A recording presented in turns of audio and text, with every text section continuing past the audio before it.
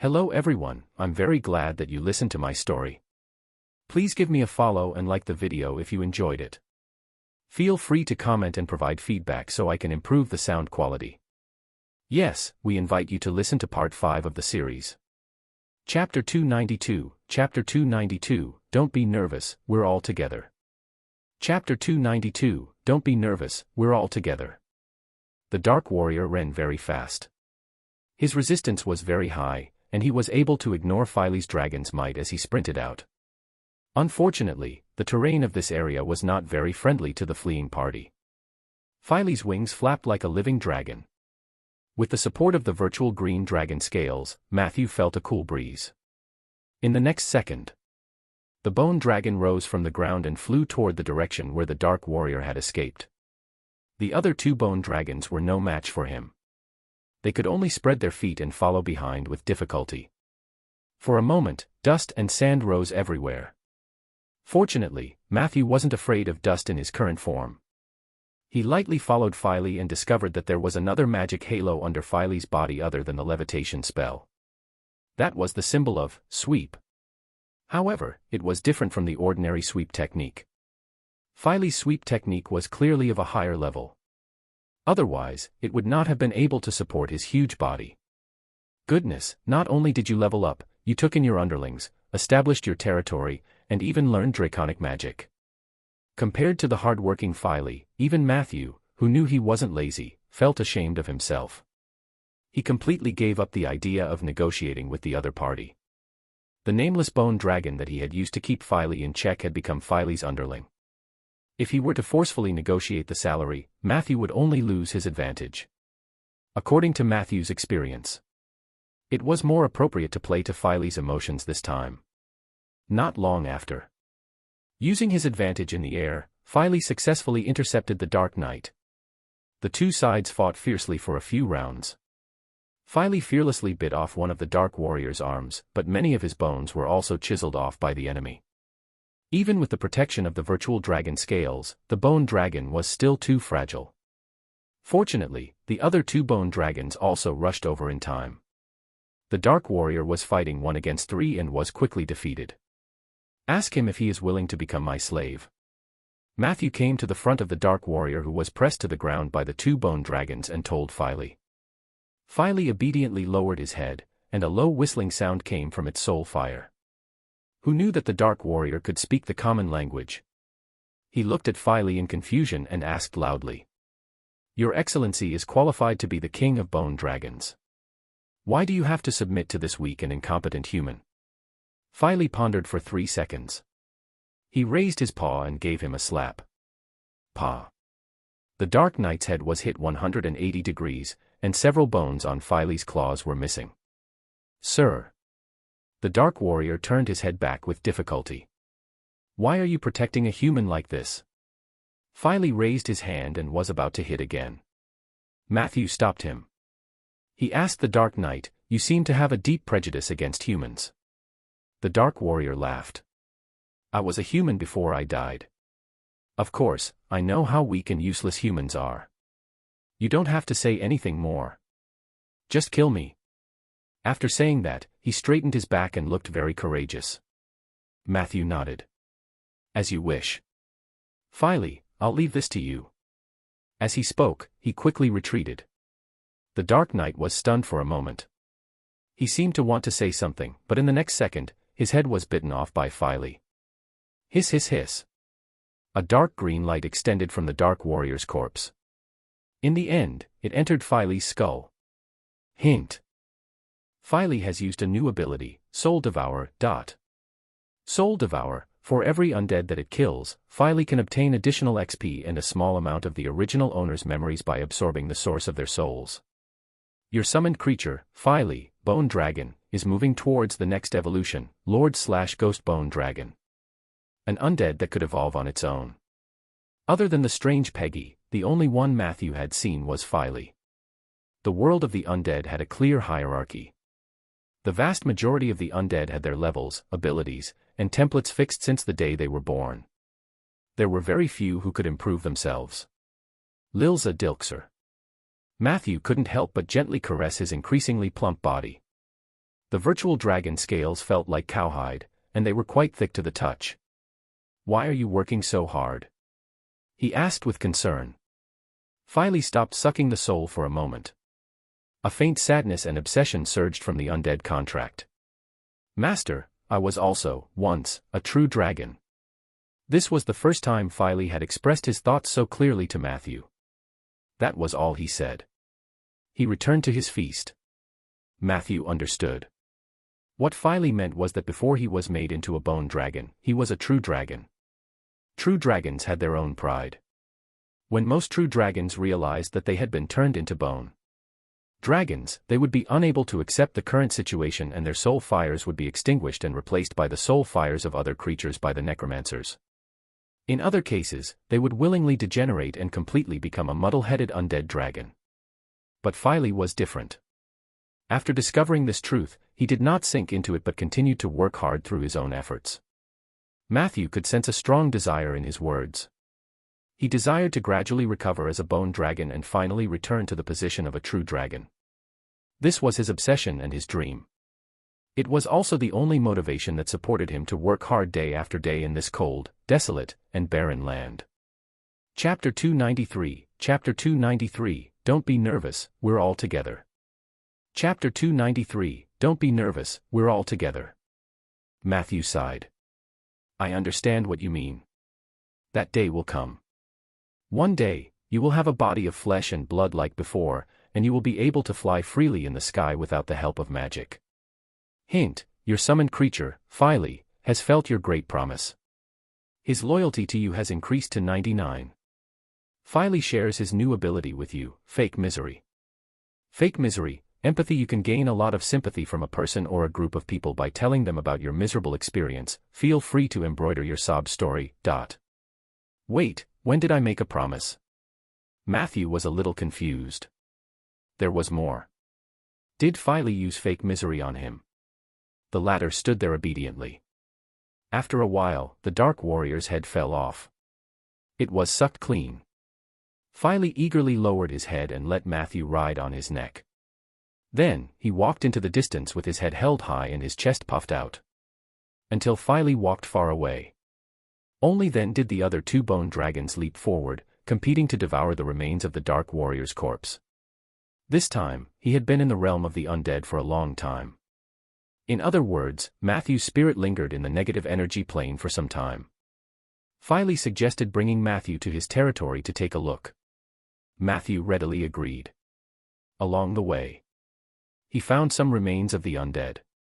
Under the guidance of the power of the domain, Matthew quickly discovered that he could actually possess the undead. However, this process was not easy. Creak. Creak. The sound of bones cracking rang out.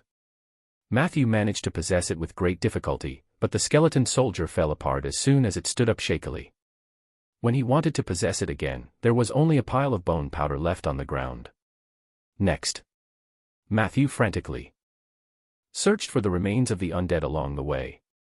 Unfortunately, in the end, he only found 5 suitable bodies to possess. 2 of them were low-level skeleton soldiers. One was a female zombie, one was a dwarf skeleton, and the last one was a tauren skeleton of Peggy's kind. During this process, Matthew also released the nameless bone dragon from the contract slot and gave it to Filey. That wimp had already become Filey's vassal. It would only be a waste of the contract slot if he continued to work under Matthew's name. He might as well help Filey build a bone dragon army for him in the future. Regarding this, Filey was exceptionally grateful. His loyalty had reached 100 points. However, he had no ability to share it. Matthew joked. Every time you go to the prime material plane to see me, I have to give you soul crystals. Now that I've come to the negative energy plane to see you, shouldn't you also express your gratitude? Filey was stunned. He lay on the ground for a full 15 seconds before replying to Matthew with difficulty. Yes. When we return to my territory, there is the Undead Holy Spring. Undead Holy Spring. A magical relic of the undead. Matthew was also very curious about this thing. Thus, the man and the dragon continued forward. As they walked. Master, we're here. It's on the mountain. When Filey slowly turned his head, Matthew disappeared without a trace. He stood there and thought for a full minute. Suddenly, he started running frantically. Filey released a dragon roar as he ran. The dragon's roar shook the sky. Very quickly, all the undead creatures on a small hill at the edge of the mountain range had awakened. They gathered in the direction of Filey like rivers flowing into the sea. Due to the accumulation of summoning undead creatures and the exploration of the negative energy plane, you have stepped into the subdomain of death for the second time, the Undying. As a reward for stepping into the domain, you have received the Necromancy transformation spell. You can choose one of the following 3 immortal forms. Skeleton Dwarf, Profession, Dwarf Musketeer. In this form, you have a chance to master skills from your previous life. Jumping Zombie, Profession, Unknown. In this form, you will habitually tighten your legs and love jumping. Skeletal Tauren, Profession, Shaman. In this form, you have a certain chance to master skills from your previous life and master the Tauren language. Undead Transformation. Matthew's eyes lit up as his consciousness gradually returned to his body. The greatest advantage of this ability was that it could turn a necromancer into an undead and fool the enemy. He hesitated for a moment and chose one. He had no choice. It wasn't that he hadn't thought of giving Peggy a surprise. However, a Tauren was too eye-catching and would defeat the purpose of the spell. In comparison, Matthew would rather choose a dwarf. He had already realized that these 3 changes were all the undead he had possessed in the negative energy plane.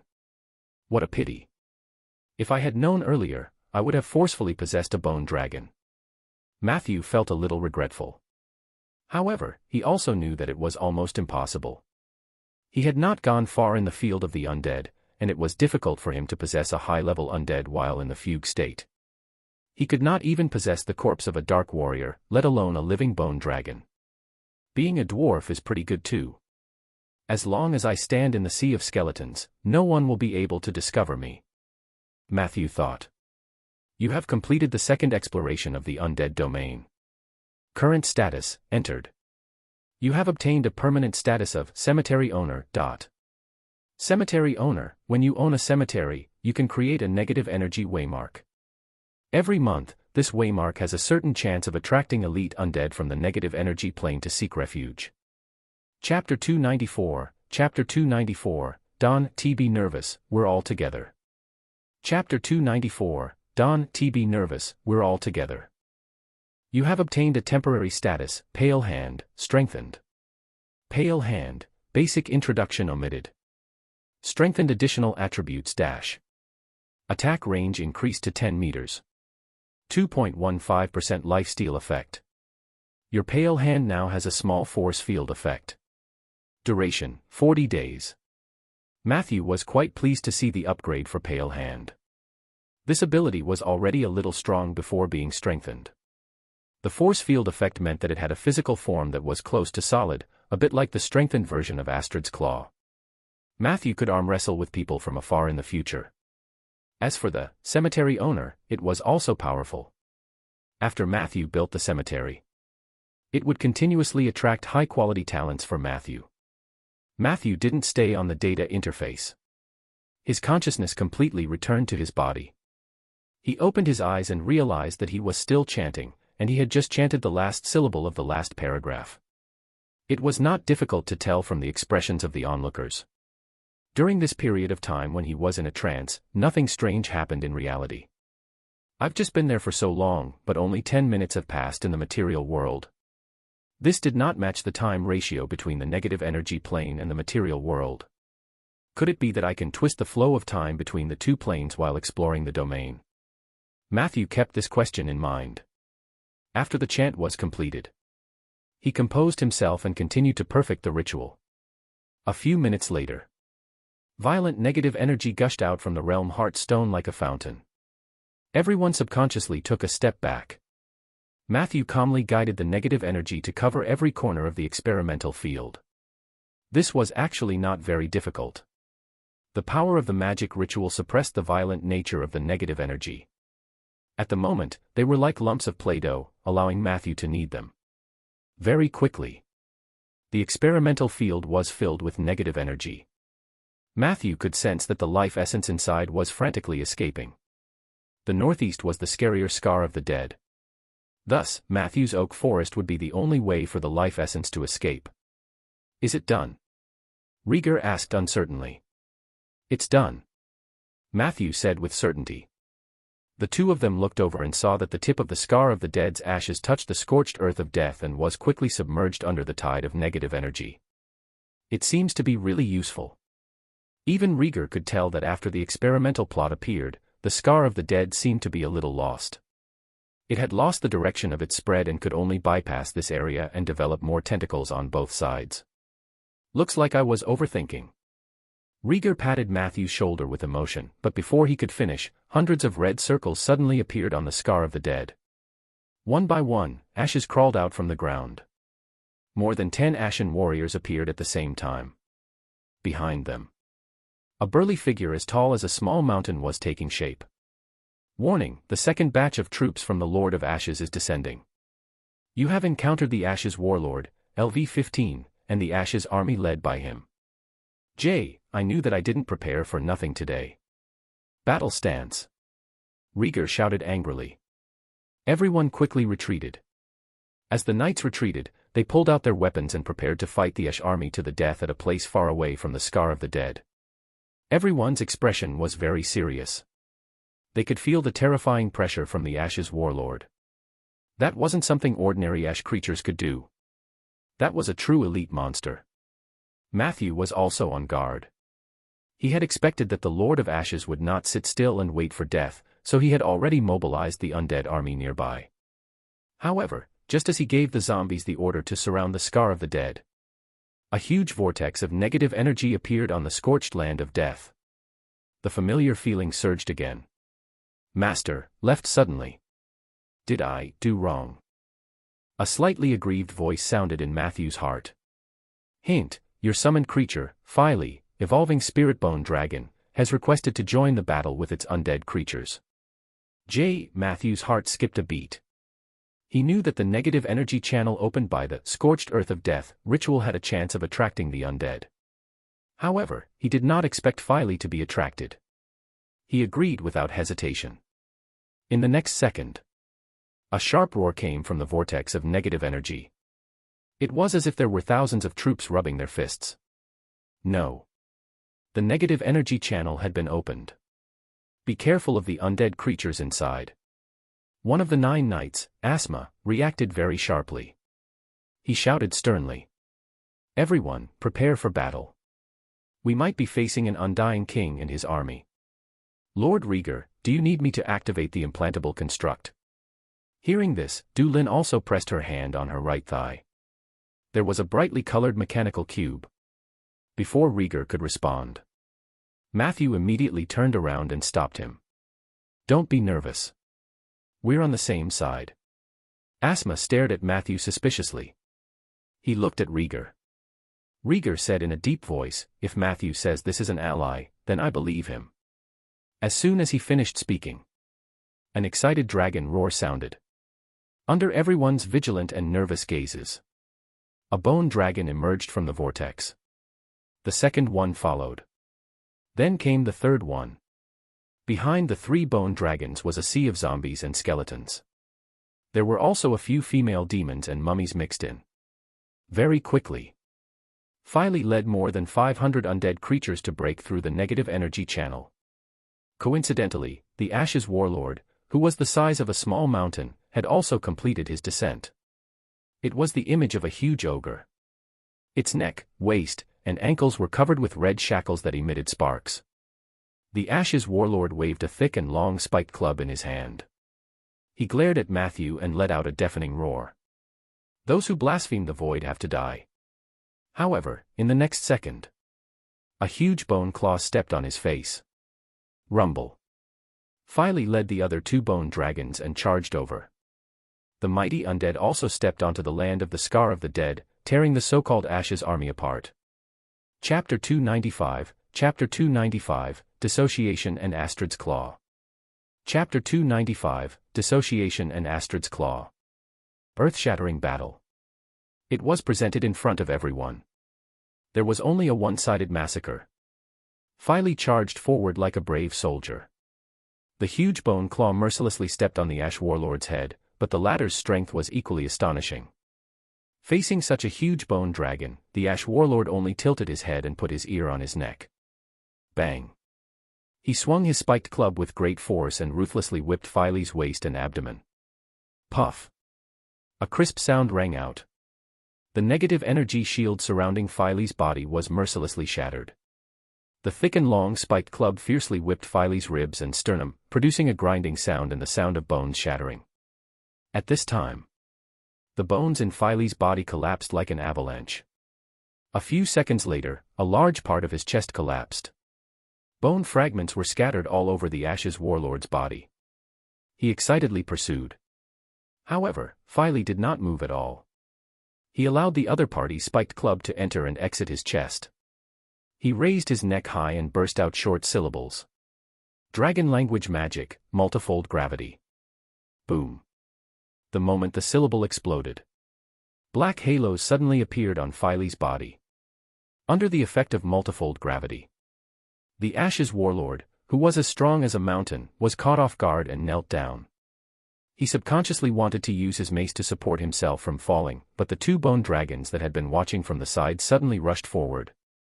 One of them attacked the lower body of the Ash Warlord while the other grabbed the mace and took it away. Ash's Warlord let out an unwilling groan. Immediately after, his huge body was completely crushed to the ground. The next scene was not suitable for children. With Filey as the leader, the three bone dragons crazily trampled the fallen Ash Warlord. The three bone dragons took turns to exert their strength, crushing the monster's body and then falling back. No one could stand this. Very quickly, the Ashen Warlord was reduced to dust along with the other Ashen lifeforms amidst his miserable wails. Once the boss died, the remaining Ashes had even less chance of winning. Filey, who had clearly lost a large number of bones, was still fighting bravely. He entered and exited the enemy's formation, and the remaining Ashen warriors were all killed by him. As for Ash's pawns, when the bone dragons were fighting the Ash Warlord, they were already eaten alive by the undead. The massacre soon came to an end. Ashes rained down from the Scar of the Dead. Under Matthew's command, a large number of undead creatures quickly retreated from the Scar of the Dead. During this process, Matthew also discovered that the undead creatures were also unable to resist the damage of the Scar of the Dead. Many skeletons and zombies had their limbs broken and turned into ashes. The Banshee, the Mummy, and the other two bone dragons were slightly better off, but they were not completely unharmed. The only exception was Filey. Other than the large hole in his chest that the Ash Warlord had made with his mace, which caused a lot of bones to fall off, he didn't seem to have been corroded by the Scar of the Dead. Matthew glanced at the data panel. Perception, your summoned creature, Filey, has mastered the characteristic of the Lord mode, the King's temperament. This temperament is enough to lock all the elements in his body and ensure that it will not leak under the influence of external forces. This guy does have the temperament of a king. He looked at the hole in Filey's chest. Matthew laughed to himself. He had long noticed that this fellow had used magic to glue a large pile of useless bones on the outside to form a layer of artificial bone armor. This thing was extremely brittle and would fall off with a touch. In battle, it was very easy for the enemy to misunderstand. For example, the Ash Warlord. He actually had a chance to temporarily dodge the attack, but after the attack succeeded, he thought that he had really caused serious injuries to Filey, so he went head-on and fought to the end. In fact, only Matthew knew that Filey's core skeleton was inside. As long as the core was not damaged. No matter how the bones outside fell, it was just a smoke screen. No wonder he gained so much weight this time. It turns out that he has put on a circle of fat after becoming the boss. I wonder how much bone tax this guy collected from his subordinates in order to collect so many bones. At this moment, the undead army withdrew from the Scar of the Dead one after another. Only Filey remained inside. Matthew saw that he had taken a few steps deeper. Suddenly, he raised his bone wings and flapped them hard. With the help of the draconic magic, a gust of wind blew. The wind lifted the ashes on the ground of the Scar of the Dead and carried them towards the oak forest. Matthew was puzzled at first. However, he soon realized Filey's true intentions. The ashes from the scar of the dead flew into the forest like snowflakes. After they sank into the ground, the entire oak forest seemed to suddenly come alive. The oak trees thanked the source of the wind of ashes in unison, even though they soon realized that it was a bone dragon. However, the sound of thanks was still endless. This scene could only be seen by Matthew in the past when he activated his nature domain, but now it was happening in a non-domain state. Not only him but everyone else could hear the voices of the oak trees. Chapter 296, Chapter 296, Dissociation and Astrid's Claw. Chapter 296, Dissociation and Astrid's Claw. He could not help but activate his equalized perception. Equalized perception, you have observed that the ashes of the dead ash creatures contain a large amount of life essence. The wind of ashes has injected a powerful life force into the oak forest and its land. Effect is equivalent to 0.5 nature ritual, sanctuary of life. You and your summoned creature, Phily, have gained domain legendary points +1, oak tree. So that was the case. It was only at this moment that Matthew realized that not every part of the ash creature was harmful to the outside world.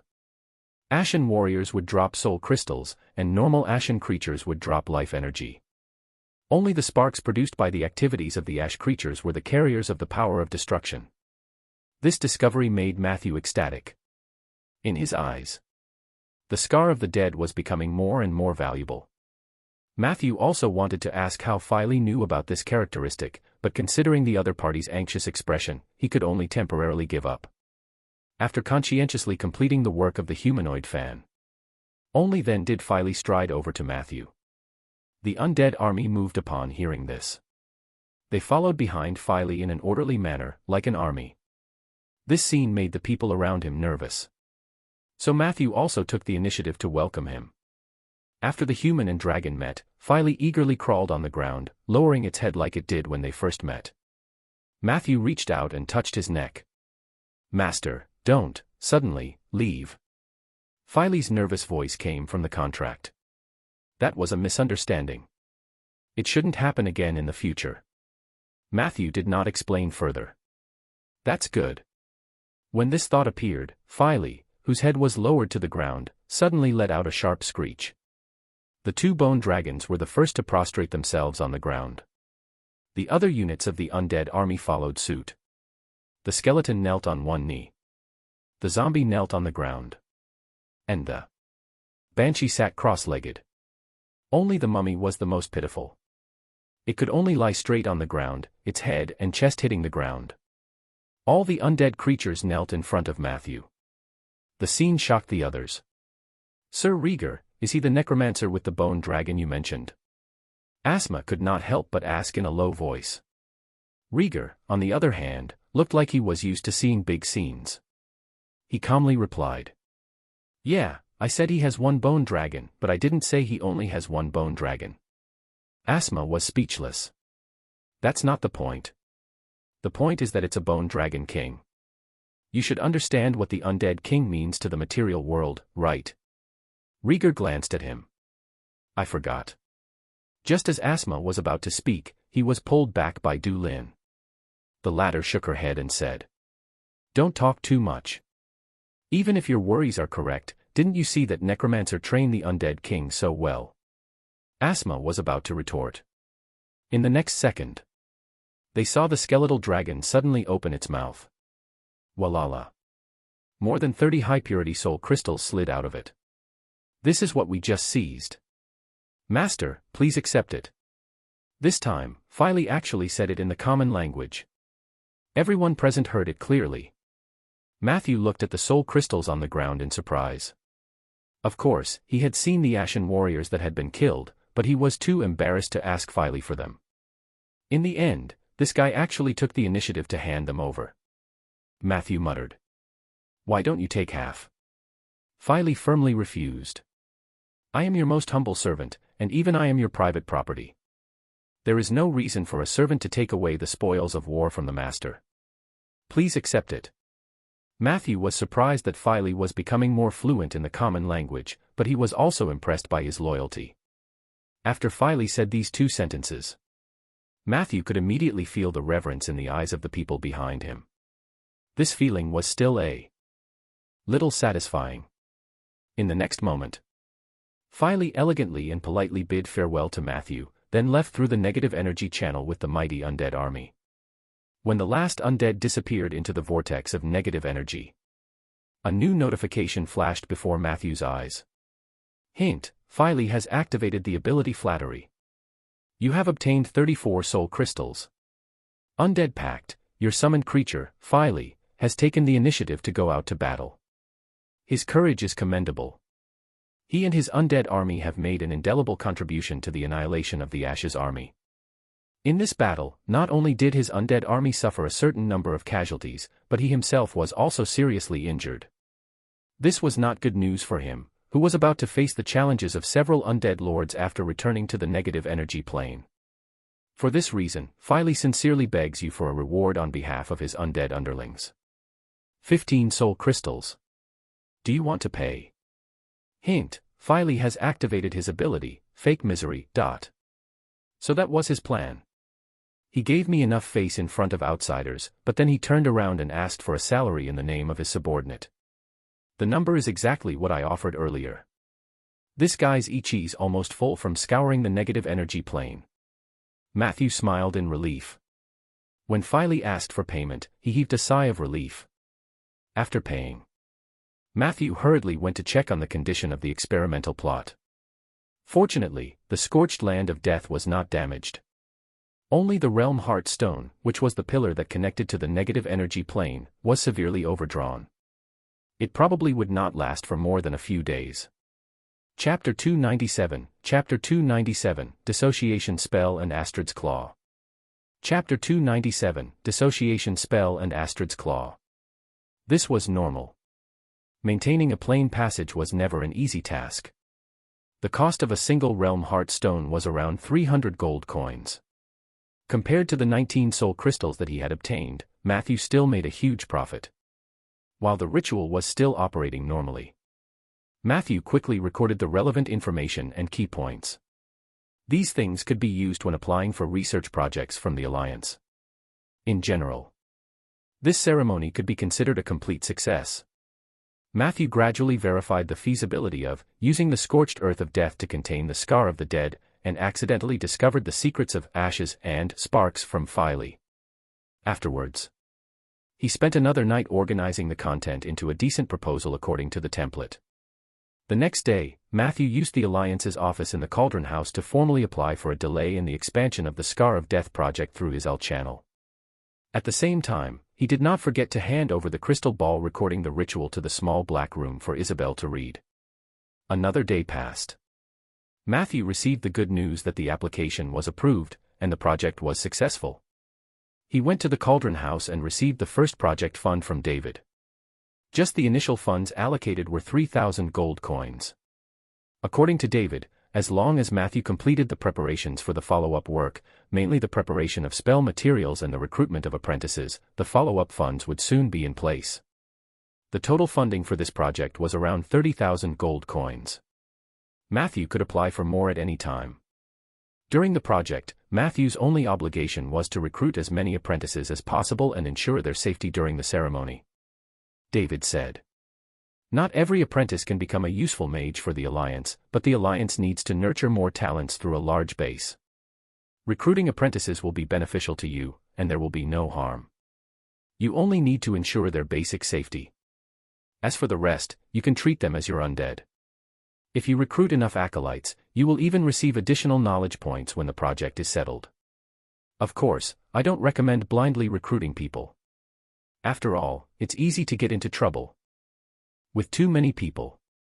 There are very few necromancers in the Alliance, and the same goes for apprentices. There might be few apprentices who have learned necromancy. I suggest that you publicize the corresponding conditions when you start your recruitment. It will be easier for you to screen them faster. If Lord Matthew doesn't mind, I can do most of the early work, including the purchase of materials and the determination of the initial list. Of course, the final interview will still be decided by you personally." Matthew was already used to David's solicitousness, because he had gradually realized the scarcity of AIS. There were no more than 10 AIS in the entire Alliance in the South. Even Blinken's title in the Alliance was only B2. This discovery made Matthew both happy and uneasy. He could not be sure of Edmund's intention for promoting him. It could be purely to please Isabel, but it could also be that he had other intentions. However, before Ronan returned, Matthew could only choose to work hard. In the end, Matthew handed over most of the preparatory work to David. It was only when the initial roster was confirmed that Matthew stuffed a small note into David's hand and asked him to write the name on the note into the roster in advance. Of course, Matthew didn't really want to sleep with that girl called Leslie. It was just that the other party's boldness and bravery left a deep impression on him. Anyway, he was just looking for a group of apprentices, so he might as well give her a chance. He just didn't know how well Leslie had mastered necromancy. In the next few days, Matthew spent most of his time in the oak forest, occasionally going to the cauldron house to check on the preparations for the project. Other than planting trees, he also seized the time to learn new spells. The most important ones were the two Tier 3 spells, Disintegrate and Astrid's Claw. Perhaps it was because it was also related to the domain of transformation. Disintegrate spell was quite difficult for Matthew to learn. He had to admit that he lacked talent in the field of transformation. If it weren't for Rieger's help, he would probably still be tortured by the malicious shape-shifting spell. Disintegrate was the same. As far as Matthew knew, this was a controversial spell. The School of Curse and the School of Transfiguration were both fighting for the ownership of Disintegrate.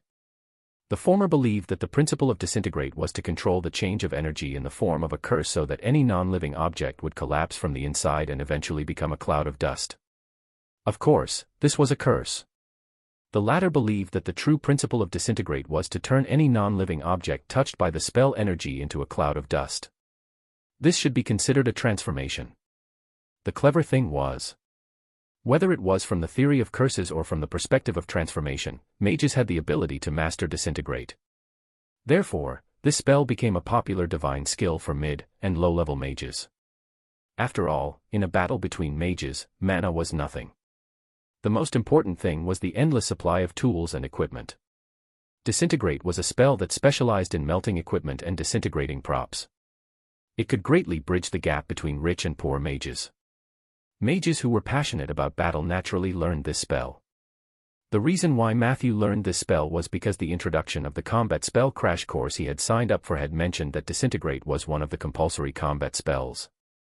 Unfortunately, his talent in this area was mediocre. He had yet to complete the first step of Disintegrate, which was to turn a magnet into a cloud of dust. There were a few times when he was tired from practicing his magic until late at night and accidentally turned the magnet into a goat. After experiencing the soul-stirring experience of almost being kicked, Matthew silently increased his demand for coffee at night. Compared to Disintegrate, Astrid's Claw was a necromancy spell that Matthew could learn with ease. In just 2 days, he had successfully mastered this spell. The effect of this spell was to control a 4-clawed tentacle with negative enerve. On the other hand, Astrid's Claw could also be used physically to grab and throw the target. In general, Astrid's Claw was the spell version of the Hand of Paleness.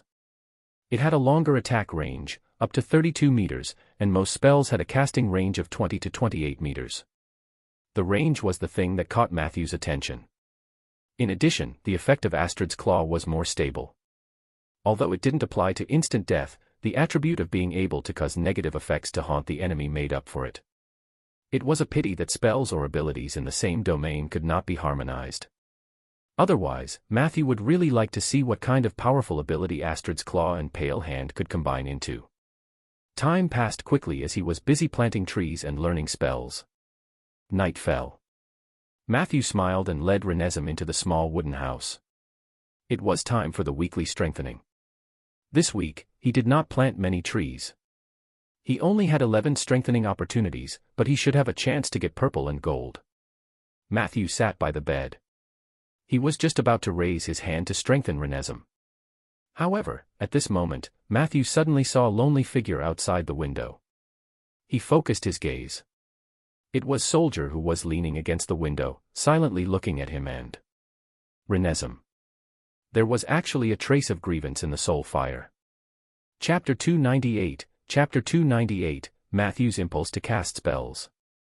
Chapter 298, Matthew's Impulse to Cast Spells. Seeing this, Matthew opened the door and let Soldier in. After Soldier entered the room, he stared at Renesm blankly. The latter looked at him with one eye.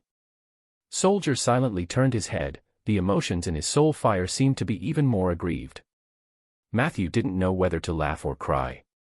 Most of the undead were actually like children. Although they looked repulsive, their souls were actually very pure. This was also the reason why many necromancers preferred to interact with the undead. Outsiders could never understand this. They would only think that necromancers were perverts, necrophiles, or violent maniacs. In reality, that was not the case. Soldier quickly understood and stood by the door obediently. However, this time, it was Renesm's turn to be unhappy. She walked over unexpectedly and bumped into Soldier. Although Soldier's level was higher, his physique was really ordinary. After being hit by Renesme, 2 bones actually fell from his body. Soldier wasn't fily. All the bones on his body were real. Renesm was pushing her luck. She looked at Soldier provocatively and slowly extended her right hand. What she meant was that she wanted to arm wrestle him. However, Soldier only took a glance at her thick arms and pulled out a pair of curved blades. Renesm was shocked and jumped back continuously. During this process, she also grabbed the bow in her hand. "Are you two trying to rebel?" Matthew asked calmly. Suddenly, the air in the room seemed to have turned 10 degrees colder. Renesm and Soldier knelt down in fear. The soul flames of the 2 immortals shook violently. Undead contract, needle spike. This was the first time Matthew had used the harsh terms of the contract against the undead.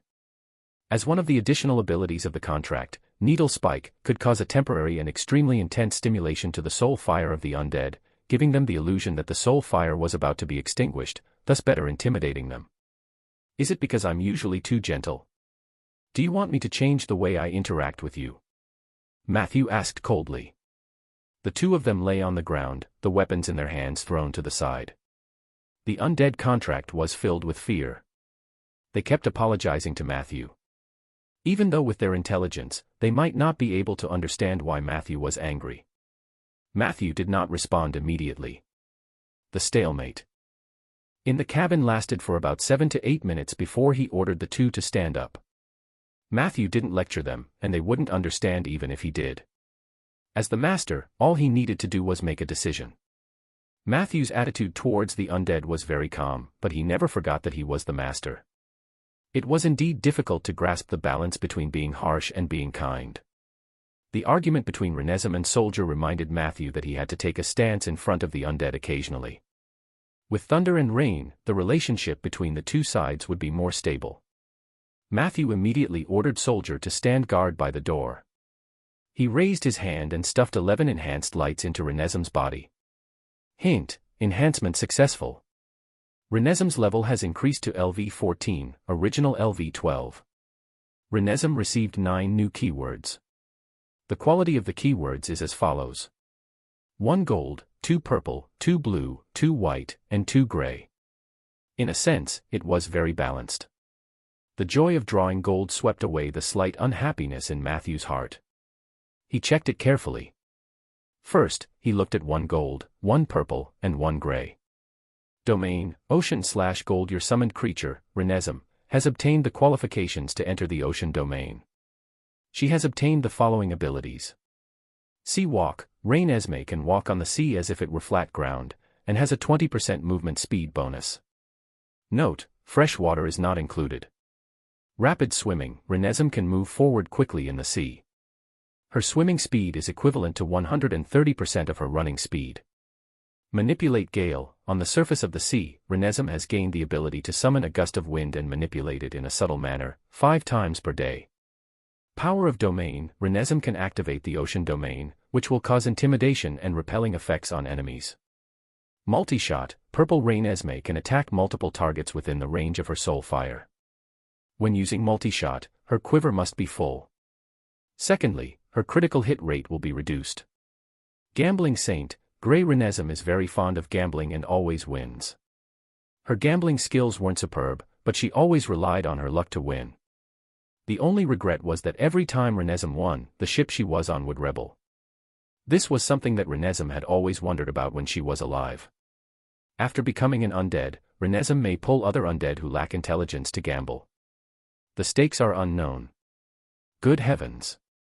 Compared to Renesmee, Soldier was really a good boy.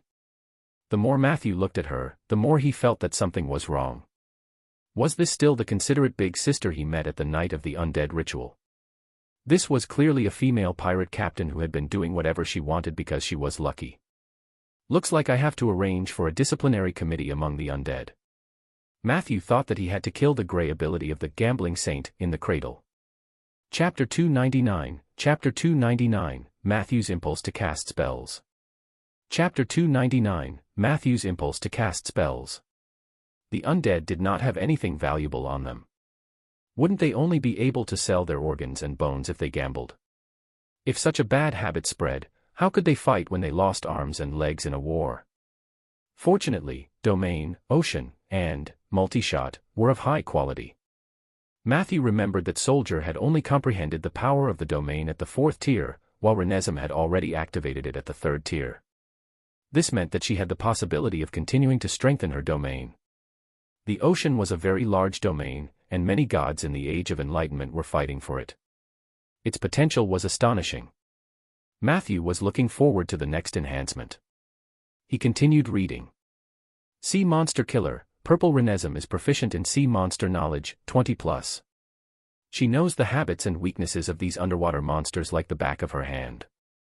All her attacks will deal an additional 40% damage to the sea monster. Renesmee had participated in the killing of a legendary sea monster before she died, so she had one legend level among the sea monsters. When the figure of the Scarlet Petrel rode the towering white waves to patrol the deep sea. Deep-sea creatures that were not strong enough often chose to retreat. Stealing, Grey Renesmee lacks morals. She will observe things that are temporarily ownerless for a while.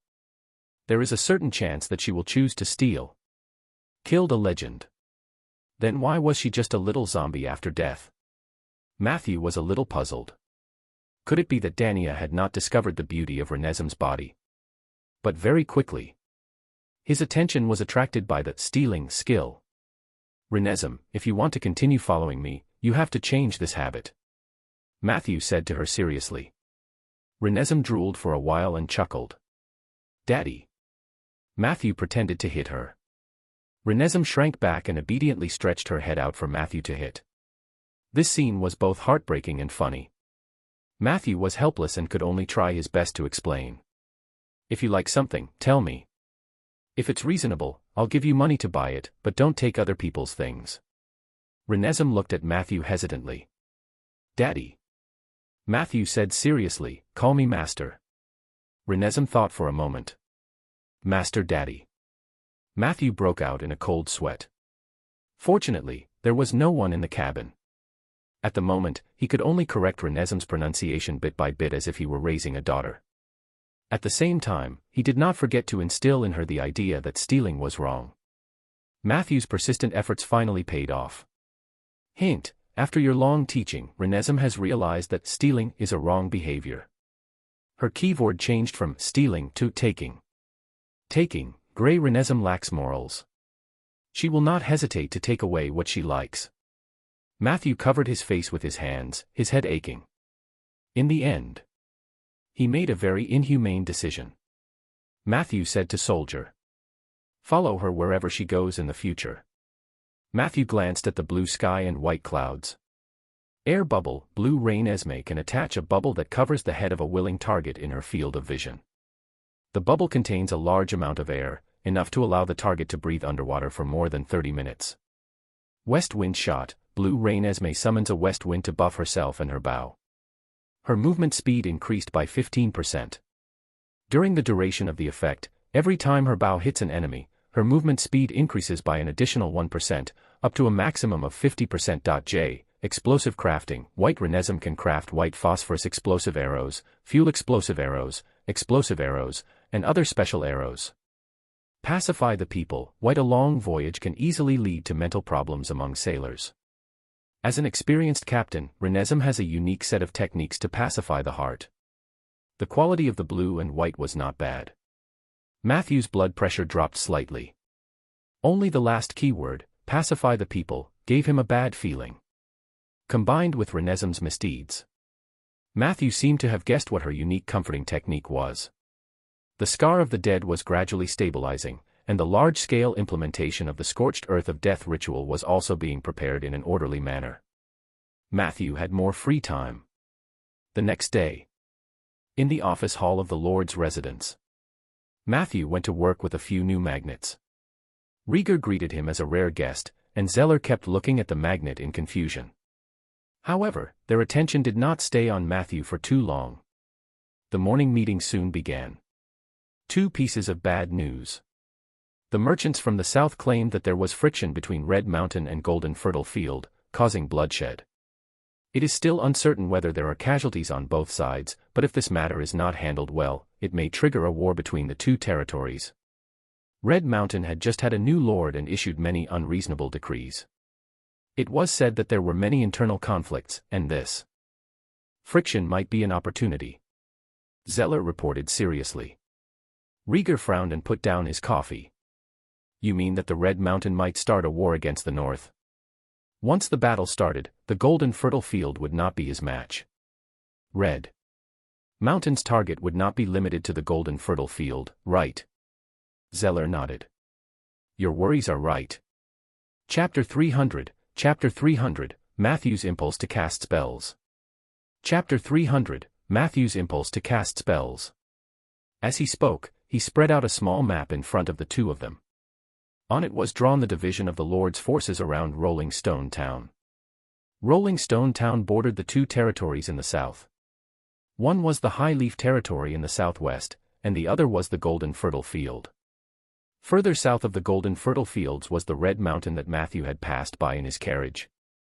It was a very rich commercial territory with great potential for war. Once the feudal lord of Red Mountain gathers enough troops, he won't just annex the Golden Fertile Fields. Rolling Stone Town is also a thorn in their side when they go north. Zeller said. Recently, I've heard a lot of rumors. Many territories in the south have broken out in friction, and some have directly erupted into war. For example, the northern area of Deep Blue Port has long become a battlefield. All signs point to the disappearance of the civilization lock that you told us about earlier. Matthew scratched his head. He didn't expect his knowledge to lose its effectiveness so quickly. He was actually very concerned about the purpose of the gods' actions. But now, a full-scale war seemed to be about to break out in the south. He didn't know what the Seven Saint Alliance was going to do. Actually, Rolling Stone Town isn't afraid of war. Zeller suddenly looked at Rieger with a burning gaze. I just want to know if you're ready. Rieger subconsciously looked away. He gripped the newspaper tightly with both hands and said unnaturally, Of course, I'm ready to fight. Zeller looked at him deeply and didn't continue on this topic. The other bad news comes from the High Leaf Territory. 2 weeks ago, the High Mountain Reservoir in the High Leaf region suddenly collapsed. The water flooded the fertile fields at the foot of the mountain and also washed away the super water wheel that the dwarves and the High Leaf City Lord had been operating for many years. Currently, the High Leaf Territory was severely affected by the flood. The villagers were displaced, and the cotton production this year would definitely decline. Although we have signed a long-term supply agreement with the High Leaf Territory, this kind of natural disaster is not covered by the agreement, so they can temporarily suspend the supply of cotton next year. The textile workshop in Rolling Stone Town cannot afford a shortage of cotton. You have to think of something, Rieger. Rieger covered his head in pain. It's cotton, cotton, cotton again. Can we figure this out next year? Damn it, is there no good news today? Zeller smiled and said. Of course, there's good news. The mayor of Deep Blue Port has sent us a letter of visit. If you agree, the 47-year-old mayor, who has 7 beautiful daughters, will bring her youngest daughter to visit Rolling Stone Town. This is great news for the single young people in the town. As he spoke, he glanced at Matthew. Matthew was puzzled. Do we still communicate with Deep Blue Harbor? Zeller explained. When Rieger was young, he had a marriage agreement with the city lord's wife. That marriage agreement was set by the parents of both parties. According to the agreement, Rieger should have married the gentle and virtuous city lord's wife. However, he was too rebellious when he was young and secretly broke off the engagement against his father's wishes. At that time, this matter caused quite a stir. In order to apologize, Rieger's father even personally went to Deep Blue Port. But even so, the relationship between the two sides had cooled down. After Rieger became the new lord, Rolling Stone Town and Deep Blue Port were practically strangers. It was only in these few years after Rieger's wife ran away and the city lord died that the two sides somehow hooked up again. I've read the letter that Lady wrote to Rieger. It wasn't very affectionate, but it was somewhat ambiguous. Therefore, this visit from Deep Blue Harbor was not only a benefit for you single youths, but it could also be a second spring for Rieger. Rieger said with dissatisfaction. Hey, aren't you afraid that I'll deduct your salary by saying such things in front of me? Matthew spread his hands innocently. I didn't say anything. Zeller asked, why can't I say these things? Rieger looked around. Speak softly. Don't let Sif hear you. I'm afraid she'll misunderstand. I haven't seen Elena for many years. We've missed each other back then, and it's hard to pick up the pieces now. Besides, I won't marry her for Sif. Plus, it's very troublesome to marry the lords of two territories. Should she marry into Rolling Stone Town, or should I run to Deep Blue Harbor? We'll have to discuss this slowly. Soon, he seemed to realize that he had spoken too soon and changed the topic stiffly. Matthew, why did you buy so many magnets? Matthew answered truthfully about the difficulties he had encountered in learning disintegration. Disintegration? Is it the kind of spell that could strip people naked? Rieger suddenly became interested. He felt Matthew and Zeller's strange gazes. He explained. I mean, this spell can quickly melt the enemy's armor. It's a spell with great strategic value. We have to help Matthew master it, don't we? Zeller looked away and asked Matthew. What problem are you facing now? Matthew said in distress, I realized that casting spells in the transformation domain requires a strong impulse. Malicious transfiguration is based on malice, but disintegration feels very strange. I can't grasp it. I tried to turn my anger and malice towards the magnet, but I just couldn't turn it into dust. Impulsiveness. Some people said that the spells in the transformation domain were similar to the casting methods of warlocks. This was not a lie. Zeller said, Rieger, help him. Rieger asked inexplicably, how can I help? I'm not a mage. Zeller encouraged. Your mockery can greatly affect a person's mood. It doesn't have to be malicious as long as it can make Matthew have the urge to cast spells. Come on, you can do it. Rieger put down the newspaper helplessly. To be honest, I think you should pay me, he said to Matthew. Matthew smiled apologetically. Your hair looks like a big frog when you go out today. Rieger said suddenly. Matthew didn't feel anything. Rieger thought for a moment and said. I didn't finish what I said last time. That night, other than your mother, your sister and younger sister all said that I was great. Matthew scratched his head and could not help but say, why don't you push me a little further? Rieger could only say. I think your Tauren skeleton is pretty good. Why don't you give her to me? In an instant, a familiar emotion surged into Matthew's heart. He had grasped the urge to cast a spell in time. He raised his staff. Disintegration. It slipped. A gray light flashed. The pajamas on Rieger's body disappeared without a trace. Congratulations, Matthew. Zeller smiled. However, at this moment, a figure holding a dress suddenly ran out of the corridor. Daddy, Daddy, what do you think of this new dress I bought? Behind the desk. The half-naked Rieger suddenly grabbed the newspaper on the table. However, it only covered the lump of chest hair on his chest. Sif looked at this scene in shock. Her eyes darted back and forth between Rieger, Matthew, and Zeller. Then, she left obediently. Chapter 301, Chapter 301, Your bread is too delicious. Chapter 301, Your bread is too delicious. Hint, you have gained a preliminary understanding of the profundity of the transformation spell. Casting impulse. You have obtained the element of the transformation domain XIO. Casting impulse, when casting spells related to the transformation domain, when your heart is filled with a firm casting impulse, your casting success rate will be greatly increased. Your spell learning speed, transformation domain, plus 50%. It felt good. Even though Sift's entrance was a little embarrassing, Matthew's face was still filled with joy. The transformation domain was originally a headache for him. He did not expect that with the help of Rieger twice, not only did he successfully master 2 spells, but he also gained domain elements. This meant that Matthew would have no obstacles when learning transformation spells in the future. In fact, even if there were obstacles, it would be fine. He was now full of confidence in Rieger and even considered encouraging him to open a transformation spell crash course in the Alliance.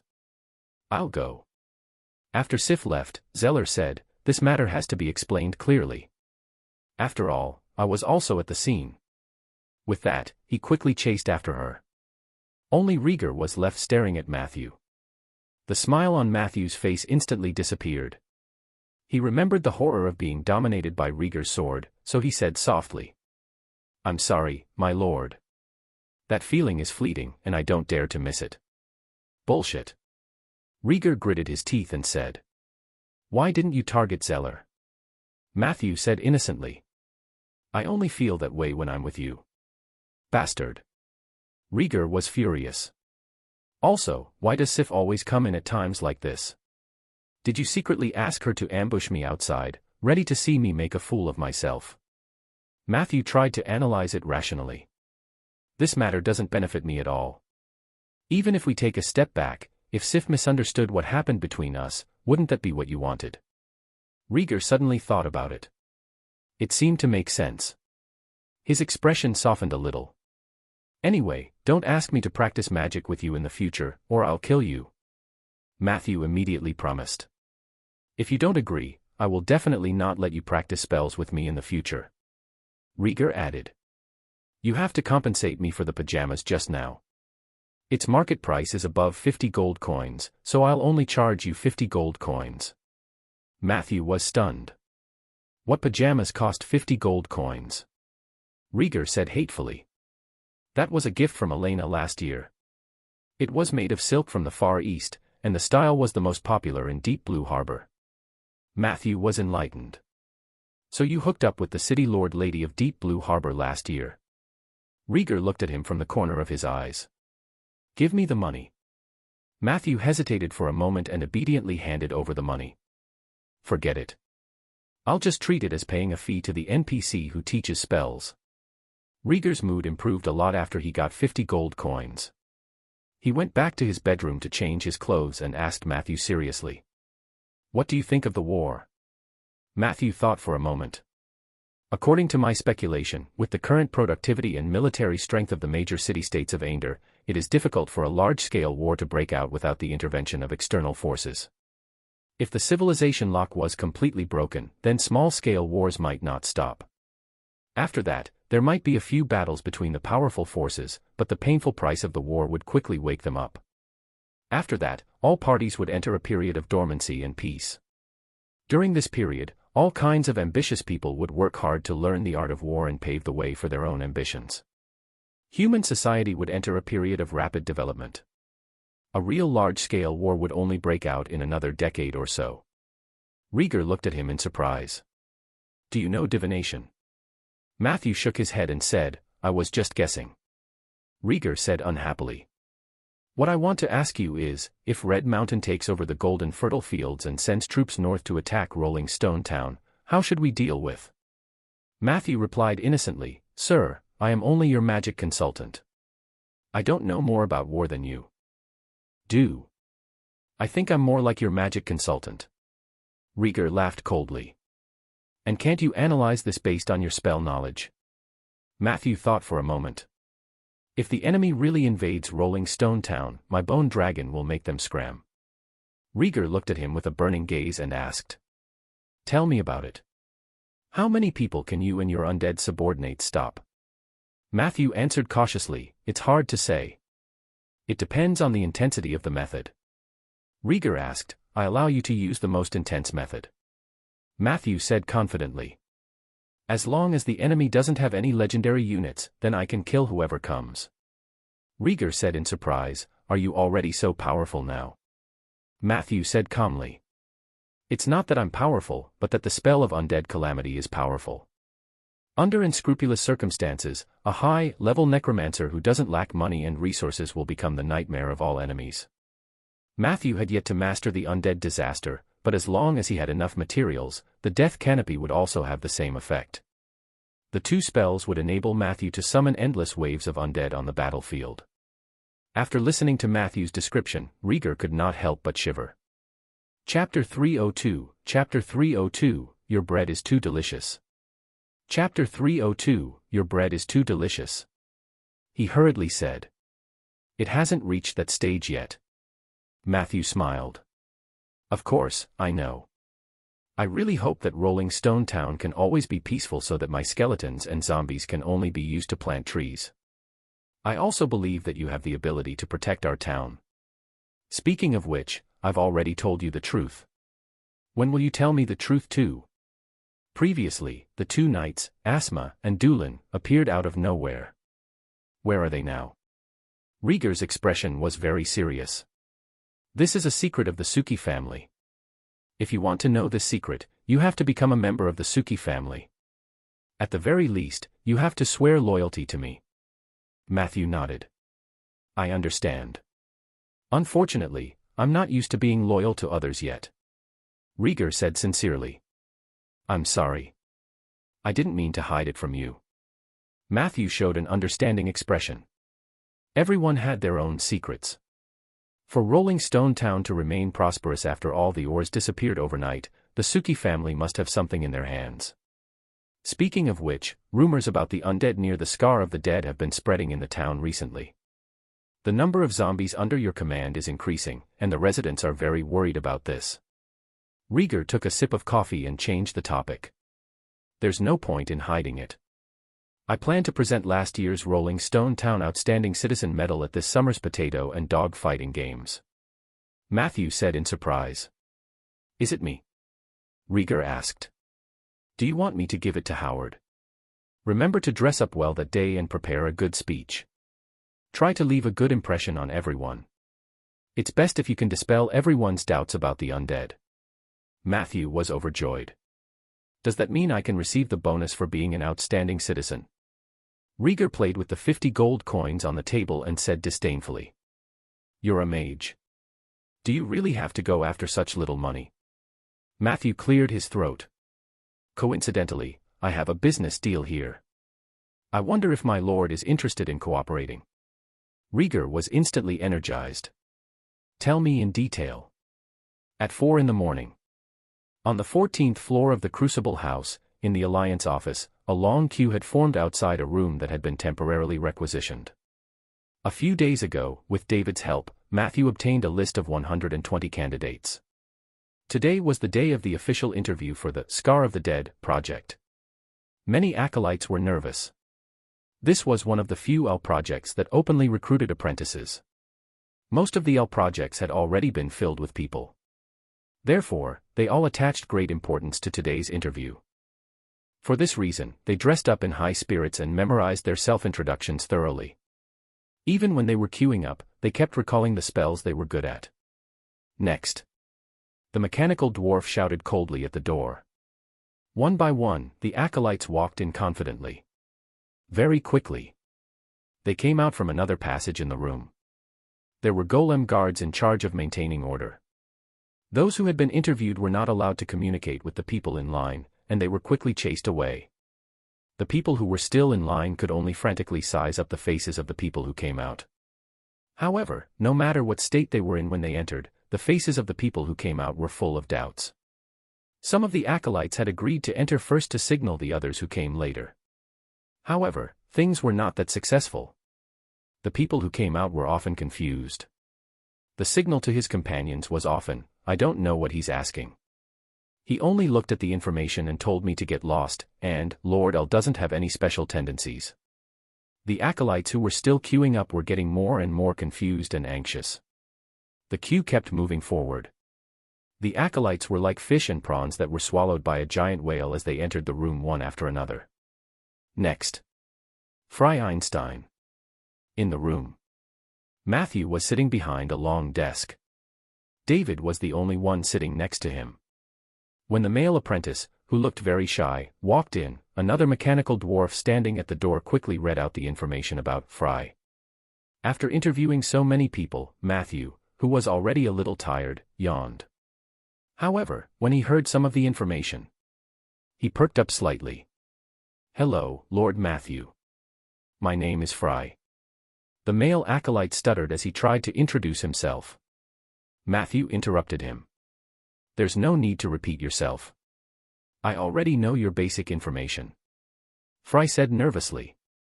"I'm not very good at fighting." Matthew frowned and said, "Get to TNE point." Fry became even more nervous. He replied in a nearly sobbing tone, "I'm very good at water-related spells." Matthew nodded. "What about the water creation technique? How much clean water can you produce in a day?" Fry was stunned for a moment, and then he proudly puffed out his chest. "If I go all out, I can produce a ton of clean water a day." Matthew immediately decided. "All right, Fry, you are the talent I need." Next to him, David immediately wrote the name Fry on a blank list. Fry looked at Matthew in surprise. When he realized what had happened, his face turned red, and the veins on his neck stood up. He was so excited that he could not say a word. "Go, child. We'll group up in 3 days. Don't be late." David handed over a standard note in a friendly manner. Chapter 303, Chapter 303, Your bread is too delicious. Chapter 303, Your bread is too delicious. It was filled with the disclaimer and precautions for the Scar of the Dead project. "I understand. Thank you, Lord Matthew." Fry bowed 4 times in excitement. Trembling, he took the note from David and left through the back door. Next, a new acolyte walked in. This acolyte had an excellent resume, and he was level 8. From his level, he could have established his own sect. His ability to express himself was also not bad. He introduced himself and answered routine questions without a problem. However, Matthew did not even look at him. After a few simple questions, he let the other party go. David took a deep look at Matthew. He was actually very curious about Matthew's choice of apprentices, but as an experienced old mechanical dwarf, he chose to bury his curiosity. He would do whatever Matthew told him to do. If Matthew didn't say anything, he wouldn't ask. This was the duty of a servant. Just like that, the apprentices came and went, and only a few names were added to David's list. Judging from their resumes alone, it seemed that they did not have much in common. After a while, the mechanical dwarf at the door shouted, "Next." Leslie Schmidt. A familiar-looking face walked in, swaying her slender waist. It was that bold blonde girl. Today, Leslie was dressed more mature than last time. Even her robe had been changed into a tight-fitting one, which accentuated her curvaceous figure. "Good morning, Lord Matthew." Leslie greeted him generously. "Have you had breakfast? I've specially prepared a few desserts for you." Matthew smiled and shook his head. "No, let's just start the interview." A hint of regret flashed across Leslie's eyes. Then, she adjusted her condition. Leslie took out a staff from behind her and slowly walked to Matthew. "Lord Matthew, I've learned a new spell. Please check it." As she spoke, she pointed her staff in the air, and the robe on her body instantly disappeared, revealing a scene that was not suitable for children. David turned his head without looking away. However, Matthew was unmoved. He just calmly looked into Leslie's eyes and said, "There will be 20 apprentices participating in my project. If I hand over these 20 people to you to manage, do you dare to guarantee that they will not make any mistakes? I can tell you in advance that for half a month during the project, you can only move around in a designated area. Most of you will probably not be able to do anything directly related to the Scar of the Dead. The work I'll arrange for you may be very difficult. Before you complete my mission, you can't accept any other work. The same goes for the other project members. Under these conditions, if I appoint you as my assistant, can you manage the other apprentices for me?" Leslie looked like she was thinking quickly. 2 seconds later, she said seriously, "I can." Matthew nodded. "If you can complete the task I give you, then after the project ends, I guarantee that you will receive 2 knowledge points." Leslie's eyes lit up. However, if anything goes wrong midway, you might become one of my skeletons. Matthew said casually. Leslie's pupils constricted as she felt a trace of fear, but this fear was quickly replaced by a firm will. She said solemnly, I can definitely do this. I hope so. Matthew gestured for David to add Leslie's name to the list. At this moment, Leslie stood awkwardly in front of Matthew. Sir, I have a good friend called Pelagia. She didn't make the list. Matthew frowned. What's your best friend's speciality? Leslie recalled, she has big tits. Matthew said angrily, not important. Forget it. Does she know how to make bread? Leslie said in surprise. She knows, and she knows baking very well. In fact, the desserts I brought you were all made by her. Matthew sighed. I'm referring to the bread spell. Leslie hesitated. She should. She definitely does. Matthew said firmly, if she doesn't, get her to learn it immediately. Try to increase her proficiency. After the project begins, I want her to be able to produce bread for 22 people every day. Leslie widened her eyes. 22 servings. Matthew said righteously. I can't let everyone starve. David, add another name, Pelagia. All right, Leslie, go back and prepare with your best friend. Next. At noon. This slightly strange interview ended. A list of the final 23 people was released. The apprentices were full of doubts about the interview process and results, but considering the title of the interviewer, they could only swallow these doubts and turn them into rumors about the Southern Magic Academy. David was the only one who looked thoughtful when he read the list.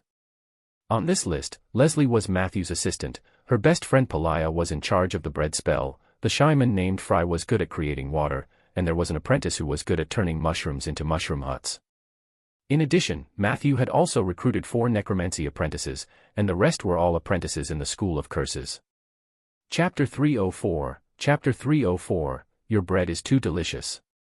Chapter 304, Your bread is too delicious. This Lord Matthew is really an extremely pragmatic person. David sighed softly. 3 days later, at 4:15 a.m. A group of apprentices in academy robes walked out of the Cauldron House. They looked around curiously. If the buildings in the Mage Quarter were considered gorgeous and in line with the apprentices' knowledge as they left the town, everything in front of them seemed to be a little backwards. Matthew didn't care about the apprentices' gazes. He brought them to the wasteland north of the oak forest and said calmly, everyone must move within the area I specify. If anyone leaves without permission, I don't mind reviving them and using another method to get them to serve me. Everyone's spirits were lifted when they heard that. Leslie, I'll leave the rest to you. After saying this, Matthew left without looking back. Only the acolytes were left behind, staring blankly at the desolate scenery around them. Lambier was an apprentice of the spell class. He was very good at summoning creatures from another world with spells. After the interview, he had no confidence at all because he felt that his performance on the spot was terrible, and he did not highlight the spells he was good at. However, he soon received a notification that he had passed the interview. This made him ecstatic. He carefully prepared himself according to the instructions on the note. Even though Lord Matthew brought him to a wasteland, his enthusiasm for the project did not decrease. However, the next moment, when Leslie announced that the mission assigned to them by Lord Matthew was to dig a hole in the wasteland according to a certain pattern, everyone lost their composure. It was the same for Lambier. However, Leslie had made it very clear that this was Lord Matthew's original intention. If you are unwilling, you can withdraw now. Lord Matthew won't pursue this matter, but once you start, it won't be so easy to give up halfway. As she spoke, Leslie pointed at the slow-moving undead in the distance and said, that is the scar of death. Strictly speaking, we are indeed working near the project site. Lord Matthew promised that he would give each of us 0.5 knowledge points after the event. All we need to do is to obediently dig a hole for him for half a month. Is there a simpler source of points in the world than this? Not to mention that after the project is over, we will receive a recommendation letter from Lord Matthew and an excellent resume from participating in Project Owl. I've already made it very clear. Those who think digging holes are above them can go now. No one left. It was the same for Lambier. What a joke. Wasn't it just digging a hole? Could it be that digging a hole was more dangerous than participating in a real spell experiment? Everyone had done everything possible to get this opportunity, so they naturally wouldn't back down because of it. Very quickly, they received shovels from Leslie. While digging a hole according to the distribution map, a mage apprentice had an idea and summoned a bear to help him. The others followed suit. Most of the people present were mages, so which one of them didn't have one or two contracted beasts? Soon, more than a dozen contracted beasts appeared out of thin air on the barren land. These various contracted creatures worked hard to assist their masters in digging. The scene was in full swing. Lambier worked like this for an entire day, from early morning to dusk. It wasn't that he hadn't thought of slacking off and resting. However, whenever he was hungry, the girl called Palaya always came over with a big basket of magic bread. When he was thirsty, there was always a fry guy who stuttered over and asked, "Do you want water? I can produce clean water at any time." In the evening, the exhausted Lambier was surprised to find that a cluster of mushroom huts had appeared behind them. According to Leslie and the apprentice responsible for building the mushroom hut, they would be sleeping in such a house for the next half a month. Although the mushroom hut smelled strong, it was at least safer than a tent. In the evening, however, not long after, suddenly, a commotion came from outside, and several mage apprentices screamed excitedly. Lambier went out to take a look and saw a Tauren skeleton pushing a cart in. As she walked, she shouted, "This is Rolling Stone Town's dining car, Rolling Stone Town's dining car. Does anyone want to try the local food of Rolling Stone Town? 3 gold coins per serving, 3 gold coins per serving." Many acolytes surrounded her, smelling the alluring fragrance of the delicacies. Lambier was very tempted. He thought about it and decided that 3 gold coins for dinner were not too expensive, so he went over and bought one set. A moment later, when Lambier, who had sweated all day and eaten bread for most of the day, was eating hot food in the mushroom hut with tears in his eyes, he suddenly felt that life was so fulfilling. This place doesn't seem to be that bad. He thought so. At night, a figure quietly appeared outside the door of a mushroom hut. This scene happened to be seen by Leslie, who was patrolling nearby. She didn't say anything but pursed her lips. "I knew it. Damn it. Why not me?" She watched Matthew's figure enter the mushroom hut where her best friend, Palaya, was. Driven by curiosity, Leslie boldly leaned against the door and listened to the movements inside. "Lord Matthew. What are you doing?" Palaya's voice was full of seduction. While Leslie was happy for her best friend, she couldn't help but reveal a disdainful expression. Little b******. In the next second, she heard Matthew's serious voice. "I have to tell you something. Your bread is too delicious." "Ah." Palaya was completely confused. "Did you come here in the middle of the night to eat more bread? Or something extra?" Her voice was full of temptation. Matthew said firmly, "Remember to make the bread taste worse tomorrow." As he spoke, he turned around and left the mushroom hut, bumping into Leslie.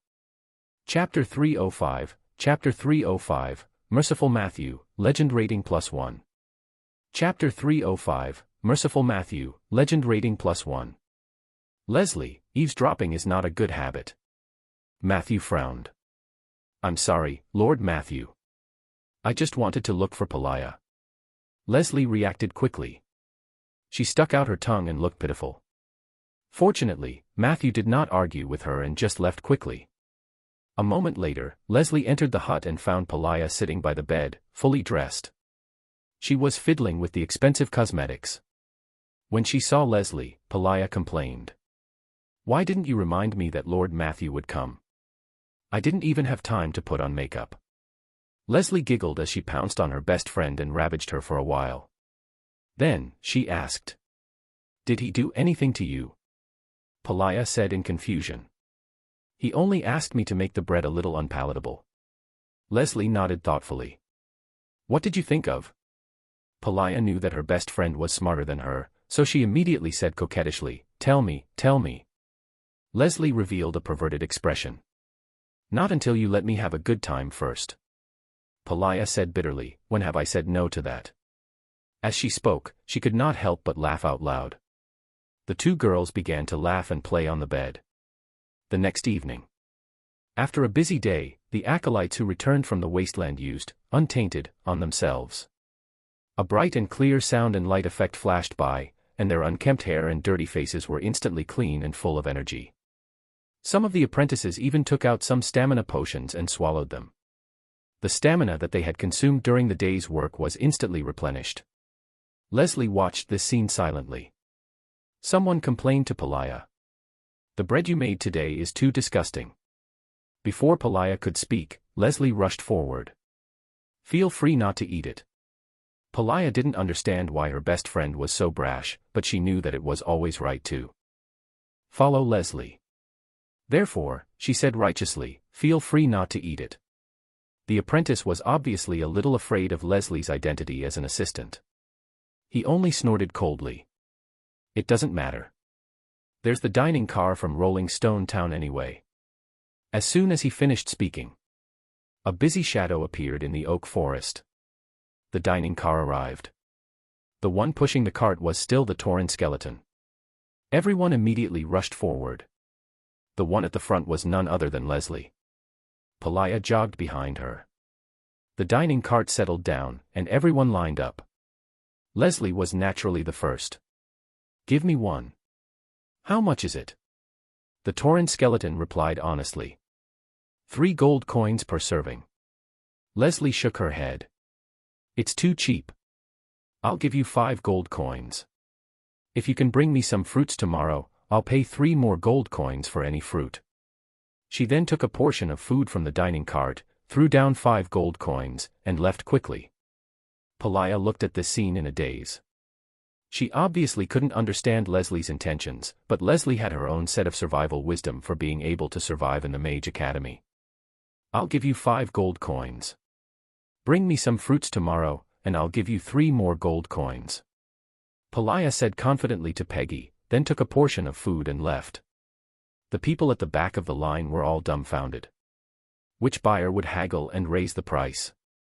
But very quickly, someone figured it out. After all, they were all from mage academies, so their brains were definitely good, and they were even more familiar with the ways of the world. After Lambier, who was third in line, had an epiphany, he immediately followed suit. I'll also pay 5 gold coins. And I'll take the same deal with the fruits. The people behind him were even more exaggerated. I'll pay 6 gold coins. I don't necessarily want fruits. Milk is fine too. I'll pay 10 gold coins, no fruit, and here's an extra 5 gold coins as compensation for your hard work. Please help me tell Lord Matthew that you've worked hard. Do you have more? I'll buy them all. Is this accessory beside the dining car for sale? And the horn on your head, I'm sorry, I thought it was an accessory. Is your necklace an accessory? Are you selling it? I'll pay a high price. In just 15 minutes. The food in the dining car was bought clean. All that was left was a bald Peggy. And a bare dining car. At this moment, an apprentice who had gone to relieve himself rushed over. He was extremely annoyed when he saw this scene. He could only bite the bullet and ask, "Hello, do you sell dining cars?" At night, Peggy shared the news with Matthew and showed him the earnings for the day. "Matthew, you finally found a proper job. You don't know how rich those apprentices are. Damn it, why were you so poor when you were still an apprentice? Are you pretending to be poor? Do you actually have a small treasury outside?" Peggy hugged the pile of gold coins and shouted. Matthew explained helplessly. "They are mages who have been trained properly. A rogue mage like me can't compare to them." His face was also filled with surprise. "These guys are even richer than I imagined. They are indeed true mages." He thought about it carefully. It made sense. Sif had 1,500 gold as pocket money, and this was based on the fact that she was not a mage, and Rolling Stone Town was not the richest territory. Those who were able to enter the Mage Academy were all either rich or noble characters. They might look ordinary among the apprentices, but outside, they might be the son of a feudal lord, the daughter of a city lord, or at least the child of a rich man. Chapter 306, Chapter 306, Merciful Matthew, Legend Rating +1. Chapter 306, Merciful Matthew, Legend Rating +1. They might not be the most talented in magic, but they were definitely smart. They would naturally not be stingy if they could gain the favor of the project instructor with some gold coins. Return the extra money tomorrow. Matthew endured the pain and said, "Since the standard has already been set, I can't charge more. This time, I made a mistake. My scale was too small. It was poverty that limited my horizons." As he spoke, he sighed deeply. Peggy strongly objected. "It's not easy to have a stable income. How can I return it?" Matthew shook his head and said, "This is a matter of principle. Don't worry, next time I'll set the price higher and rip off those mages." Hearing that there was a next time, Peggy picked out the extra gold coins unhappily. In the following days, the acolytes lives in the mushroom camp gradually got on track. They dug pits during the day, went back to read books at night, and occasionally watched Lord Matthew plant trees himself. Their days were extremely stable. Only the 4 necromancy apprentices had truly come into contact with part of the scorched earth of death.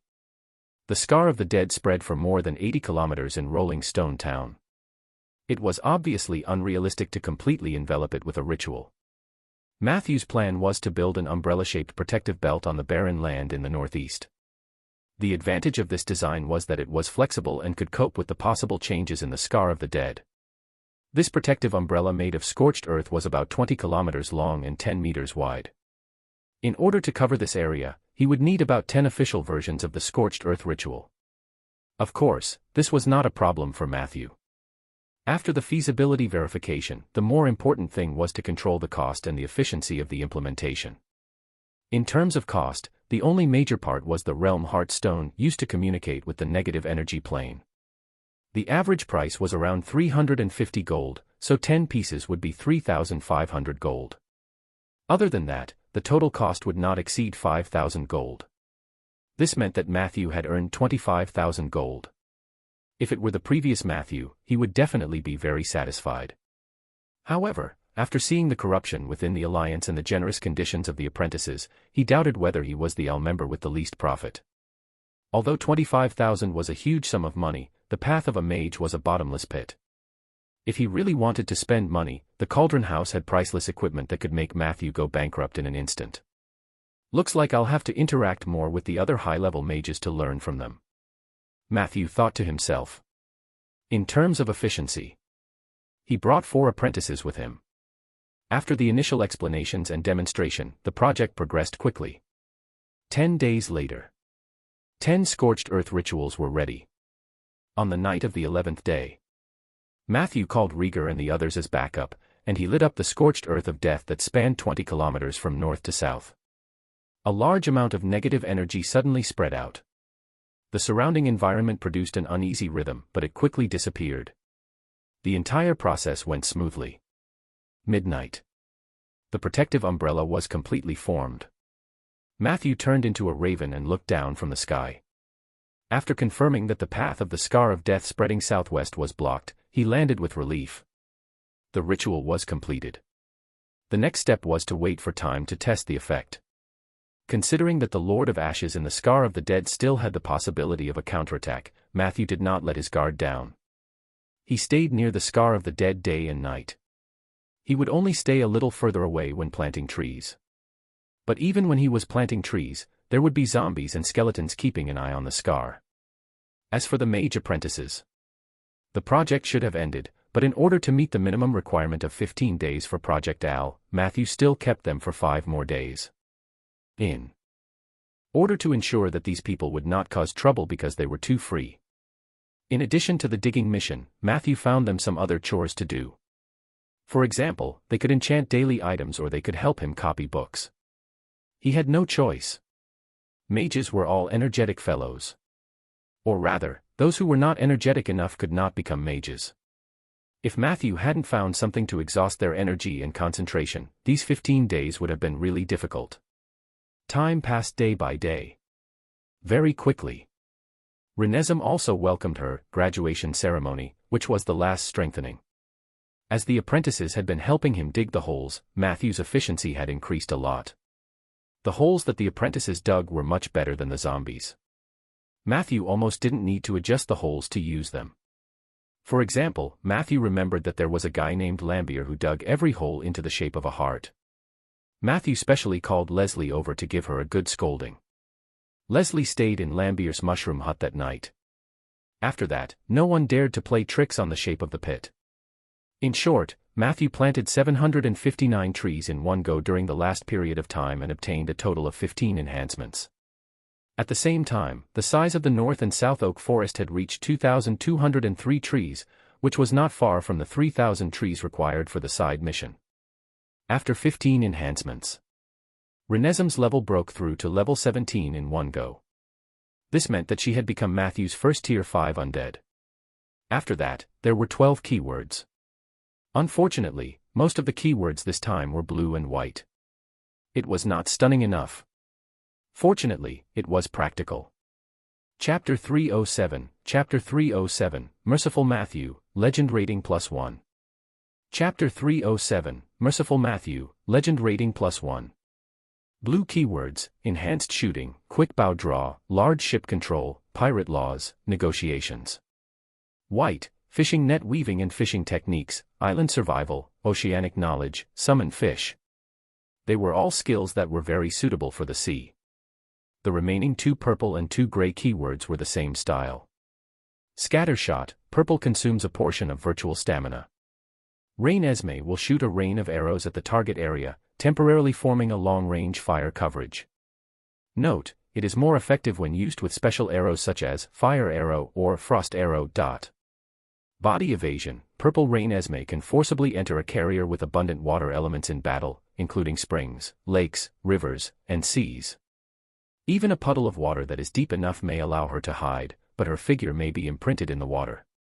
Evasion duration: 60 to 180 seconds, depending on the carrier. Can be used twice a day. Nose picker: Grey Renesim loves to pick her nose. Occasionally, she will stuff it back into her mouth to taste it. Onychomyelia: Grey Renesim did not care about hygiene when she was alive. Her fingernails were contaminated with a little fungus, which made them grayish-black in color. After she became undead, her fingernails were well covered by negative energy, but this fungus still has the possibility of infecting humans. Scattershot and body evasion, one attacking and one defending, could unleash the strength of a Tier 5 archer to the extreme. The booger picking and gray fingernails completely destroyed the image of Miss Zombie in Matthew's heart. He looked at the giggling and drooling Rain Esme. Matthew couldn't help but recall the Night of the Undead. At that time, Miss Zombie was so cute. This made Matthew suddenly understand don't judge a book by its cover. 5 days passed in the blink of an eye, and nothing happened during that time. Matthew asked Leslie to inform the apprentices in advance that the project had ended. The next morning, he led the apprentices away from the mushroom camp and headed towards the Crucible house. Earlier, Matthew had passed the project completion certificate and the template recommendation letter he had written to the apprentices through Leslie.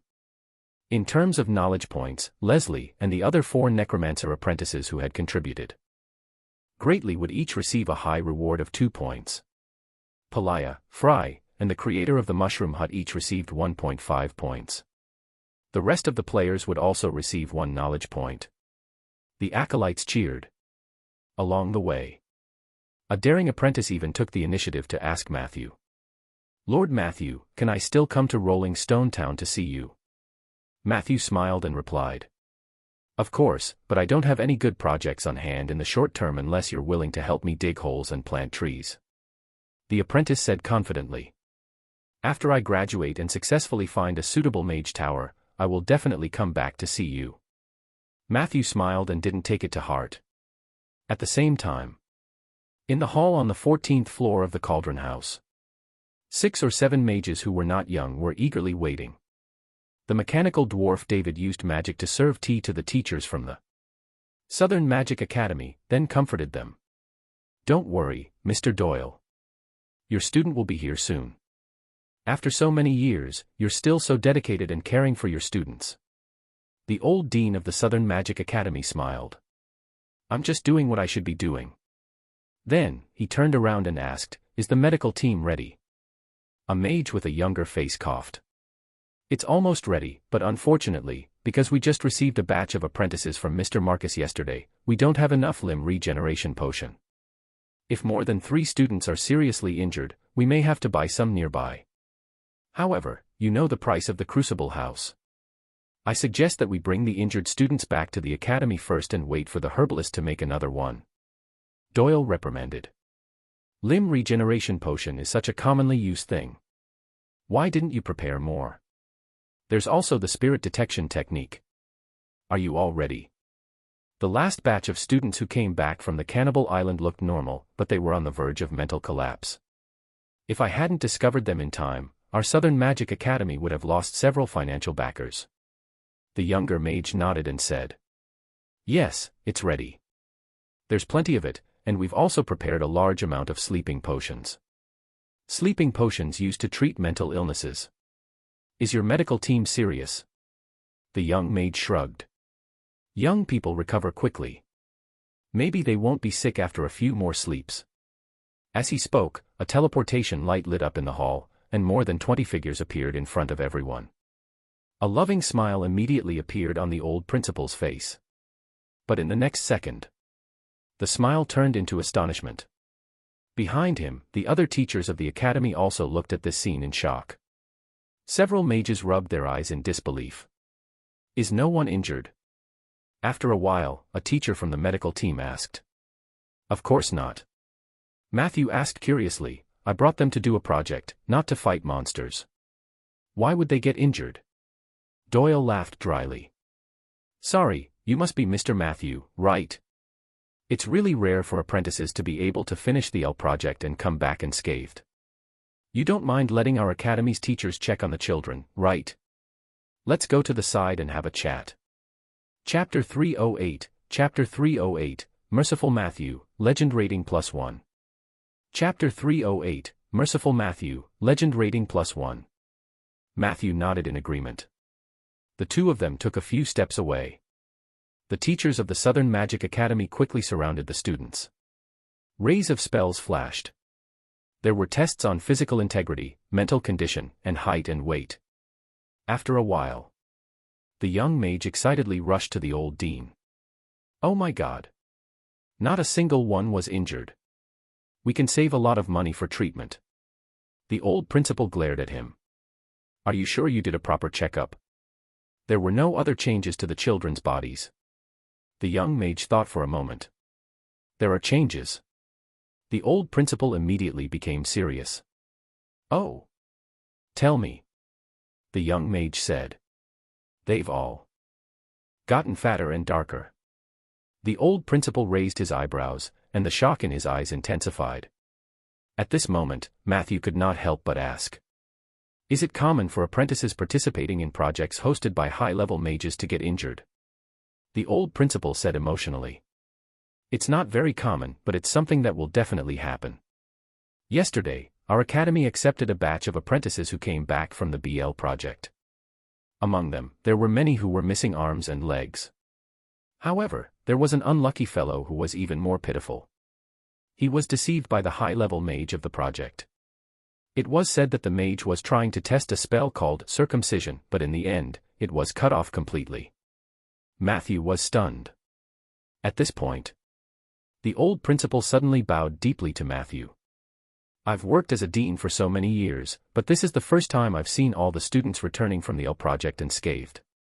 The other teachers also bowed. The acolytes naturally did not fall behind. For a moment, Matthew was the only one left in the hall of the Cauldron House who could stand up straight. Southern Magic Academy, Bauhinia Dormitory. After half a month of hard work, Lambier pushed open the door of the dormitory tiredly. The dormitory of the Southern Magic Academy was for 2 people, which was what Lambier hated the most. He had to share the narrow space with his roommates. Whenever this happened, he would miss his Rose Manor in the Bay Area and the young and beautiful maids in the manor. Lying on the huge sofa in the living room, Lambier still felt like he was in a dream. In just half a month's time, he had already received AL's resume and recommendation letter. This didn't seem to be as difficult as the senior said. Or maybe I'm too outstanding. Lambier thought proudly. coincidentally, at this moment. His roommates had also returned. The two of them greeted each other. Normally, Lambier would not be in the mood to talk nonsense with him. But today, Lambier shared his experience in Rolling Stone Town with his roommates. Just like that, I participated in Al. Lambier concluded. I think the teachers and seniors in the academy are exaggerating the strange fetishes of high-level mages. They are not as scary as the rumors say. His roommate listened quietly and didn't say anything. Lambier added. But maybe I was lucky and met a very good mentor. On the way back, I heard a very interesting gossip. I heard that an unlucky guy who participated in a BL project had his penis cut off. His roommate said. It's true. That person participated in the project of Senior Mage Marcus. The content of the project is to study the application of laser-type spells in the field of anatomy. Because the project was not going well, Mr. Marcus was in a bad mood. One day, he suddenly said to the apprentices, I'm going to conduct an unprecedented spell experiment. If anyone is willing to cooperate with me, I'm willing to give them 3 knowledge points after the experiment. A male acolyte believed it and walked forward courageously. However, Marcus told him that the spell was called circumcision when the experiment was about to begin. The unlucky guy wanted to go back on his word, but Marcus tied him to the console with the excuse that he had already agreed. Of course, the experiment did not succeed. Only Marcus' prank succeeded. The unlucky guy's entire genitalia was cut off. After the incident, the academy's higher-ups strongly protested to Marcus. In the end, Marcus symbolically paid the apprentice 1 knowledge point. Lambier looked at his roommate in surprise. I know you study divination spells, but I didn't expect your divination spells to be so powerful that you even know such details. His roommate silently lifted his crotch. That unlucky bastard is me. Lambier fell silent. It's all right. I just came back from the infirmary. They said that it can still grow back. It's just that it's not very convenient to pee recently. His roommate said optimistically. It's a full 1 knowledge point. It's not a big loss. By the way, how many points did you get from all this time? It must be 0.5, right? Haha. Lambier didn't know how to answer.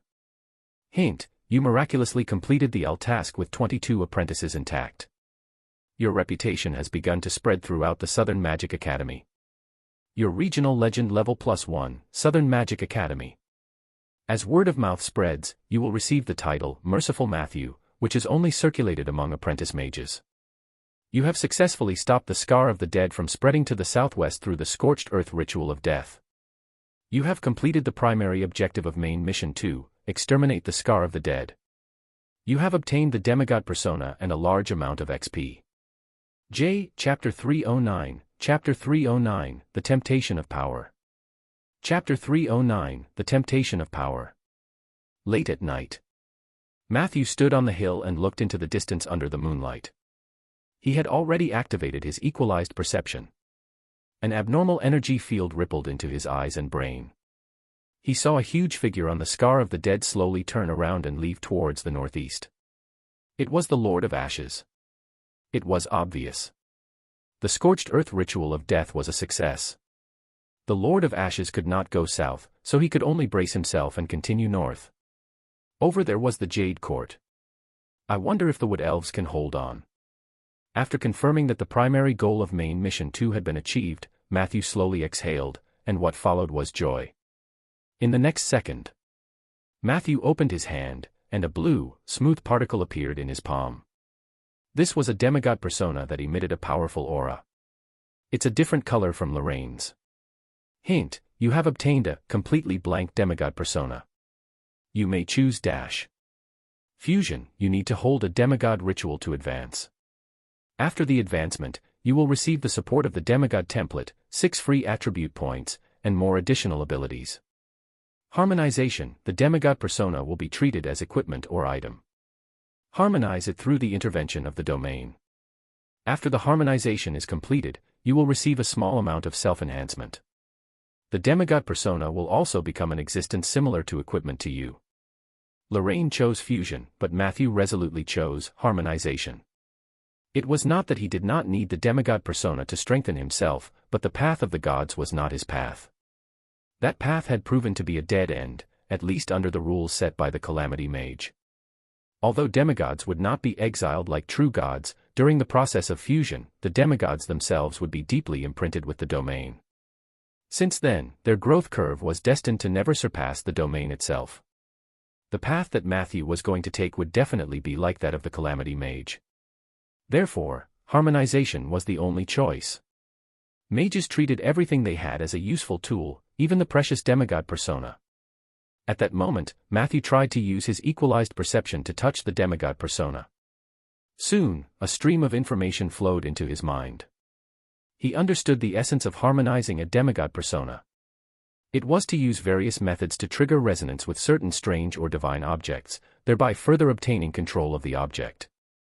Usually, only very high-level items needed harmonization. Different items had different methods of harmonization. The way to harmonize a demigod persona was through the power of domain.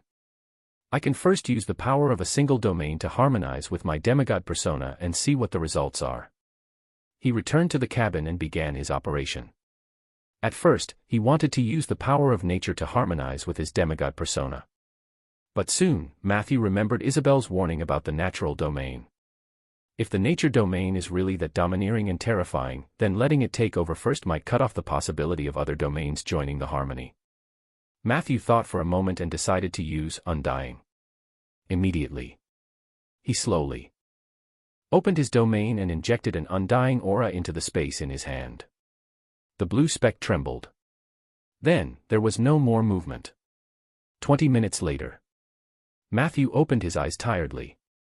The first harmonization had ended, and his level did not seem to have changed.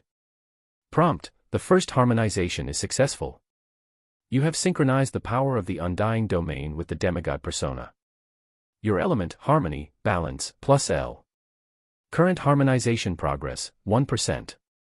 Note: it is best not to spend more than 30 minutes in harmonization every day and not more than 15 minutes at a time. Otherwise, it will seriously affect your physical strength. Matthew agreed with the system. Although the harmonization only used the power of the domain to trigger the resonance of the level, this process not only consumed a lot of mental energy but also consumed a lot of physical strength. He had only spent 15 minutes, and he was a little out of breath. In the future, it's better to do it at night. After I'm done, I can sleep. He thought about it. Matthew forced himself to take out a pure lead box that he had prepared in advance and put the level into it before putting it into the magic bag. Before the first round of harmonization was completed, the aura of a demigod persona would still leak out. The lesson from the ruins on the clouds and Lorraine's warning was still ringing in his ears, so Matthew did not dare to be careless. After finishing all of this, Matthew didn't sleep immediately. Instead, he turned his attention to the Tauren domain. As an item, the demigod persona not only brought about its value, but it also brought Matthew 3 solid proof of territory. In this way, he officially had the power to open up a domain. Hint: you have successfully created your own domain. You have become the founder of the Tauren domain. The Tauren domain included the following elements: plunder, face-to-face, Tauren, race, instigation, undying, temptation, depravity, seduction. Are there actually so many elements? How come even the real Taurens are here? Matthew was pleasantly surprised. Pioneers of a domain usually had extra bonuses when dealing with related domains. This meant that Matthew would have an easier time dealing with Taurens. Other than the elements, the founder would also instantly gain 3 abilities. Chapter 310, Chapter 310, The Temptation of Power. Chapter 310, The Temptation of Power. Hint: you have obtained the ability Instigation, Temptation of Power, Defend to the Death, and Plunder. Instigation, Temptation of Power: when you are inciting a target to defect, the target will receive additional main attribute bonuses. After successful inciting, the target will receive a random ability enhancement. There is a certain possibility of retaining the main attribute bonuses obtained during the process of inciting the target to defect. Defend to the Death: as the pioneer of the Tauren's domain, you are well versed in the techniques of defending to the death. When others use instigation on your undead, the difficulty will increase by 20%. Plunder: when you perform actions related to the Tauren domain, you will have the opportunity to infiltrate the plunder domain until you forcefully break in. All three abilities were very practical. The temptation of power was equivalent to giving the target a big lure when he was trying to persuade them to defect. As long as the target accepted the persuasion, he would become stronger. Matthew loved defend to the death even more. After all, if he went around instigating others, it was natural for him to gain enemies. With this ability, Matthew's undead was much safer. As for plunder, Matthew looked at it purely as a lottery ability. How could it be easy to infiltrate another domain? Even for someone like him who had a cheat, he only had 5 subdomains. Plunder was a rather large domain, overlapping with war and slaughter. It was better to hope for divine artifacts to suddenly drop from the sky than to hope for infiltration through the small Tauren domain. In the end, Matthew also received a Tauren status. Ancestor's Soul. Limited status. You can turn this status on or off at any time. After each activation, you will obtain the possession of the soul of a Tauren ancestor. During this period, your physical body will be blessed by the ancestor. You will obtain powerful close combat abilities, extremely high resistance, and a huge body comparable to the Tauren ancestor. Duration of each activation, 80 minutes. Number of times it can be activated, 5 times. I actually accidentally obtained the ability of a real Tauren. Matthew was very surprised. What was going on with the Taurens in this world? It was fine if the domain was at the mercy of others. Why were the ancestors helping a new domain? In a sense, it's reasonable that the Tauren's domain has been blessed by the Taurens. Matthew had a sudden idea. I wonder what I'll become after a foreign's ancestor's soul takes over my body. He suddenly looked forward to this state. Morning meeting. So, the problem of the scar of the dead has been solved just like that. Rieger still looked like he couldn't believe it. Matthew replied. For now. Rieger was puzzled. Is it really that simple? Matthew spread his hands. You saw the effect that day. The scar of the dead didn't cross the border. It lost the ability to continue spreading. At least it couldn't spread in the direction of Rolling Stone Town. Of course, my plan also had a side effect. The scorched earth of death itself would also spread to the surrounding areas. Upon hearing this, Rieger almost choked on his coffee. You mean, we used a harmful ritual to control another harmful thing, but the ritual itself will spread like that harmful thing? Matthew blinked. You're right, but I can tell you responsibly that the overall risk of the scorched land of death is controllable. Rieger questioned. Controllable? Who controls it? Matthew shrugged. It's me. Rieger rubbed his forehead with his hand, feeling a little vexed. So, if you die, the scorched earth of death will go out of control. It will slowly swallow our land like the scar of the dead. Matthew thought for a moment. There's something different about it. The scorched earth of death that has gone out of control spreads faster than the scar of the dead. Rieger subconsciously grabbed the few strands of hair on his forehead, then carefully released them. His blood pressure was already full. Matthew promptly added. But as long as I'm here, its spread will be very slow. A few years or even decades won't be able to compare to the amount of land that the scar of the dead can annex in a year. Even if I really left, I would probably leave behind my sons, daughters, or acolytes. They would inherit my authority as a necromancer and continue to control and protect this land. The gloominess on Rieger's face instantly dissipated. However, he still couldn't help but complain. At this rate of development, the streets of Rolling Stone Town will soon be filled with necromancers. In a few hundred years, perhaps the Suki family will become a vassal of the necromancers. At this moment, Zeller, who was sorting out documents, suddenly interrupted. Don't be silly, Rieger. The situation you're talking about isn't realistic. Rieger was instantly energized. You mean that the Suki family can resist the infiltration of necromancers? Zeller put a stack of documents together and aligned the bottom of the document with the table. The paper rubbed against each other and made a crisp sound. You're mistaken. What I meant was that it wouldn't take hundreds of years at all. As long as Sif marries Matthew, it'll only take a few years for the necromancer you hate the most to become the ruler of the Suki family. Chapter 311, The Temptation of Power. Chapter 311, The Temptation of Power. Rieger clenched his fists and roared in a low voice. No, Sif won't be doing that. As he spoke, he stared at Matthew seriously. Sif is still young. I won't allow you to have any ideas about her. Matthew slowly picked up a newspaper on the table and scanned it. He replied. She's not as young as you think, Rieger. Rieger snatched the newspaper and looked at Matthew seriously. Listen, Matthew, if I find out that you're secretly dating Sif, don't even think about entering the Liege's manor, let alone reading my newspapers. Seeing this, Matthew could only say, Don't worry, Rieger. I understand you. I've already made a promise to you before, and now I can repeat it. That promise is still valid. Rieger looked at him suspiciously. In the end, under Matthew's innocent gaze, he snorted heavily and handed the tabloid that was dedicated to the scandal to him. Matthew read it happily.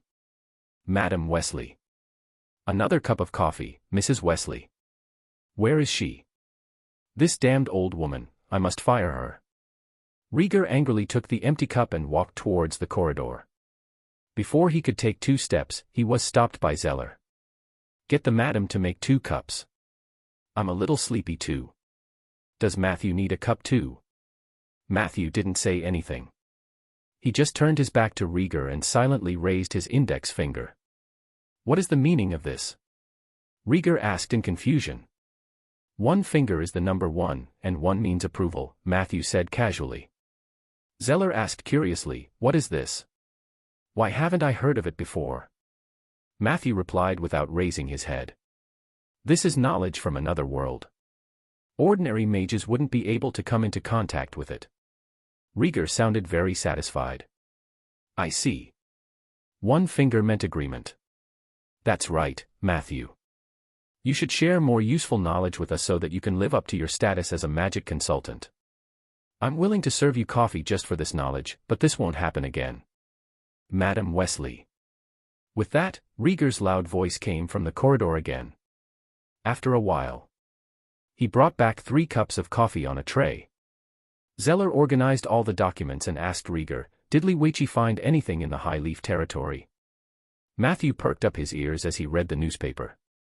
He knew that Liege had been running to the High Leaf territory every few days recently. He only came back once during the Scorched Field of Death ceremony and then ran away again not long after. This made him curious about the situation in the High Leaf territory. Rieger replied. He told me about some things. The situation in the High Leaf territory is not good. The flood has caused a huge impact and caused chaos. To make matters worse, there were rumors that the dragon had attacked the mountain reservoir. Although no one witnessed that scene, this rumor was deeply rooted in the hearts of the people. Currently, the people of the High Leaf territory are in a state of panic. Some of the residents have even defected to our territory. This will cause a lot of pressure on the security work in the southwest. The most important thing was that Liege really found some traces of dragon activity near the high mountain reservoir. Zeller frowned and said, what kind of dragon? Rieger sighed. I'm not sure. It can't be a white dragon or a green dragon, and it can't be a blue dragon either. So, they are either red dragons or black dragons. Zeller nodded. It seems that the astrologers were right about the dragons entering their active phase. I'm afraid we have to make preparations in advance to deal with the dragon disaster. Rieger replied.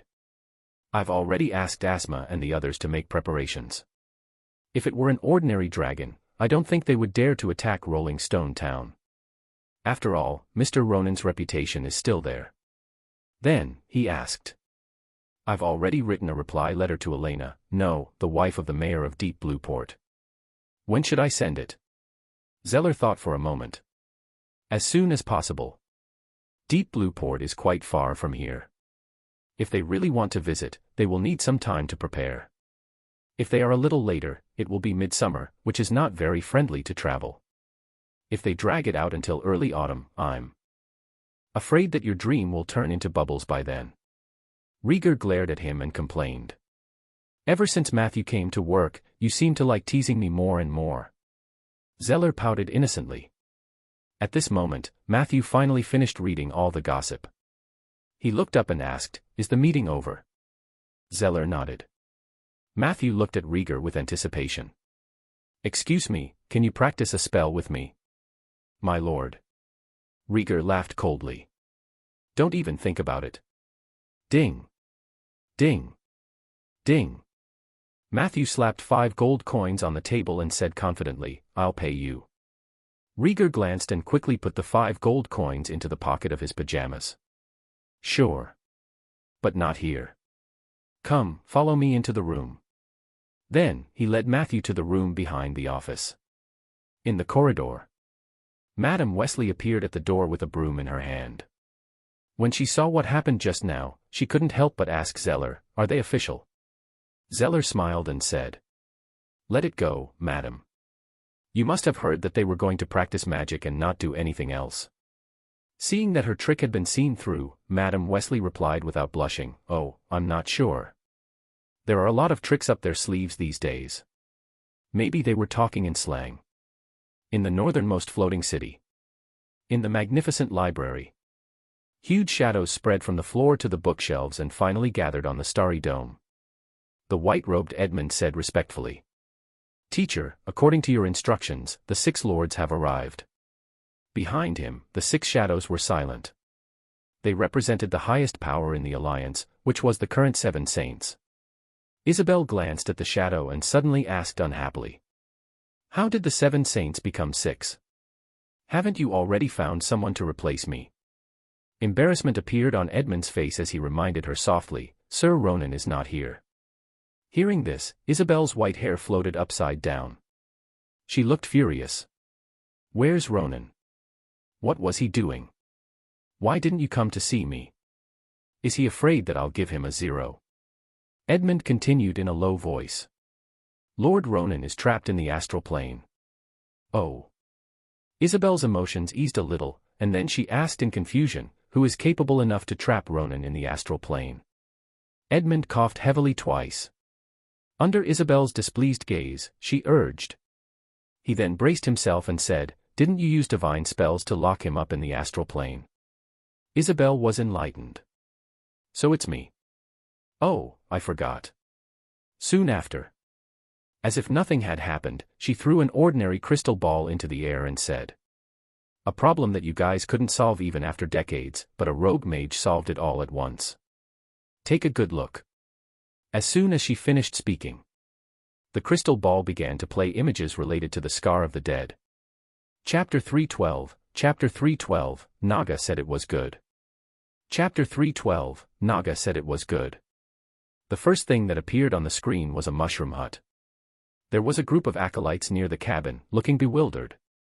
There was a handsome man standing in the middle of the acolytes, commanding something. He looked approachable. 10 seconds later, the men brought the apprentices to a barren land. He took out a shovel from somewhere and began to dig skillfully. The acolyte beside him was focused on learning the digging technique. After a while, the men took out another 20 shovels and gestured for the apprentices to follow his example. The scene shook violently. In the next second, everyone saw that the man was planting trees, and there were still many acolytes watching. At first, the big shots were rather patient. They just silently watched the apprentices watch the men plant the trees. But gradually, everyone noticed that something was wrong.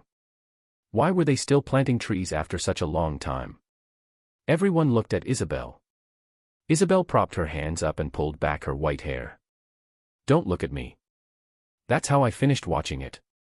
Matthew obviously doesn't know how to use a crystal ball, so he recorded a lot of miscellaneous things.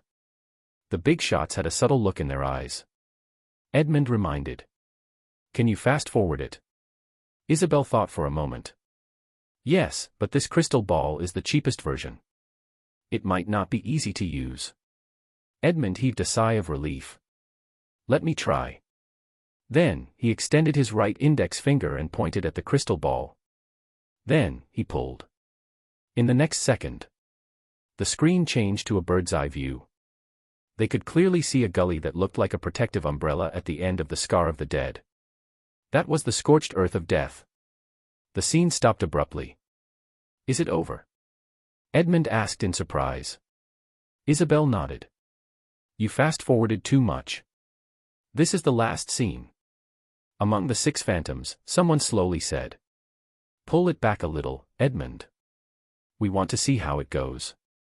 Edmund slid his index finger again and said confidently, no problem. I can adjust whatever you want to see for you. What? The reason why he was interrupted was because. It was because a woman's scream suddenly came from the crystal ball. Ah! Her voice almost interrupted Edmund. The next scene was also shocking. The scene suddenly changed to a dark cellar. There were many wine barrels in the background, probably the wine cellar of a tavern. In the center of the scene, on the shelf of the wine cellar, a man and a woman were indulging in a strange posture. The man's expression was tense, and he gritted his teeth. The woman's face was twisted, and she looked like she was in pain. Is this Matthew? Why does he look uglier than before? A shadow asked. It's time you changed your glasses, Roderick. Fortunately, you didn't mistake the woman below for Matthew. Another shadow teased. Roderick was shocked. Is that a woman down there? This sentence made everyone silent. Isabel looked at the scene with relish and said. Test your prophecy, Roderick. If your prophecy is accurate, there is no need to wear glasses. Roderick was silent for 3 seconds before he quickly said. The man is called Rieger, and the woman is called Jenny. The location of the incident was a private winery in the craftsman's district of Rolling Stone Town. Rieger was the lord of Rolling Stone Town, and he and Jenny had been lovers for a long time. Jenny's nominal husband was called Bryce. On the surface, he was an honest shoemaker, but in fact, he was a spy sent by the High Leaf territory to Rolling Stone Town. He knew that his wife had an affair with Rieger, but he had been holding back. His goal was to one day strike gold and make a great contribution. Jenny had a bad reputation in Rolling Stone Town. Everyone thought she was a slut. The reason was that every time Rieger went to have an affair with her, he would pretend to be a different person. Sometimes, he was the coachman of the Lord's mansion, sometimes, he was the coachman, sometimes, he was the cook, and sometimes, he was the gardener. Later on, the rumor that Jenny did not reject anyone from the liege's residence became more and more widespread. There were really people who came to her house in the middle of the night, and the result was naturally that they were beaten up by Jenny and thrown out the door. This woman had extraordinary combat abilities among mortals. She had many admirers, but she fell in love with Rieger. No one knew if she was lucky or unlucky. Ah, I say, fate. Isabel stretched out her hand and gestured for Roderick to stop. The reason was simple. It wasn't that she didn't want to listen to the gossip anymore, but the scene had been quickly pulled to the setting ceremony of the scorched earth of death by Edmund. Very quickly. Everyone watched the entire process of Matthew constructing the protective umbrella. Is it that simple? Edmund looked incredulous. It's that simple. Isabel said calmly. A scorched earth of death can stop the spread of the scar of the dead. You should have thought of this earlier. The undead and ashes have always been competing for the position. The necromancer is the best tool to deal with the scar of the dead. Hearing this, a hint of recollection appeared on Edmund's face. Back then, we all thought of it, but someone forcefully stopped the necromancers from getting involved in the scar of the dead. Isabel was surprised. Who did this? Edmund could not help but say. It's you, madam. Weren't you the one who opposed it the most back then? You've always claimed that Mordenkainen and Scalpel is a better plan. Chapter 313, Chapter 313, Naga said it was good. Chapter 313, Naga said it was good. Isabel said blankly. Was it me? Immediately, a trace of anger appeared on her face. Is it because my memory is bad that you guys are planning to push all the blame on me? Edmund was anxious. I have evidence. Isabel said. Then what was my reason for opposing it at that time? Was it just because I wanted to use Mordenkainen's scalpel? Edmund replied. That's not it. Back then, our opinions were also quite ambiguous, just not as strong as yours. The main reason was that those necromancers were too much of a bastard. On the surface, they are willing to support us in managing the scar of the dead, but in the end, they all have their own ulterior motives. At that time, the Lord of Bayan City wanted to resurrect the scar of the dead into a huge ghost touch. I suspect that he wanted to use this thing to destroy the world. The necromancers from the north wanted to cultivate the scar of the dead as a resource for plundering life energy. The necromancers in our alliance are relatively clean. They only want to swindle more funds and then take advantage of everyone's attention in the south to launch several small undead calamities in the north. If they hadn't massacred the village near Roderick's home, we wouldn't even have noticed it. In the end, the main reason why we terminated the project was because of your strong opposition and the fact that the Scar of the Dead project involved too much power struggle within the alliance. Because of the above, you have always been biased against necromancers. You even specifically told us, especially Ronan, that necromancers should not be trusted. But how could Ronan listen to you at that time? At that time, he was in a relationship with a necromancer from the spirit race. Both of them were in the heat of their relationship. You quarreled with Ronan and ended up parting on bad terms. Later on. Enough.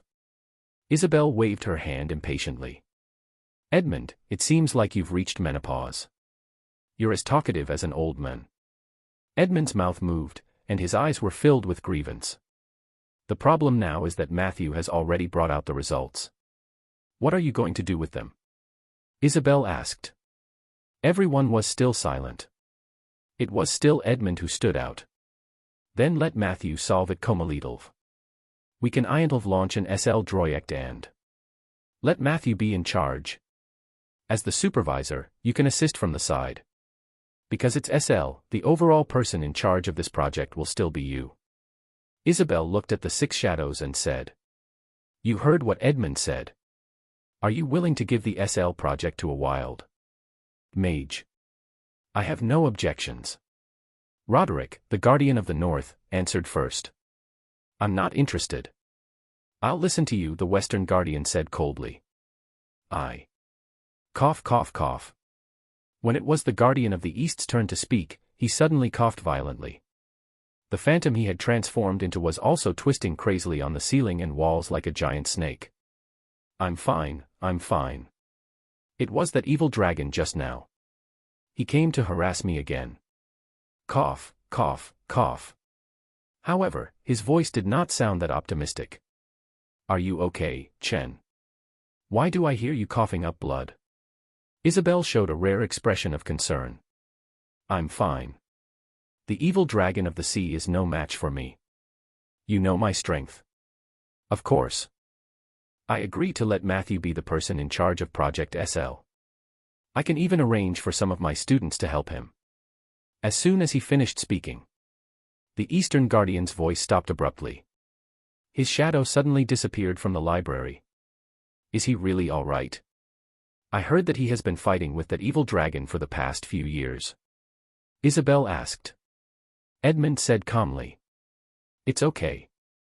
If Chin dies, Roderick will tell us, and we'll know. Roderick, is he dead? Roderick replied. Not yet. Edmund said with satisfaction. Look, the Alliance has a very comprehensive mechanism to pay attention to high-level mages. He's dead now, said Roderick suddenly. Edmund was slightly surprised. He's resurrected again. Roderick said. Edmund frowned. He died a second time, said Roderick. Edmund coughed heavily. It's fine. He can still be resurrected. Roderick said. Shut up, Roderick. Inform me when he's really dead. Isabel looked troubled. Why are you men still so childish when you're already a guardian or a supreme mage? Since none of you object, then Matthew and the Scar of the Dead project is confirmed. Of course, I don't think that Matthew has the ability to complete the entire project now. I will give him some time to grow. During this period, the Alliance can arrange for some mages to observe and learn, mainly to learn Matthew's ideas. Remember to go in batches and report to Matthew in advance, understand? Edmund nodded heavily. Oh right, Edmund, tell Matthew to buy a few better crystal balls. Don't borrow second-hand goods from others. After saying this, Isabel stood up in satisfaction. Class dismissed. Remember to ask Ronan to come to my office later.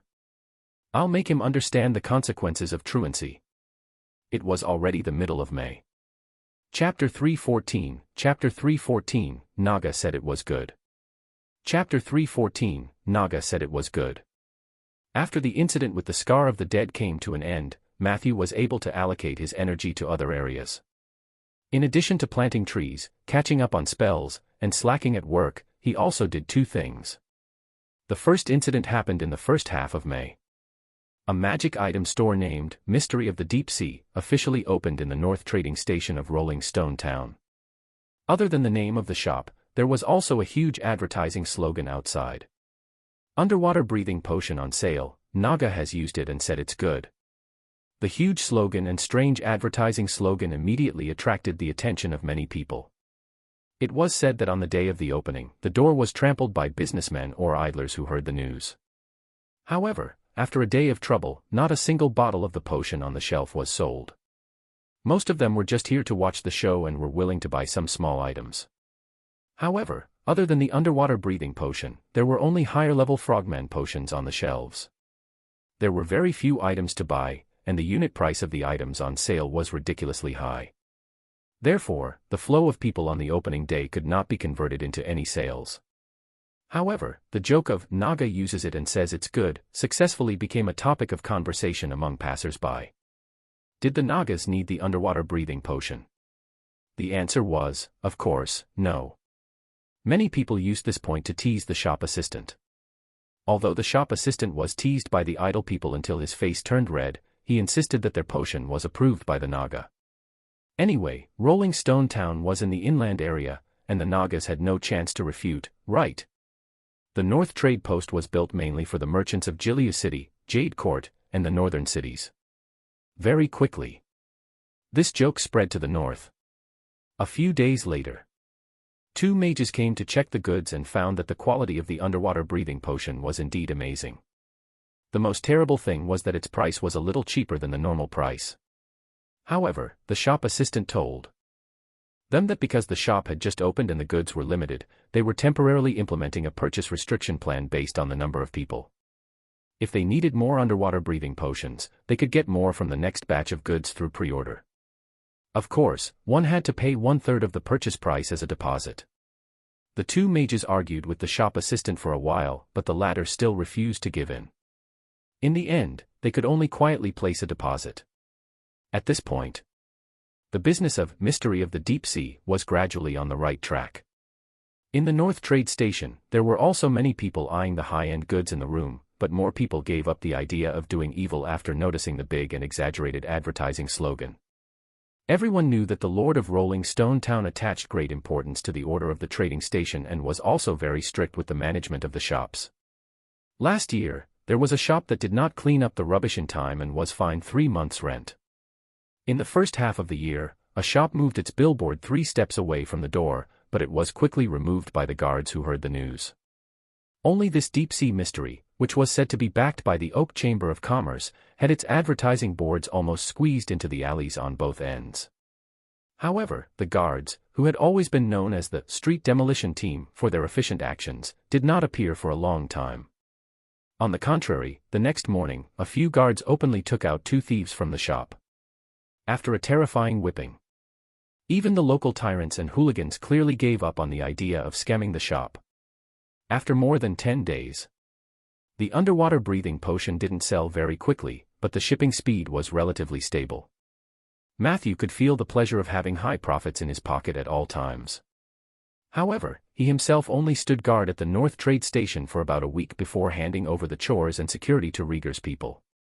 Doing business was only a small part of his plan in May.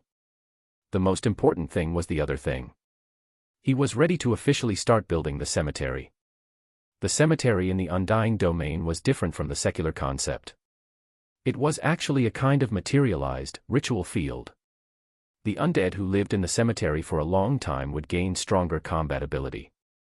If the size of the cemetery continued to expand and the Well of the Dead was born, then the cemetery would continuously hatch new undead. Moreover, Matthew still had the ability of cemetery owner.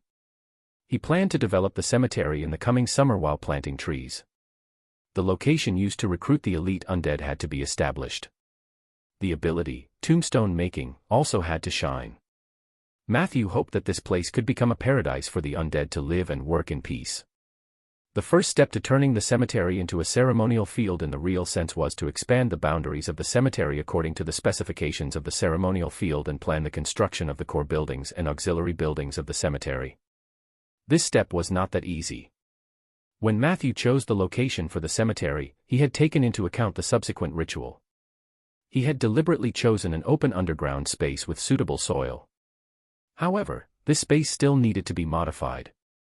Renovating an underground city required a lot of manpower. Although the zombies were good free labor, they were too stupid. They could dig holes, but they couldn't tell the direction underground. During the busy days, Matthew often thought, if only I had a Duergar construction team. The Duergar had always been known for their ability to carve out a perfect underground city from rocks of any texture. Unfortunately, although Matthew's cemetery was also underground, it was too close to the surface. There were not many Duergars there. He could only let the zombies work step by step. This was very inefficient. The only thing that made Matthew feel gratified was that the troll Sinwak was indeed very useful in the process of establishing the cemetery. He did not even use the remote control. Sinwak obediently obeyed his orders. He would eat whatever Matthew told him to. As a type of earth monster, the trolls had a strong destructive ability against rocks.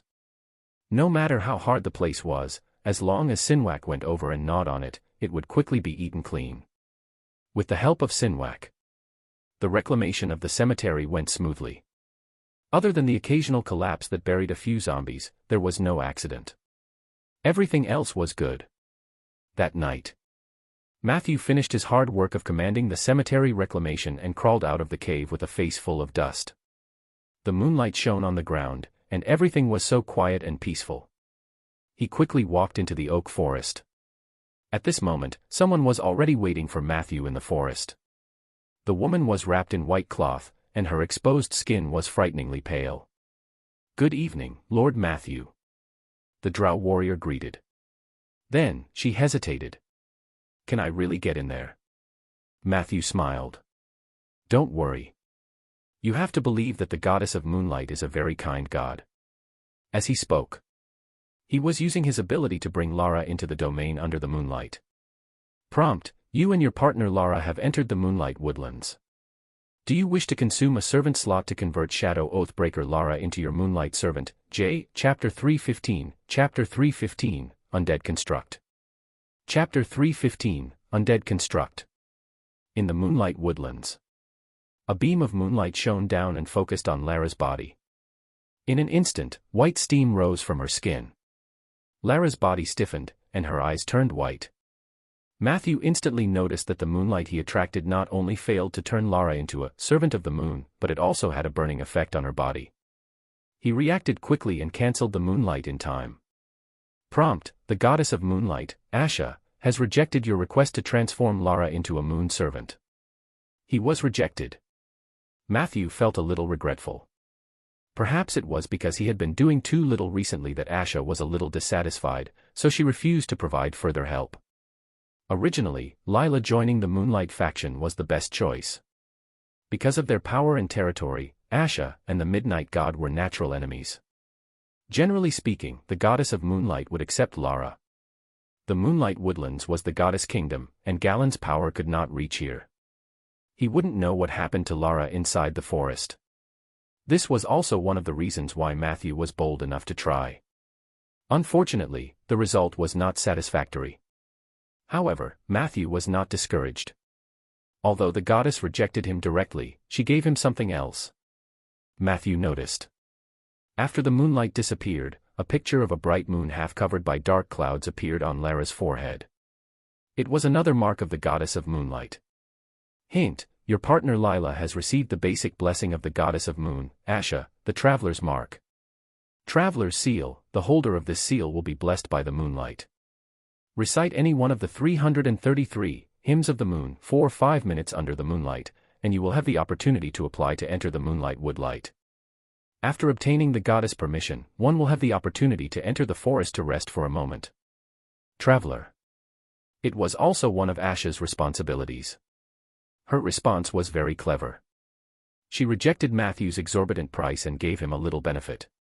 Lara, who had obtained the traveler's mark, would have the opportunity to enter the forest on her own. But the premise was that Matthew had to do more things to please the goddess. This mark would not affect the relationship between Lara and Galen. At the same time, this also preserved the possibility of transforming Lara into Matthew's personal servant. In the future. As expected of an old demon who has lived for who knows how many years. She played hard to get and grasped it to perfection. This method of handling was also flawless. Matthew sighed inwardly. At this moment, Lara had also come back to her senses.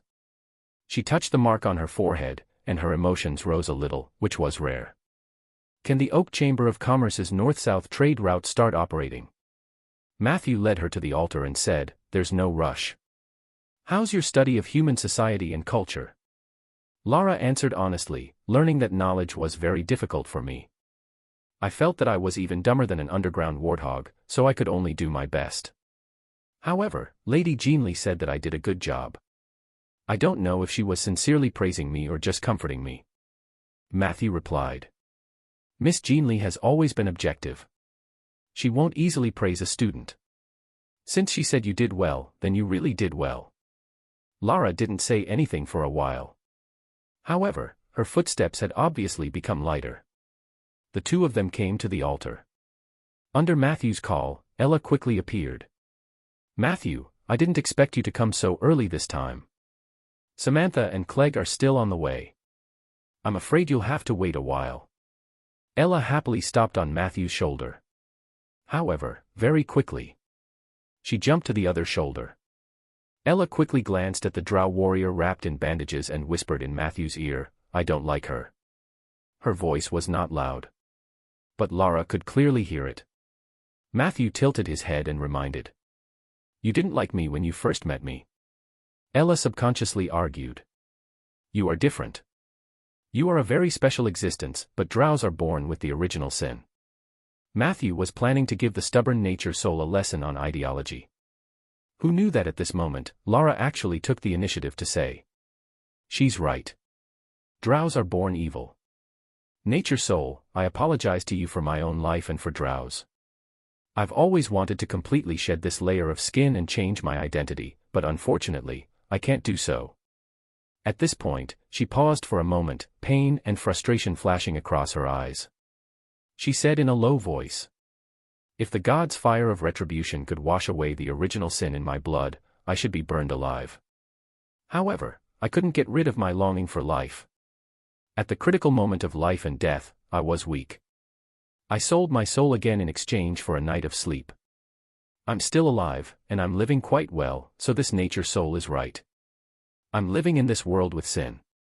Matthew knew that Lara's heart was always filled with pain and struggle, but he did not expect it to be this serious. He patted Ella gently and comforted her.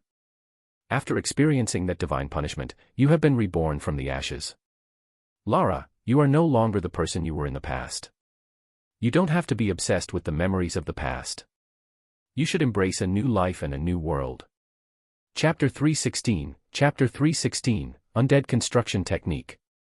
Chapter 316, Undead Construction Technique. Lara nodded. Of course, I understand everything you said, Matthew. I'm doing exactly that. It's just that I can't accept the life you've given me with a clear conscience. It's the kind of life I yearned for the most when I was underground, but every time in the dead of night, my heart is always suffering. You don't know what it means behind the growth of every drow warrior.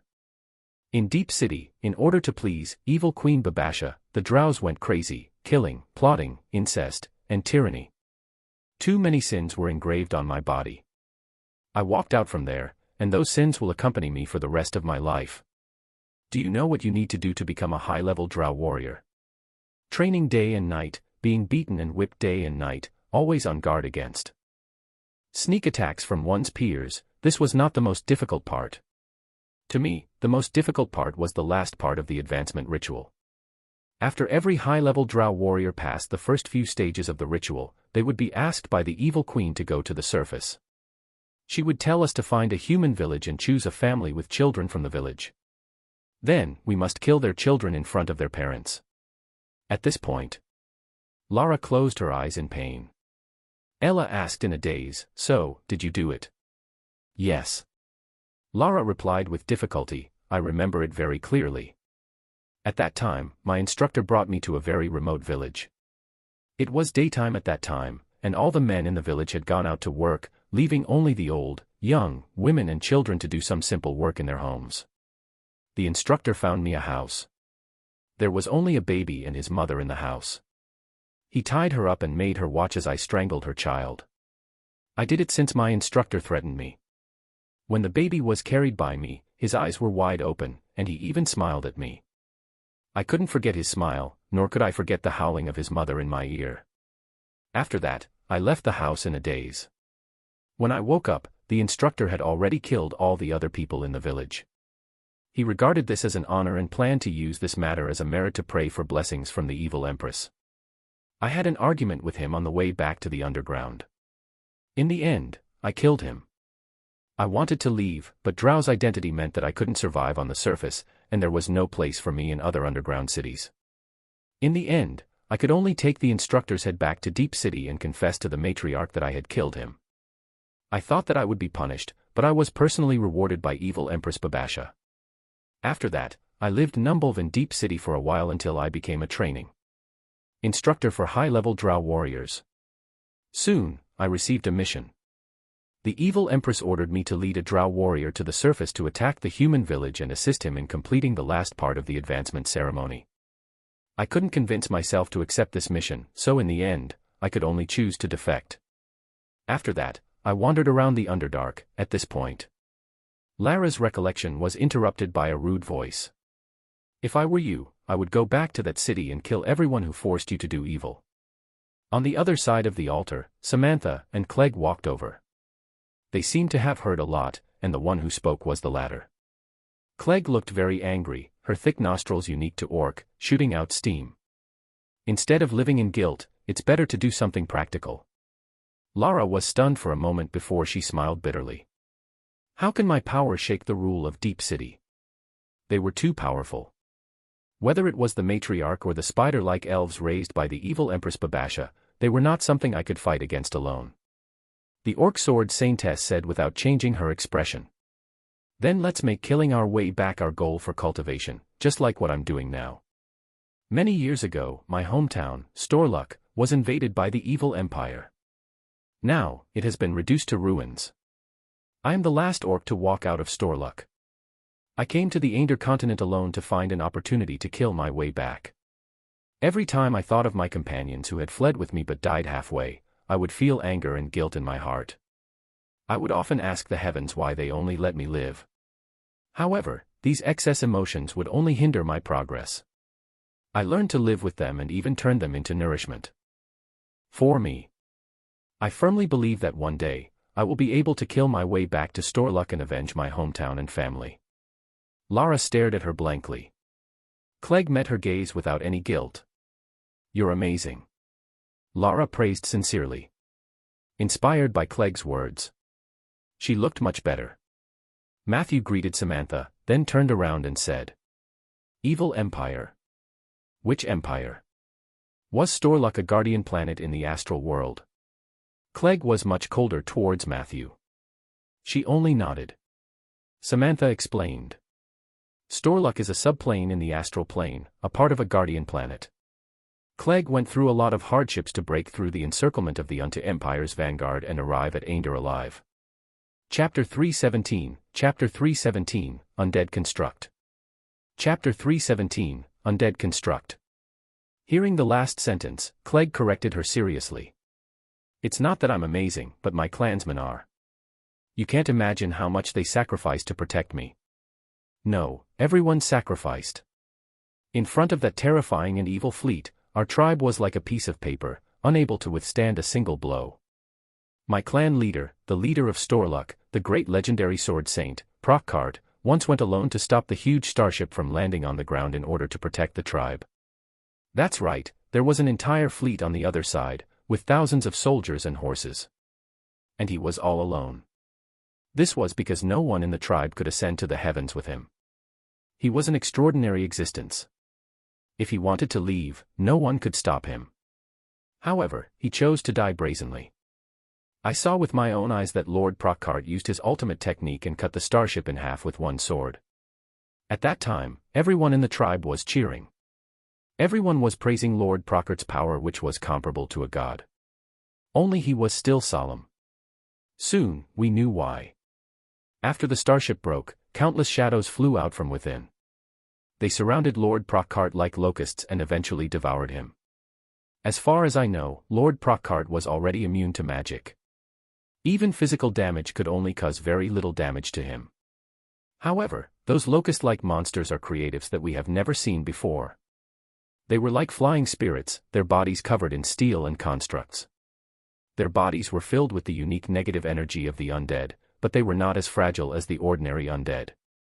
Purify and dispel were ineffective against them. It was only after a long time that I found out that this was a technique that the Unto Empire was proud of and used to conquer the other planets. Undead construct. After Lord Prockhart was defeated, my hometown was completely turned into a sea of fire. Large areas of farmland were burned to ruins, and all the orcs were exterminated. Their bones were made into terrifying undead and covered with all kinds of strange constructs. When I left Storluck, that planet had become another branch base of the Unto Empire. Tall buildings rose from the ground, and they erected chimneys on the plains. Countless steel beasts that could spew black fog and steam drove on the plains, and groups of space spirits that could fly wandered between the mountains and above the clouds like nightmares. When the sun set, I saw the colorful lights in the steel forest. That was an unforgettable scene in my life. It also reminded me that I must avenge my clansmen. I'm saying this for no other reason than to remind you that you're not the only one in this world who has suffered the injustice of fate. Don't give up. From beginning to end. Clegg was talking to Lara. She seemed to treat Matthew as heir. However, Matthew did not mind. From the other party's words, he had already learned too much shocking information. Although his version was still at the stage of traditional undead. The Unto Empire, which loved to seek death, had evolved into a power that knew how to deal with steel constructs. I wonder if the Unto Empire has truly fallen at this point in time. According to the timeline. In the game, the one who invaded Clegg's hometown should be a space undead army that was wandering outside. But if it weren't, then it would be troublesome. Forget it. Ainder is in the prime material plane, after all. The plane barrier was extremely thick, and it was not as easy to invade as the guardian planes hanging in the astral plane. Besides, even if the sky falls, there will be tall people holding it up. With my current strength, it's useless to think too much. Although he thought so. However, Matthew was still very interested in the Unto Empire's undead construct. In his previous life, he had encountered such troops when he was playing the game. Unfortunately, he was a player who rarely looked at background introductions. He only liked to farm. In his impression, other than the fact that such troops were easy to drop gold coins, he knew nothing else. As far as I know, this hive is also related to the Unto Empire. Matthew said. The orc sword saintess glanced at him, and this time, she actually said. Yes, that's why I agreed to Samantha's request to help us eliminate the Zergs. The violent Zither insect race isn't a powerful race. My hometown has been invaded by them several times, but they have been successfully expelled. I want to know what secrets are hidden in the Unto Empire base that was attacked by the Zergs. Seeing that she was finally willing to talk to him, Matthew quickly struck while the iron was hot. Since you came to Ainder to seek help, have you contacted the Seven Saint Alliance regarding the Unto Empire? Clegg's expression darkened. Of course I did, but the Seven Saint Alliance didn't care about me at all. They left me in an abandoned stronghold on the east coast for more than a month. It was only when I repeatedly went to ask for an answer that a kind mage told me that the Seven Saint Alliance didn't care about what happened outside of Ainder. The higher-ups of the Alliance couldn't possibly provide me with any support. After that, they even chased me out like I was a beggar. This is the shame of my life. Matthew shook his head silently. Perhaps the Seven Saint Alliance doesn't even care about Ainder. Mages are the most refined and selfish creatures. They only care about themselves. Samantha looked at him in surprise. Are you mocking yourself? Matthew smiled and didn't say much. Let's go. Samantha changed the topic with a smile and reminded everyone of the purpose of tonight. In the past half a month, Clegg and I have already cleared the outer perimeter of the hive. Tonight, we will go straight into the inner part. According to Clegg, we will be able to eliminate all the violent Zergs by killing the Zerg Queen, who is hiding in the depths and controlling all the Zergs. Our goal this time is to find her and kill her. As she spoke, she activated the power of the altar. The gentle moonlight enveloped everyone. Very quickly. In a flash, they appeared on the 33rd level of the hive. Under Samantha's lead, they left the area of the shrine of the goddess of moonlight. Not long after, a huge iron gate appeared in front of them. The iron door and the underground space of the hive were integrated into one, and the surrounding stone walls were covered with thick, luminous moss. Matthew noticed. There was a shiny device next to the iron door. It looked like a card reader. He took out the access card he found on the body of the Unto Empire researcher from his inventory. Do I need to use this thing? However, Samantha had already walked slowly to the card reader, took out another identical card from the inner lining of her shirt, and inserted it gently. She smiled and said, "When we were cleaning up the bugs on the outside, we found a dozen of these cards." Matthew shrugged. However, after inserting the access card, there was no movement at the door. Samantha looked confused. At this moment, Matthew stepped forward and took the card from her hand. He flipped it in one direction and then naturally swiped it from top to bottom. Beep beep beep. A crisp electronic sound rang out. Dark green lights lit up on both sides. The door creaked open. Samantha looked at Matthew in surprise. "Why are you so skilled?" Clegg looked at him suspiciously. Matthew could only explain. "As a mage, we are also well versed in otherworldly knowledge." As soon as he finished speaking, the door slammed shut. It left a gap for the two of them to enter and exit. A stale aura gushed out from within. Everyone could not help but cover their mouths and noses. Then, they looked inside curiously. Chapter 318, Chapter 318, Is this otherworld knowledge? Chapter 318, Is this otherworld knowledge? Buzz. Buzz. Buzz.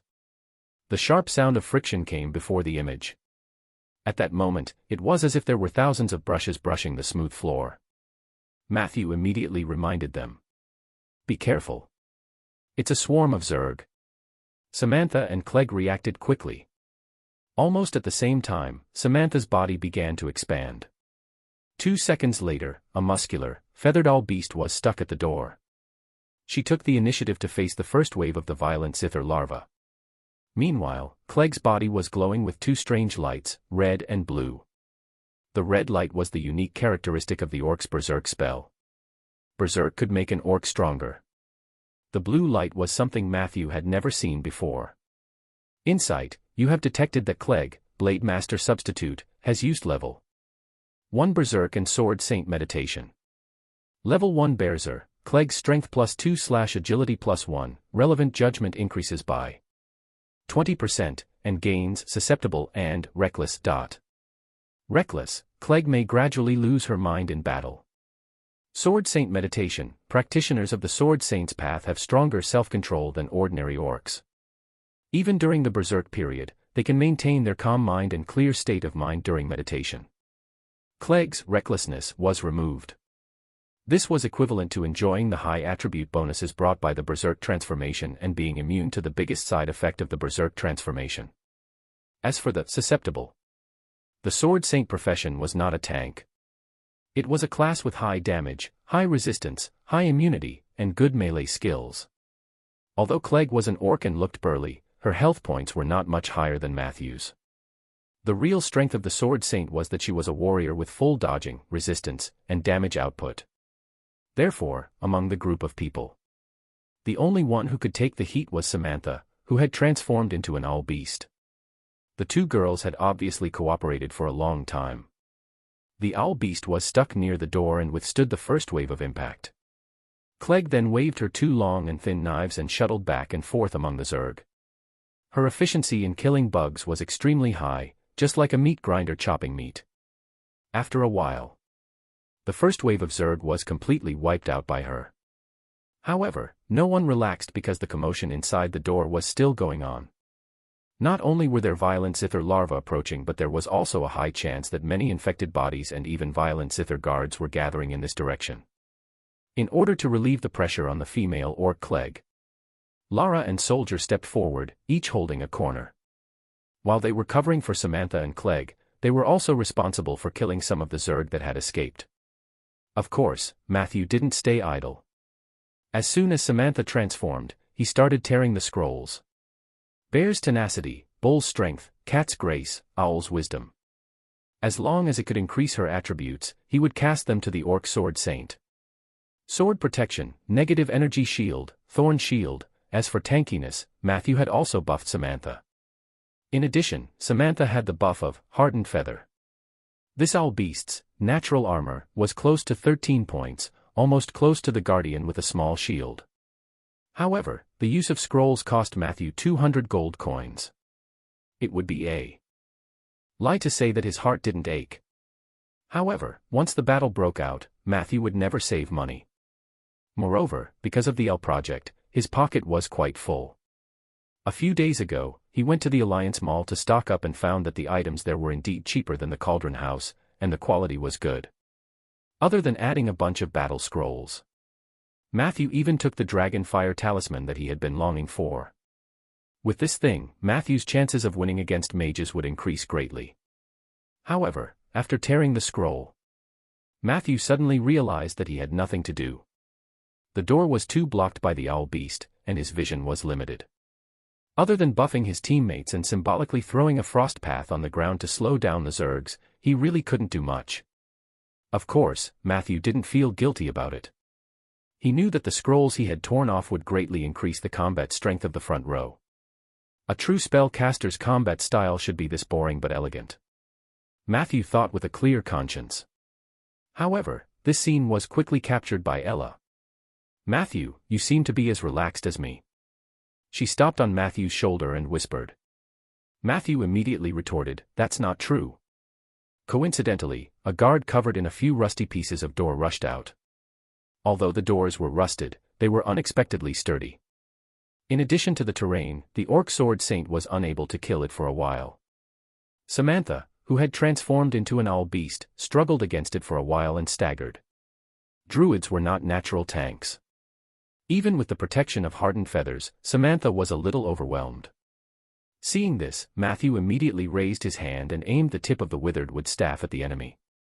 In the next second, he tried hard to recall Rieger's face in his mind. Whoosh! A gray light shot out smoothly. Disintegration. The gray light hit a door, and the door melted silently.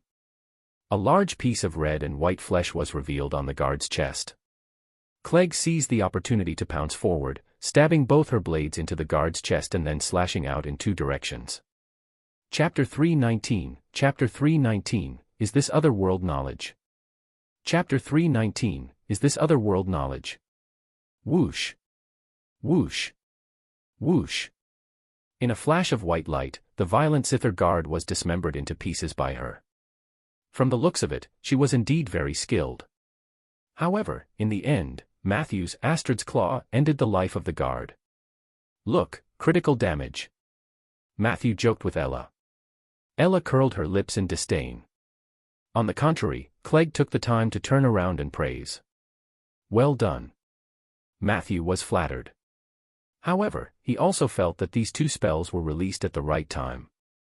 Disintegration broke through the armor, and Astrid's Claw retracted its head. In Ella's opinion, this process was a breeze, but only the teammates in the front row knew how timely this spell support could be. Matthew was also satisfied with his performance. He gradually grasped the rhythm of releasing the spells he had learned in battle. For Matthew, the spells given by the system were like skills in games. They were easy to understand, such as the low-level druid spells obtained from completing missions. However, the spells he learned had to follow the laws of reality when he cast them. Just like what he had described to Rieger. He had to maintain a high level of concentration in battle and overcome all kinds of discomfort in order to successfully cast the spell. This process was not simple. That was why he was more willing to use his wilderness form to fight the enemy.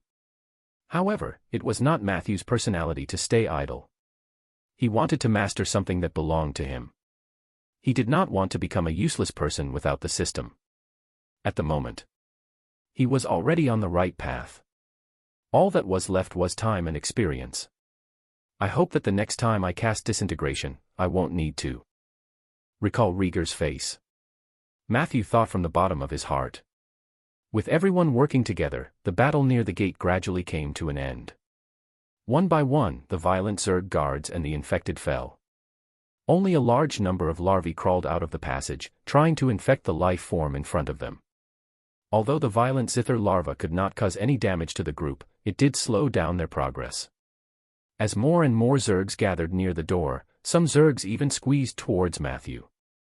Matthew watched for a while and decided to clean up the mess. "I'll count to 3. As he spoke, he took out a thumb-sized black umbrella from his inventory and flicked it. The small umbrella floated in the air and flipped over a dozen times.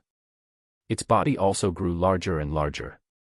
Not long after, the black umbrella transformed into a translucent, bullet-shaped, single-sided defensive shield that could cover 5 to 10 people.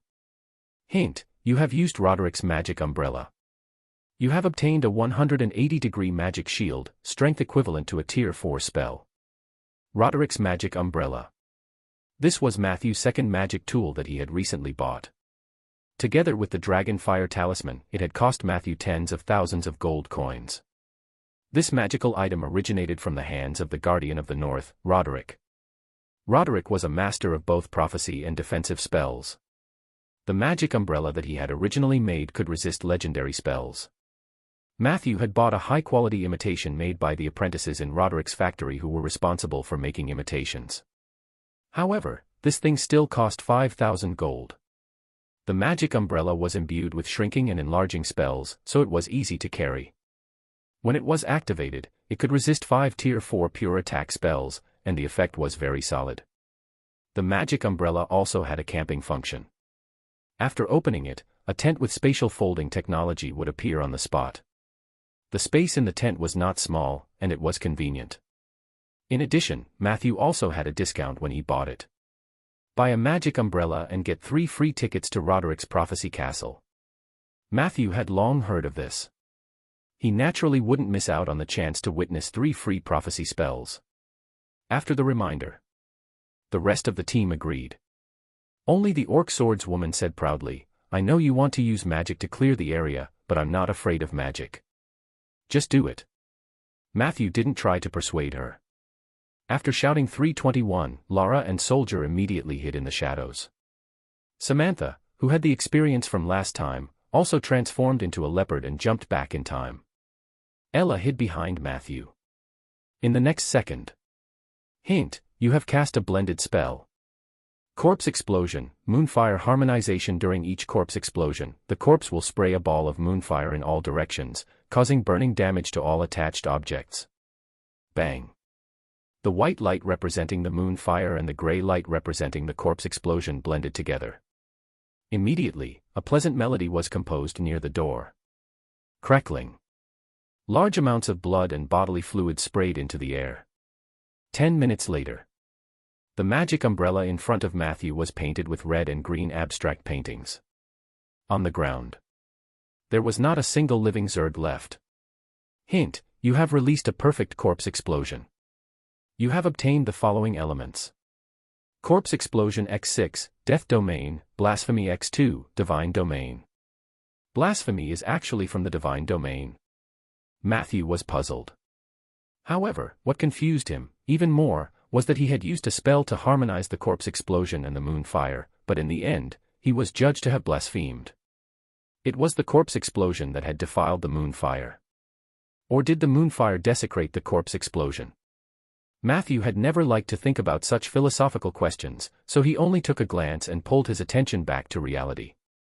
Chapter 320, Is this other world knowledge? Chapter 320, Is this other world knowledge? He put away Roderick's magic umbrella. He walked towards the door. When he passed by the Orc Sword Saintess, Matthew didn't forget to cast Untainted on her. The slightly awkward expression on the latter's face immediately eased. Samantha chuckled and whispered to her. Matthew stood at the door and looked inside. There was a hall in front of him. The zergs in the hall had been killed clean. There was a passage on both sides of the hall.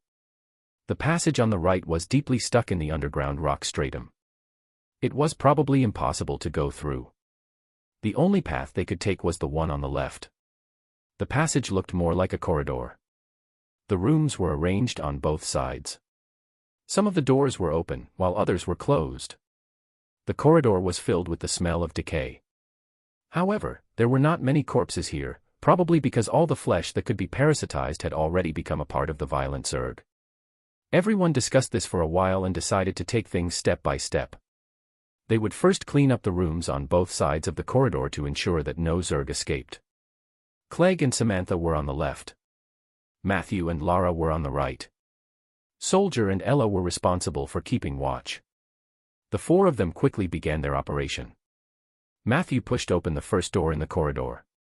The room was neatly furnished, but the furniture was covered in a layer of dust. This was probably the staff dormitory of the laboratory. After entering the room, there was a separate shower room. There was a small cooking table on the left. A few steps forward, there was a single bed, a small bookcase, and a 1.5-meter-tall desk. These made up most of the furnishings in the room. Lara did a quick search. Other than some personal items, there was nothing else. Matthew found a stack of green notes in the drawer.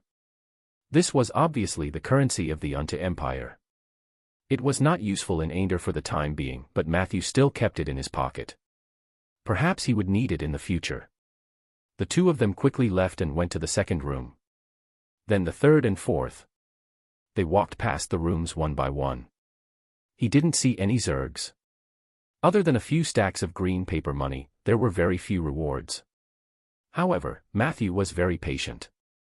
He knew that this was part of the battle.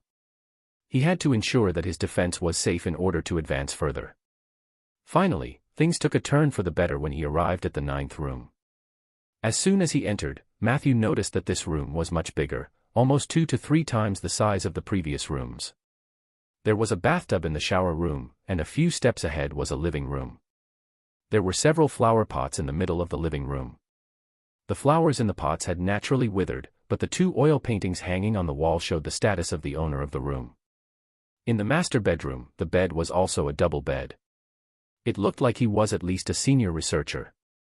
Matthew searched with anticipation and found something. In the open safe. He found a large bundle of green notes, 2 gold bars the thickness of a thumb, and many dusty jewels.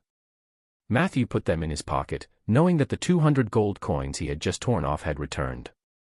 At the same time, he did not forget to ask Lara to take away the safe. Other than that, he also found a very small flashlight, a fountain pen without ink, a diary, and a very small figure of a fully constructed undead on the desk. Matthew knew that these things were extraordinary. Hint: you have obtained a psionic torchlight, unidentified/smart knowledge. You have received a fully automatic fountain pen, 100th anniversary of the Unta Empire. You have obtained the diary of the deputy director of the laboratory. You have obtained, undead construct, shrinking spell is in progress. This thing was not a figurine. This was a true undead construct. Matthew looked at him carefully and found that he was a skeleton soldier with a thin layer of exoskeleton armor on the outside. There were construction runes on the armor. It was unclear whether it was magic or technology, but it gave off the beauty of a stitched monster. If the shrinking spell is active, I have the opportunity to enlarge it and study its specific structure. Matthew was extremely excited. Then, he studied the flashlight and fountain pen. Unfortunately, like the psionic staff, the former would require an advanced identification scroll to see its use, while the latter would require more knowledge of the Unta Empire to determine its value. In the end, Matthew opened the diary. Unlike the previous researcher, this deputy director of the laboratory, Standron obviously took a concise approach. He kept a diary, but he was often lazy. His handwriting was scarily sloppy, and at the same time, there were many typos. Matthew often had to read it carefully and combine it with the context to know what he was saying. Corrupted Science Agency. I had just made some progress in my research on the undead construct when those bastards from the Imperial planet stole the results. They sent a new project leader out of nowhere and directly transferred me away. I was clearly an expert in constructing undead, but now I was sent here to study some *T psionic power. Psionic power. I don't know any psionic power. I have to write a letter and report those bastards who use their official positions for personal gain. Otherwise, it will be difficult to resolve the hatred in my heart. Forget it. I'll just remain anonymous. I'm a married man after all. I can't be as reckless as young people. Forget it. I'd better not write it. If they find out that it's me, I might lose this job. Chapter 321. Chapter 321, Is this other world knowledge? Chapter 321, Is this other world knowledge?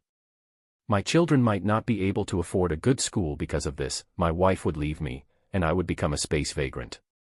In the end, I might be captured by the space undead force that I developed myself. After I die, I will also become a part of them. How ironic. *CK the Empire. Die. A new batch of monkeys came to the laboratory today. Forget it. Although they were called monkeys, they were actually a group of space refugees with no identity. Because they had been wandering around the Imperial Star Sector, they were captured and used as experimental subjects. In the beginning, the Empire would still be secretive, calling them volunteers or death row prisoners. Now, they stopped pretending and directly said that this group of people was a special breed of monkeys. They told us to be bold and not have any psychological burden to carry out the experiment. Have you ever seen a monkey that speaks as fluently as a human? I haven't. *CK the Empire. Die. It said that a big monkey will come tomorrow. I don't know what kind of slang this is. I am in a bad mood today. *CK the Empire directly. Oh my God. That wasn't a monkey. It was a divine creation. I feel like I've got some inspiration. We seem to have found a shortcut on the Giza's psionic path. God bless. I am in a good mood today, so no fucking the Empire. But this is an exception. It won't happen again. The second half of the diary was empty. Matthew did not know what had happened to the associate director. But things seemed to have changed during that time. What divine object allowed them to find a shortcut to study psionic power? Matthew was very curious. He knew that the Empire must have made some progress. Otherwise, he would not have been able to find these psionic items. However, he did not know why they were attacked by the swarm and wiped out. Matthew closed his diary and walked out of the door. Suddenly, a leisurely singing voice came from the end of the corridor. It was dark there as if a gentle and pitiful woman was calling out to him. Matthew quivered and successfully avoided the charm and mind control effects of the song. But in the next second, he heard movement from the opposite room. Samantha suddenly opened the door and walked out. Her eyes were bright as she said to Matthew, "Did you hear that? The goddess is summoning us." As she spoke, she walked steadily into the darkness. Matthew and Clegg, who had come out of the door behind her, looked at each other. The Blade Master rushed to Samantha's back and slapped her. Samantha fainted. Well, that's one way to do it. Although Matthew felt that she had gone a little overboard, he secretly praised Clegg for his decisiveness. "It must be the Zerg Queen," Clegg said confidently. "That is a monster that is very good at mind control. Without sufficient immunity, it is very easy to be controlled. We have to find a room to tie Samantha up. I'm afraid she'll still lose control when she wakes up." Matthew nodded. "Leave it to me." Then, he and Clegg brought Samantha to the deputy director's room. Matthew took out a piece of magic rope and threw it to Soldier. With the rope in his hand, Soldier's soul fire burned. He took a step forward, bent down, and tied Samantha up in less than 10 seconds. Hint, your summoned creature, Soldier, has used the ability Bondage Master. Clegg silently looked at the tied Samantha, feeling that something was amiss. Ella asked directly, "Why do your skeleton soldiers know this binding technique? Could it be that this is also knowledge from another world?" Matthew was about to answer. At this moment, The song sounded again. Matthew and Clegg's expressions changed. Because that voice seemed to be getting closer and closer to everyone. "I'll go kill her." Clegg pulled out her twin blades and rushed out. Matthew immediately asked Ella and Lara to stay there and guard Samantha while he and Soldier followed Clegg. Chapter 322, Deity's Artifact and Evil Demon Seal. Chapter 322, Deity's Artifact and Evil Demon Seal. The corridor was very long, but under the attraction of the song, they gradually reached the end. In the darkness ahead, a dark red halo lit up. Matthew lit a ball of magic fire, illuminating the outline of that corner. He saw a door that was as wide as the main door. However, the door itself had been completely removed by some kind of force. The top of the door frame was fused with a rock-like material. There was a hall that was symmetrical to the front door by the door, but there was nothing in the hall.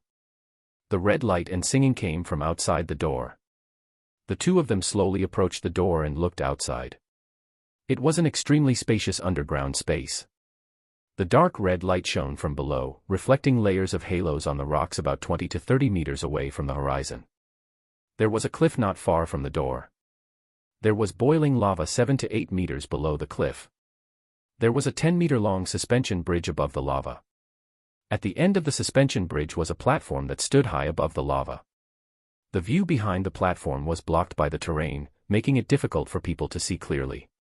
But Matthew was sure that the mesmerizing song came from there. Matthew gestured to Clegg not to be rash. The two of them stretched their necks along the line of the door and looked at the situation near the lava pool. Very quickly, Matthew could vaguely see the remains of some buildings on the east side of the lava pool. He turned into a raven and looked up from the ceiling. In the end, he only saw 2 rooms on the wreckage. According to the distribution of the buildings, more rooms should have been submerged in the lava. Hint: you have discovered the psionic energy laboratory of the Unto Empire. Matthew realized that the building wreckage was the real laboratory. But what was going on with this lava pool? This was the Moonlight Woodlands. Even if it had been hit by the Unto Empire's starship, it would not have formed such a terrain. A strong sense of unease welled up in his heart. However, Clegg appeared a little impatient. "I will find the source of the song and kill Queen Zurg. This Queen Zurg can only be at the 5th rank because once she advances to legend, she will transform into the ultimate weapon of the Zither Zurg, the Mother Nest. The Mother Nest is one of the most terrifying units in the astral space, but with the number of Zurgs here, it's impossible to afford the consumption of a Mother Nest, so you don't have to worry too much. I'm very experienced in killing Zurgs." However, Matthew stopped her. "Wait for me, okay?" Clegg glared at him with her thick nostrils. She looked like she wanted to save Samantha from her charmed state as soon as possible, but in the face of Matthew's sincere request, she nodded and agreed.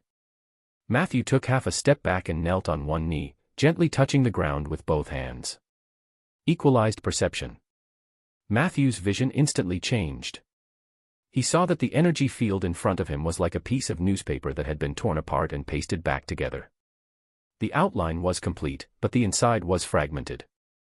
"I see. The area inside the door is still within the Moonlight Woodlands. Outside the door is the derivative space formed by the collision between the material world and outer space. Many fragments of the outer planes were attracted here by the gravitational force formed by the collision. That's how the lava pool came about." 2 seconds later, Matthew opened his eyes, looking a little tired. The Moonlight Woodlands was the projection of Asha's divine kingdom. It was a half-plane attached to the prime material plane.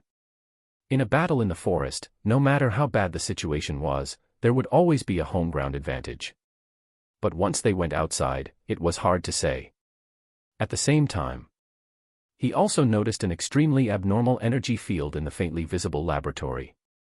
Although the space outside the door was showing signs of cracking, their physical form was still stable. Only a huge gap appeared in the laboratory, both in the elemental plane and the physical plane. This made Matthew curious. He jumped up and looked down a few times. Through a blurry glass wall in the laboratory, Matthew vaguely saw the outline of a cuboid. It was a huge cement box. The reason why it was described as huge was that it occupied nearly 2/3 of the space in the center of the laboratory. Around the cement box were some operation desks. A sealed cement box. Memories from his previous life gushed out. Matthew's heart began to beat faster. As far as he knew, when the Unto Empire dealt with failed experimental organisms, the first step was to pour a large amount of black technology cement into the laboratory. The effect of this cement was almost as good as magic. Most creatures would not be able to escape this calamity. Of course, once this mechanism, which seemed to be used to prevent the spread of disasters, was actually used to prevent the leakage of technology, most of the people in the laboratory would not be able to escape. What was sealed in this cement box? Violent Zerg. Could it be that the Zerg did not invade the starship named Dawn by chance, but that the people in the Empire's laboratory had released the Zerg? In the end, even the blocking mechanism tailed, and the entire starship turned into a hive, leading to the tragedy of the ship being destroyed and the people dying. Matthew didn't know. He stared at the platform in front of him. The song became more and more sorrowful, like a girl asking for help. Clegg's patience was reaching its limit. Matthew suddenly said. Chapter 323, Chapter 323, The Deity's Artifact and the Evil Demon Seal. Chapter 323, The Deity's Artifact and the Evil Demon Seal. Let me take a look first. A few minutes later. Matthew and Soldier walked out of the door and looked around the edge of the cliff. From this angle, they could see the real situation of the underground space more clearly. There were more than a dozen laboratory rooms beside the lava pool. Half of them had been swallowed by the lava, and the rest were filled with a large amount of cement. Only the first few rooms had some items other than the cement box. On the platform at the end of the suspension bridge, an oval-shaped rock protruded high. The song came from behind the rock. Matthew kept walking on the edge of the cliff, but there was always a blind spot. On the other side of the platform was a smooth ground. Matthew saw strands of golden sand, like an open-air gold mine. He strode forward and crossed the suspension bridge with Soldier, arriving at the platform. Following the direction of the song, they went around to the back of the rock. In the next second, a black shadow suddenly pounced over. However, before he could get close, Soldier killed it with 2 slashes. The dead body fell to the ground, choking. It was an infected body. Matthew focused his eyes. The source of the song was a crystal ball on the ground, probably released by the infected. In the next second, the ground beneath his feet began to shake violently. Hiss hiss hiss. A sharp voice came from below the lava pool. The suspension bridge connecting the 2 opposite banks suddenly contracted, turning into 2 thick tentacles. At the same time, the platform collapsed violently, and the stones disappeared layer by layer. What appeared next was a round mouthpart with sharp teeth and barbs on the edge. At the critical moment, Soldier jumped to the side and disappeared. Matthew was left alone as he quickly fell into the circular mouthpart. Along with this process, the terrifying monster disguised as a platform finally slowly floated up from the lava. Above the mouthpart, the body of a woman with delicate features rolled forward. Behind her were countless tentacles and spider-like appendages. One after another, black, red, and extremely slender limbs rose from the lava, making the monster's body look extremely bloated. She was like a deformed creature with ridiculously long legs and a messy upper body. 2 tendrils that were more than 10 meters long seemed out of place among a pile of insect-type organs. Prompt: Your mirror image has been destroyed. You have encountered a highly mutated Queen of Wild Zerg, level 17/mutation mode. Because of your teasing, Queen Zerg is very angry. Mirror image is indeed one of the best spells. I didn't waste my 10 days of hard work. This spell was also the only spell that Matthew had diligently cultivated in the first half of May. He did not expect this to come in handy. Near the entrance, Matthew and Clegg walked out from both sides. The latter looked at the monster with long legs and a fat body in surprise. I have never seen Queen Zerg like this. There's a frenzied aura on her. Matthew only glanced at it a few times and said decisively, "Retreat." Clegg did not question him. She took a few steps back and gripped her twin blades tightly. "Tell them to take Samantha away. I'll catch up." Matthew didn't act pretentious and directly turned into a raven and flew away. Buzz, buzz, buzz. Queen Zerg suddenly opened her mouth, and dozens of sharp tongues shot towards Clegg. Clegg did not panic in the face of danger. She fought and retreated, the two sabers in her hands weaving into a chaotic dance. Whoosh! Whoosh! Whoosh! As the white light flashed, pieces of bloody flesh fell to the ground. Queen Zurg hurriedly retracted her tongue in pain. Clegg's attack was successful, but she did not continue fighting. She turned around and chased after Matthew. She retreated as she fought, bringing out the high mobility of the Sword Saint to the extreme. Soon, she caught up with Matthew and the others. The group quickly retreated toward the gate. Lara carried Samantha on her back and rushed to the front. Matthew followed closely behind. Clegg and Soldier covered each other. Not long after, they crossed 1/3 of the corridor. They were not far from the main gate. However, at this moment, an extremely strange sound suddenly came from the depths of the corridor. Grunt. Grunt. An intense sense of danger came from behind. Matthew. Clegg suddenly raised her voice. In an instant, a fiery red light flashed from the depths of the corridor, and a stream of hot lava erupted from Queen Zurg's body. This lava was clearly not something Clegg could withstand. At the crucial moment, Matthew pushed Clegg away, and with a flick of his right hand, he instantly grabbed the handle of the magic umbrella that had enlarged. "Hide behind me." Before he could finish shouting the last word, the scorching lava flow ruthlessly washed against the protective shield of the magic umbrella. Matthew felt a huge force crash into his shoulder. He was forced to fall backwards, but a strong shoulder held his back. He turned around and saw that it was Clegg. Matthew didn't have time to thank her. He grabbed the end of the umbrella handle and focused. There was a small umbrella-shaped pattern above the magic shield. As the lava continued to wash away, the pattern gradually glowed. At first, it was translucent gray, then light yellow, and finally orange-red. It was now. An extremely magnetic syllable suddenly erupted from Matthew's throat. Chapter 324, Chapter 324, Deity's Artifact and the Evil Demon Seal. Chapter 324, Deity's Artifact and the Evil Demon Seal. Roderick's Magic Umbrella, High Imitation Charge completed. Do you wish to activate Spell Backlash? Spell Backlash, when the magic umbrella receives a certain amount of, below legendary, energy impact or physical damage, the user can return the damage. Number of times left, 4 out of 5. Remark, after the number of Spell Backlash is used up, you can perform a second enchantment at any of Roderick's spell workshops. The price is reasonable, 1,000 gold coins / 5 times. The tip of the magic umbrella suddenly spun at high speed. Immediately after, the lava flow was suddenly reversed 180 degrees. The lava was sent back with the same force. Whoosh! Whoosh! Queen Zurg was pushed back by the lava. Using this opportunity, everyone tried their best to escape. They finally rushed out of the outer gate before Queen Zurg caught up. Let's go. Take Samantha to the shrine, Matthew instructed Lara.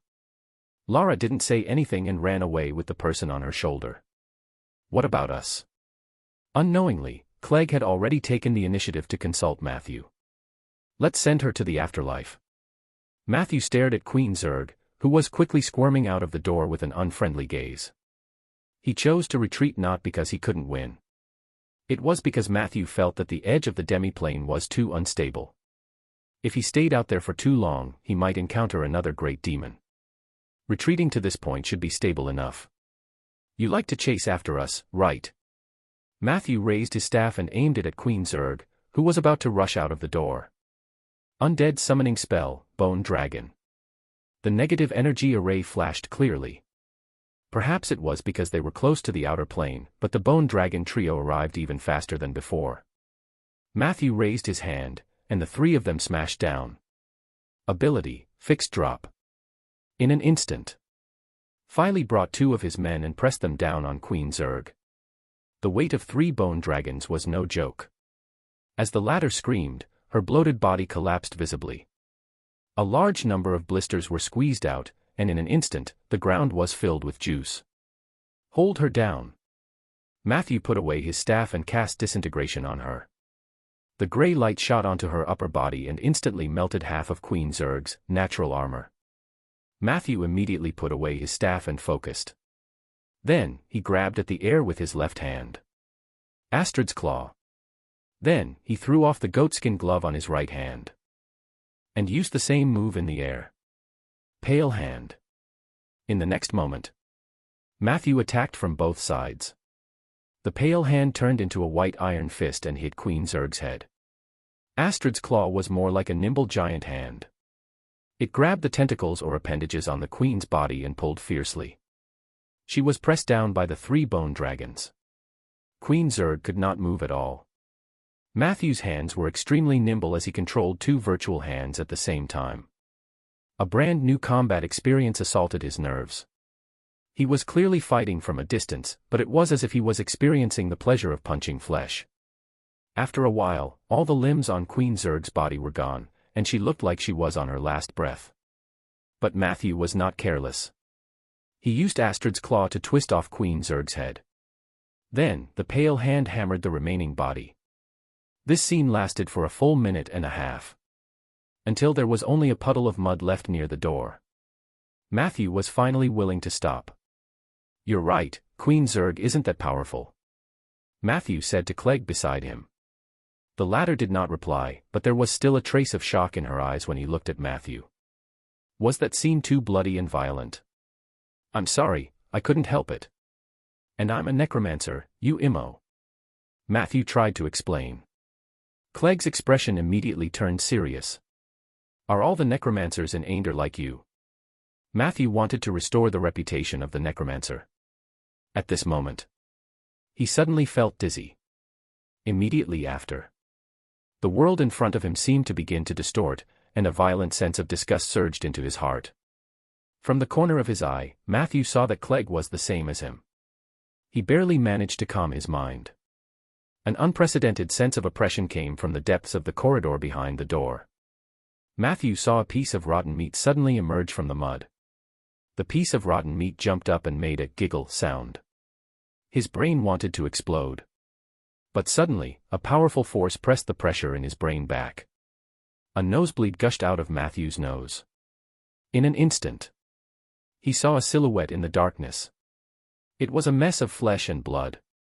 As soon as it got close, countless ravings surged into Matthew's mind, and waves of distorted power tried to tamper with his thoughts.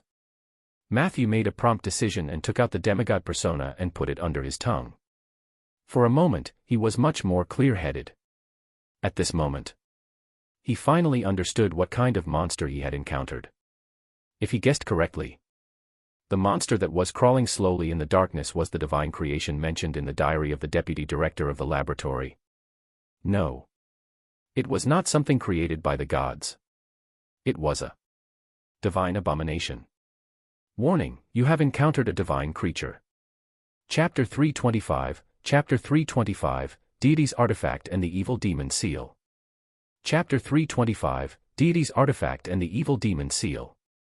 You have used your demigod status to complete a partial exemption. Divine Abomination. A terrifying creature that existed in the astral plane. He represented the distortion and pain of the gods, and a divine abomination was usually born in 2 ways. When a god was born, a wisp of pain or distortion separated from his body and soul would often give birth to a divine abomination without a physical body if it could not be resolved. After the death of a god, a wisp of resentment born from his corpse would fuse with the remains of the god and other creatures. At this time, a chaotic but divine flesh and blood would be born. It was this divine abomination that Matthew had encountered in front of him. The abomination's level was very high, but the most terrifying thing was its ability to interfere with the will and the mind. Only those with legendary or demigod power could be immune to it. Matthew and Clegg were confident that they could kill all monsters below legend. However, not the legend rank and above. The legend rank was a huge chasm that separated mortals from saints. Anyone who tried to challenge this gap would end up with a miserable ending. Therefore, the moment his consciousness returned, Matthew was ready to escape. However, before he escaped, he suddenly noticed that the cool divine power badge had become hot. Matthew's heart skipped a beat as he patted the badge lightly. Moonlight. A large patch of pure white moonlight shone near the door. The moment the moonlight shone down, time seemed to have stopped. Even the divine abomination's movements became extremely slow. Matthew saw the moonlight flowing slowly like a waterfall. They washed down from top to bottom and finally formed a human figure on the wall.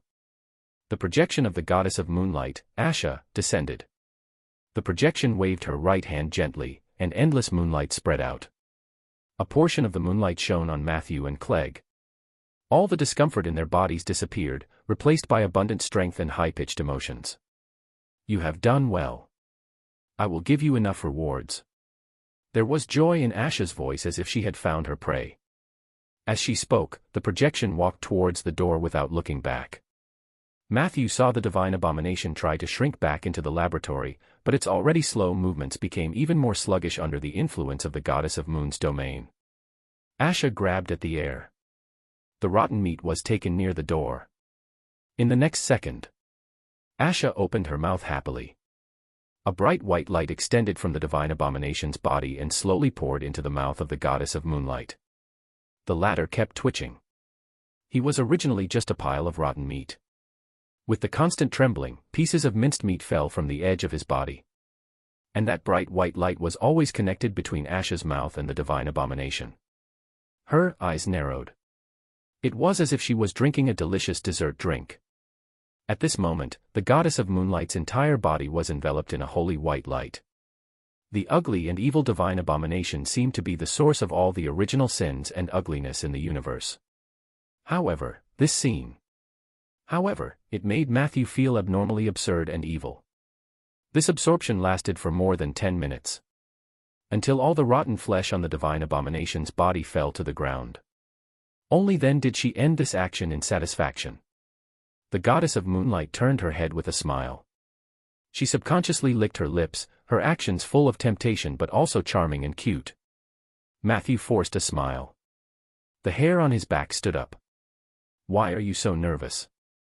You don't have divinity or divine power on you, so I won't come and absorb you. Or do you want me to suck you? Asha looked to be in a good mood and actually took the initiative to joke with Matthew. Matthew's eyes were filled with dissatisfaction. So, was this your goal? You knew there was a divine abomination inside.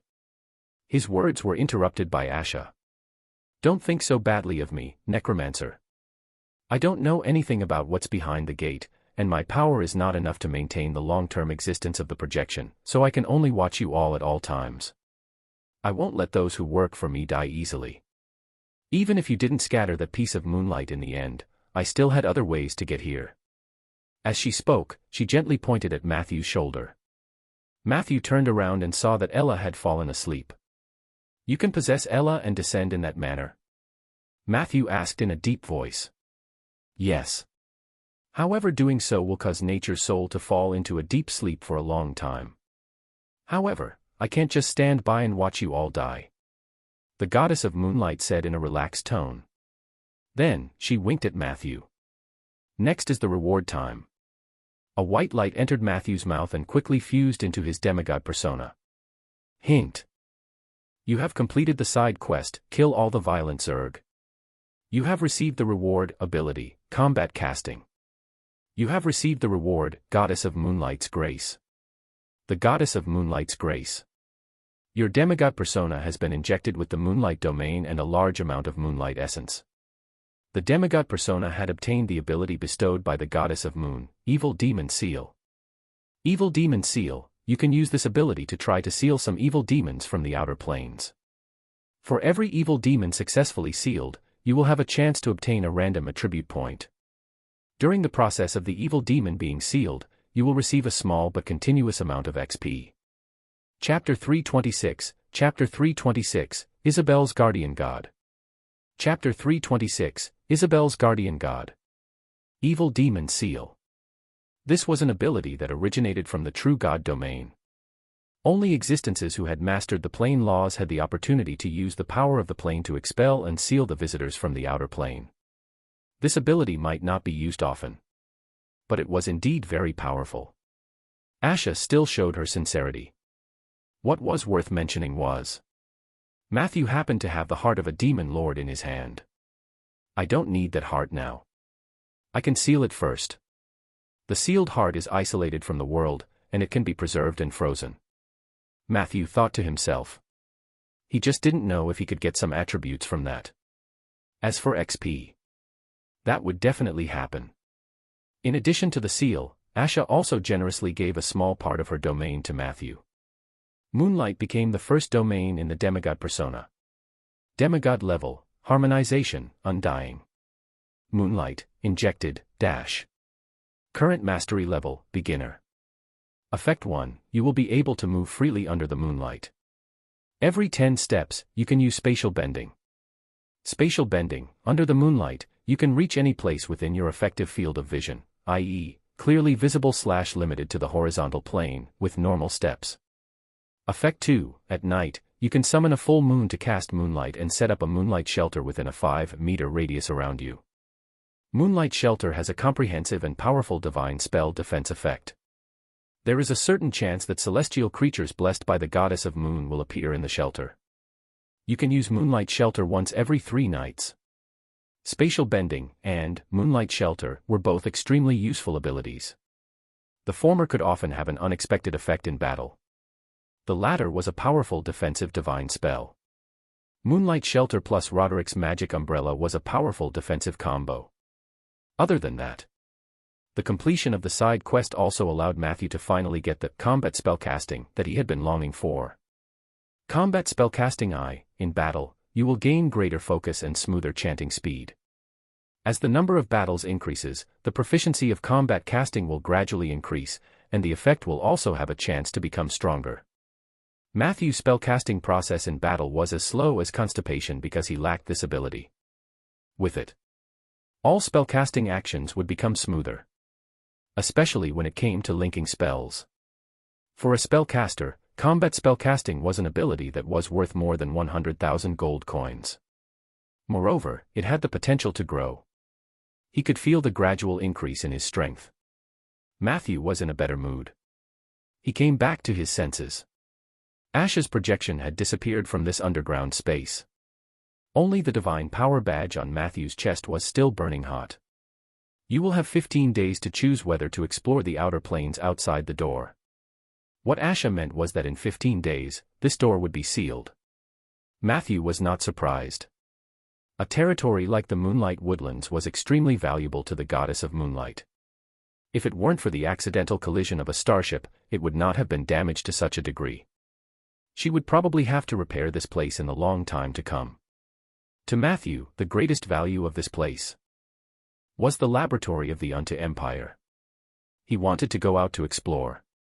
But he didn't dare. He was afraid that the evil spirit Lord Omadochi and the great evil demon Trier, who was the incarnation of the god of midnight, would join forces to capture him. Just as he was in a dilemma, Matthew suddenly noticed that Filey was sucking on the remaining rotten meat of the divine abomination. That's right. Although the divinity and power of the divine abomination have been sucked dry by Asha, this flesh is also a divine remains. Matthew's eyes lit up. The remains of a god, even if they had been reduced to minced meat, were still valuable. He went over to observe and was surprised to find that apart from divinity, Asha had also absorbed the madness and distortion from the divine abomination. I don't know if she is confident that she can suppress the madness and distortion or she is so thirsty that she sucked everything.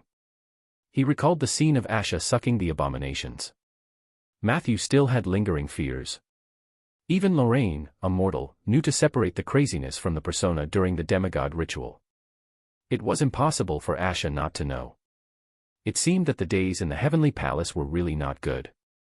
But this was exactly what Matthew wanted. The remaining rotten meat was purer and easier to deal with. Matthew gave a piece of the rotten meat to Filey and put the rest in the body bag. The rotten meat could be used as sacrificial materials. It could also be added during the process of creating a dark warrior to strengthen its physical strength. It could also be used to create undead sludge monsters. Although the sludge monsters moved slowly, they were suitable as meat shields. Sludge monsters made from the rotten flesh of divine abominations would have incredible defensive and recovery abilities. In anticipation, Matthew silently put this matter at the top of his to-do list. At this point, the entire story of the Dawn Vessel incident was now clear. The Unto Empire was indeed an expert at courting death. They had actually captured a living divine abomination to study psionic energy. The key was that Matthew thought that divine abomination and psionic power were completely unrelated. However, they managed to produce some results. Chapter 327, Isabel's Guardian God. Chapter 327, Isabel's Guardian God. This was ridiculous. The attack on the Dawn vessel by the swarm of Zerg might have something to do with the abnormal signal released by the divine abomination. The violent Zerg clan attacked the starship and occupied the laboratory. They had wanted to develop this place into a new space mother nest, but they became the nourishment for the divine abomination instead. Even the queen was highly mutated. This was also the reason why the scale of the Zergs had not developed. The outer planes are too dangerous. We shouldn't even get close. Matthew secretly made up his mind. Even if he wanted to explore, he had to ensure his absolute safety first. At this moment, the orc suddenly woke up from her meditative state. Matthew knew. She must have been rewarded by the goddess of moonlight. "How do you feel?" Matthew asked. "She gave me a secret to practice swordsmanship under the moonlight, which is very helpful for my path to legend. She also told me about a place called Phalai Island. There are many orcs like me living there, and it's the origin of my tribe. She even invited me to join the Moonlight Society." Clegg replied. Matthew nodded. "At first, I thought you came from the Phalai Island. The orcs there do indeed control the inheritance of the Sword Saint's way." Clegg looked a little happy but also a little hesitant. "I'm guessing that Storluck's orcs might have originated from Ainder's Phalai Island, but the relationship between the two sides might not be harmonious. If I go to ask for help now, the result might not be better than the Seven Saint Alliance. However, since I have a clue, I must try it." I wondered if Deep Blue Harbor was far from the island. Matthew was surprised. "Are you also staying in Deep Blue Harbor?" Clegg nodded honestly. "The cost of living there is very expensive. I can only go back and forth between the dock and the suburbs. I work hard at the dock during the day and sleep in Samantha's forest at night. I still haven't gotten used to life in Ainder. The city here is so prosperous that it's dazzling. A sword saint doing manual labor." Matthew sighed. This was only because Samantha was a druid who did not understand the ways of the world. Otherwise, Clegg would have been sold long ago. However, with her strength, those who wanted to betray her would have to consider the consequences. The two of them chatted for a while. Matthew asked, "Are you going to join the Moonlight Society?" Clegg shook her head firmly. "I don't trust her. Even though she looks so elegant and holy, my instincts still remind me not to trust a god from another world. I don't want to believe her superficial attitude, especially when she has a favor to ask of you. This attitude is even less trustworthy." Matthew didn't say much, but he nodded in his heart. Clegg was still very clear-headed. She was thinking the same thing as him. An existence like the goddess of moonlight could only be held in a cooperative relationship at most, and when cooperating, one had to be careful if the other party would stab you in the back. Matthew even suspected that Asha knew about the existence of the divine abomination. The reason why she didn't directly send down the projection was that she didn't want to alert the enemy. Perhaps she had the ability to clean up the hive herself. The reason why they were chosen was purely to act as bait to attract the divine abomination. Matthew could still remember the evil thought that exploded in his mind when he looked at the divine abomination. That feeling of danger made his heart palpitate. If not for another force suppressing that evil thought, his spirit might have been damaged. That should be the guardian that Ronan had placed on him. It was a mysterious spell that even the system could not detect. Matthew didn't know how many times the guardian god's power could take effect, but he had made up his mind that he only needed to maintain a minimum level of friendship with the goddess of moonlight in the future. As soon as possible, he would squeeze out the value of the special existence of the moonlight woodlands. This was what Matthew should do. As for missions like clearing hives, he would never work hard again. "Let's go see Samantha," Matthew suggested. Clegg agreed. The two of them came to the shrine and saw Lara. Lara said that Samantha was still asleep, but her condition was stable under the divine power of the goddess of moonlight. Matthew looked at his shoulder. Ella the owl was also sleeping. This might have something to do with the descent of Ash's projection. The three of them stood guard at the side. He waited patiently for Samantha and Ella to wake up. During this period, Matthew and Clegg chatted more and more fervently. The orc sword saintess was actually a cold-faced but warm-hearted person. In the beginning, her attitude towards Matthew wasn't very good because he was a necromancer and a stranger. After fighting side by side, the distance between the two sides immediately narrowed greatly. As for Lara, Clegg was kind to her. She sympathized with Lara's experience and hoped that she could cheer her up and find the meaning of her life through her encouragement. Every word Clegg said was sincere. Her appearance was ugly, but her words were very heartwarming. Lara didn't say much, but Matthew could feel that she was encouraged. This made Matthew very emotional. It had been 3 years since he came to Anger, and he had met many different kinds of people, but he had never thought that the one with the most positive energy would be a female orc.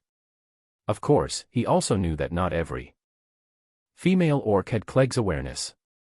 This was closely related to the path of the Sword Saint that she cultivated day and night.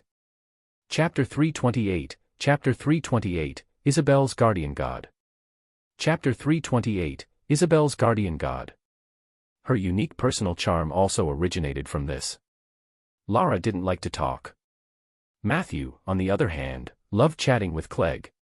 He was very interested in what was happening outside the outer layer, so he grabbed Clegg and asked her a lot of questions.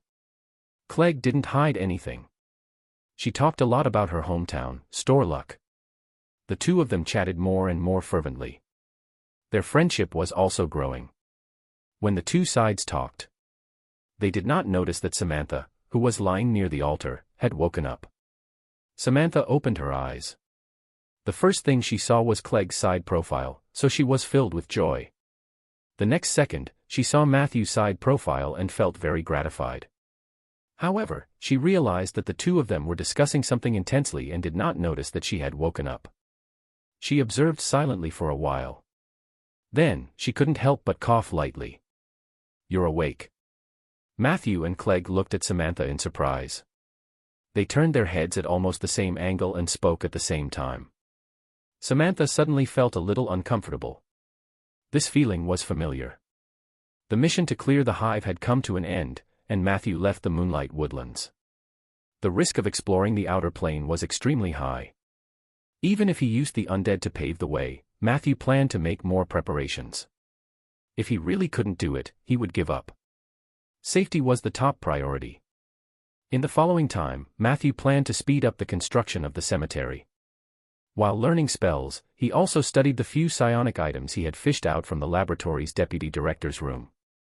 However, early the next morning, someone found the oak forest. It was the Alliance mage Fandral, who was previously in charge of Matthew's recruitment assessment.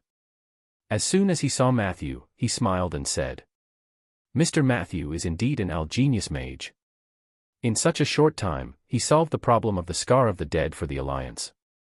After a round of flattery, only then did Fandral reveal his intentions. "I'm here for two things. First, Lord Matthew, your Scorched Umbrella of Death project has been approved by the Alliance as an excellent example. In the following period of time, there will be several batches of mages applying to visit your project. They are mainly from the various mage towers in the south of the continent. Currently, the Alliance has given a quota of 4 episodes. There would be about 10 to 20 people in each episode. They will be all Tier 3 to Tier 4 mages. Occasionally, there might be Tier 5 great mages who will come to watch the show, but they are not included in the list of visitors.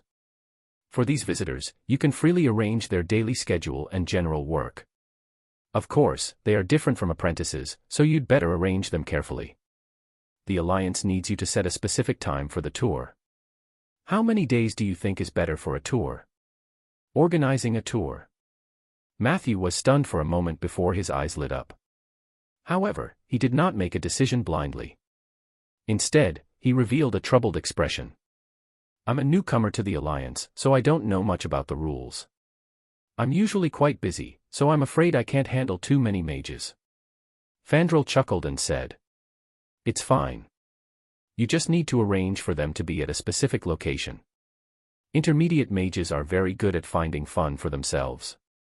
Of course, they also know that they shouldn't cause trouble for you. As for how many days you need to visit, it depends on the capacity of the project. If you can't make a decision, I suggest 5 to 7 days. Matthew said without hesitation. 7 days then. Then, he hesitated and said. In these 7 days, will I need to provide the food and accommodation for the visiting mages? Fandral narrowed his eyes. I'm afraid intermediate mages don't need you to arrange their food and accommodation. They have their own ways. If you don't think I'm being presumptuous, I have a stable way to make money here. It's not really a way to make money, and it's just an unspoken rule of the Alliance. Matthew nodded and said. Tell me. Just charge the entrance fee for the event. Don't be shy. What mages lack the most is money, so it's only right for mages to earn money.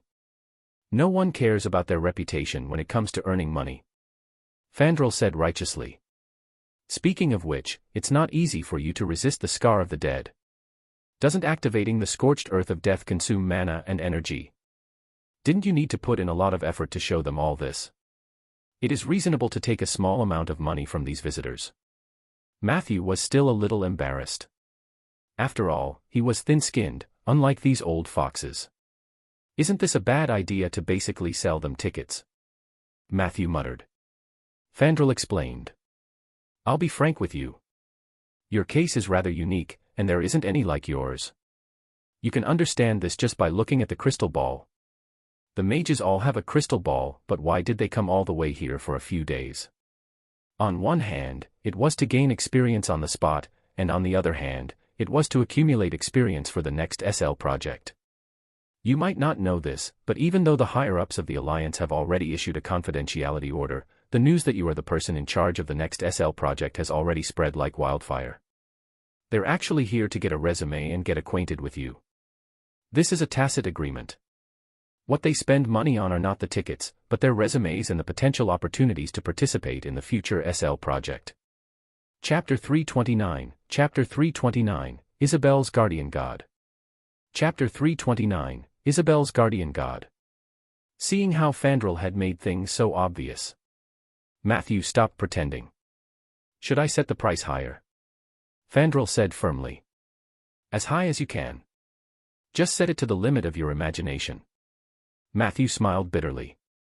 I'm just afraid that my reputation will be completely ruined after this. Fandral disagreed.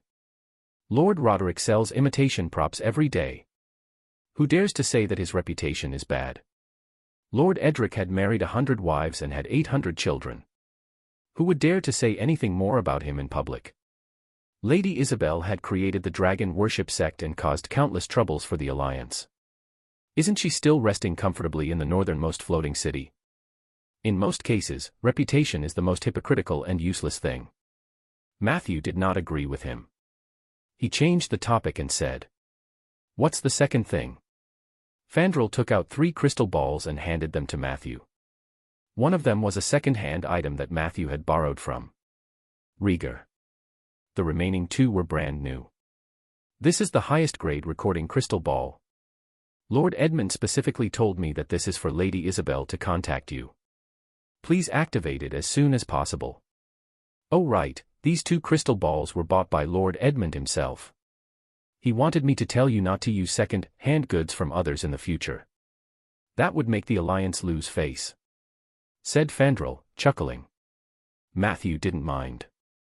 He took the communication crystal ball and injected a trace of magic power into it. Who knew that in the next second? A beautiful woman with a head full of white hair appeared on the screen. I order you to arrive at the Court of Stars within 10 minutes. If you miss the deadline, I will lock you up in the astral plane to accompany Ronan. Isabel said fiercely. Matthew's eyelids twitched as he looked at Fandral. Do you have a ride? I have to go to the Cauldron House. It's urgent. Fandral decisively took out a 3-meter-long broomstick. Hop on, I'll show you. I was a 3-time champion of the broomstick race when I was younger, but I've never had an accident in my life because I'm always careful. Fandral said confidently. 3 minutes later. Cauldron House, Alliance Office, Court of Stars. Matthew saw Isabel's projection again. Why are there so many mud marks on your face? Isabel asked unhappily. Matthew quickly cast untainted for himself. He didn't explain because he couldn't tell Isabel that Fandral, who was known as the 3-time champion of the broomstick competition, had not ridden a broom for more than 10 years, right? When the middle-aged man, who was addicted to the comfort of the magic carpet, once again rode the broomstick that symbolized the passion of youth, the impulse made him think that he had returned to the past. Reality had proven that even though he had been a 3-time champion, he had not flown for many years and was flying too fast. He crashed into a tree. Matthew was glad that he had only fallen on mud.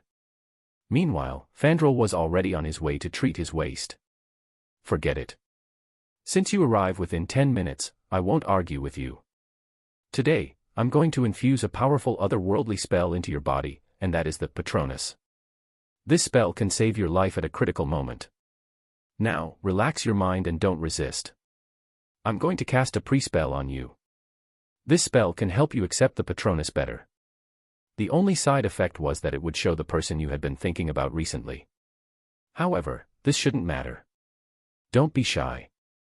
It's your freedom to miss anyone. I won't interfere. Edmund will assist me in long-range casting. Isabel said forcefully. Patronus. Matthew hurriedly said.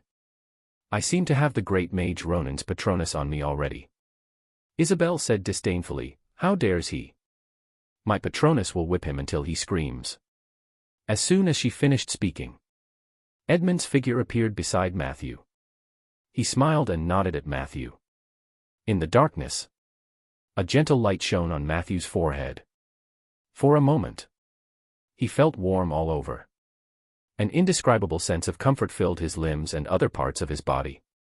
However, in the next second, the outline of a human figure was gradually taking shape in the light.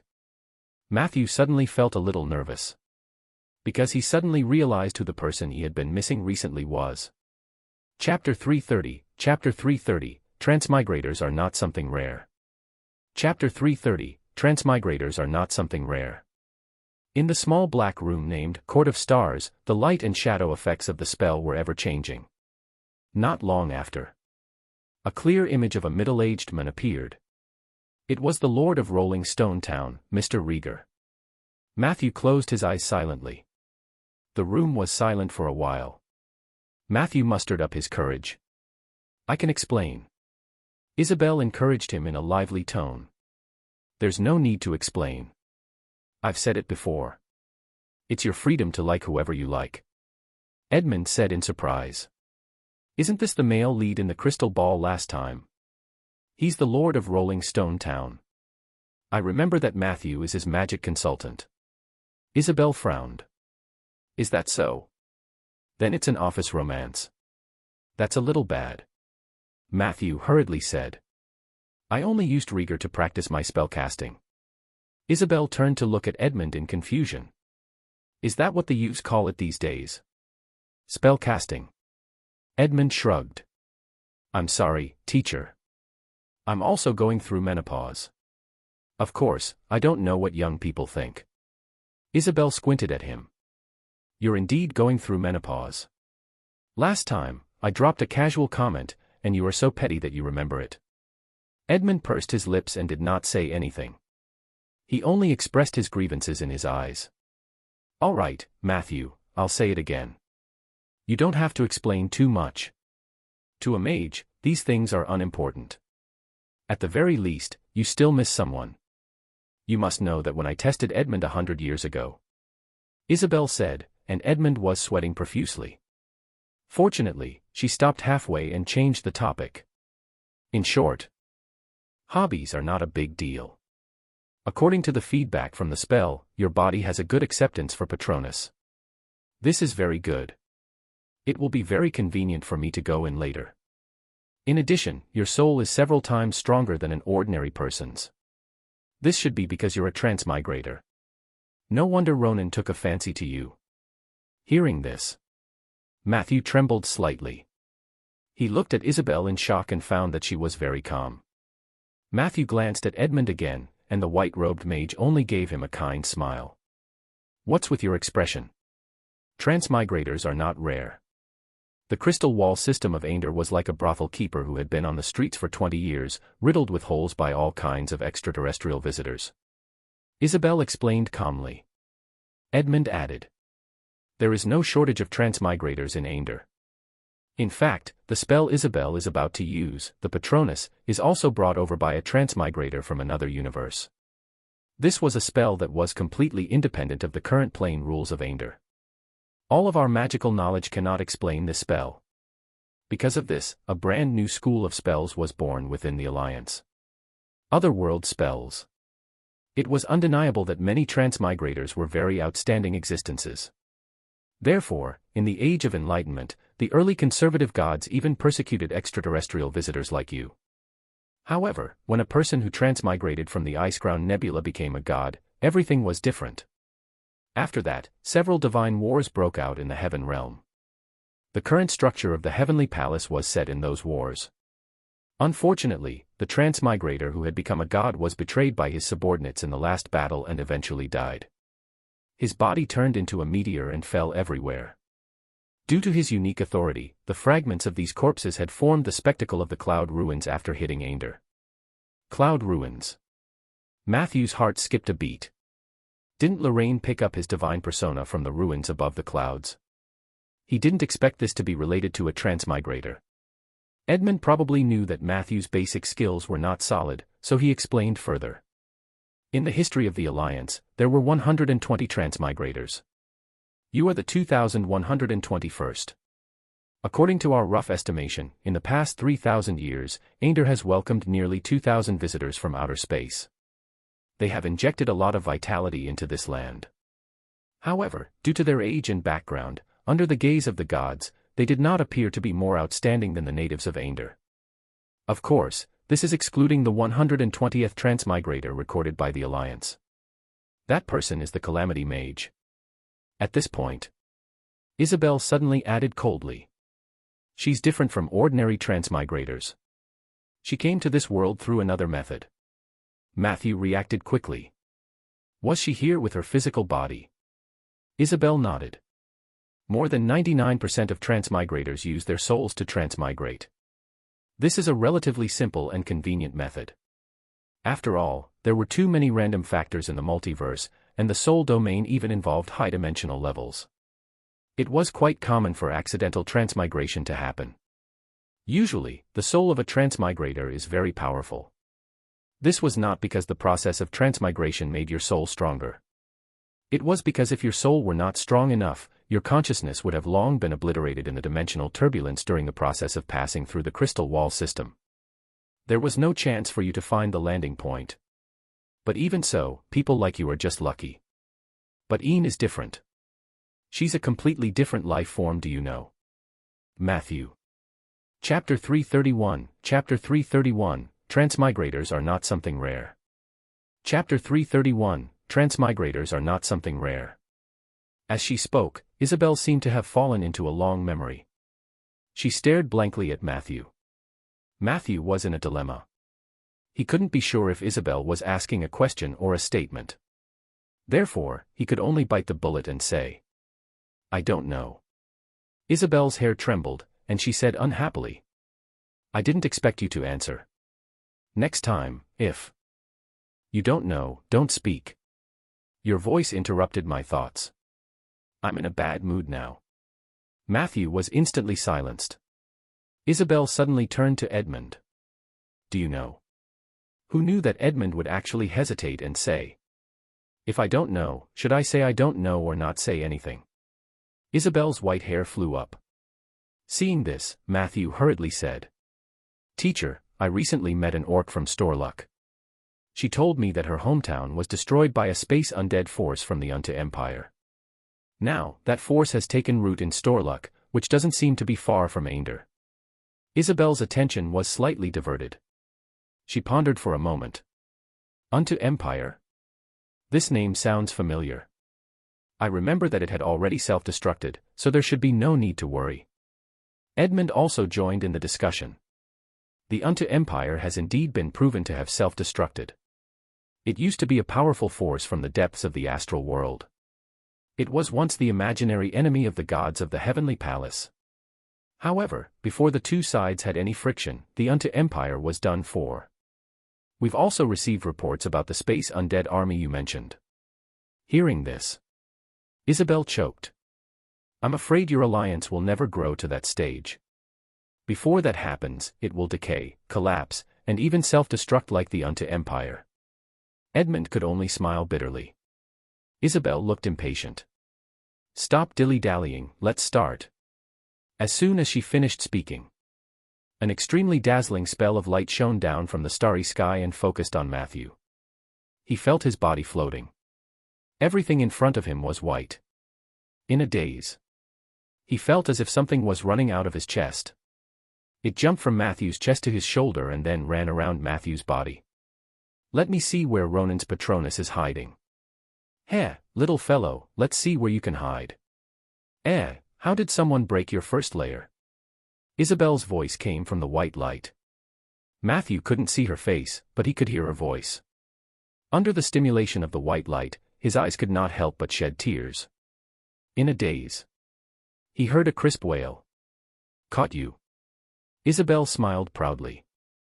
Matthew could sense that the little thing was being pulled out of his body. He squinted his eyes hard and finally saw what the thing looked like. It was a miniature, holy buck. So this is what Ronan's Patronus looks like, Matthew thought. Seeing that the buck was getting further and further away, Isabel reminded him. I'm coming in, Matthew. Immediately after, it was a terrifying dragon roar. White light filled the sky. A huge, pitch-black, ferocious dragon appeared in front of Matthew. The dragon's head was the size of a small mountain. It opened its mouth as if it could swallow Matthew whole. Go. Defend. Snatch. Isabel chanted a few spells in an orderly manner. The dragon turned into smoke. It drilled into Matthew's chest domineeringly. He lowered his head and realized that there was no symbol on his chest. The system didn't give any notifications. This spell called Patronus was indeed magical. In an instant, the white light completely vanished. Matthew found that he was still standing firmly on the floor. The scene just now seemed to be an illusion. Ronan's Patronus can only be activated twice, and it has already been used up once, so it's not a loss for me to chase him away. My Patronus will not only protect your life at the critical moment, but it will also launch a fierce counterattack against the enemy. It can be effective up to 5 times. Isabel explained cheerfully. If you use up all 5 chances, my Patronus will appear in front of the enemy and eat your soul when your life is in danger for the 6th time. Even if you haven't used up all 5 times, after 50 years, he will still appear and eat your soul. Matthew looked at her in shock. The only solution is that you have to become a legend within the next 50 years, or you can curse me to die within the next 50 years, but that's very difficult. Instead of doing that, why don't you pray that I'll kill myself one day when I'm bored? The probability of the latter is higher. He looked at Isabel's smile. Matthew felt a little pressure. He asked curiously. Ronan and Blinken, do they also have your Patronus? Isabel replied lazily. Ronan, that rebellious guy, he had already replaced the Patronus I gave him with his wife's.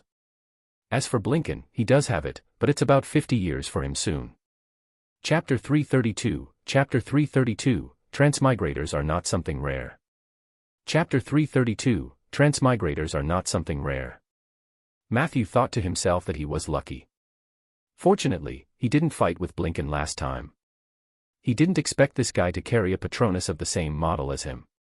That evil dragon was not to be trifled with. It needed at least the power of a legend to resist. After pouring in the Patronus, Isabel looked clearly disinterested. Edmund revealed a part of the content of the SL project to Matthew. Matthew nodded repeatedly. It just so happened that his main mission was to get rid of the Scar of the Dead. With the support of the Alliance, it would definitely be 100 times better than doing it alone. After Edmund finished speaking, Matthew hurriedly asked. I have an urgent project now. The content is to explore the outer plane. I wonder if I can apply to the Alliance to recruit some colleagues and apprentices as my assistants. Isabel yawned. Okay, I'm going to sleep. With that, she disappeared from Matthew's sight. Matthew looked at Edmund. Under the latter's gaze, Matthew explained the situation in the moonlight. Woodlands. So it's a dimensional rift formed under such circumstances. That's not very dangerous. If it's an emergency project, we might not be able to recruit enough people. Don't you have a tour to plan? I've given you special permission. Let them help you explore the outer layer during the tours. The funds will be allocated to you according to Project BL. How about it? Matthew nodded happily. As expected, he still had to join a large organization. He left the Cauldron House. Matthew proceeded to reclaim the cemetery, or rather, he directed Sinwak to reclaim the cemetery. One day and one night later. The underground space of the oak forest had been widened by Matthew more than twice. At this point, the range of the cemetery had been determined. The underground space was a long strip, and so was the cemetery. The cemetery was about 600 meters long from north to south and 80 meters wide from east to west, covering an area of more than 70 acres. After that, Matthew carefully formulated the renovation plan for the cemetery. In order to speed up the progress, Matthew even spent money to hire the workers and the garrison team from the town to do some fine work that the zombies couldn't do. Of course, when the workers were working, the undead was sent away. Under the stimulation of the gold coins, the workers were very efficient. In less than a week, the soft and hard decorations of the cemetery were completed. At night, Matthew and Peggy walked into the cemetery, occasionally greeting the zombies and skeletons that passed by. Their hearts were filled with joy. This is the zombie zone, and that is the skeleton zone. In the future, there will be the ghost zone, the banshee zone, the mummy zone, and the vampire zone. In the center of all the undead functional areas is this negative energy fountain. The water here is flowing and is directly connected to the negative energy plane through the base below. Peggy, if you feel that your negative energy is insufficient in the future, you don't have to buy stones anymore. Just come here and lie down for a while. Matthew stood in front of the beautiful small fountain in the center of the cemetery and introduced it. Wow, you really got lucky this time, Matthew. Peggy looked pleasantly surprised. Immediately, she pointed at the 6 extremely high-quality realm heart stones on the base of the negative energy fountain, and asked, "These stones are not cheap, right? I think it costs at least 100 gold coins each." Matthew smiled calmly. "It is slightly more expensive than 100 gold coins." Peggy suddenly tilted her head and stared at him. "Ever since you joined the Seven Saint Alliance, you no longer let me handle the accounts like before. Your actions make me very worried, Matthew. Many boys turn bad just because they suddenly have a large sum of money. I suggest you leave your money with me, and I'll spend it for you." "No, it's safer for me to keep it for you." Matthew spread his hands. "Actually, I didn't earn much from the Alliance project. After buying 2 magic tools, the rest of the money was spent on this cemetery." Peggy said calmly. "Just tell me how much you spent. I'm already mentally prepared." Matthew confessed. 15,674 gold coins. With a thud, the Tauren skeleton lay in the fountain of negative energy. She could not say a word. After a long time, only then did she recover. Peggy covered her chest with both hands, her soul fire dancing like a flea. 10,000 gold coins. I don't even know what 1,000 gold coins look like. Perhaps you have your own intentions, but, woo-woo. Damn Necromancer. Before you spend money next time, can you let me see how much 10,000 gold coins are? The cost of the cemetery had indeed exceeded Matthew's expectations. But he kept all the designs that he thought were necessary. Most of the area in the cemetery was reserved for the undead in the future. In addition, Matthew had also asked someone to build a few stone houses here for him to use as his studio. This was a nearly complete ritual venue.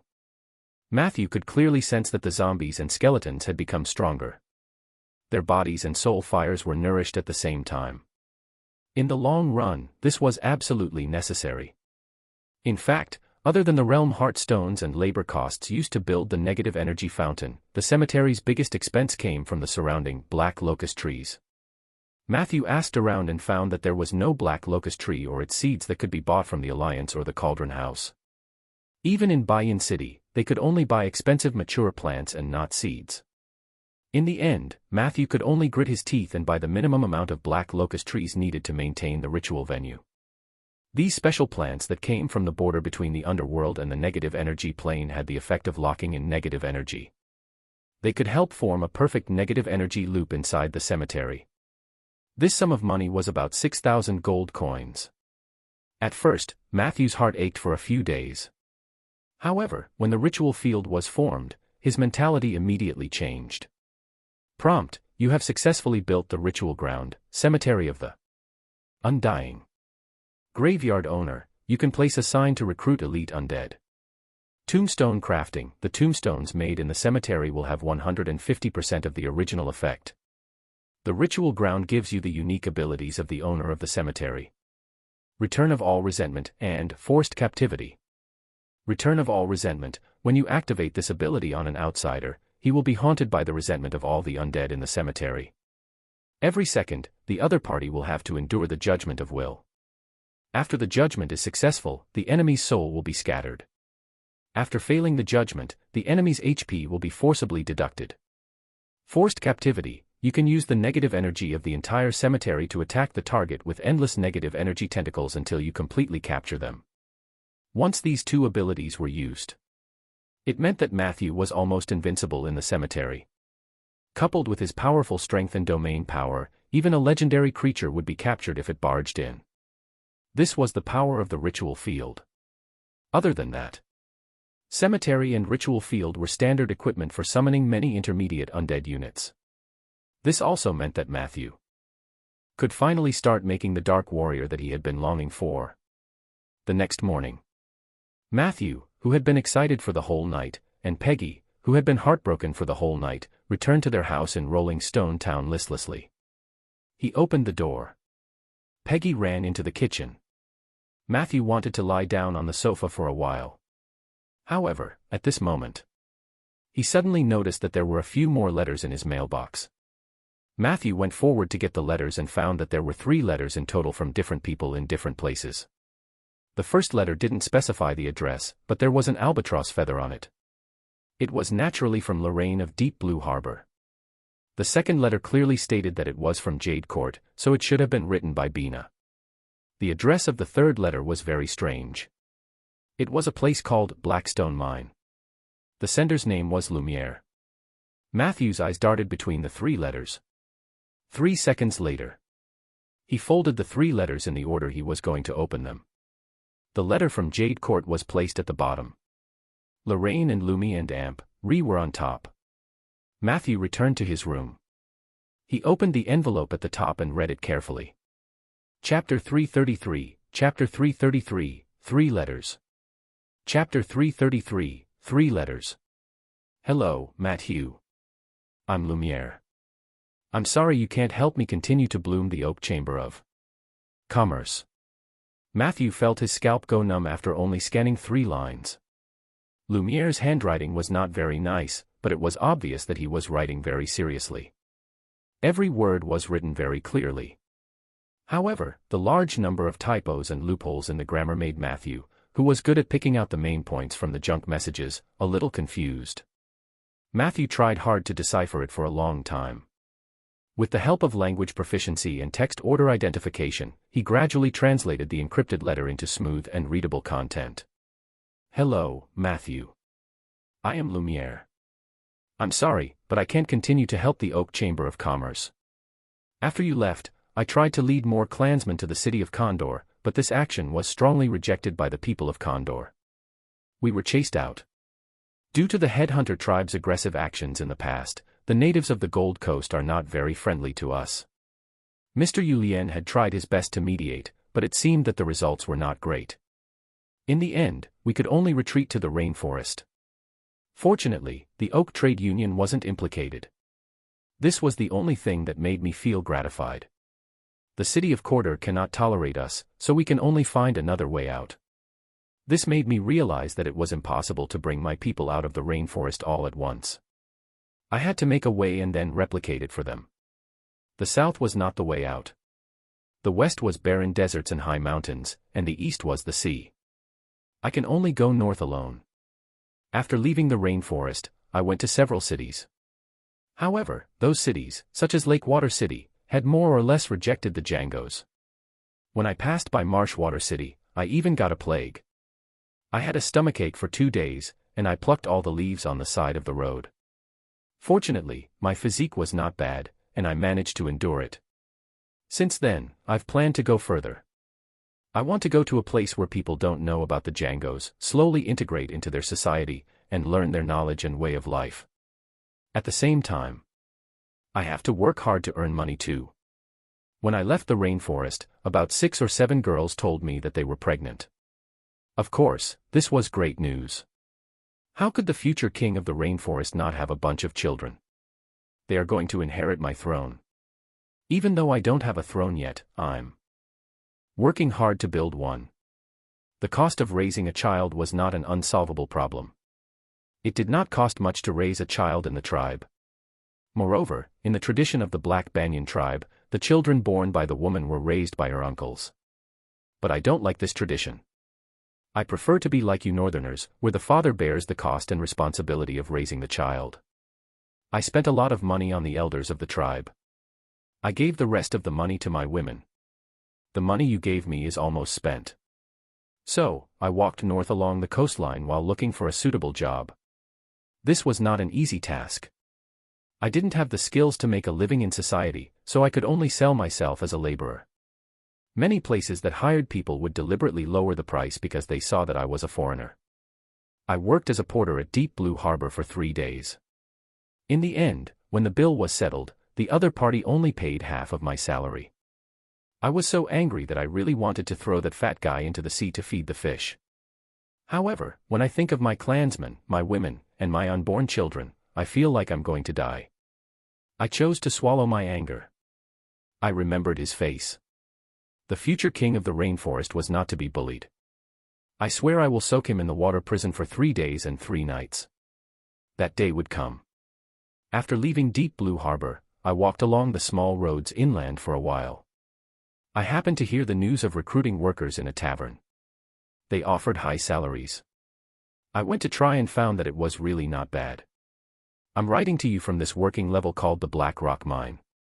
The work here was very hard, but the money was really a lot. I work 15 hours a day, and the most I can do is 19 hours. Normally, I could earn 4 gold, but at most, I could earn 6 gold. The welfare in the mine was very good, and they even provided food and accommodation. I've done some calculations. As long as I work here for a year, I'll be able to save up close to 2,000 gold. 10,000 gold in 5 years. Heavens! This was really a good place to earn money. I can't wait to share this news with my clansmen. Unfortunately, the place where they lived didn't have any mail, so I had nowhere to share my joy. At this moment, I thought of you, my friend Matthew. I think it's time to write you a letter. To apologize and to share the joy.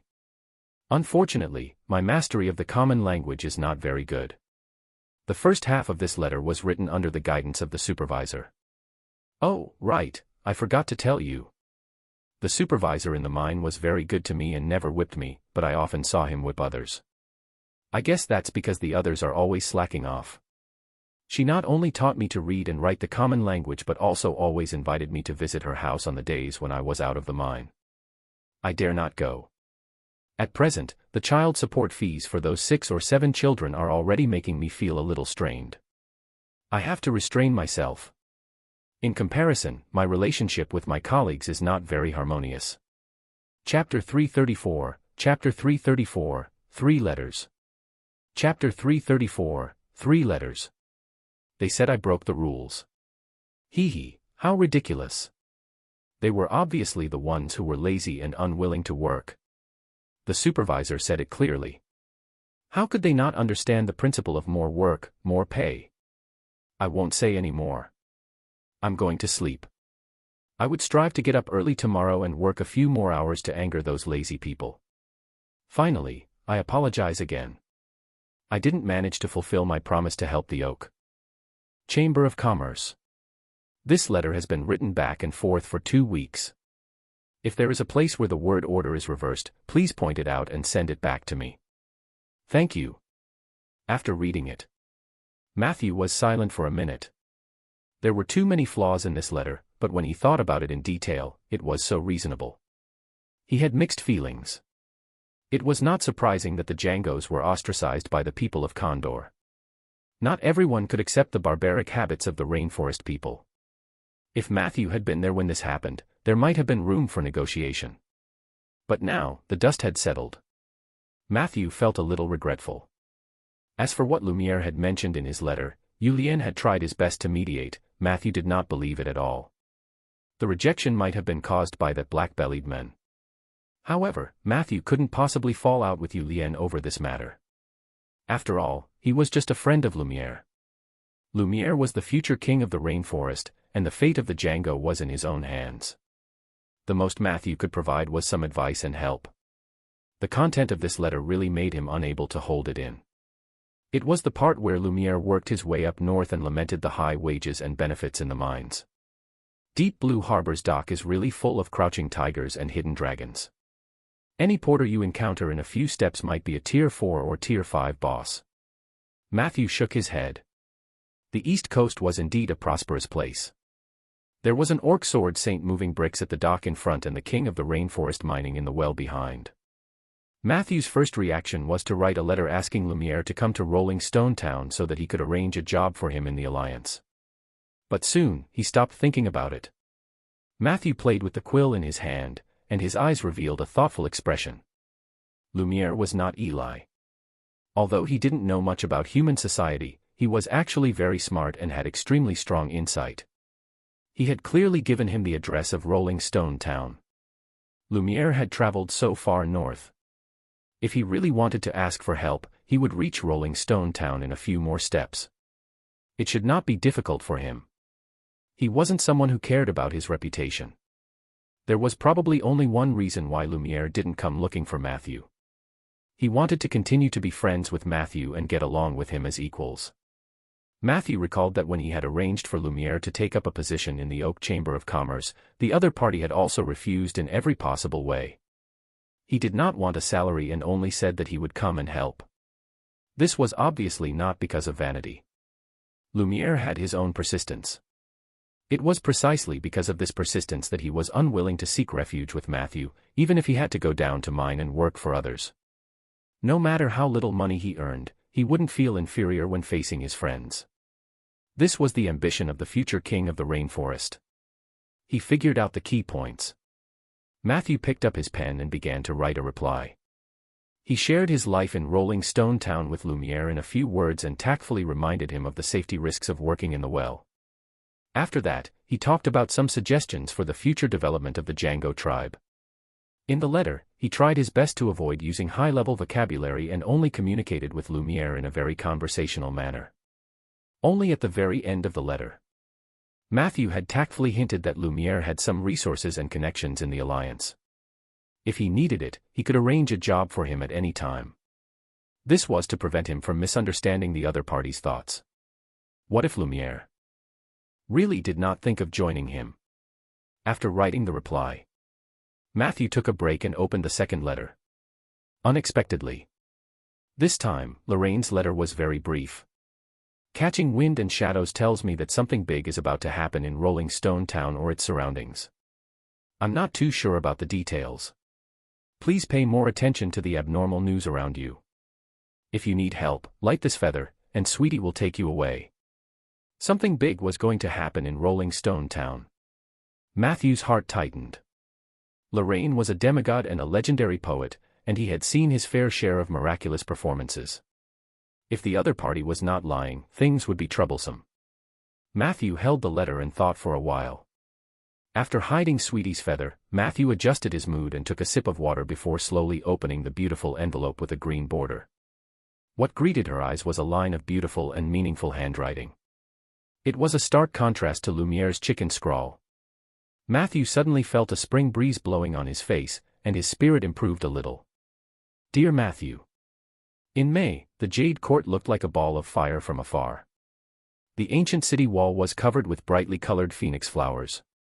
They spread out from both ends of the city wall and surrounded the ancient war trees that had been dormant for many years on both sides. They looked like a divine bird that was about to fly. It was a beautiful scene. Unfortunately, my painting skills are lacking, and my ability to describe words is also poor, so I can't share this beautiful scenery with you in its entirety. Chapter 335, Chapter 335, 3 Letters. Chapter 335, 3 Letters. This was really regrettable. The brocade phoenix flower was a type of bright yellow or orange flower. In the early summer, it covered every corner of the jade court. The wood elves used its roots to make medicine. After boiling it with water and taking it, it was said to be able to cure all diseases. I tried it, and it really worked. It didn't even hurt much when it came. I like this flower even more now, and at the same time, I'm also interested in the phoenix in the flower's name. Tirani told me that humans have a huge misunderstanding about phoenixes. They always confuse phoenixes with immortal birds, but they are actually two different creatures. Thousands of years ago, the wood elves had summoned a divine phoenix from the east in the previous generation's palace. The divine phoenix had incredible power and compassion that could save all living beings. Note, the word compassion is in the elven language. I couldn't find a similar word in the common language of humans. I hope it's not because I wasn't serious in language class. This should be a word from the east. If there's any mistake, please criticize me. At that time, the divine phoenix had been seriously injured. The wood elf had let it recuperate in the city and take good care of it. A few hundred years later. Only then did the divine phoenix recover. After that, he became the patron saint of the wood elves. According to records, the divine phoenix had protected the elven court for 1,000 years. When he left, he said to the wood elves, "My homeland is being invaded by demons. I have to go back and lend them a hand." With that, he spread his wings and flew away, disappearing into the eastern sky. After the flames fell to the ground, they ignited a plant called the brocade flower by the roadside, burning a brand new brocade phoenix flower.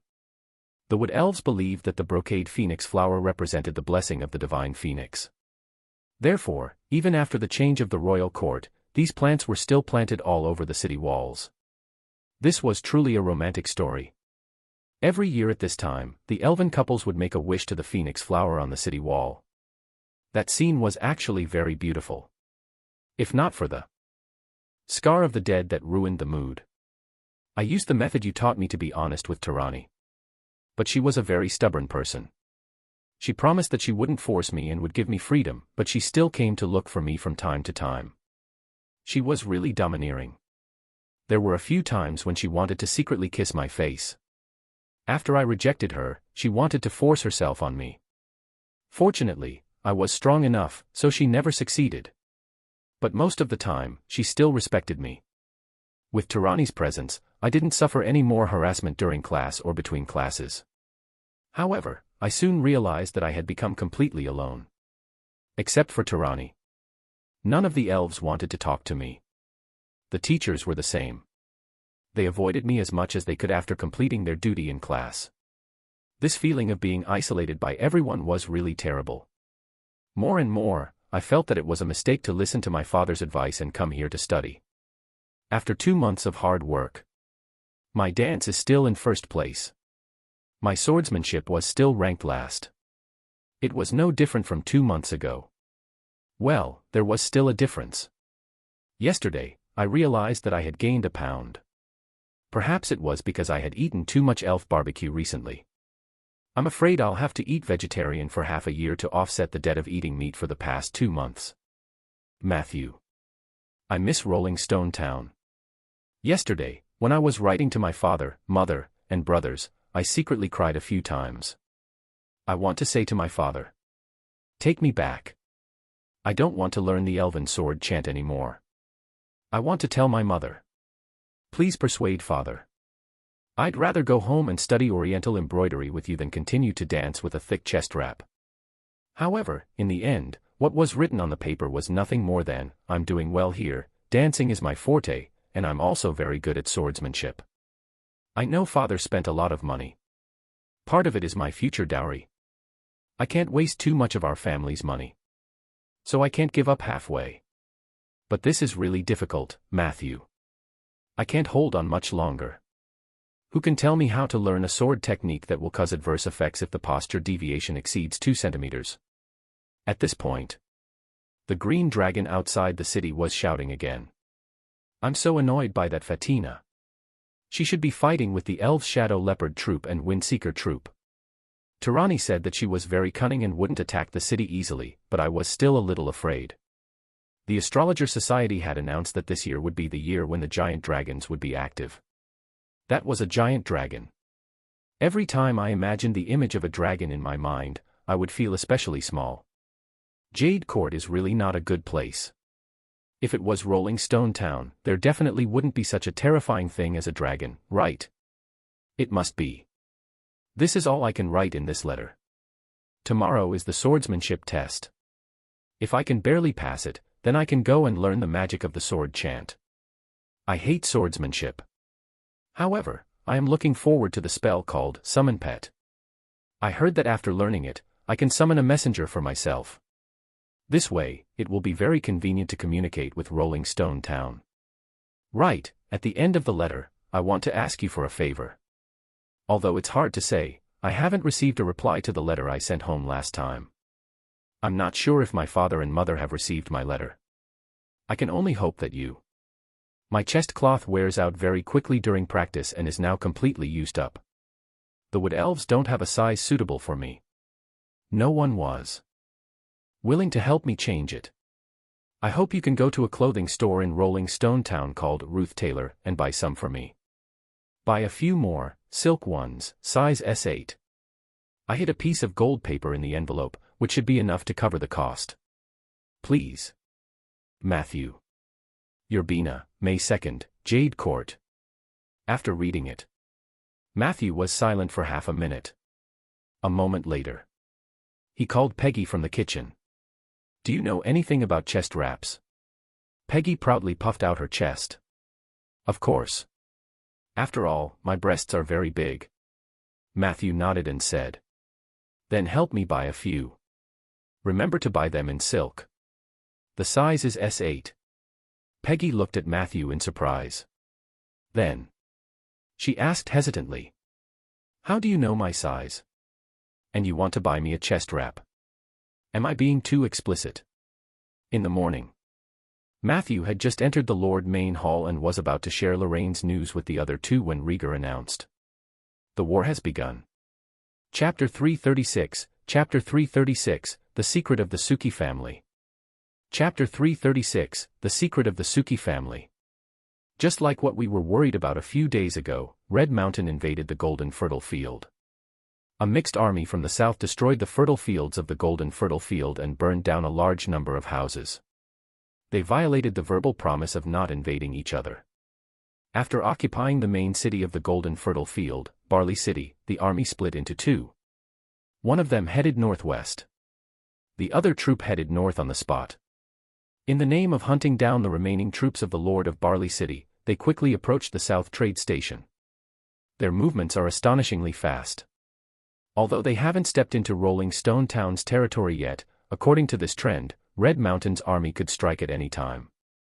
Rieger explained the military situation at the front line clearly. Matthew was a little surprised. Did they really make a move? How dare they approach the southern trade post? Are they not afraid of the great wizard Ronan? Zeller shook his head. Legendary mages usually don't interfere in the wars between mortals unless the Red Mountain army has done something that is beyond the wrath of the heavens or has hurt their family. Moreover, the South has been spreading the news that Master Ronan is lost in the astral world. Although many people are skeptical about this news, we can't guarantee that the new Lord of Red Mountain isn't a hothead. Matthew nodded. What Zeller said made sense. Ronan's reputation was part of the reason Rolling Stone Town was safe, but they couldn't place all their hopes on him. The Golden Fertile Field has no way to fight back. It's an agricultural territory that mainly produces food. The largest military organization in the territory is the militia. These militia are usually used to drive away wild boars and wolverines, but they're not enough to deal with bandits, let alone war. Rieger took an empty coffee cup and sipped it, not noticing that his mouth was still dry. Perhaps this is the function of the civilization lock that you mentioned before. It protects these small territories from the scourge of war, but it's different now. I bet that the lock must have disappeared.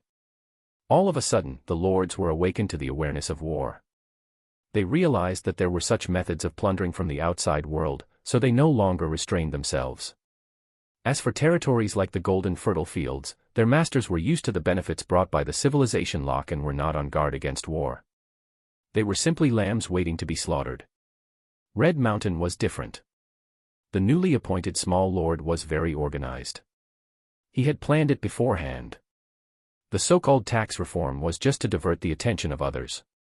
In the past few months, he had been secretly recruiting mercenaries. It was said that on the battlefield of the raid on Barley City, there were even troops from the Underdark. They were truly elite mercenaries and well-trained assassins. After hearing the news, Wowan, who had gone to Barley City to check on the situation, told me that those drows were very ruthless. Long before the war began, the entire family of the Lord of Barley City had been wiped out. Damn it, these guys don't care about ethics at all. When the concept of war begins to awaken in the hearts of the people, this continent will soon usher in high-frequency small-scale wars. This is a reshuffling of forces, and no one can stop this trend. Zeller sat on the table next to him, his hands crossed under his nose, his eyes shining. I've already sent a team of Lord's Guards to station at the Southern Trade Station. Fortunately, our scouts can still lock onto the general location of the Red Mountain's main force. Theoretically, they should take some time to digest the spoils of the golden fertile fields, but we can't guarantee that they won't suddenly launch a sneak attack. The truth before us is that the war has come. Matthew took a deep breath. From the serious attitude of Zeller and Rieger, he could feel the pressure and nervousness. War was never a joke. Once it erupted, no matter what the outcome was, it meant that people would die. He gently bit his lips. Rieger took another sip of his empty coffee, his eyes looking very anxious. What do you think, Matthew? Matthew muttered. A group of mages from the Seven Saint Alliance will be visiting soon. The location of the visit is near the Scar of the Dead. I originally arranged for them to visit Rolling Stone Town, but now it seems like it has to be cancelled. Rieger's eyes lit up. A group of mages? Can they be of any use in this war?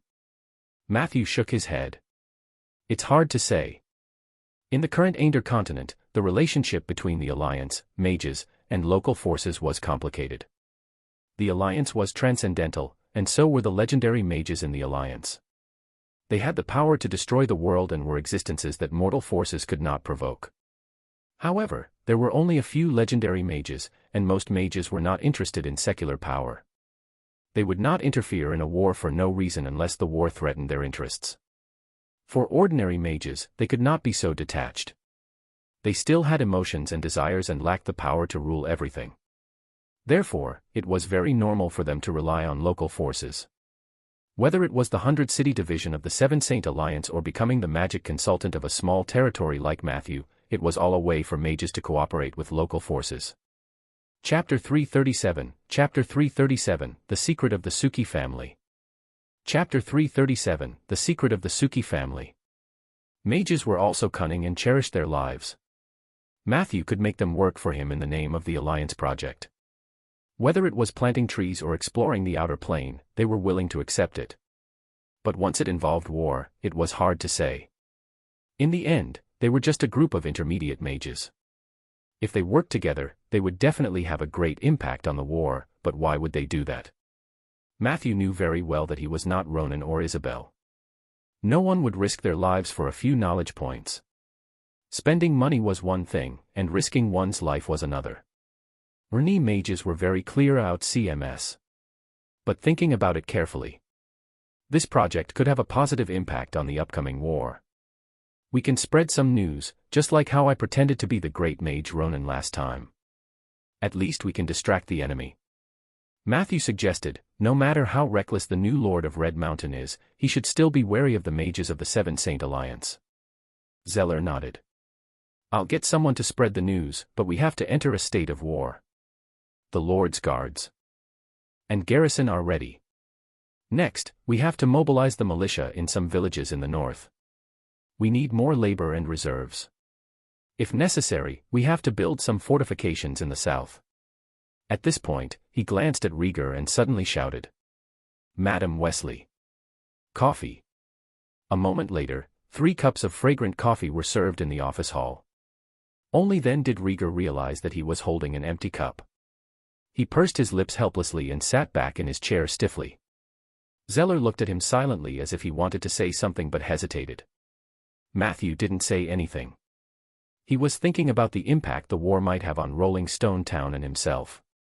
"There's another piece of bad news," Zeller said. "Jade Court has sent another urgent letter. The Shadow Leopard unit that was used to capture the arsonists encountered another attack on the road. This time, the one who attacked was confirmed to be the Green Dragon, Fatina, who was active in the Court of Fallen Leaves.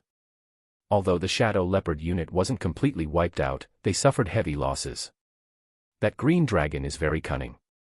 In the short term, Jade Court probably won't be able to take in this batch of prisoners. This is bad news for us." Matthew smelled a conspiracy. Every time they send someone over, they will be attacked. This doesn't sound like a coincidence. Zeller also looked like he had a headache. "The problem is, how should we deal with these arsonists now? It would be a waste and inhumane to kill them directly.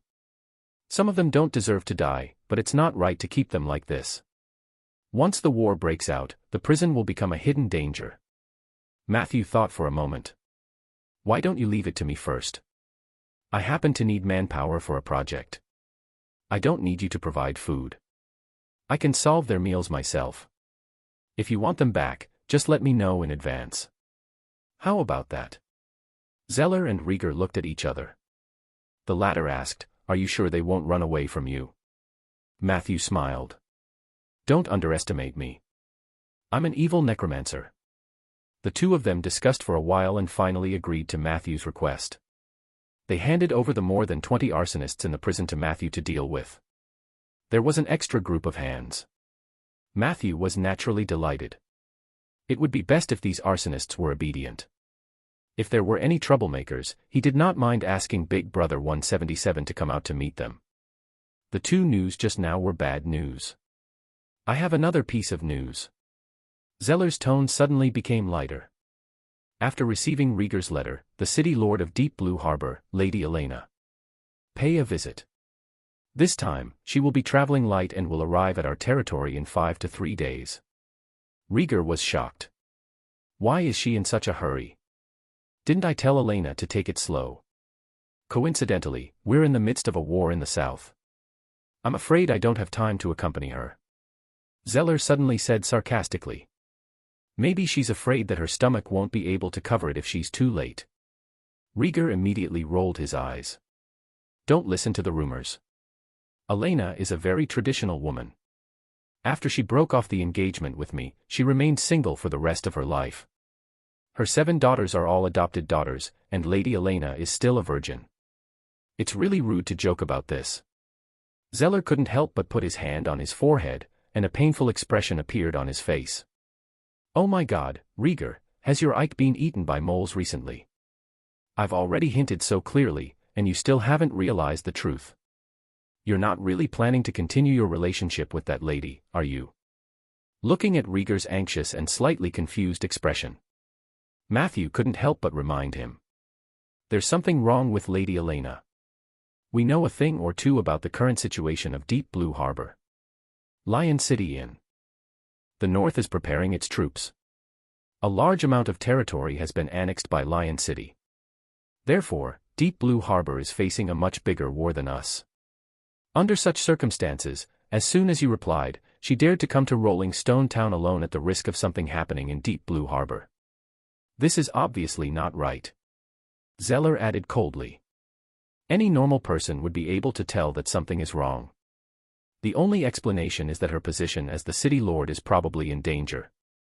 She is coming to ask for your help, Rieger. Chapter 338, Chapter 338, The Secret of the Suki Family. Chapter 338, The Secret of the Suki Family. Matthew looked at Zeller in surprise. He didn't understand why the owner of a city like Deep Blue Harbor would come to the countryside like Rolling Stone Town to seek help. It's time to make a decision. Rieger. Zeller said in a low voice. Rieger's lips moved slightly. I hate war. Zeller said calmly. War won't let you off just because you hate him. It's time to return to red and black. Take back what originally belonged to you, and then see how far you plan to. Rieger was silent. Matthew was confused. Is there something I don't understand? Zeller glanced at Matthew. It's time to let Matthew know about that. Rieger pondered for a few minutes before slowly raising his head. I know.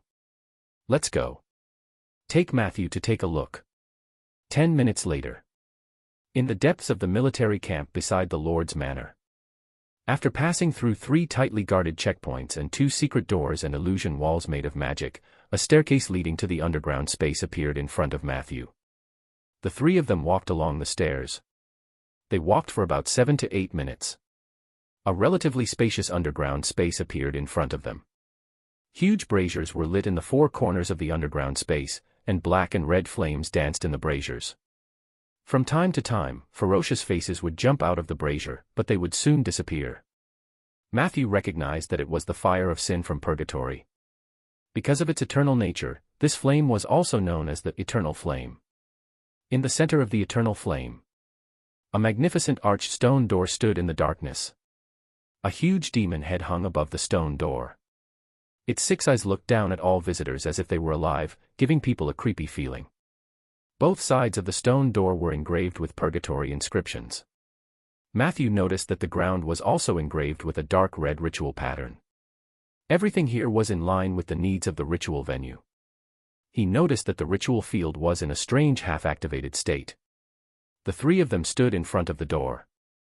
There seemed to be a breeze blowing in the darkness as if the devil was caressing one's face. This is the true secret of the Suki family. Rieger introduced without much emotion. This is also the fundamental reason why Rolling Stone Town has been developing quite well. Yes, we have a portal to purgatory. As for myself, I'm lucky to be the 27th successor of the Suki kingdom on the 19th floor of purgatory.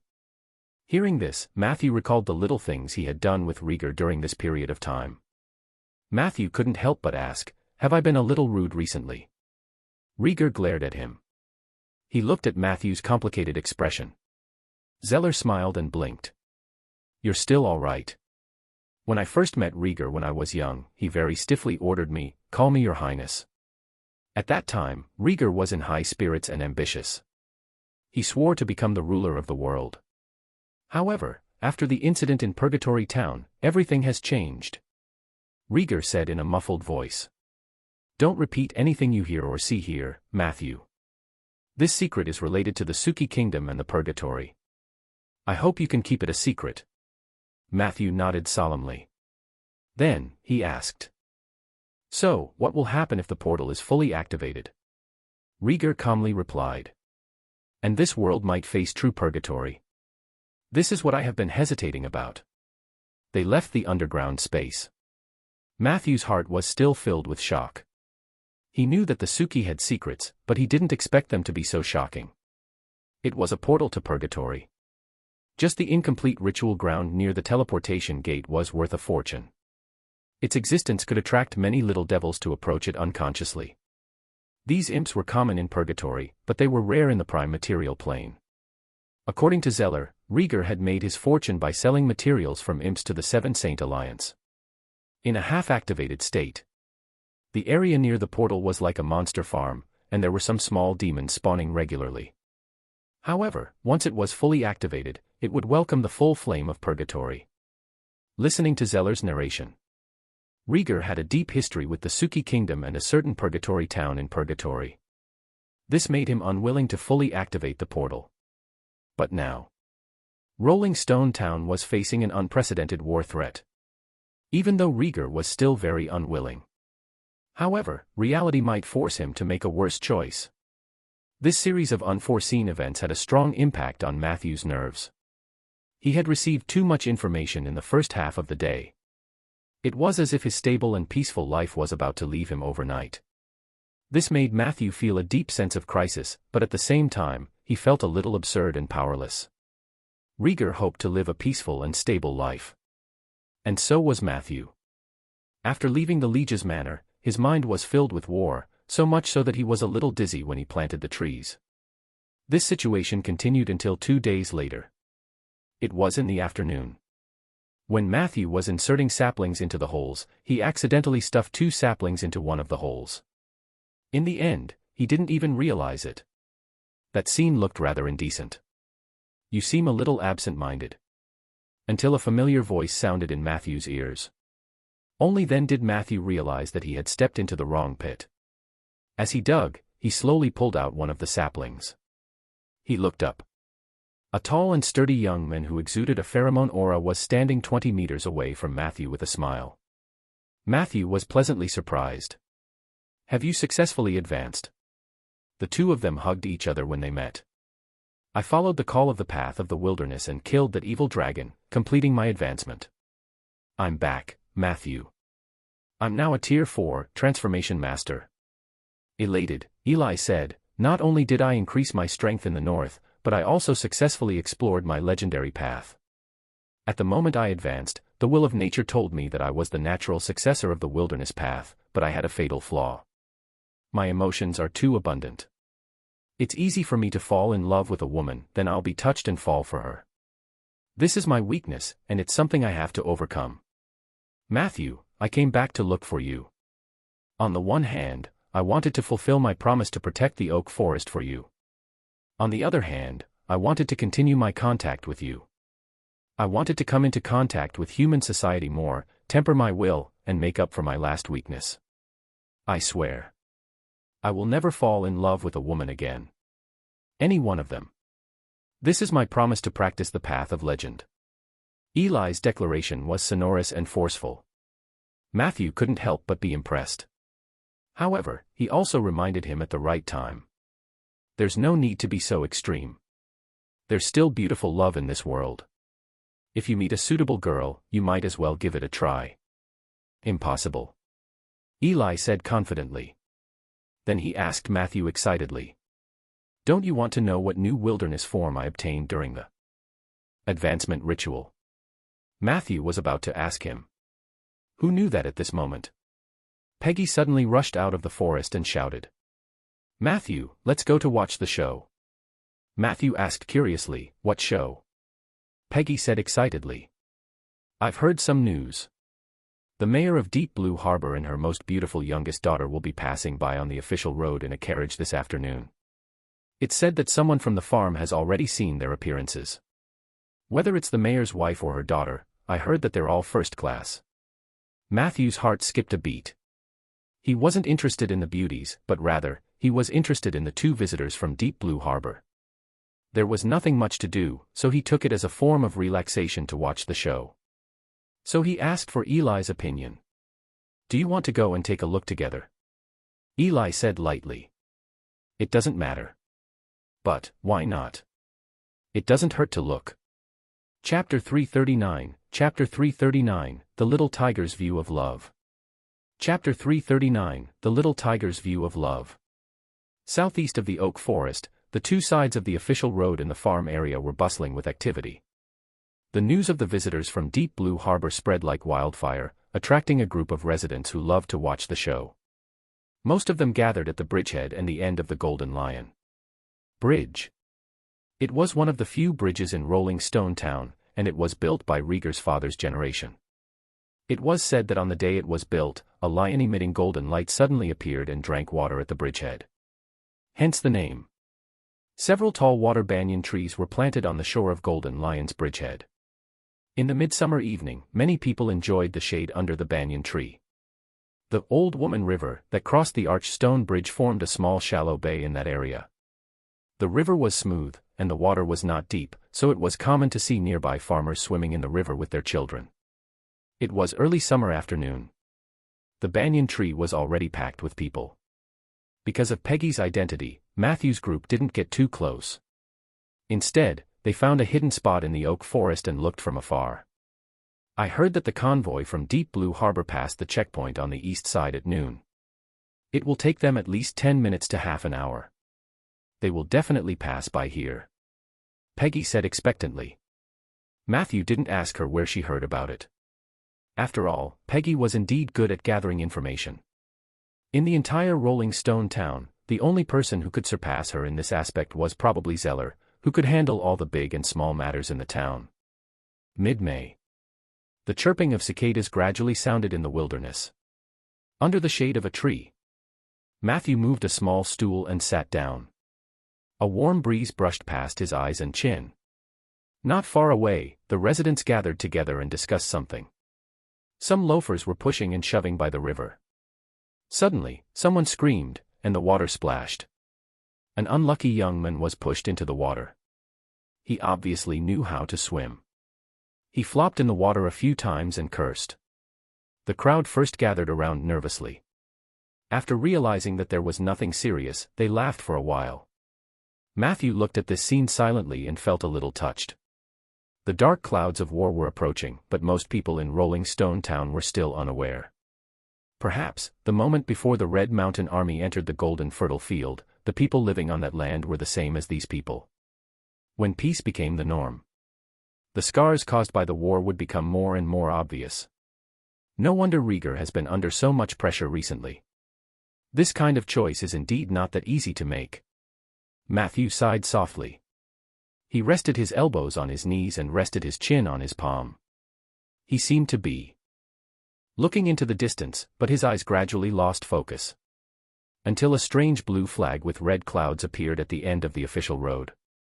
The people on both sides of the bridgehead cheered.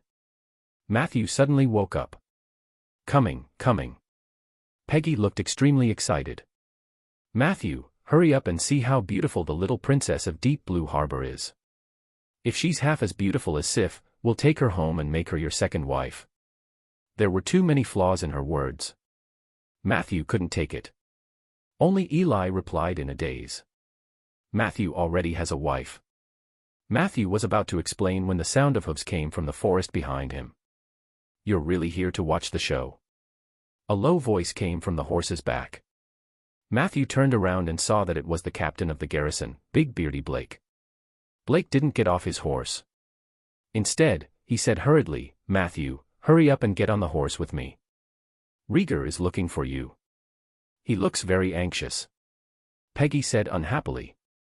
Is your lord afraid that Matthew will forget about Sif after marrying his second wife? Do you want him to go to work at such a critical moment? Will they pay overtime? Blake smiled awkwardly. However, he had a way of dealing with fierce women like Peggy. I'm just a messenger. Matthew stretched his neck regretfully. The convoy didn't move fast. They would probably cross the bridgehead in 5 to 6 minutes, and it would be even slower when they reached the forest. I'm afraid I'll have to take my leave first, Matthew said to Eli apologetically. Before Eli could reply, Peggy put her arm around Eli's shoulders and said, It's fine. You go ahead, Matthew. I'll take good care of your little brother. There was an unnatural look on Eli's face. Okay, go ahead and do what you need to do. Matthew immediately climbed onto his horse and followed Blake in the direction of Rolling Stone Town. Matthew's back disappeared into the forest. Eli struggled a little unnaturally. Peggy. Can you relax? However, Peggy acted as if she did not hear him. She hugged Eli and walked towards the stone bridge at the foot of the hill. Let's go. You cover me, I can use stealth, they won't be able to find me. We'll go for a closer look. A 2-meter-tall tauren was sneaking around in broad daylight. This was ridiculous. Eli wanted to yell at her. However, for some reason, he swallowed the words that were about to come out of his mouth. The two of them quickly came to the roadside. Eli was prepared to explain if he was discovered, but he soon realized that no one around him had noticed him and Peggy. Everyone was looking forward to the convoy.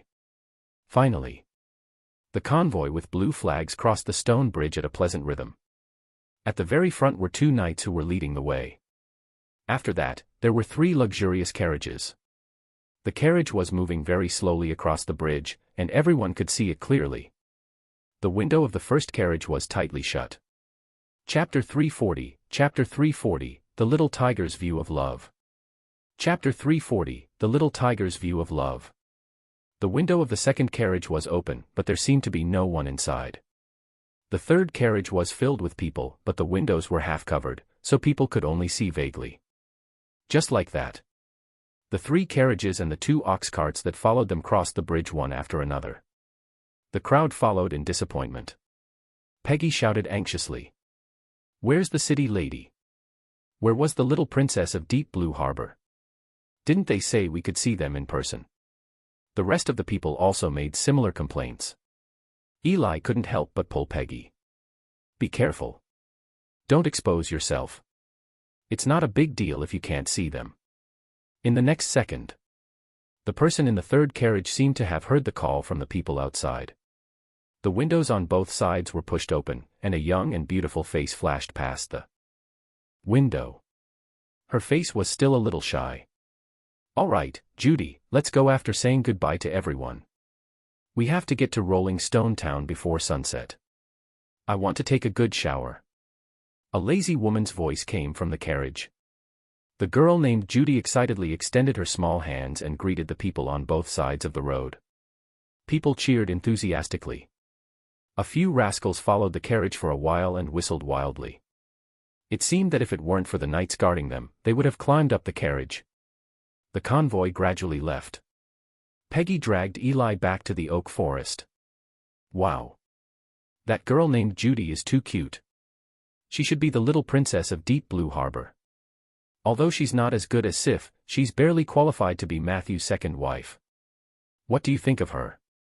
Aren't you Matthew's friend? What's your thoughts? Peggy said to herself. Suddenly, she noticed that Eli hadn't said anything. Hence, she poked him. What's wrong with you? Only then did Eli come back to his senses. He muttered in a daze. It's fine, it's fine. Peggy asked suspiciously. Don't tell me you've fallen in love with Judy. That's a little disloyal. Eli blushed and retorted loudly. Impossible. If it's a woman Matthew likes, I definitely won't take another look. I have no interest in that Judy. Peggy nodded and let go of her hand. A moment later, she heard Eli ask carefully. I want to ask. Don't think too much. I just want to know who the older woman beside Judy is. You seem a little absent-minded. The next morning, Matthew was about to plant some trees when he ran into the aimless Eli at the edge of the forest. Eli volunteered to help, and Matthew naturally would not refuse. In the end, the two of them had only planted a few trees when Eli, who was in a daze, inserted 2 saplings into the same hole. This scene seemed familiar. Oh, sorry, Matthew. Eli hurriedly pulled out one of the saplings. He scratched his head, looking troubled. This guy couldn't hide anything at all. Matthew found it funny. Yesterday afternoon, he had gone to the Liege's manor with Blake and bumped into Rieger. The latter's condition was very similar to the current Eli. However, apart from being surprised that Lady Elena had arrived so quickly, Rieger was also troubled about whether he should fully activate the door of purgatory. He had been burning with rage because of this matter for the past few days. He was clearly in his 40s, but his face had started to break out in pimples. It could be seen that his hormonal imbalance was severe. In this regard, Matthew could understand Rieger. Because once the war machine started to operate, it would not be easy to stop it. It would be best if Rolling Stone Town could eliminate the haze of war with its own strength. If the door of purgatory were opened, the devil's army would kill more than just the enemies. Yesterday, Rieger called Matthew over to discuss how to deal with the possible request for help from Elena. Matthew and Zeller gave their opinions. In the end, the 3 magnates in the main hall of Rolling Stone Town had reached an agreement. Reinforcements were possible, but it would depend on what price Elena could offer. If the only thing she could offer were herself, she would probably be rejected. However, the subsequent development of the matter was still beyond the expectations of the 3 men. In the evening, the fleet from Deep Blue Harbor arrived at the official relay station in Rolling Stone Town. Rieger had thought that Elena would be eager to see him. He had even taken a shower and changed into a fresh set of clothes. He even put on some perfume. However, Lady Elena sent a message from her knight, saying that she and her daughter were exhausted after traveling for several days. They couldn't even straighten their backs when they arrived at the relay station. They just wanted to take a bath and have a good sleep. They would come to visit the respected lord tomorrow or the day after. This move of playing hard to get allowed the 3 men to see the tactics of the lady. Rieger looked a little disappointed. However, Madame Wesley led Sif in at the right time. The latter showed Rieger an oil painting that she had recently painted. The portrait on the oil painting was Rieger himself. This made Rieger extremely moved, and his mind quickly calmed down. In the end, when Matthew returned to the oak forest to work, he did not bump into Lady Elena and her so-called beautiful little daughter. On the other hand, when Matthew was maintaining the negative energy fountain at night, Peggy, who had jumped out of the pool, shared what she had seen yesterday with Matthew. Chapter 341, The Little Tiger's View of Love. Chapter 341, The Little Tiger's View of Love. Therefore, when he met Eli in the morning and saw how distracted he was, Matthew had an idea. The only thing that puzzled him was, why was his target not the supposedly prettier Judy but Lady Elena? After the small incident, Eli's attention was slightly focused. Matthew planted 5 or 6 trees in one breath and stopped. The weather was getting hotter and hotter. The oak trees were becoming less active, and the saplings were listless. Forcefully planting trees in this weather would only backfire. Matthew would only plant a few trees in the morning. He was getting closer and closer to his second goal of 3,000 trees. He was looking forward to what would happen after he completed it. Seeing Matthew packing his things and walking back, Eli followed suit. The two of them came to a place where the oak trees were dense. Matthew patiently checked the growth of the oak trees. As they walked, Eli finally couldn't hold it in and asked out of the blue, "Matthew, didn't you say yesterday that there is still a beautiful love in this world? If I meet the right girl, I should give it a try."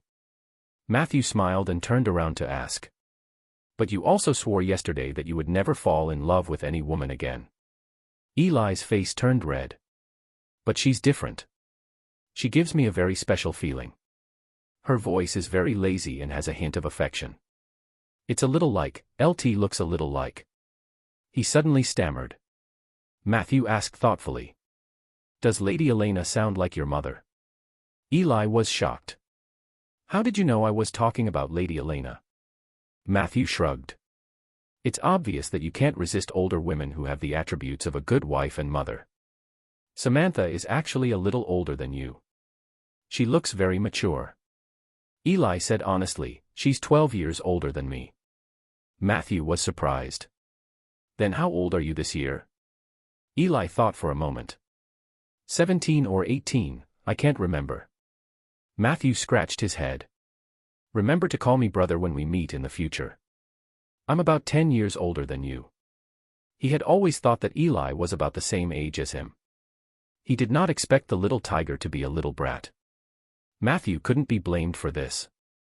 Eli's looks and temperament gave off a very mature feeling.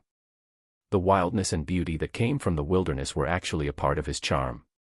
Matthew even felt that Eli was a little older than him. Love has nothing to do with age, right? Eli seemed to be very resistant to others calling him young. He deliberately said in a deep and magnetic voice, "I do prefer older women, but I don't remember my mother's voice anymore. It's just a very vague feeling. I accidentally heard Miss Elena's voice yesterday, and then I felt inexplicably relieved. To be honest, I'm very troubled right now. The will of nature tells me not to indulge in the feelings of men and women. But I really can't seem to control my emotions. When I met the right person, it could not help but gush out. I don't know what to do now." Matthew nodded secretly. He had heard Ella talk about what had happened to Eli. Eli was a human who was raised by a tigress. Later on, he met the Druid elder of the Earth Society. That elder was also a male, and his usual style was probably rough and barbaric. His idea of raising children was to keep them alive. It was obvious that Eli lacked the love of his parents and, perhaps even more so, motherly love. This had influenced his concept of love. No wonder he had a good impression of Peggy because of a few meals. When Matthew thought about it, he felt that the little tiger was quite pitiful. Just like I said yesterday, there must still be beautiful love in this world. Now, you should ask yourself if your so-called love really exists and whether it will continue for a period of time in the future. If so, then I don't object to you getting close to Lady Elena. Although the success rate is very low, it's worth encouraging you to make a bold attempt for your own feelings, as long as you don't lose yourself and your dignity in the process." Matthew sincerely gave his suggestion. After listening, Eli said thoughtfully. So the key is bold and attempt, right? Matthew shook his head. Wrong, the key is self and dignity. Eli frowned and fell into deep thought. After a long time, he finally caught up with Matthew at the other end of the oak forest. I've thought it through. I'll find an opportunity to get close to Lady Elena. I need to confirm my feelings first before taking action. He looked very excited. Of course, I'll remember the key points you drew for me. Be bold and make an attempt. I mean, be myself and be dignified. Matthew nodded, not surprised. After finding out about Eli's age, he gave up on persuading him, even though he knew that Lady Elena's rank was enough to kill Eli. It was normal for young people to yearn for love. If he didn't suffer a few more beatings, it was impossible for him to listen to the persuasion of others. Matthew wiped his sweat and changed the topic. Do you know where I can buy oak seeds? Eli thought for a moment. Oak seeds are regarded as one of the most precious secret plants by the nature guardians. The Earth Society will collect a batch of seeds every year as backup. Some time ago, someone discovered that there was a problem with the seed bank. A considerable number of eliminated seeds had been stolen and exposed to the market. As a result, the Earth Society had launched a strict internal reorganization. Chapter 342, Chapter 342, The Little Tiger's View of Love. Chapter 342, The Little Tiger's View of Love. Originally, you could have bought a portion of the seeds in the Guardian Highland, but now, due to the reorganization, you won't have the chance to buy them. As far as I know, the Earth Society's higher-ups are very determined this time. They will strictly control the whereabouts of the oak seeds for the next few years. If I were the one who came forward, I should be able to help you secretly get a portion, but I definitely can't get more than that. Matthew was keenly aware of the hidden message in the other party's words. You mean, other than me, there are other people who are buying oak seeds on the market? Eli said uncertainly. Probably. Since someone stole it, someone should be buying it. But if you go now, you definitely won't be able to buy anything.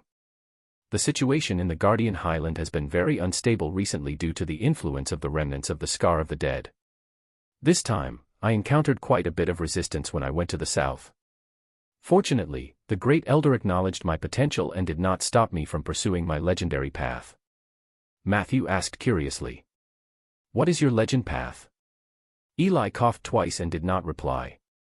A few seconds later, he stiffly changed the topic and said. Speaking of which, this oak forest still has the problem I mentioned before. There are only oak trees, not a forest. There are too few other creatures. In the long run, it will affect the ecological balance. Matthew nodded and asked. Do you have any ideas? Eli muttered. Our Earth Society has a ritual ground called the Sanctuary of Life. Not only can it maintain the vitality of the earth, but it can also slowly enrich the ecology of the land. Matthew knew about this ritual. He asked. Then can you help me host one? I can pay you. Eli said awkwardly. I'm sorry, Matthew. I'm a master of transformation who's proficient in shape-shifting. The ritual field isn't my main focus. Moreover, it requires a lot of effort to build.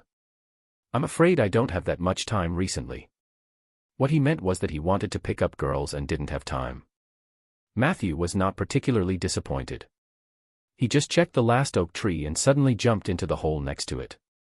What are you going to do? Eli stood at the entrance of the cave and looked down. The eerie aura below was terrifying. I'm done planting the trees. Now, I'm going to build the grave. Matthew's voice echoed in the underground space for a long time.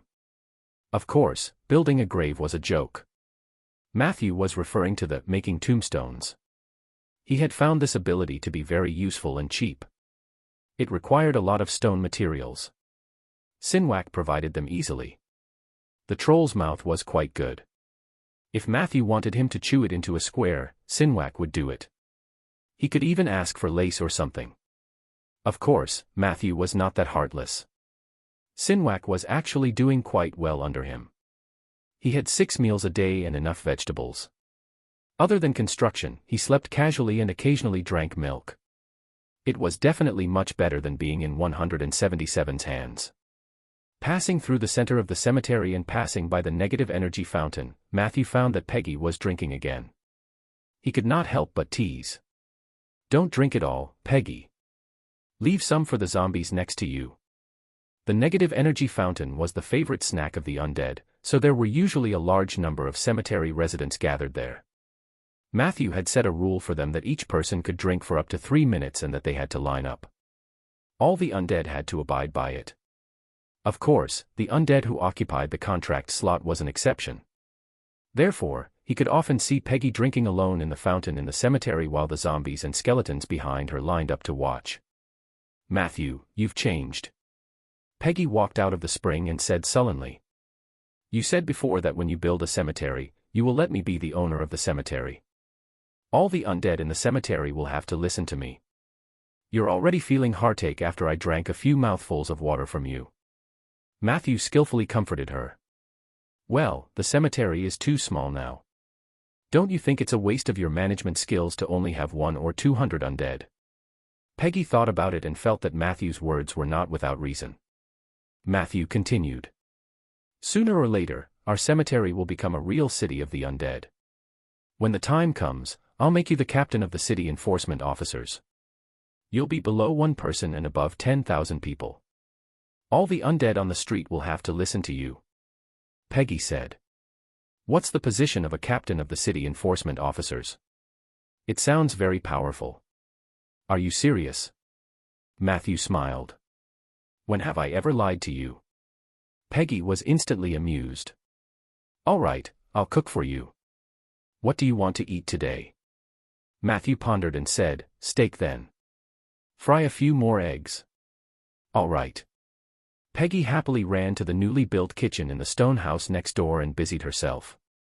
Matthew looked in the direction of the fountain and was relieved when he confirmed that the zombies, whose skin was cracking, could finally drink a mouthful of fresh negative energy spring water. It's hard to be the head of the family. He shook his head and walked quickly to his work area. Today. It was the day Matthew officially started making Dark Warriors. Chapter 343, Chapter 343, Divine Oil of Darkness and Immortal Holy Spring. Chapter 343, Divine Oil of Darkness and Immortal Holy Spring. In the spacious workshop on the west side of the cemetery, Matthew took out the 5 wax-sealed bodies from the body bags and placed them in a row on the ground. He was checking the degree of decay of the corpse. Life and death were the most magnificent proposition in the world and also the most irreversible law. Even though Matthew had handled them properly, the insides of these corpses had decayed. Matthew poked open the swollen blisters on the Draken's forehead, and a foul stench filled the workshop. His nose tightened, and he could not help but ring the bell beside him. When Sinwak, who was sleeping soundly outside the house, heard this sound, he did not even open his eyes. He only pulled the rope in his hand with all his might. Whoosh!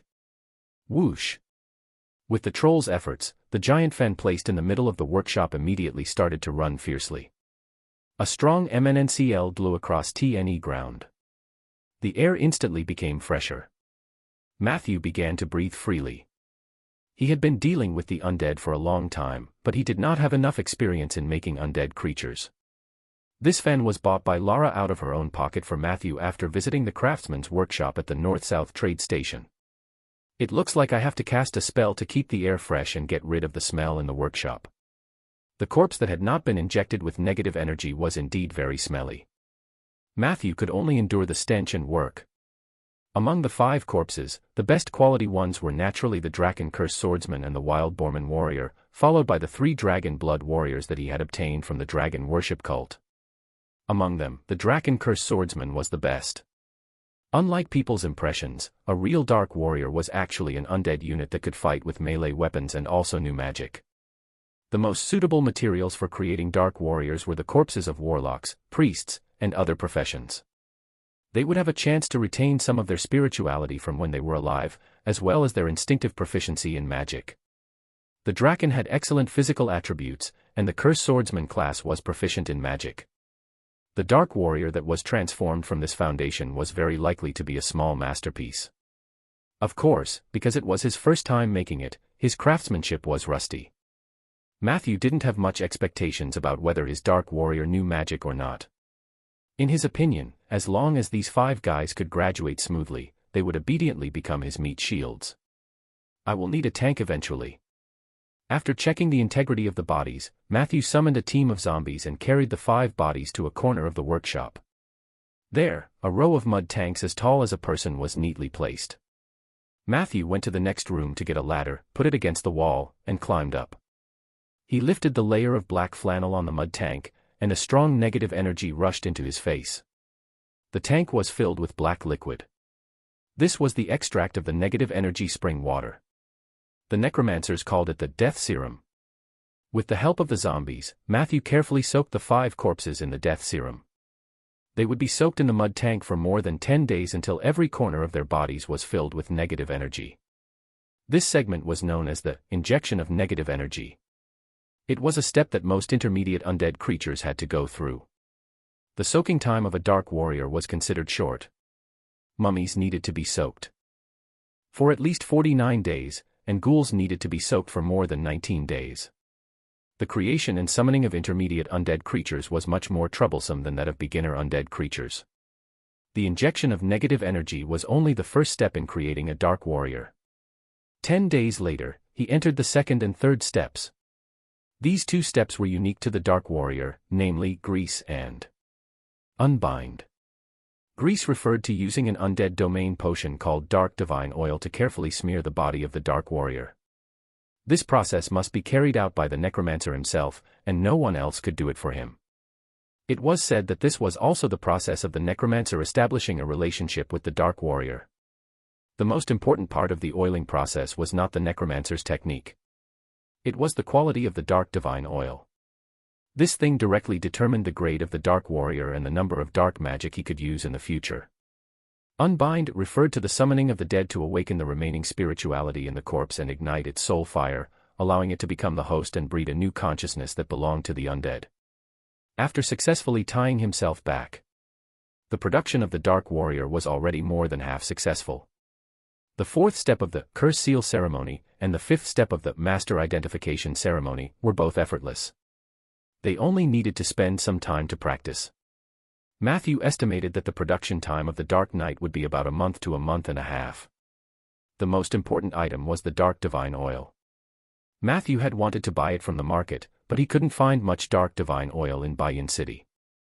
There were some in the Alliance Mall and the Cauldron House, but they were ridiculously expensive. After finishing the renovation of the cemetery, Matthew was extremely short of money. Therefore, he could only prepare it himself. The brewing method of the dark divine oil was not complicated. The difficulty lay in obtaining the ingredients. Matthew glanced at the list of materials and frowned slightly. High-grade corpse oil, rose, lilac, lily of the valley, jasmine, black locust tree, bone flower, ghoul's liver. 4 of the natural ingredients were not difficult to obtain. There were some beside the black locust tree cemetery. High-grade corpse oil and the liver of a ghoul were a little troublesome, but Matthew should be able to get them. But this bone flower was something that only existed in the negative energy plane. Chapter 344, Chapter 344, Divine Oil of Darkness and Immortal Holy Spring. Chapter 344, Divine Oil of Darkness and Immortal Holy Spring. Why does every undead ritual need the liver of a ghoul? Should I get a few ghouls to raise? This way, it'll be easier to obtain materials locally in the future. Matthew cursed in his heart. He remembered that the Night of the Undead ritual had also used the liver of a ghoul as a special material. However, he was only thinking about it. Ghouls were undead creatures that were difficult to control. Very few necromancers would raise them. The reason was that the ghouls were born with the deadly hunger troubles. Even if they were not hungry at all. This flaw was not unique to ghouls. In fact, middle-level undead creatures were publicly recognized as the hardest to raise. Ghouls eat everything. Vampires were bloodthirsty. Banshees liked to tear things apart. Only mummies were the most obedient, but their hobby of secretly hoarding cloth would occasionally cause their owners to trip and fall. This kind of flaw was not unique to the intermediate undead.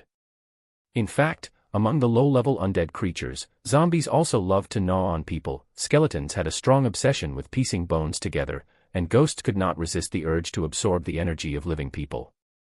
But their flaws were easily suppressed and easily satisfied. As long as Matthew gave the order, the low-level undead would be able to restrain their flaws. Bathing in the negative energy fountain could quickly dispel all their obsessions, which was one of the reasons why Matthew was in a hurry to build a cemetery. As the high-level undead were generally more intelligent, their flaws were not obvious. Only the intermediate undead was the most troublesome. They each had their own obsessions that were not easy to satisfy. Sometimes, necromancers had to sign stricter contracts with them to better control them. Under such circumstances, dark warriors naturally became the most popular mid-level undead creatures among necromancers. This was because the Dark Knight's weakness was self-harm. Usually, they would quietly hide in a corner and harm themselves, not disturbing anyone. They could still charge forward on the battlefield. What was not to love? It was also because of this, coupled with the fact that the production process of dark warriors was also very difficult, that every dark warrior was precious to the necromancer. Matthew even had the evil thought of disguising himself and going to the vicinity of Bayan City to instigate a few dark warriors to come back. Fortunately, the Temperance Domain stopped him in time. He looked at the list of ingredients for the dark divine oil and his brows gradually relaxed. Now that things have come to this, I can only ask Philey for help. After hesitating for a while, Matthew still made this decision. It was not a shameful thing to ask for help from the undeads under his command. The premise was that after the Philey's gang found enough materials, he had to give them a reward of equal value or even more. He thought about how Philey, who was now the overlord of the negative energy plane, was still scamming him. Matthew felt pressured. He had to work harder. Otherwise, he wouldn't even be a match for a bone dragon.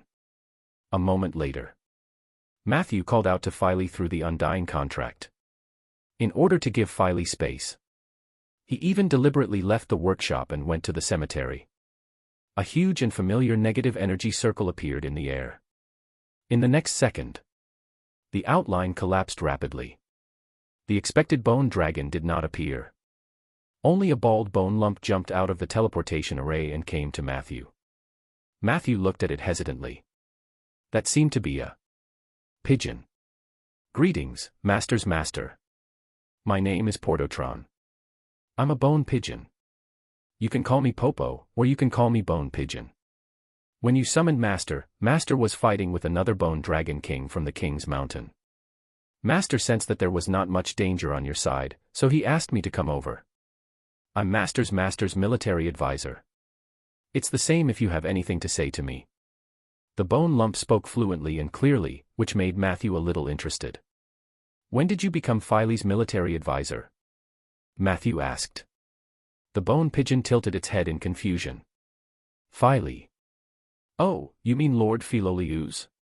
It was hard to explain. The negative energy plane had no concept of time, and the undead were not good at keeping time. It could have been yesterday, the day before yesterday, or a week ago. In short, I was now a loyal subject of Lord Philolius. Before I followed him, I was the loyal subject of 7 or 8 quasi-undead kings. Matthew joked. Then your resume is vibrant. Bone Pigeon said exaggeratedly. You are right. I'm indeed experienced. I have a unique understanding of the negative energy plane.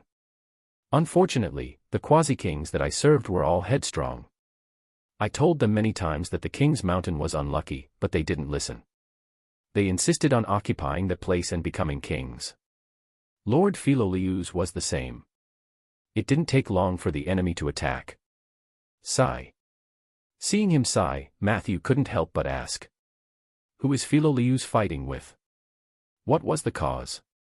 Was it related to the King's Mountain? Tell me in detail. The bone pigeon immediately perked up. The enemy is an old bone dragon wandering around the vicinity of the King's Mountain. That old fellow has always harbored ulterior motives for this mountain, but he's too timid to make a move. A while ago, Sir Philolius displayed his might and took down the original owner of the King's Mountain. He openly moved in and prepared to become the 6th undead king of the ring-shaped mountain. However, the other 5 undead kings were all listless. They were the demigod Lich, the Dark General, the Tomb Colossus, the Pharaoh, and the Queen of Banshees. The weakest of the 5 was a half-step legendary. The demigod Lich and the Tomb Colossus were true legendary characters. They controlled the authority of the Silver Land around the mountain and had been secretly obstructing the birth of the sixth undead king. Chapter 345, Chapter 345, Divine Oil of Darkness and Immortal Holy Spring.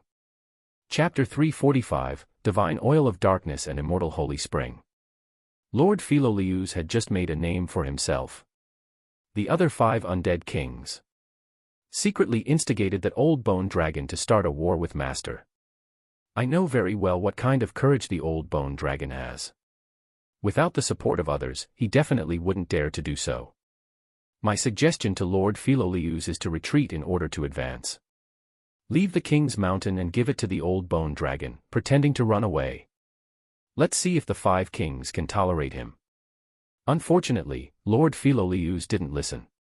I admit that he's a very hard-working bone dragon, but he doesn't understand strategies at all. I've already tried my best to translate it for him in various languages, but he still doesn't understand. In the end, the 2 bone dragons started fighting in a daze. They were still fighting, and it was likely that the 5 kings would come to grab the final rewards. Tisk, TSK, TSK. Why don't you take me in? I don't think Lord Philolius will be able to enjoy his glory for long. I can see that you are a person who listens to advice. I have a whole set of plans to assist you in becoming an undead king. As long as you believe in my plan, I guarantee that you will become the #1 figure on the Crater Mountain. It will be just a matter of time before you set foot on the 4th roundabout. But before that, you have to transform yourself into a lich through a ritual. After all, a living human can't become an undead king. The more Matthew listened, the more shocked he became. He didn't expect this little bone pigeon to be so capable. He pondered and asked, "What do the Crater Mountain, the Land of Silver, and the 4th roundabout mean?" The bone pigeon replied, "Crater Mountain is the name of the negative energy plane that Lord Philomex is currently in. The Land of Silver corresponds to the Land of Gold, which is a relatively barren land. Legend has it that there is also the Land of Diamond and the Land of Dark Gold. The undead there are glowing with golden light. Of course, this was just a legend. As for the 4th roundabout, it refers to the composition of the entire negative energy plane. We all know that the negative energy plane is composed of 9 roundabout circles. The higher you go, the higher the level of negative energy and the stronger the power of the undead. The king of the 9th roundabout might only be a general at the 8th roundabout, but at the 7th and 6th roundabout, he could only be an elite character. The goal of all intelligent undead creatures was to climb as high as possible. We are now at the 5th roundabout. Speaking of which, it was strange. According to the legends, as long as 6 undead kings were gathered in the Crater Mountain, they would have a chance to receive the heavenly stairway descending from the 4th roundabout. However, those 5 fellows had been obstructing the birth of the 6th king. They were really short-sighted. Do you think there's a conspiracy behind this? For example, the legend of the 5th roundabout was actually just a trap. Some forces tricked the kings into going into a trap. The 5 kings knew about this, which was why they had been secretly plotting to prevent the birth of the 6th king. Do you think my guess makes sense? The bone pigeon chattered non-stop. Matthew was amazed at his thinking ability. It was really rare among the undead. He had really thought about signing a contract with the bone dragon, but considering that it was somewhat disgraceful to snatch his underling, he said, "I'm very interested in the stories of the negative energy plane. If you're willing to tell me these stories, and your boss doesn't mind, I can sign a separate communication contract for you. You'll be the messenger between me and Philey to pass on information. How about that?" Bone Pigeon did not say anything else and bowed. "Of course. I'll tell Philey later that I've hooked up with Master's master now. I don't have to suffer from him every day. Speaking of which, Master is already in existence close to Tier 5. Master's master, you must be a legend, right?" Matthew muttered. "Not legendary yet, but soon." The bone pigeon asked curiously. "What level is it exactly?" Matthew replied. "Level 12. The bone pigeon was silent for a moment. "I think it's good to run errands for Lord Philolius. Of course, you can call me at any time. After all, your levels are much higher than mine." Matthew glanced at the data panel. Prompt, "You are chatting with Bone Pigeon, LVI. Speaking of which, why did Master's master call Master this time? Bone Pigeon asked. Matthew told him about his lack of corpse oil, bone flour, and the liver of the ghoul. Bone Pigeon was overjoyed. These things can be seen everywhere, especially the liver of a ghoul. Master has a ghoul under his command. I've long disliked him. In a while, I'll go over and see if he's dead. Even if he's not dead, I'll slander Master and kill him to offer to Master's master. With that, it disappeared into thin air. Several hours later, Matthew was making a tombstone. The Bone Pigeon took the initiative to appear beside him. It had a grayish-brown bag in its mouth, filled with the materials Matthew needed. Master said that if you need anything next time, just say the word. Not to mention the ghoul's liver, even if it's his own liver, as long as you say the word, he'll take it out for you. The Bone Pigeon imitated Philolius' words passionately. Master also said that if his battle delays Master's matters, it will be a sin that cannot be forgiven. Please rest assured that he will do his best to kill that old bone dragon as soon as possible. It doesn't matter, even if he is seriously injured the next time you summon him, he will drag his broken body to participate in the battle. Chapter 346, Chapter 346, Divine Oil of Darkness and Immortal Holy Spring. Chapter 346, Divine Oil of Darkness and Immortal Holy Spring. Matthew found it funny. Philolius, this fellow, was starting to play this trick with him again. Tell me, what kind of support does he want? Matthew asked bluntly. The Bone Pigeon immediately replied. You yourself. Lord Philolius said that there's a strange skeleton mage in the old bone dragon camp that's very difficult to deal with. If you join the battle yourself, you'll definitely be able to capture him easily. Matthew rolled his eyes. He thought for a moment. It's not that there's no room for negotiation if you want me to go. It's just that. The Bone Pigeon lifted the bag. Master said that there is something in here that will satisfy you. It's a tribute that will be paid in advance. After this war is over, there will be more tributes for you. I hope you can accept it. Matthew opened the bag and found a small earthen jar inside. The earthen jar contained a pool of golden liquid. Immortal Holy Spring, the sacred object of the undead. There are several ways to use it. After mixing it with water and consuming a small amount, it can give the undead a large amount of XP. Mixed in the negative energy fountain, it could greatly increase the overall attributes of the undead. Create Undead Creature, grants the undead creature the ability to resurrect. Keep the Immortal Holy Spring in a bottle and carry it with you. You will have the opportunity to further understand the undying domain. Alright, as long as the time doesn't conflict, you can call me in advance if you want to fight next time. Matthew silently accepted the fact that he had become Phile's summoned creature. After sending the Bone Pigeon away, he quickly took out the materials to make darkness and set up a large cauldron in the workshop. He added firewood to the cauldron and began the brewing of the dark divine oil. In the afternoon, the soup base of the divine oil was initially boiled, and it was about to enter the stage of collecting the juice over a large fire. At this moment, there was a commotion at the entrance of the cemetery. Matthew rushed over. He saw a middle-aged man pulling and tugging at the zombies. He quickly dismissed the zombie and asked curiously, Rieger, what are you doing here? Rieger pointed at the tear on his clothes and said righteously, your zombie's behavior is indecent. You'll definitely have to pay for the clothes. In fact, if I didn't give you face, I would have cut them all down with my sword. As he spoke, he stuffed an invitation letter into Matthew's hands. I saw Elena in the morning. Unfortunately, we only had a few words before she left with the excuse that she was having a stomachache, leaving only the Minister of Deep Blueport and Zeller there to exchange pleasantries. She rushed over in a hurry, but she was hiding from me. This feeling is very unpleasant. I plan to hold a ball in the name of Elena at the hotel tonight. You have to come. Matthew pondered and said. You saw Lady Elena. Do you feel anything special? Rieger recalled. She's changed a lot. She's different from before, but I can't tell exactly what's different. After all, I didn't see her many times when I was young. Matthew asked.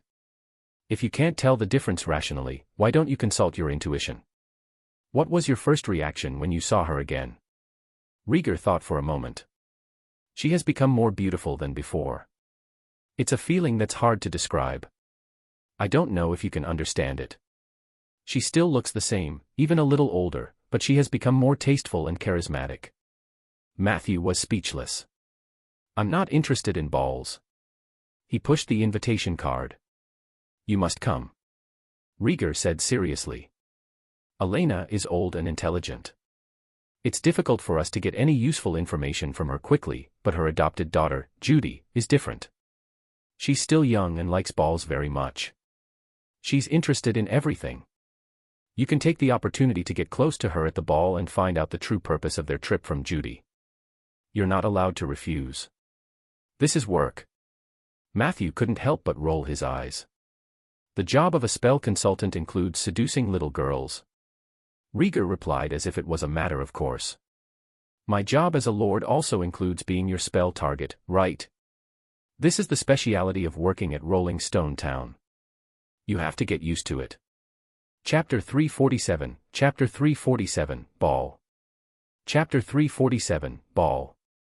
Even so, no matter how you look at it, it's more appropriate for Zeller to seduce a girl, right? He's a real warlock. Matthew wanted to decline again. Rieger looked like he was in pain. How could you bear to do that?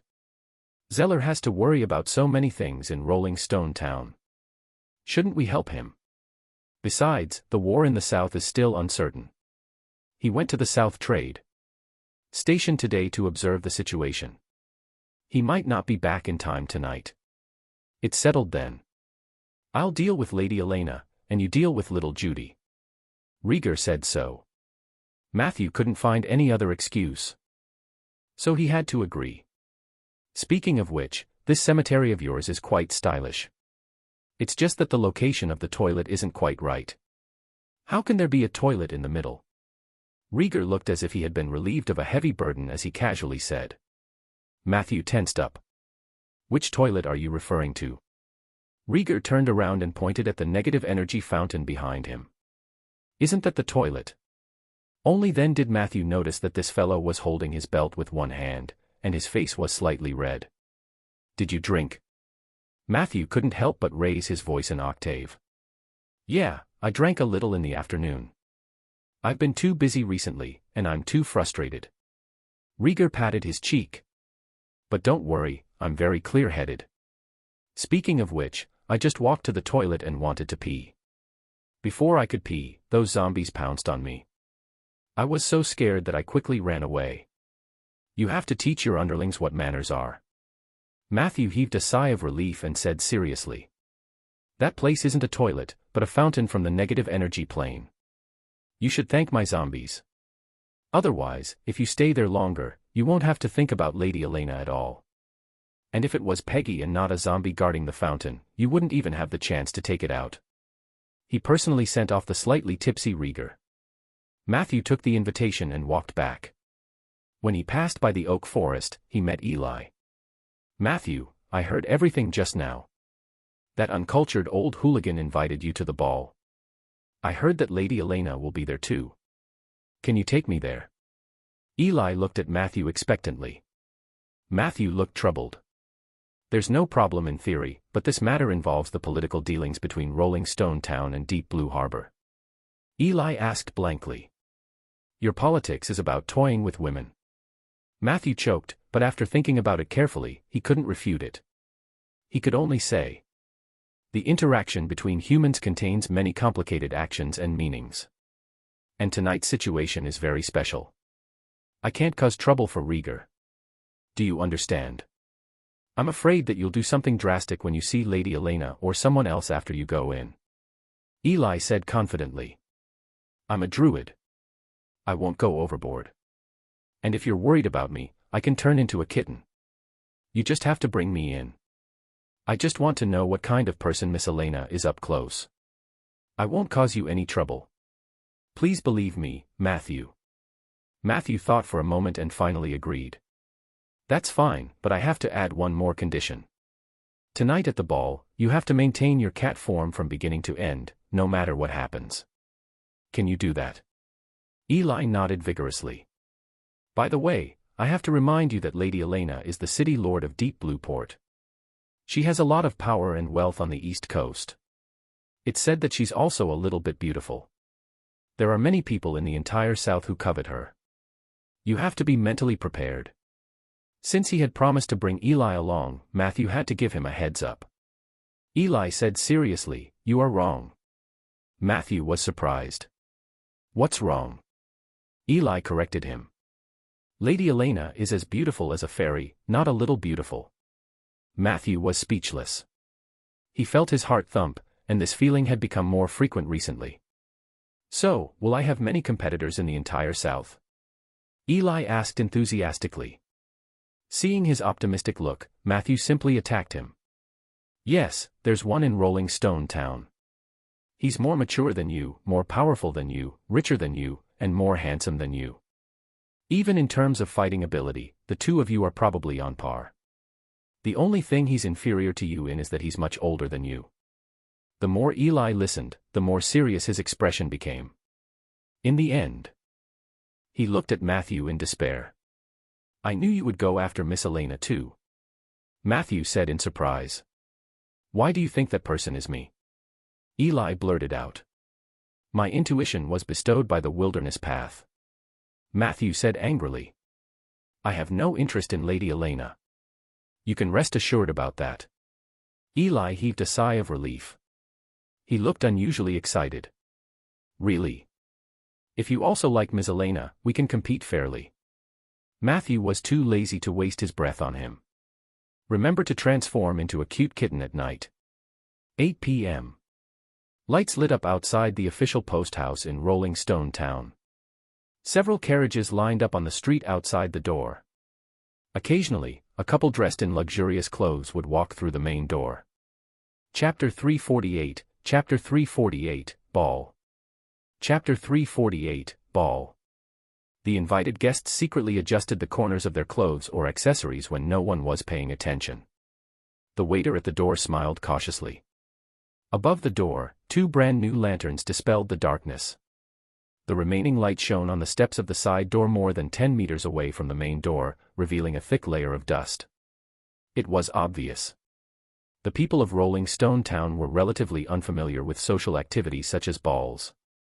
Those who were invited by Rieger were all decent people in the territory, but even they were constantly making eye contact with each other to determine if there was anything wrong with their etiquette and trying to make it look like they often attended balls. Matthew carried a cute little black cat into the front door. A waiter wanted to come up and lead the way, but Matthew declined with a smile. He quickly walked into the magnificent stone building, and the heat of early summer was instantly swept away. Matthew shuttled between the castle-like corridors and halls, and the lanterns and embossed on both sides quickly fell back. It was said that the post house in Rolling Stone Town was originally built according to the specifications of the castle. The southern part of the place resembled a palace, and its architectural style was simple and rough. This could also be seen from the embossing on the stone walls on both sides of the first hall and the stone sculpture of the demon's head hanging on the ceiling. The moment Matthew entered, he felt a wild and passionate aura. However, the temperature here was very low. Perhaps the height of the building was too exaggerated. Even though the lights were burning, the surroundings of the post house were still cold. This place was supposed to be the Lord's residence of Rolling Stone Town. However, when Rieger's father was building this place, he had only started half of it. Later on, for some unknown reason, the project was abandoned. After Rieger inherited it, he started all over again and built a liege's manor without much heirs. This place was treated as a post house that was only used a few times a year. Matthew also knew. The second half of the post house, which was the northern part, was actually a construction site filled with stones and wood. It was only half a block away from the bustling agricultural products street. When everyone was buying vegetables in the morning, standing at the construction site, he could still hear the shouts of the vegetable vendors on the street. Fortunately, the ball was held at night. There was also a huge stone wall in the north of the construction site, which could more or less block the view. Otherwise, this post house would probably look shabby in the eyes of the visitors. How can Peggy even find gossip in such a place? In the midst of his thoughts, Matthew came to the second hall where the ball was held. It was very close to the courtyard where the people of Deep Blue Harbor stayed, and it was also a building near the south. He went to the corner and placed Eli on the ground. "Do you remember our promise?" The little black cat said decisively. "Yes. I'll stay a cat." Matthew reminded him. "What else?" The little black cat replied impatiently. "Bold an attempt." Matthew's face darkened. "It's about self and dignity." Right. Can I go now, Matthew?"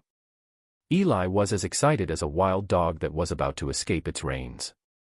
Matthew waved his hand weakly. The little black cat jumped agilely and slipped into the dance venue from the beam. A moment later, Matthew also adjusted his clothes. He smiled and walked towards the wooden door that was filled with light. He greeted the members of the garrison at the door. Matthew's eyes quickly adapted to the light in the hall. He looked around and found that this place was indeed more suitable for a ball. The first hall was too big, and the empty dance floor made it difficult to create the appropriate atmosphere. Not only was this hall much narrower, but there were also rows of rooms on both sides of the corridor. Other than the area in the middle that could be used as a dance floor, the rest of the hall was filled with stone sculptures, cabinets, and other things that could block one's view. Rieger still put in some effort. The sofa, bar counter, snack cabinet, and everything else that should have been added were basically there. At this moment, there were quite a few people in the hall. At first, everyone was a little reserved, but everyone was familiar with Rolling Stone Town. A few people who were good at adjusting the atmosphere warmed up the place, and the other guests also took the opportunity to relax. The two bards were playing the harp not far from the dance floor. The beautiful music led people to dance happily. Matthew saw that some brave men and women had already started dancing on the dance floor. Their dance steps might not be particularly standard, and their movements could hardly be called elegant, but their passion and emotion were the perfect interpretation of their dance. Matthew walked along the edge of the dance floor. A few young men and women were talking in a corner. A boy with many freckles was provoked by a friend's dirty joke next to him. He was so angry that his face turned red. The others burst into laughter. A little black cat ran agilely over the wall, jumped into the garden behind it, and soon disappeared. When he passed by a shelf with purgatory-style armor, Matthew saw Mrs. Liz, one of the 5 members of the committee, and another middle-aged woman introducing girls to Blake. The bearded man looked very uneasy. He kept his head down. When Ms. Liz or the girl opposite him asked him a question, he looked up and replied. Matthew was amazed. Every young man who is being urged to get married will subconsciously feel that Blake is very pitiful when they see this scene, but I don't sympathize with him at all. I'm even annoyed by his stubborn look. Chapter 349, Ball. Chapter 349, Ball. At this moment, a young man in his early 20s raised a glass of red wine and came to Matthew's side. Because there's a tradition in our family. If the eldest son isn't married, then no matter how passionate the second son is with a woman outside, he will be asked to postpone his marriage indefinitely. Because of this reason, I've lost at least 2 girls who love me. I can wait, but they can't. Then, he smiled helplessly at Matthew and extended his left hand. Patton, the northern tax collector of Rolling Stone Town. You should have heard of my name. I also know you very well. You are a mage who loves planting trees, a strong competitor for outstanding citizens, the new legal advisor of the Lord Main Hall, and the current hot favorite of Rieger. Matthew, right. Let's get to know each other. Matthew shook hands with little Patton very kindly. Not long ago, Zeller had mentioned him when he was dealing with the case of the West Village refusing to pay taxes. Little Patton, the tax collector, was the party involved in that case. He was also the younger brother of the garrison captain, Blake, and the second son of Madame Liz. Currently, it was said that he was recuperating at home because of a sexually transmitted disease. It seems that your resentment runs deep. The people from Deep Blue Harbor had not arrived yet, so Matthew casually chatted with little Patton. Of course, I lost love because of this, and it wasn't just once. Little Patton pursed his lips. When I was very young, I knew that my parents would only have their eldest son and youngest son in their eyes. People like me who are neither good nor bad are destined to be forgotten. But did they really care about Blake? I also suspect it. I know that Blake has someone he likes. She's a widow from a private winery in the south of town. Oh, Blake loved her so much. He often visited her business and brought his brothers from the garrison with him, but Blake did not dare to look her in the eye. He could only silently like her and then watch her change male partners one after another in the past 3 years. Sometimes, I really want to help him kidnap the little widow back home so that he can get married as soon as possible. After that, my mother worries about my marriage. But thinking about it carefully, it's impossible. That little widow isn't worthy of our family. If I really did that, even if it was Blake's idea, my mother would only break my legs. Matthew asked curiously, "How do you know so much?" Little Patton shrugged. This is what the little widow told me in bed. She had always known that Blake liked him and had been waiting for him to confess. However, years flew by. Blake had not made a move. Which woman could wait for so long? She had lost her husband and 3 children. It was very difficult for one person to support a private winery. Blake's cowardice disappointed her so much that she had no choice but to fall for other men, such as me. Matthew could not help but frown. "Didn't you feel bad doing that?" Little Patton said honestly. "A little. To be honest, I don't have any feelings for that widow. She wants my power to manage taxes, and I want her to have a moment of pleasure. After that, it's a boring exchange of bodily fluids. Maybe I just want to take revenge on Blake. He stole all my parents' love and attention. I came here today because I wanted to see Blake's successful blind date. But from tonight's performance, no woman would be willing to spend the rest of her life with a guy who only stares at his toes when he's talking to her. I'm so unlucky." After saying that, he downed the red wine in his glass in one gulp and seemed to be ready to leave. Matthew asked curiously, "Are you leaving just like that? Aren't you going to stay a little longer?" Little Patton waved his hand. "Forget it. You should have heard about me. I got some scabies in the north. I'm still eating herbs. I won't harm others. Judging from today's situation, I'm afraid I won't be able to get married in this lifetime. Sad, really sad." He sighed and walked towards the exit. Matthew looked at his back with interest. After taking a few steps, Little Patton suddenly turned back and placed a small paper bag in Matthew's hand. "I won't be able to use this thing in the short term. I'll give it to you. With your face, I'm afraid it'll be very tiring for you tonight. Don't forget to protect yourself and your partner. I hope you can put in a good word for Blake in front of Rieger so that he can find a wife for Blake and get married as soon as possible." This time, he left without looking back. Matthew opened the paper bag curiously and found 3 well-washed and well-made sheep intestines lying quietly inside. "Matthew, what's that in your hand?" A pleasant voice sounded. Matthew turned his head and saw Sif wearing a light green fluffy dress with a few beautiful diamonds on her forehead. She was smiling at him warmly and shyly. With lightning speed, he stuffed the paper bag into the magic bag. "Nothing much, just some casting tools." He coughed. Sif walked over with a smile. She raised her chin slightly and asked expectantly, "Can you dance with me?" Matthew hesitated. "I'm not very good at dancing." Sif held his hand generously and pulled him to the dance floor with a smile in her eyes. Chapter 350, Ball. Chapter 350, Ball. "It's okay. I don't know how to dance either. We'll just dance casually." As they spoke, the light on the dance floor dimmed slightly. 2 more bards walked over. They exchanged hand gestures with their companions, and the accompaniment music suddenly became soothing and gentle. Everyone on the dance floor moved slowly and elegantly. Early summer. On the dance floor, the sound of crickets in the garden could be faintly heard. It was the surging movement of life which began to play gently on this land. In a narrow secret room in the east corridor of the second hall, Rieger kept adjusting the angle of the crystal ball, and he could see every corner of the ball. "Why didn't you stop them?" Zeller's voice came from the shadows of the secret chamber. Rieger was silent for a moment. "I really wanted to catch Matthew and beat him up, but before the ball started, Sif found me and talked to me for a long time. We talked about a lot of topics, some of which I had never thought of talking to her about. She even took the initiative to talk to me about marrying." Zeller sighed, have you finally realized that your daughter has grown up? Rieger couldn't help but clench his fists. After a while, he slowly loosened them. I just don't want to be the kind of father that she hates. Taking a step back, if she really wants to get married, Matthew is indeed a good choice. Zeller chuckled and reminded, don't forget how they met. Don't you mind? Rieger laughed. You mean Seaver School?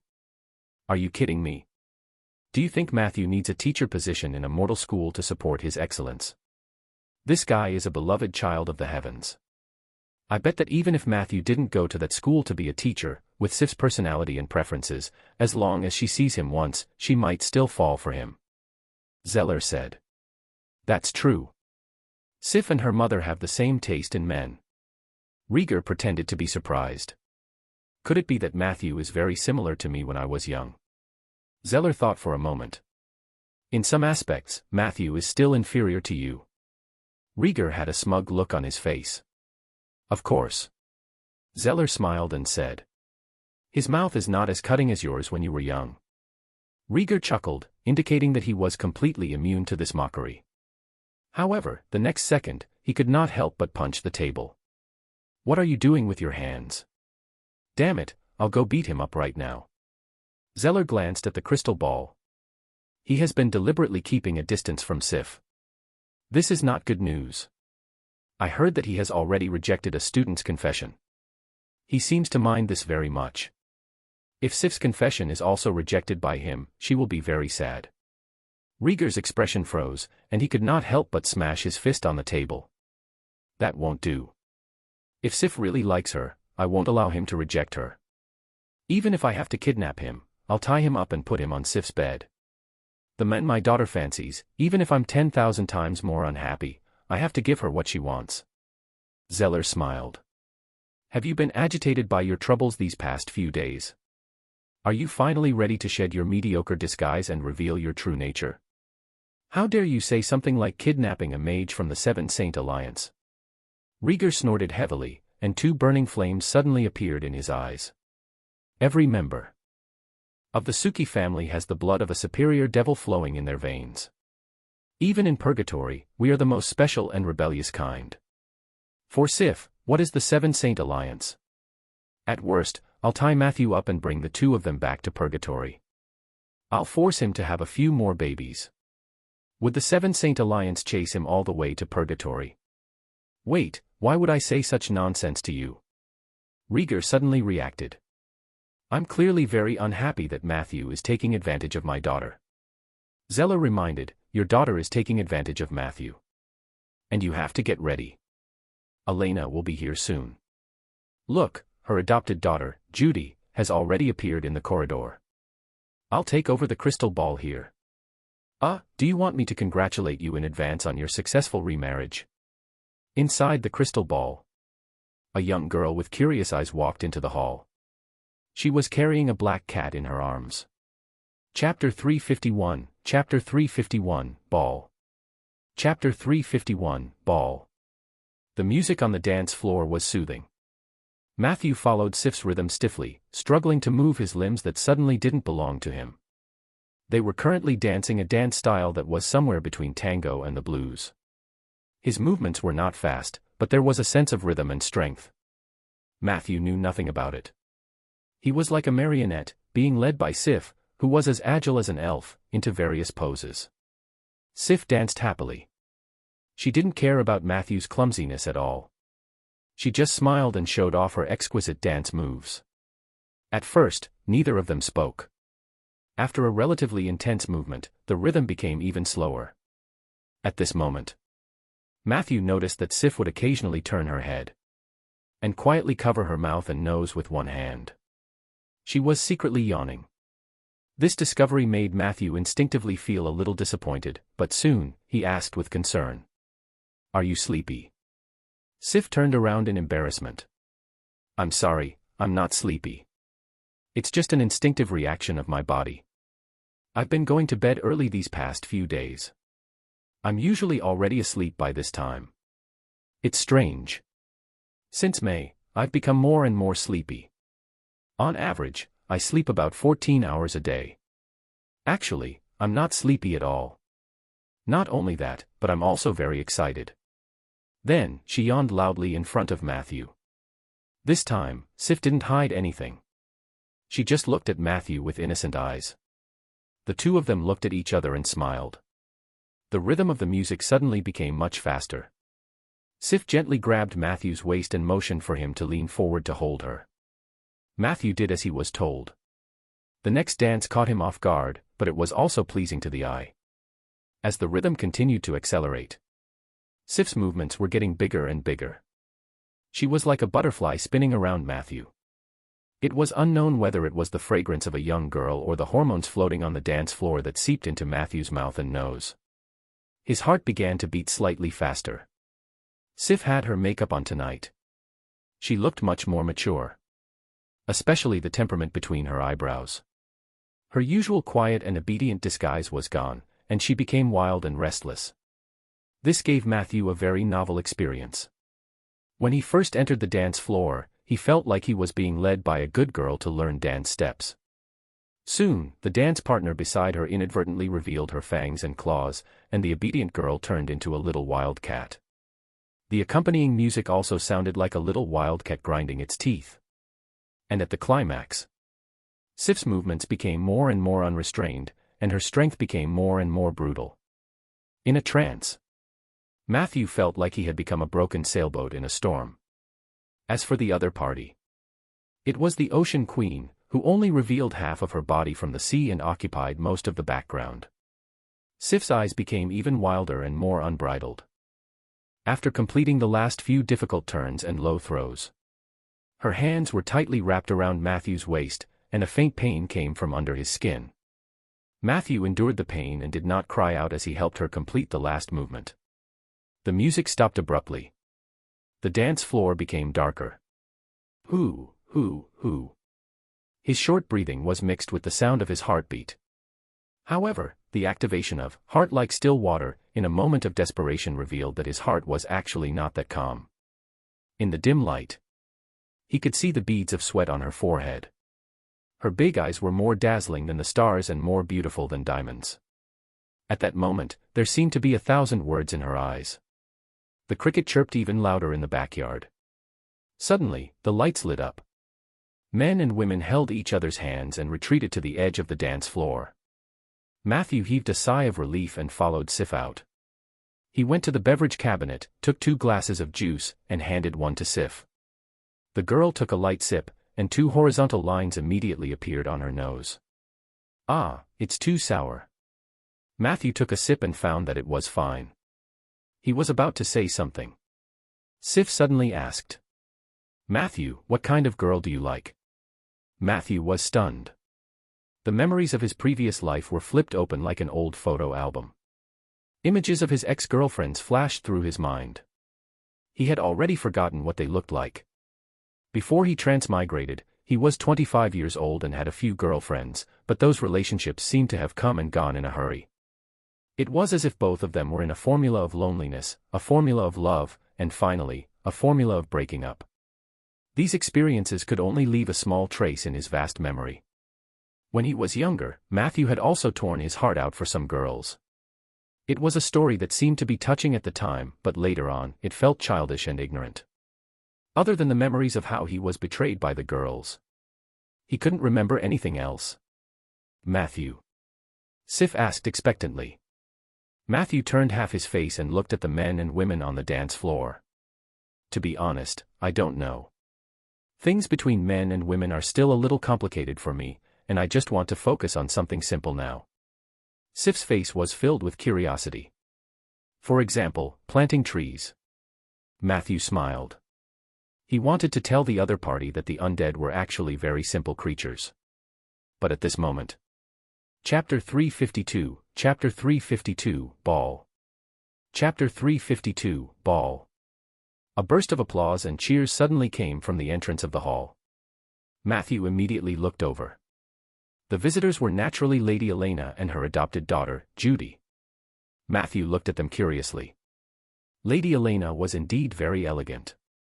Her dress was not something that could be seen in a remote place like Rolling Stone Town.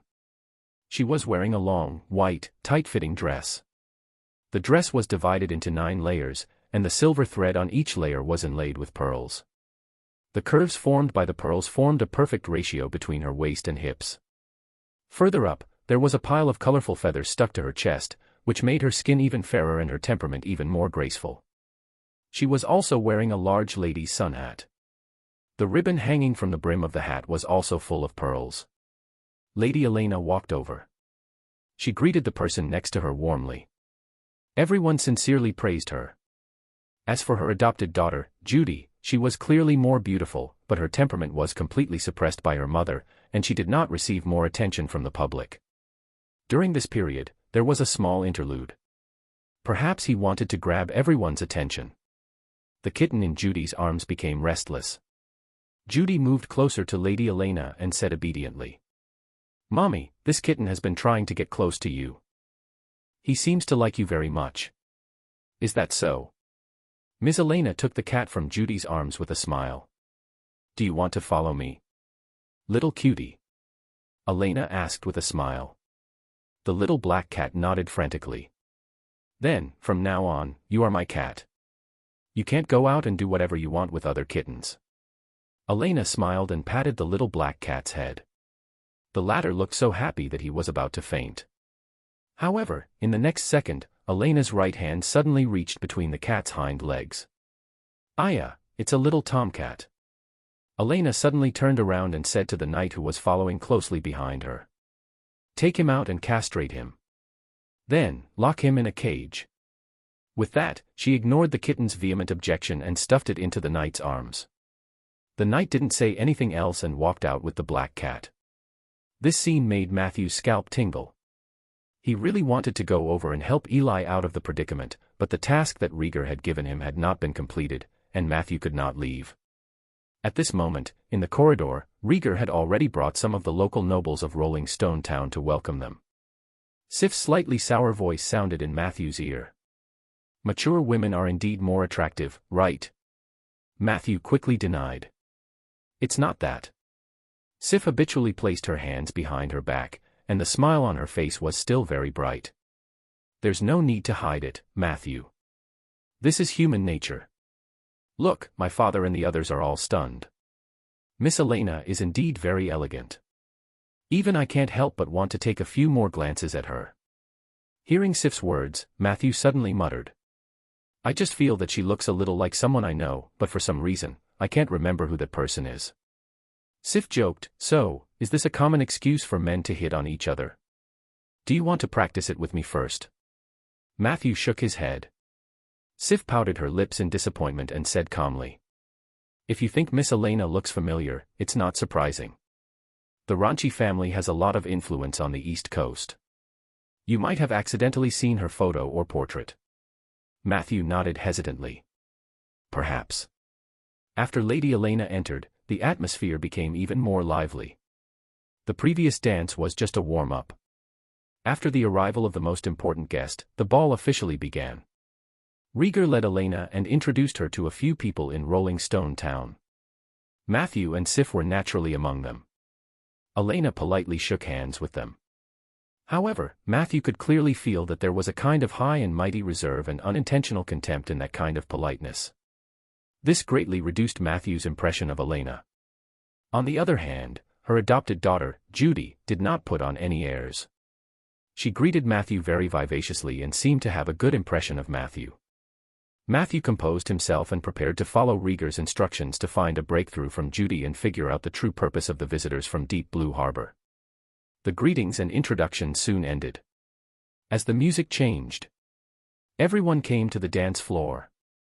Rieger introduced Lady Elena's noble background to everyone with great magnanimity, then smiled and said, "I remember that according to the custom of Deep Blue Harbor, the first dance is for the lady to choose a male partner, and the chosen male partner cannot refuse.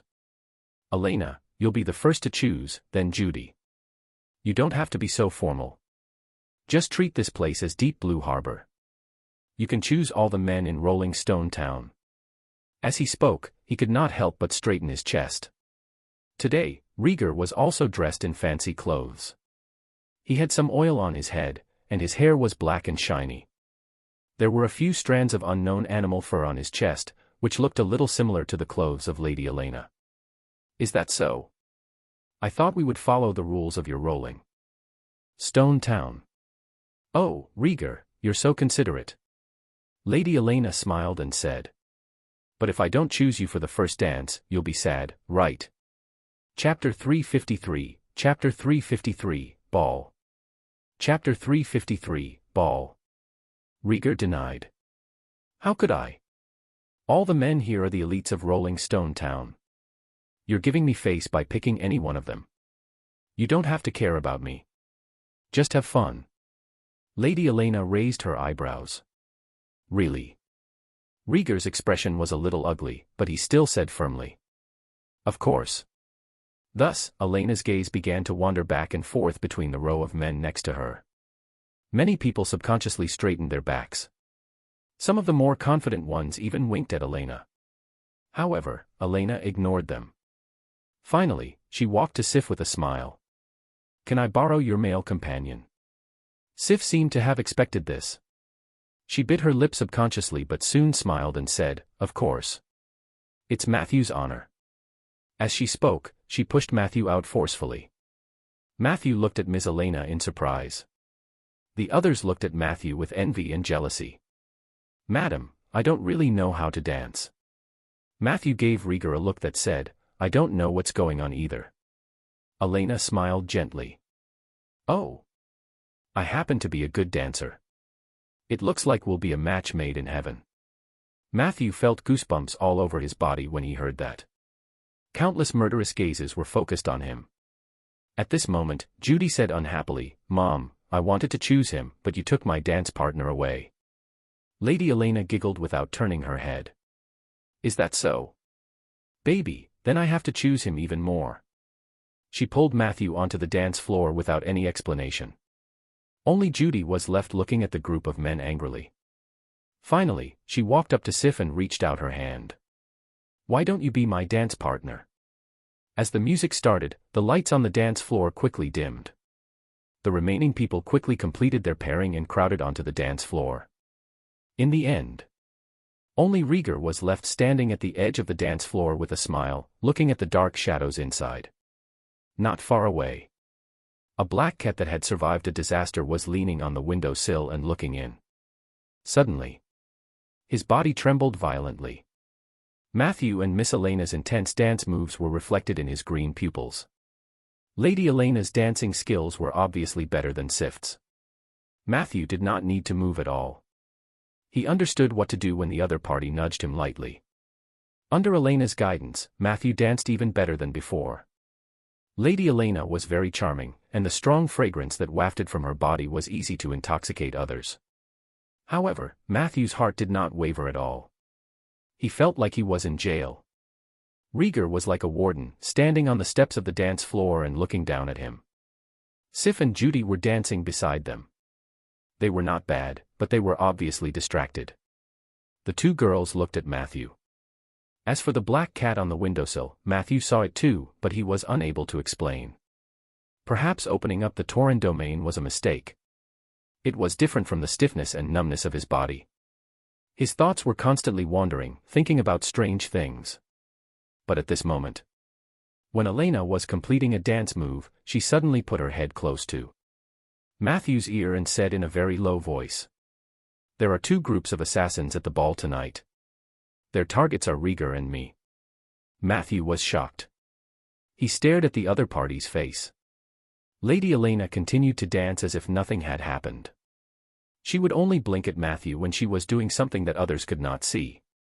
Matthew asked in a low voice. What do you mean? If someone wanted to assassinate you, why didn't you tell Rieger earlier? I'm not afraid of assassination, said Elena. Little Matthew, don't tell me you still don't recognize me. In an instant, Matthew was surprised to find that this voice actually sounded from the bottom of his heart. Hint, your partner, Lorraine, has temporarily deactivated his ability, vividly. Imitation, acting domain. Lorraine used mind language on you. Lorraine. Lady Elena had become Lorraine. Matthew felt his head buzz. Suddenly, he remembered Lorraine's signature in the previous letter. Losalin Ranchi. Are you from the Ranchi clan? Matthew couldn't telepathize, so he could only ask in a low voice. Elena is my little cousin. Lorraine giggled and said in his heart. Her situation in Deep Blue Harbor can be said to be troublesome from both internal and external attacks. Her mother gave me a lot of financial aid when she was alive. Whether it's because of blood relations or courtesy, I have to help her. I disguised myself as her so that outsiders would think that she really came to Rolling Stone Town while she hid in the dark of Deep Blue Harbor, waiting for an opportunity to strike. Of course, she did entrust me to negotiate with the Lord of Rolling Stone Town. The content of the negotiations included the marriage between Judy and even Elena herself and Rolling Stone Town. Matthew wanted to ask more, but Lorraine stopped him in time. There are too many people and too many eyes. Don't say too much. The assassins might discover you. Don't be nervous. According to my judgment, they are still in the infiltration stage. The real attack should be in the second half of the ball. Matthew nodded. After learning the true identity of Lady Elena, and the news that there might be assassins at the ball, Matthew was shocked and confused. The remaining half of the dance seemed to be so difficult to endure. Finally, the music ended. Matthew pulled Elena to the dance floor. Sif and Judy followed closely behind. On the other side, Rieger and the other men also crowded over. Matthew's eyes were sharp, and he noticed that there was a kitten with an eager look in the crowd. He suddenly had a headache. At this moment, Elena suddenly cried out and threw herself onto Matthew. I think I sprained my ankle. Matthew, can you help me to the changing room next door to rest? Everyone stared at this scene with their mouths agape. Then, Elena looked up at Rieger with an apologetic expression. I might not be able to dance tonight. Is it convenient for me to borrow your magic consultant? Rieger was able to maintain his proper demeanor. He waved his hand in a seemingly generous manner. It's okay. Please order Matthew around as you please. Hee, then it would be impolite to refuse. With Rieger's permission, Elena held her dress in one hand and Matthew in the other as she jogged into the changing room. Bang. The door of the room was slammed shut. Are they already in the changing room? I didn't think Matthew even did anything. In the crowd, Blake stroked his beard and asked in surprise. Beside him stood the young man who had returned. Little Patton downed the red wine in his goblet. I knew that he would be able to use what I gave him. Pay up, brother. Io. Who tripped me? Silly cat, why are you running so fast? Are you going to witness the adultery? Chapter 354, Chapter 354, Which big shot's illegitimate son are you? Chapter 354, Which big shot's illegitimate son are you? To make a long story short, I heard from the grapevine that a team of drow assassins sneaked into Rolling Stone Town this evening. I'm not sure of their exact location, but considering the special nature of the drow, they will definitely make a move tonight. Besides, from the moment I left Deep Blue Harbor, 2 assassins from the Church of the Underworld followed me. I thought they would make a move on the road, but they didn't. It wasn't until I entered Rolling Stone Town, especially when the ball just started, that I felt a strong killing intent. It seems that they wanted to kill Elena here and achieve their goal. At the same time, they could also frame Rolling Stone Town. According to my deduction, they will make their move in the latter half of the ball, which is between 11 p.m. and 1 a.m. Of course, this time is not absolutely accurate. After all, I'm not a prophet. Lorraine said quickly in the changing room. Matthew nodded solemnly. If it was a drow assassin, then the South must be facing a threat. According to Red Mountain's methods, they would often eliminate the leader before mobilizing their army to attack. Since the assassins were already on their way, the army was definitely not far away. If Lorraine's information were true, it would be of great significance to Rolling Stone Town. So, other than reminding us of the assassin crisis, are you also the representative of Lady Elena? Matthew asked. Lorraine shrugged. Not entirely. I have my own will. The negotiation with Elena is just one of the reasons why I came to Rolling Stone Town. Once I'm done with this, the matter at Deep Blue Harbor will have nothing to do with me. In fact, Elena wanted to come personally. She wanted me to stay to guard Deep Blue Harbor instead. She did have some feelings for your lord, but I rejected her suggestion. That place was really boring. Playing with a group of old men in dark politics was not something I was keen on. In comparison, Rolling Stone Town, where a major incident could happen at any time, was my preferred place. I could feel that this place was full of vitality. Is there a better place for a bard? Oh, I'm sorry, Matthew. I'm not looking forward to something big happening in Rolling Stone Town, but this is the general trend. The news that Ronan had fallen into the astral plane had spread like wildfire in the south. At first, people did not believe it, but now they had received further confirmation from all sides. After losing the Southern Guardian, the entire southern continent will fall into chaos. I'm afraid that Rolling Stone Town will not be able to remain unscathed. As far as I know, many criminal organizations from the East Coast regard Rolling Stone Town as a fat sheep. They have sent spies to your place to inquire about the situation. Without the protection of a legendary mage, the future of Rolling Stone Town can be described as unstable. However, don't be afraid. For your sake, Rolling Stone Town is about to welcome a great legendary bard. Lorraine was still using Elena's female voice. However, the pompous tone in his words was familiar to Matthew. Seeing how confident he was, Matthew couldn't help but tease him. May I ask, Mr. Legendary Bard, who is better at fighting, you or Mr. Ronan? Lorraine said decisively, him. I'm not even 1/10 of him. Then, he complained. You want a bard to compete with a mage in terms of combat power? This was not fair. I'm good at other fields. Matthew retorted. Do you mean fraud? Lorraine did not seem to hear the sarcasm in Matthew's words and continued shamelessly. I'm talking about art. Bards are born for art. There's no reason for us to compete with those vulgar mages in the field of combat. That's blasphemy against art. Matthew smiled as he recalled. I remember that even in the Age of Enlightenment, the goddess of art eventually became one of the harem members of the god of war. It seems that art really can't be profaned. Lorraine rubbed his chin. Is that true? This means that war may be a higher level of art. While the two of them were chatting, a little black cat suddenly jumped in through the glass window of the changing room. It didn't say anything. Its hind legs were on the ground, and its forelimbs were upright. It raised its head and looked at the two of them eagerly. Is it your cat? Lorraine asked casually. Matthew didn't know whether to laugh or cry when he saw Eli. He wanted to go up and pick up the little black cat, but as soon as Matthew approached, it quickly took a few steps back.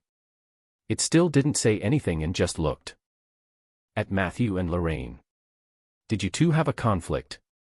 Lorraine asked curiously. Matthew sighed and said. He's a druid. He has a slight fondness for the Lady Elena you're dressed as. Lorraine's expression turned cold. He reached out his palm to the kitten, trying to cover its eyes.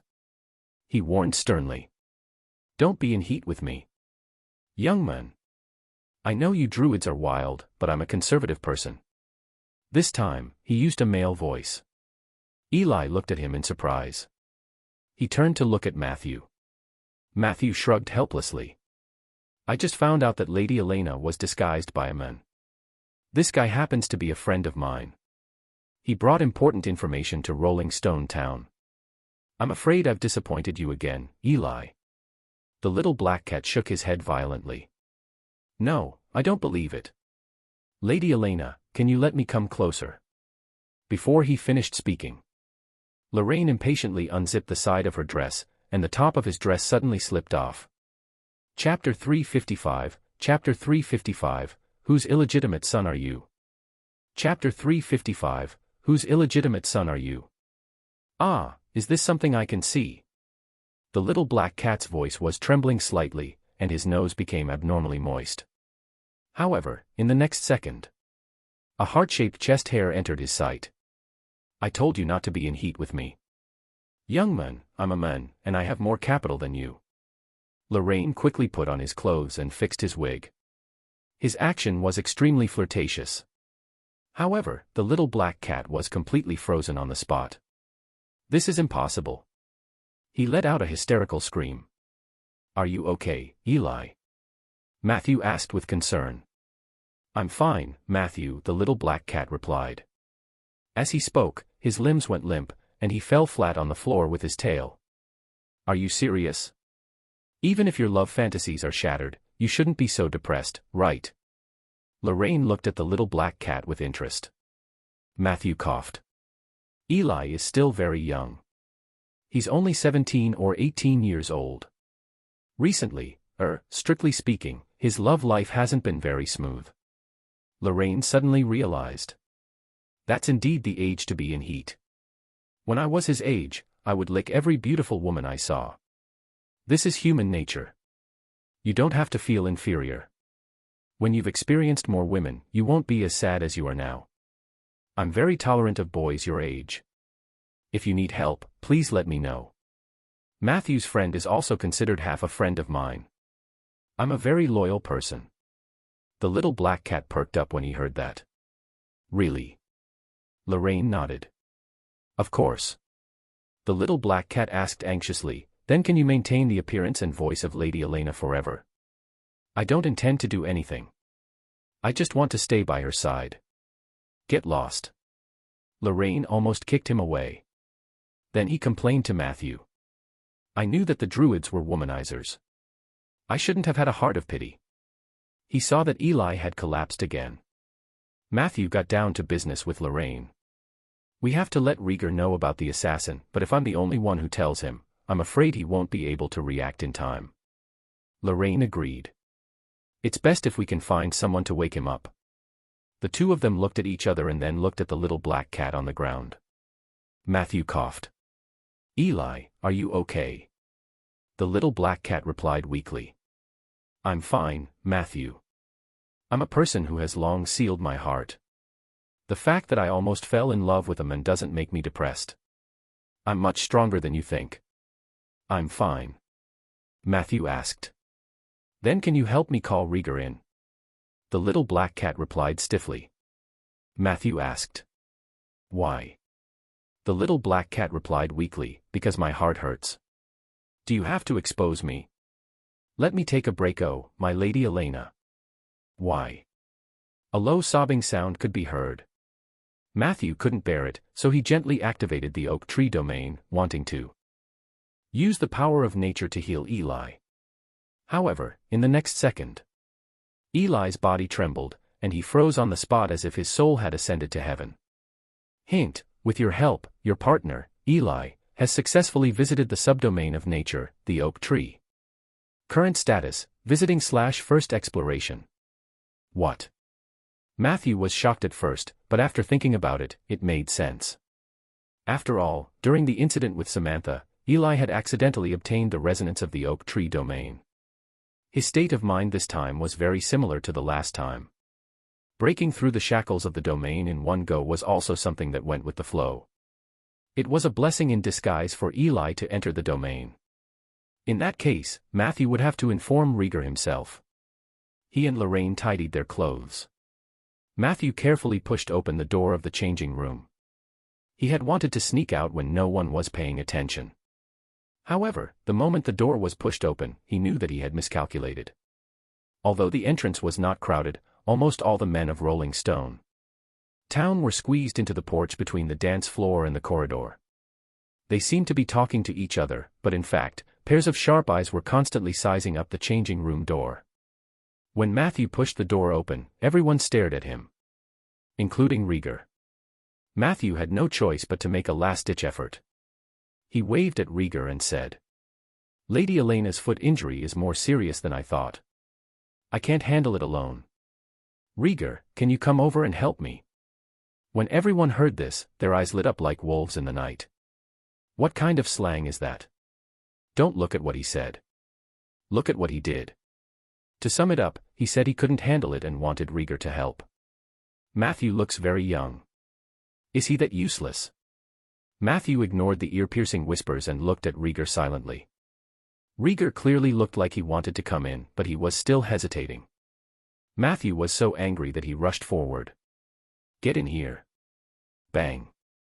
The changing room door was slammed shut again. Everyone subconsciously shrunk their necks. A moment later, the sign hanging on the door trembled slightly. Everyone revealed a meaningful expression. Behind the door, Matthew gently tapped the door frame as he explained the ins and outs of the matter to Rieger. As quickly as possible he added.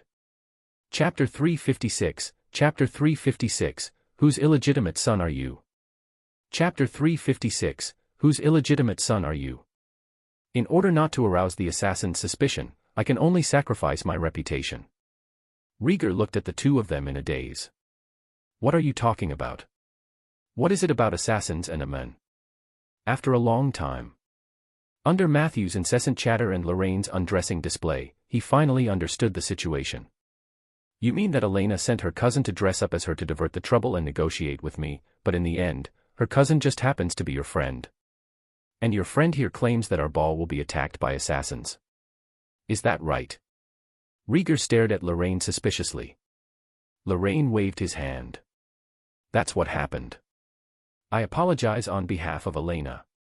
I believe you can understand her difficulties. Rieger thought for a moment. I can understand Elena's difficulties, but I doubt your intelligence. The security of Rolling Stone Town has always been very good. I've never seen any assassins or killers. Matthew reminded. The Drow assassin troop that Lorraine mentioned matches the rumors about Red Mountain that we discussed before. We have to be on guard. Rieger nodded. You're right. Then what should we do? Lorraine replied. It's very simple. The targets of the assassins on both sides are you and me. Then let's stay together for the rest of the night. We can't stay in the changing room all the time. The assassins will get suspicious, but we can't mix in the crowd either. That might hurt others. Is there any open space nearby that is suitable for assassins to attack? Rieger immediately replied. The back garden is next to here, but no one usually takes care of it. Most of the landscape has been abandoned. There are only some weeds. It looks okay at night, not too dilapidated. Lorraine said decisively. That's it then. The two of us will go to the back garden to lure the assassin. Matthew, go and inform the other reliable helpers to get ready. The three of them quickly discussed for a while. Not long after. The three of them deliberately wrinkled some of the details of their clothes and then left the changing room one after another under everyone's watchful eyes. In order to prevent anyone from disturbing Eli, who was comprehending the mysteries of the domain. Matthew even thoughtfully locked the glass door and the main door of the changing room. After that, the ball went on as usual. However, the people's gazes on Matthew, Rieger, and Elena became slightly ambiguous. Not long after leaving the locker room. In front of everyone, Rieger asked Lady Elena to take a walk in the back garden. Everyone tactfully did not follow.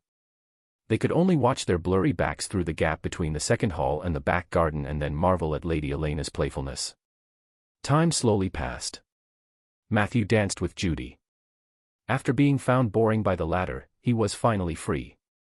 He sat alone on the sofa by the dance floor and quietly observed the flow of people in the hall.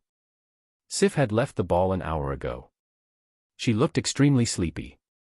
She only hurriedly greeted Matthew and left. Before she left, she still seemed a little unhappy. Matthew could only sigh. At this moment, the clock opposite the sofa pointed to 11 o'clock. Matthew narrowed his eyes slightly. If there are assassins, it's about time to make a move. He didn't use any skills and was only using his perception to search for suspicious people. But this process had little effect. After all, Matthew was not a professional rogue, so it was difficult to tell who was proficient in transformation or makeup. I should have brought Lara here. She's familiar with the scent of drow. If Eli hadn't entered the domain, he would have the same ability. Matthew thought regretfully. The hands on the clock moved diligently. An hour later. The number of people on the dance floor decreased. Some of them went to the other changing rooms in the corridor, while the older ones left one after another. Matthew looked at the audience in confusion. He had yet to find any trace of the assassin. Could it be that Lorraine's information was wrong? That's not possible. Matthew had seen the power of alley gossip before. After the incident in Marsh City, Lorraine had successfully advanced to become a demigod. His related abilities must have been further strengthened. Besides, he had no reason to lie about such things. But where did the assassin go? Matthew's eyes revealed a hint of determination. What a patient assassin. Let me see how long you are willing to hide. He turned around and looked in the direction of the backyard. I should get them in here soon. There aren't many people on the dance floor. If they keep walking around in one place, it will arouse suspicion. Matthew yawned and thought. Another hour passed. It was 1 o'clock in the morning. There was still no sign of the assassin. The interaction between Rieger and Lorraine had shifted from the back garden to the dance floor. The two of them danced all kinds of dances that Matthew had never seen before. It had to be said. Rieger's acting skills were also considered professional. He looked as if he was really mesmerized by Aliena's beauty. The two of them danced until they were exhausted. In the end, they lay on Matthew's sofa without any regard for their images. The three of them stared at each other on the sofa. Matthew rubbed his eyes in a daze and asked, "What time is it?" Chapter 357, Chapter 357, Which Big Shot's Illegitimate Son Are You? Chapter 357, Which Big Shot's Illegitimate Son Are You? Rieger replied weakly, 3:30 in the morning. So, where is the assassin? Lorraine still looked energetic, but his eyes were filled with doubt. That's impossible. My alley gossip has never been wrong. There must be a team of drow assassins and 2 killers from the Church of the Underworld who have entered Rolling Stone Town and are planning to take action tonight. The three of them looked around. There was no one else in the hall except for the guards, who were also yawning, and a few young men from the town who were having fun with Judy. I'm afraid we've alerted the enemy, Lorraine said seriously. Something must have gone wrong somewhere. The assassins chose to retreat because they were exposed. Rieger stared at him unhappily. That must be because of you. You obviously can't act as a woman. Lorraine asked. If I can't do it, can you? Rieger replied as if it was a matter of course. I'm very good at acting as a man. Lorraine was speechless. After a while, even the young men who were having fun had dispersed. Judy was escorted by 2 knights back to the hotel to rest. It was also time for the garrison to change shifts. Only the 3 of them were left in the hall. Matthew yawned heavily. Do you think the 3 of us can deal with a team of assassins if they come out of the shadows at this time? Rieger suddenly asked. Lorraine was about to mock him, but at this moment, the 3 of them felt their hearts tighten because they heard a series of intense footsteps coming from the direction of the corridor. Someone was jogging. The 3 of them looked at each other and immediately stood up. In the next second, they saw a garrison member rushing over from the entrance. He came in front of Rieger and hurriedly reported. My lord, Mr. Richard is outside with a group of black people. When I went out to buy vegetables tonight, I passed by the back wall of the post house and found a few little thieves poking their heads out from behind, so I caught them. I was worried that they still had helpers, so I followed the clues and caught the remaining few. I originally wanted to send them directly to prison, but considering that the skin color of these little thieves is not right, I'd better let the Lord take a look first. At the entrance of the courier station, Richard, who was dressed in a tuxedo, was still leaning on his exquisite cane. His back was straight, and his tone was as serious as ever. At this moment, he was still holding a long rope in his right hand. There were 6 drows and 2 humans tied to the rope. They knelt on the ground in unison. After hearing this, not only Matthew but even the thieves on the ground were speechless. Going out to buy groceries in the middle of the night, this excuse was too casual. Without waiting for Rieger to speak, Lorraine suddenly said in surprise, so the assassins are all with you. Are you Silver Snake? Richard also looked at him in surprise. He subconsciously gripped his cane. A new demigod. Dusk chant. The 2 of them suddenly stopped talking and only looked at each other. Matthew could see the deep fear in their eyes. A moment later, Lorraine suddenly laughed. I didn't expect Rolling Stone Town to be full of crouching tigers and hidden dragons. After losing the protection of legendary Master Ronan, a legendary rogue at the level of Silver Snake has arrived. Richard looked at Matthew and complimented him. Is this your friend? You have a lot of connections. Even during the era of Heavenly Palace, it was difficult to meet a demigod. Lorraine also looked at Matthew with a smile. I was worried about you and Rolling Stone Town's safety, so I rushed over. Now, it seems that I was worried too much. You don't know other legends, do you? Matthew was about to answer. At this moment, a snowy owl flew over with a letter in its mouth. It was a magic letter. A white light condensed between the dancing feathers. Very quickly, the image of a white-robed mage appeared inside. The men smiled and said to Matthew, "Hello, Matthew. The first batch of visitors to the Scar of the Dead project has been confirmed. The specific time is in the paper letter.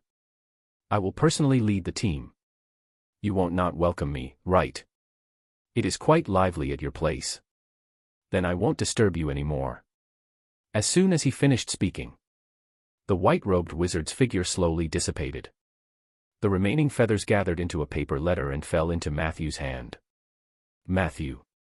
Lorraine's voice sounded a little dry. If I'm not mistaken, that person just now couldn't be. Richard had the same doubts. Matthew could only answer truthfully, his name is Edmund, the head mage of the northernmost floating city. But then, Richard added the rest of the title. Level 26 Superior Legend. He is an existence which is only below the Seven Saint Alliance.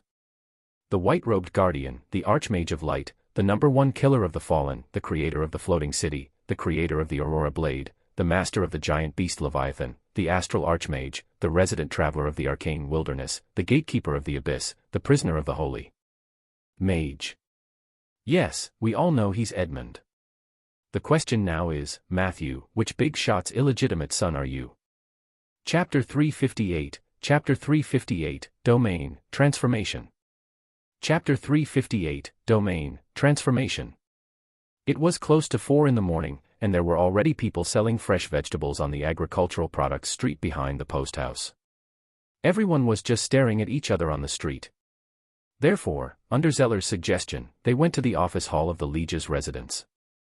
Based on Matthew's understanding of Zeller, this arrangement was probably to wait for the negotiations here to be completed and seamlessly connect to the morning meeting later.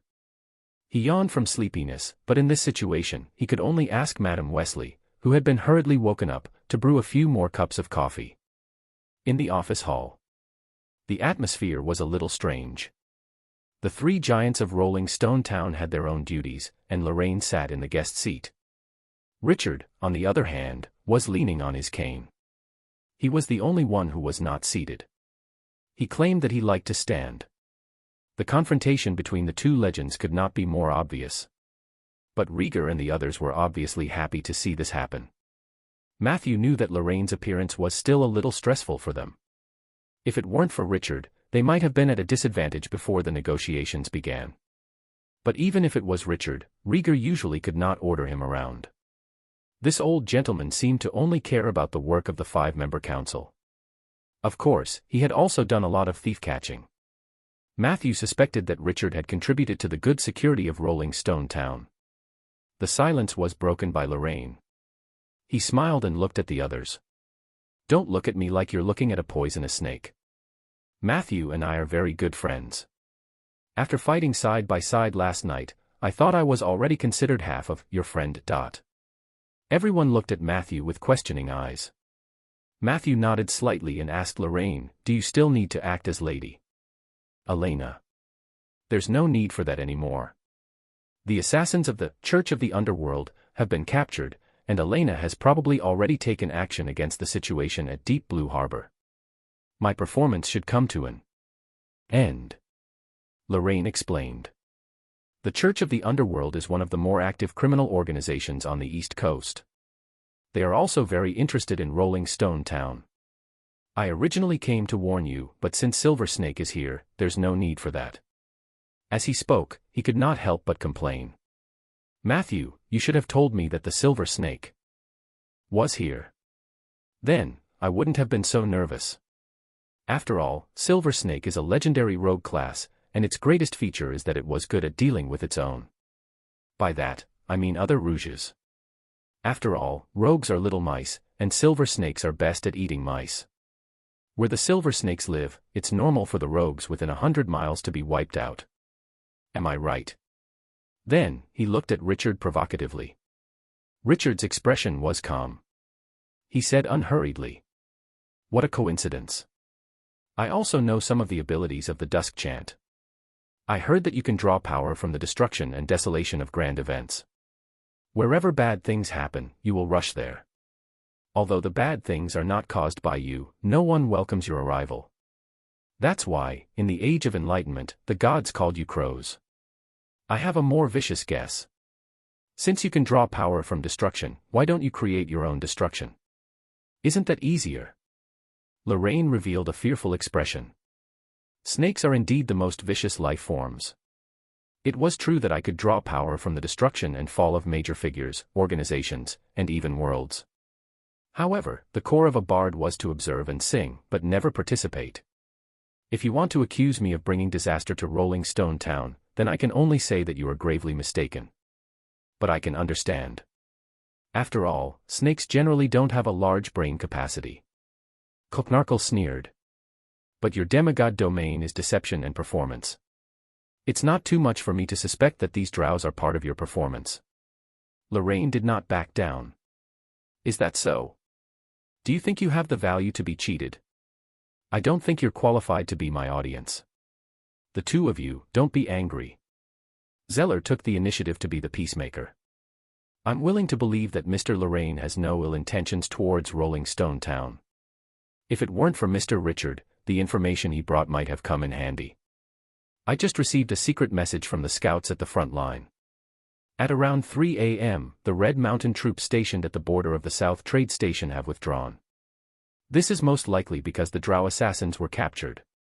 There are about 300 people in that army. If they really attack the Southern Trade Station, we may suffer some losses. As he spoke, he unfolded the note in his hand. Matthew noticed that when Zeller entered the office with him, he did not have this note in his hand. It seemed that Zeller had a secret way of communicating with his scouts, and it was quite efficient. More than 300 people. So many. Rieger was shocked. Zeller nodded solemnly. For the current situation in the south of Ainder, a 300-man army, if well-equipped and with good morale, would be a force to be reckoned with. The true elites of Rolling Stone Town were only about 40 Lord's Guards. Adding the same number of garrison members, there were less than 100 people in total. Chapter 359, Chapter 359, Domain, Transformation. Chapter 359, Domain, Transformation. There were 170 attendants like the Lord's Guards. The militia of each village added up to more than 100 people. Considering that the permanent population of Rolling Stone Town was between 6,000 and 8,000 and adding the villages at the border, the number could barely exceed 10,000. Without considering the Purgatory Teleportation Gate, 1,000 people were the threshold for regular army conscription. The Red Mountain was 3 to 5 times the size of the Rolling Stones, and so was its wealth. According to the previous intelligence, their main force was attacking the High Leaf territory and sweeping the Golden Fertile Field. Only a quarter of their forces were threatening the Southern Trade Station. It seemed that the new Lord of Red Mountain had organized a regular army of more than 1,200 people in a very short period of time. This was not an easy task. From this, it could be seen that even if they managed to scare off an army from Red Mountain this time, there would still be a lot of hidden dangers in the future. The Red Mountain has terrifying war potential. The fall of the Golden Fertile Field will cause the price of food in the south to rise sharply this year. If they occupy the High Leaf territory, the economy of Rolling Stone Town will be severely affected. Of course, the most important thing is the threat they pose to us. Even with the deterrence of a legendary mage, they might still test us from time to time. This is a very troublesome matter. Zeller concluded seriously. The other three also wore grim expressions. Only Lorraine still looked calm.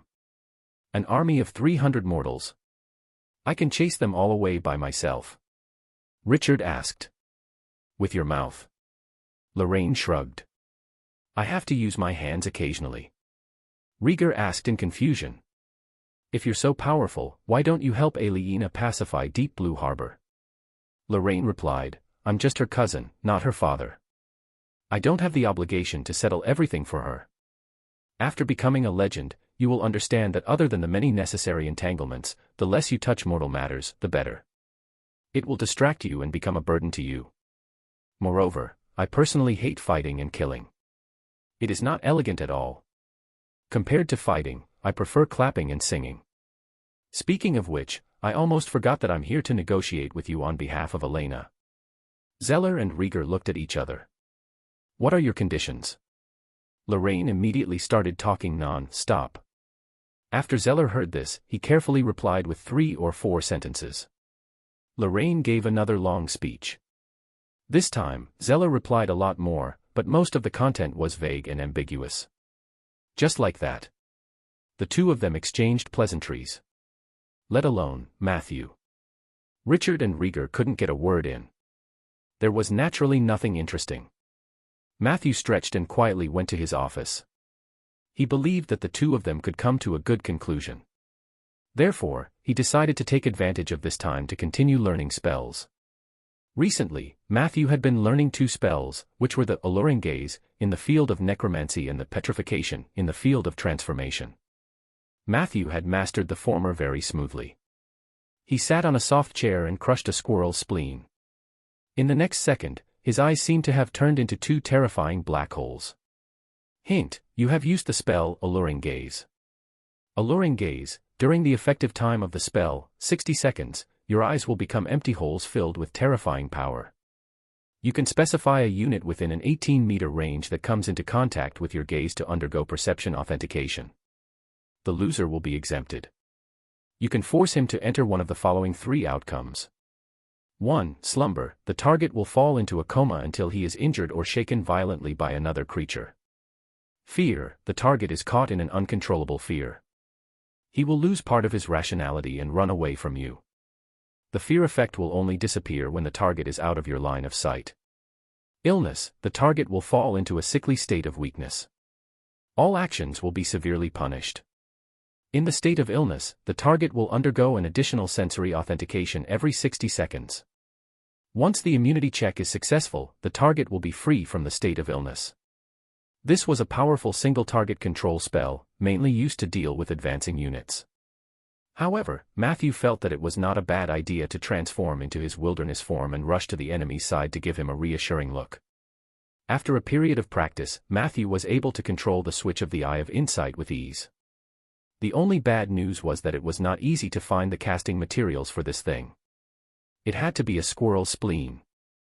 The only good news was that a spleen could be reused. In comparison, the learning of petrification was not very smooth. But Matthew didn't care. He was now full of confidence in the transformation domain. It wasn't that he had confidence in himself, but that he had confidence in Rieger. He took out a piece of meat and tried to petrify it. After several failures, he calmly looked outside and found that Zeller and Lorraine were still tugging at each other. On the surface, Rieger seemed to be listening, but he was actually drinking coffee and reading the newspaper. Hence, he raised his voice. Rieger. Is it convenient for you to come in? Rieger didn't even raise his head and said. You have to pay me more. Matthew thought for a moment. It's about Sif. I want to talk to you. Chapter 360, Chapter 360, Domain, Transformation. Chapter 360, Domain, Transformation. Rieger immediately put down the newspaper and rushed to Matthew's office. What happened to you guys last night? His eyes were fixed on Matthew. If Matthew gave a wrong answer, he might have to go back to his room and take out his big sword. No, I just noticed that Sif kept yawning. Has she been sleeping a lot recently? Matthew asked. Rieger instantly heaved a sigh of relief. I thought it was something else. This is the influence of the family bloodline. It's not a big problem. Matthew asked curiously. Is she going to awaken an ability related to purgatory? Is that why you don't let Sif come into contact with magic? Rieger nodded. For the people of the Suki clan, it is harmful to learn spells on their own initiative. The power of a superior devil flows in our blood. As long as the time is right, this power will automatically awaken. In a sense, we are no different from warlocks. I see. Matthew nodded in relief, then skillfully slapped 5 gold coins on the table. Since you're already here, practice a spell with me. A few minutes later, Madame Wesley walked in from the corridor with a broom. She came to Matthew's office and looked at the stone statue in the middle of the room in surprise. Oh my God, is this the statue you carved for Rieger? It's really lifelike. As she spoke, she gently patted the stone statue's face and forcefully pulled its ears. Without waiting for Matthew to speak, she hurriedly ran out. "Don't move the stone statue yet. I'll call Sif over to watch the show." Matthew quickly cancelled the petrification spell and said, "The case has been solved. I told you it wasn't me who sent Sif here every time we practice spells." Rieger rubbed his red ears and said angrily, "I knew it was her. This old woman is too detestable. I have to fire her." Matthew's ears were already filled with calluses from hearing the same sentence. He asked, "When will you fire her?" Rieger said firmly, "Next Monday. Let her get another week's salary." When Matthew left the Liege's residence, the battle between Zeller and Lorraine was still ongoing. Matthew couldn't get involved in this matter. He was in a hurry to go back to plant trees and repair graves, so he finally asked for leave in advance. On the way to the oak forest, Matthew shuddered. "I knew it. I seem to have forgotten something. Eli." Thinking of this, he quickly returned to the official post house. When he was about to reach the entrance of the courier station, a strange power surged into Matthew's body. He could not help but stop in his tracks. Hint: comprehending the profoundness of the transformation domain many times has allowed you to accumulate a large number of relevant elements. You have successfully stepped into the subdomain of magic, transformation, and have completed a short stay in it. As a reward for stepping into the field, you can choose one of the following 3 abilities. Material-free casting: when you cast spells related to the transformation domain below legendary, you will not need any casting materials. Materials above legendary will be halved. Second shapeshift: your malicious shapeshifting has been strengthened. After turning a target into a sheep, you can cast a second shapeshifting on it. In the second sheep transformation state, the target will return to the first sheep transformation state after receiving the first damage. It would only return to its original form after receiving excessive damage again. In addition, in the second stage, the damage received by the target will be reflected in the physical body after the transformation.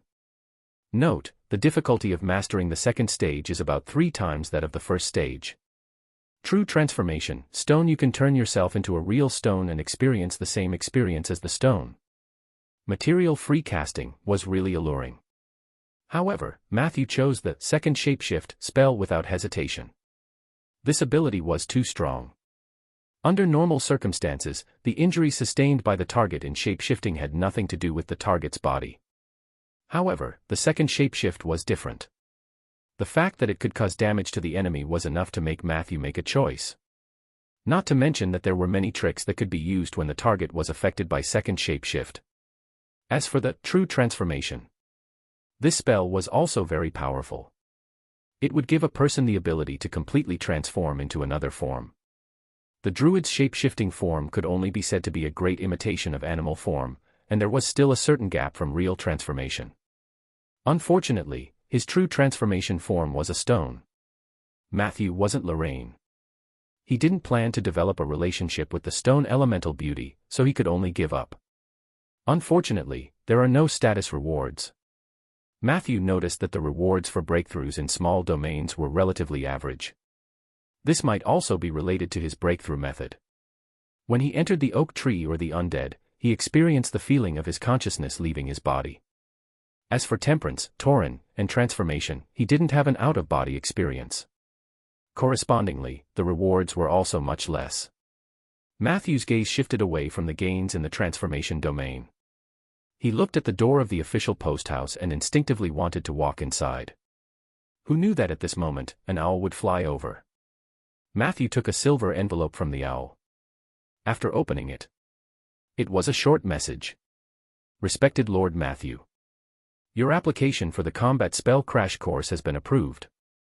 The training method is IVI, and the instructor is Lady Margaret, with the L rank. At present, Lady Margaret has enough free time. If you are free in the near future, please go to the Alliance office to contact her as soon as possible. The specific contact details are as follows. The combat spell class that Matthew had been looking forward to was finally here. He no longer hesitated. He strode toward the Cauldron House. For ordinary mages, the Cauldron House was only opened at 4:15. But he was Al. He could go if he wanted to. I seem to have forgotten something. Forget it. I'll think about it after seeing that Lady Margaret. Matthew's back gradually disappeared from the entrance of the post house. Meanwhile, in a glass window of a changing room in the second hall, a little black cat was staring blankly at the blue sky and white clouds outside. At the same time, not far from him, on the agricultural products street, a woman dressed as a farmer quietly put down the white cat in her arms under a corner of the wall. Go, Chuka. I can feel Eli's weakness and confusion. This is the best time for you to take advantage of the situation. Don't disappoint Mother. The white cat crawled a few steps on the dirty ground. She turned around and glanced at the woman.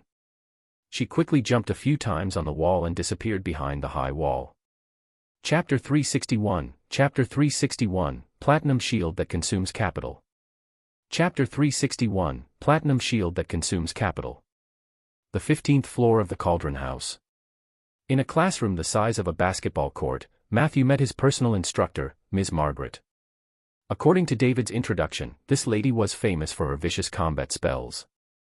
In the Battle Mage competition held within the Alliance, she had won the championship in different levels of events. Margaret was also the only high-level mage with the L rank who was still active as an instructor for a long time. She was level 20, only one step away from legendary. When Matthew saw her, she was wearing ordinary home clothes and slippers. Her 10 white and tender toes were painted with crystal-clear rose-red nail polish. She wore a pair of half-rimmed glasses on the bridge of her nose. The rose-red frame made her skin look even fairer. Compared to her reputation, Margaret was rather petite. Even when she stood on the stairs, she could only reach Matthew's chin. However, this did not damage her dignity at all. Matthew had just walked into the classroom, and Margaret's glance made him feel as if he had been targeted by a top predator. That feeling came from the depths of his soul. Hello, Miss Margaret. My name is Matthew. Before Matthew could finish his self-introduction, the other party rudely interrupted. I know your name is Matthew, and you know my name is Margaret. That's enough. Don't talk so much nonsense. My time is precious, and the time in this magic classroom is even more precious. If it were someone else, they would have to spend at least 20,000 gold coins or 1 knowledge point to activate a full class of Soria's magic classroom. For me, the bill is halved, but I still have to race against time. Let's cut to the chase. I know you have some background, but your other identities don't count here. You are my student and must obey all my commands unconditionally, even if I ask you to kneel down and lick my toes. Do you understand? Matthew was stunned. He did not like Margaret's domineering style, but high-level mages more or less had strange flaws. Margaret was famous, so she definitely had something up her sleeves. In order to learn spells, Matthew decided to swallow his pride. I understand. Margaret pushed up the right side of her glasses. If you make a stupid mistake, I will make you kneel down and lick my toes. However, if I find out that you deliberately made such a mistake, I will give you an even more unforgettable experience. I hope that I won't find any flaws, my dear student. After saying that, she signaled Matthew to sit down with her eyes, then took out a magic staff from her ear and tapped it gently. In the next second, something that shocked Matthew happened. A beautiful magic light circled around Margaret's body. The casual clothes on her body instantly disappeared. What replaced it was a white shirt, a black tight-fitting uniform, and a familiar skirt. Her outfit and her glasses made Matthew's heart flutter. I heard that you like this kind of attire, so I deliberately changed into this. Don't misunderstand. Being happy helps to improve the efficiency of the class. In order to make the students more focused, I will take all measures. Margaret said calmly. Matthew asked shyly, where did you hear that from? Margaret replied. Edmund. I heard that voiced in the Alliance. You probably don't know vet, but our master mage is a super gossip king. He was very keen on finding gossip and was also very willing to share the gossip he saw with others. What was even more terrifying was that he had extremely powerful observation abilities. It was precisely because of Sir Edmund's existence that there was almost no gossip within the Alliance that was banned. A blessing in disguise is that when Lord Edmund goes around collecting gossip, he will always catch many spies from the outer planes or other factions that are planted within the alliance. In short, if you have a secret, it's best to stay away from that kind-looking old pervert. Of course, not everyone knows about your fetish. Edmund only shares it with a few of his friends. He told the news to my teacher, Soria, who told me about it. Margaret spoke very quickly. Fortunately, Matthew's attention was highly focused, so he heard every word. Soria. He noticed a very important name. No wonder, Margaret said. That she didn't care about my identity. She's Soria's student. Matthew suddenly understood. Soria was one of the 3 heavenly mages of the Alliance. She was said to have been on par with Isabel. Her current level could be a superior legend or a holy mage. No one could be sure. In short, she was on the same level as Isabel. I understand, but why don't you change back? I think it's more comfortable that way. Matthew said painfully. He had no choice. The temperance domain told him that he was there to learn practical skills. He shouldn't be distracted. Margaret didn't say anything and swiftly changed back into her original form. In the next second, Margaret tapped lightly with her staff again. A clear wall of light appeared behind her. There were words and pictures on the light wall, giving people the feeling of a slideshow. My crash course is divided into 2 parts, theory and practical. The first 2 classes will be theoretical. Chapter 362, Chapter 362, Platinum Shield. Chapter 362, Platinum Shield. Before we engage in an official battle, we must learn to judge what kind of enemies we cannot provoke. In other words, we must learn to measure the combat strength of our enemies. As a mage, what attribute do you think is the most important? Margaret's sonorous and forceful narration continued as a few words with similar or repeated meanings also popped up on the slide behind her. Money. Gold coins. All resources or power that can be converted into gold coins. Matthew listened silently. Margaret said firmly. Any mage who tells you that money isn't important or that money isn't the most important thing can be classified as a battle loser. I can tell you with certainty that for mages below legend, gold coins can be converted into combat power almost equally. As for those above legend rank, I will only encourage you to earn more money. The most important attribute of a mage is wealth. There is no doubt about it. If you still have doubts, then let me give you an example. As she spoke, something shiny suddenly appeared in Margaret's hand. At the same time, thousands of gold coins floated behind her. These gold coins grew wings like butterflies and flew around her at high speed. In an instant, the scene of the magic classroom where the 2 of them were was quickly replaced by mountains and lava that covered the sky. Matthew couldn't help but stand up. He realized that he was standing at the mouth of a volcano. The lava in the belly of the mountain was brewing, and thick smoke billowed in the surroundings. What was even more terrifying was, he also saw a red dragon glaring at him on the other side of the mountain pass. What a realistic illusion. Matthew was surprised by the realism of the scene. All the illusion scenes you see are based on real-life data simulations. This is also the most valuable part of Soria's magic classroom. If you are willing to invest, you can even write the enemy's information into the storage scroll in this classroom. Then, you can conduct simulation training here. Look carefully. Margaret introduced it in a clear voice as she strode toward the red dragon. Sensing that the tiny creature dared to walk towards it, the red dragon raised its head angrily. A bright yellow light bulged out of its chest, clearly brewing dragon breath. Margaret was fearless. She threw the dragon scale in her hand into the sky, and the tens of thousands of gold coins collided with the dragon scale. In the end, these things dissipated into the air, along with Margaret's loud incantation. A platinum magic shield appeared beside her. Matthew noticed. The floating shield seemed to only be able to defend in one direction, but the shield emitted rays of light from all directions. These rays of light intertwined with each other, forming a huge translucent egg-shaped structure that tightly wrapped Margaret inside. Scorching dragon breath sprayed over. The shield blocked it head-on. The scene was like a pillar of water hitting a rock. The flames were forced to scatter in the surroundings. And Margaret herself was not affected at all. She was still striding towards the crater of the volcano. Platinum Shield of Capital. This spell can block 360-degree attacks without blind spots. It is immune to all spells below the 5th rank and physical attacks equivalent to the power of the 5th rank. Even if the enemy breaks it with a legendary spell, as long as the Platinum Shield is not completely destroyed, it can slowly repair itself. It has a powerful force field inside. Anyone who tries to get close to you will be pushed away, including matter and fluid. With this spell activated, you can even lay in the lava and use Mage's Hand. After saying this, Margaret jumped straight into the crater. Matthew looked at it. With the egg-shaped structure around her, she landed in the lava lake lightly and walked on it as if it were flat ground. The red dragon flew down angrily. He bit the shell of the Platinum Shield and raised his head, wanting to swallow it, but his jaw was stuck by the egg-shaped structure. Margaret sat leisurely in the red dragon's mouth and explained to Matthew. This spell isn't difficult to learn.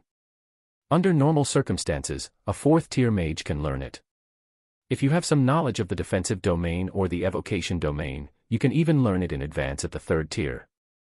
Once the Platinum Shield is released, it will provide you with an endless supply of protection for 24 hours. Its cooldown time is 1 hour, so in theory, you can activate the shield permanently. The pain point for most people is that the casting materials for the Platinum Shield are very expensive. Every time it was used, it would cost 10,000 gold coins or gold of the same value, plus a dragon scale. In addition, this spell is not affected by material-free casting, so don't expect it to give you a discount.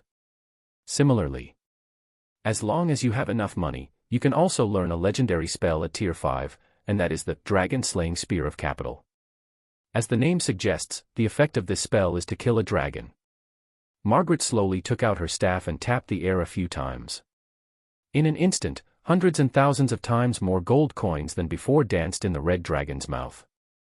The red dragon was stunned and dazzled by this scene.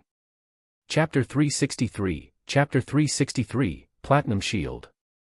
Chapter 363, Platinum Shield. Under the guidance of the magic incantation, the gold coins in the sky instantly turned into dust. Immediately after, a thick golden spear descended from the sky. It pierced through the sky and stabbed straight into the crater of the volcano. Bang! The golden spear nailed the red dragon to death in the belly of the volcano. The illusion around him began to slowly disappear. The familiar background of the magic classroom appeared before Matthew's eyes again. In the history of the Alliance, the famous Mr. Capital once used this spell to kill a black dragon that claimed to be immune to all magic. In the end, not only did he successfully prove that the black dragon's magic immunity was a joke, but he also proved that in his magic system, gold coin was indeed invincible. If you are proficient in spells that cost a lot of money and are very rich, then even a legend might be defeated by you. Of course, this spell is also famous for being uneconomical. At that time in history, Mr. Capital sacrificed a small gold mine he found in a subplane. In the end, the profits from killing the black dragon provided him with about 60,000 gold coins. This was not proportional to his efforts. After that, he went to calculate the wealth of the dragons and found that most of the dragons had between 20,000 and 200,000 gold coins. Even an ancient dragon would only have 200,000 gold coins at most. Because they lacked the ability to accumulate interest, it was difficult for them to truly become rich. In comparison, the archdevils of Inferno, or certain monsters of the astral plane, were much wealthier than dragons. If you are interested in this part of the content, you can buy the magic textbook written by Mr. Capital. Of course, his textbooks are the same as his name. They are not very cheap. After saying all this, I just want you to understand one thing. If you meet a very rich mage who belongs to the Alliance, try not to go against him unless you are richer than him.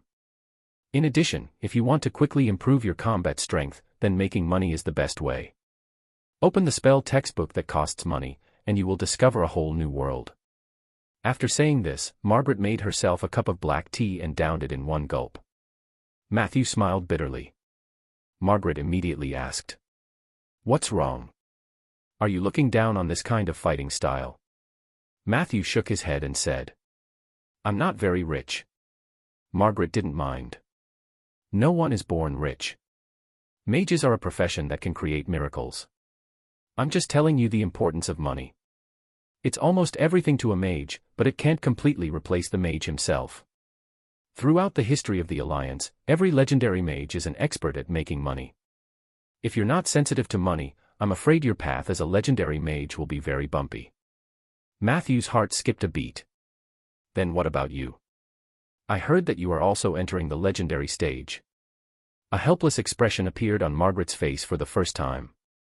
I've been rejected by the Gate of Legends for 10 years, and I still haven't found the right opportunity. I might talk the talk, but I'm not good at making money at all. The relationship between legendary mages and money that I mentioned just now dash. It is my story. I'm a magic genius, a true genius. But I really don't know how to earn money. Even after I got to Al, I still had to rely on the help of my teachers. I also had to rely on teaching others to earn some knowledge points. You might think that I'm making excuses, but this is from my experience. So, Matthew, if you want to become a legendary mage, make yourself rich first. No wonder the mages in the Alliance were so corrupt. He didn't expect there to be a heaven-defying mage like Capital who equated gold coins with combat power. Matthew nodded with mixed feelings. That's all for today's class. Be here at the same time tomorrow. I don't like waiting for people. As for your homework, write an article on how to make money. Hand it to me tomorrow. Margaret said hurriedly. Matthew was stunned. Is it over just like that? Margaret asked. What else? Every lesson of mine is the essence. Of course, I can continue, but can you digest it? Don't bite off more than you can chew. Remember to do your homework well. If I use your method to earn money, I'll give you a reward. Her attitude was honest. Matthew asked curiously. What's the reward? Margaret immediately showed a disgusted expression. Don't tell me you really want to lick my toes. Matthew quickly denied it. Unexpectedly, Margaret muttered to herself. It's not impossible. Matthew was full of question marks. I heard that you had a conflict with Blinken. Margaret suddenly commented. Matthew thought for a moment and replied cautiously. There were a few small conflicts, but we didn't really fight. That's a pity. Margaret said to him. If you see him next time, please beat him to death. If you can agree to my request, I can even give you detailed information about Blinken and his combat habits. Matthew asked. Do you have a grudge against him? Margaret replied indifferently, it's not a deep hatred. But he's my ex-boyfriend. If you can kill him, I will give you a real reward. As he left the cauldron house, Matthew's head was still buzzing. He had long realized the importance of money to mages. However, Margaret's explanation today had opened the door to a new world for him. After class, Matthew went straight to Isabel's laboratory and used a large sum of points to exchange for a few spell textbooks written by Capital, including a list of Capital's series of spells. What was worth mentioning was, he glanced at the list. The cost of learning a single spell was not higher than other spells. However, the cost of gold coins to cast a spell was still something that most people would not dare to do. Matthew had no intention or ability to take a path that cost money. However, he still understood the principle of knowing oneself and knowing the enemy. He was researching these spells now so that he would have a chance to resist when he met a pay-to-win player one day. Walking on the streets of the Mage District, the early summer wind blew on Matthew's face. As he walked, he suddenly slapped his thigh. Oh no! Matthew suddenly remembered what he had forgotten. Chapter 364, Chapter 364, Margaret's Teaching. Chapter 364, Margaret's Teaching. In the second hall of the official courier station, in front of a stained glass window, a dark shadow clung to the inner glass surface. Through the red and blue filter, he could see some of the outside world. Eli looked at the scenery outside in a daze and bored. The summer sun shone on a towering oak tree in the courtyard, forming a circle of shade on the dusty stone path. A gentle breeze blew past. A leaf swayed on the branch, looking like a person stretching. The little black cat looked at it for a very long time. Then, he couldn't help but yawn. He rested his head on the windowsill and pressed one ear against the glass, quietly enjoying the unique quietness of a summer afternoon. Being a kitten doesn't seem too bad, Eli thought. It wasn't that he couldn't leave, but he lacked the urge to. Ever since he woke up, he knew that he had once again taken advantage of Matthew. This time, he directly set foot in the oak tree domain and walked a very long way in it, reaching the entry level in one breath. He had obtained 3 permanent abilities. Such a generous gift was a miracle for any druid. But Eli couldn't be happy. He knew that his path to becoming a legend was in Matthew's hands. In fact, he would always gain some benefits from following Matthew. 11 Lyle Essence 01 Power LO Excluding IL Willy I Unnapness, are you LDL 11 or not? He thought angrily. Soon after, he reconciled with himself again. There was nothing wrong with power. He was already injured, so it would be a waste not to take it. But he still didn't want to turn back into a human. A little black cat would find a stream to drink water when it was thirsty, squat down to eat leftovers when it was hungry, and sleep when it was bored. It seemed pretty good. Moreover, he felt that he had a natural advantage as a little kitten. Because he was a high-level druid, he did not have any other abilities, but he was very good at not eating. Even if I'm locked up in a place like this, I can starve for more than 10 days without any problems. Eli thought proudly. I'll sleep. Wait for Matthew to come and find me. He couldn't help but lick his furry paws, then closed his eyes and prepared to sleep. At this moment, a squeaking sound came from outside the window. There were rats. Eli perked up a little and looked out of the window. Under the shade of a tree, a shockingly fat rat ran past in a panic. A white cat was chasing after it. Eli watched silently for a while before yawning out of boredom again. Only the most retarded cat would think of catching mice. And this white cat is really bad. She couldn't catch it even after half a day. He commented in his heart. The white cat's skills were indeed worrying. She almost caught the mouse several times, but the latter shook it off slyly. Not long after, the rat burrowed into the grass and ran toward the east. The white cat chased after them, and the two disappeared from Eli's sight. The scene in front of him became static again. Eli was even more sleepy. He felt that his eyelids were so heavy that he could fall asleep immediately. However, not long after he dozed off, an ear-piercing squeak sounded again. Eli slapped the glass angrily. Outside, the white cat appeared in his vision again. However, what surprised Eli was that the fat rat actually called for help. Under the shade of the tree, an extremely absurd scene happened.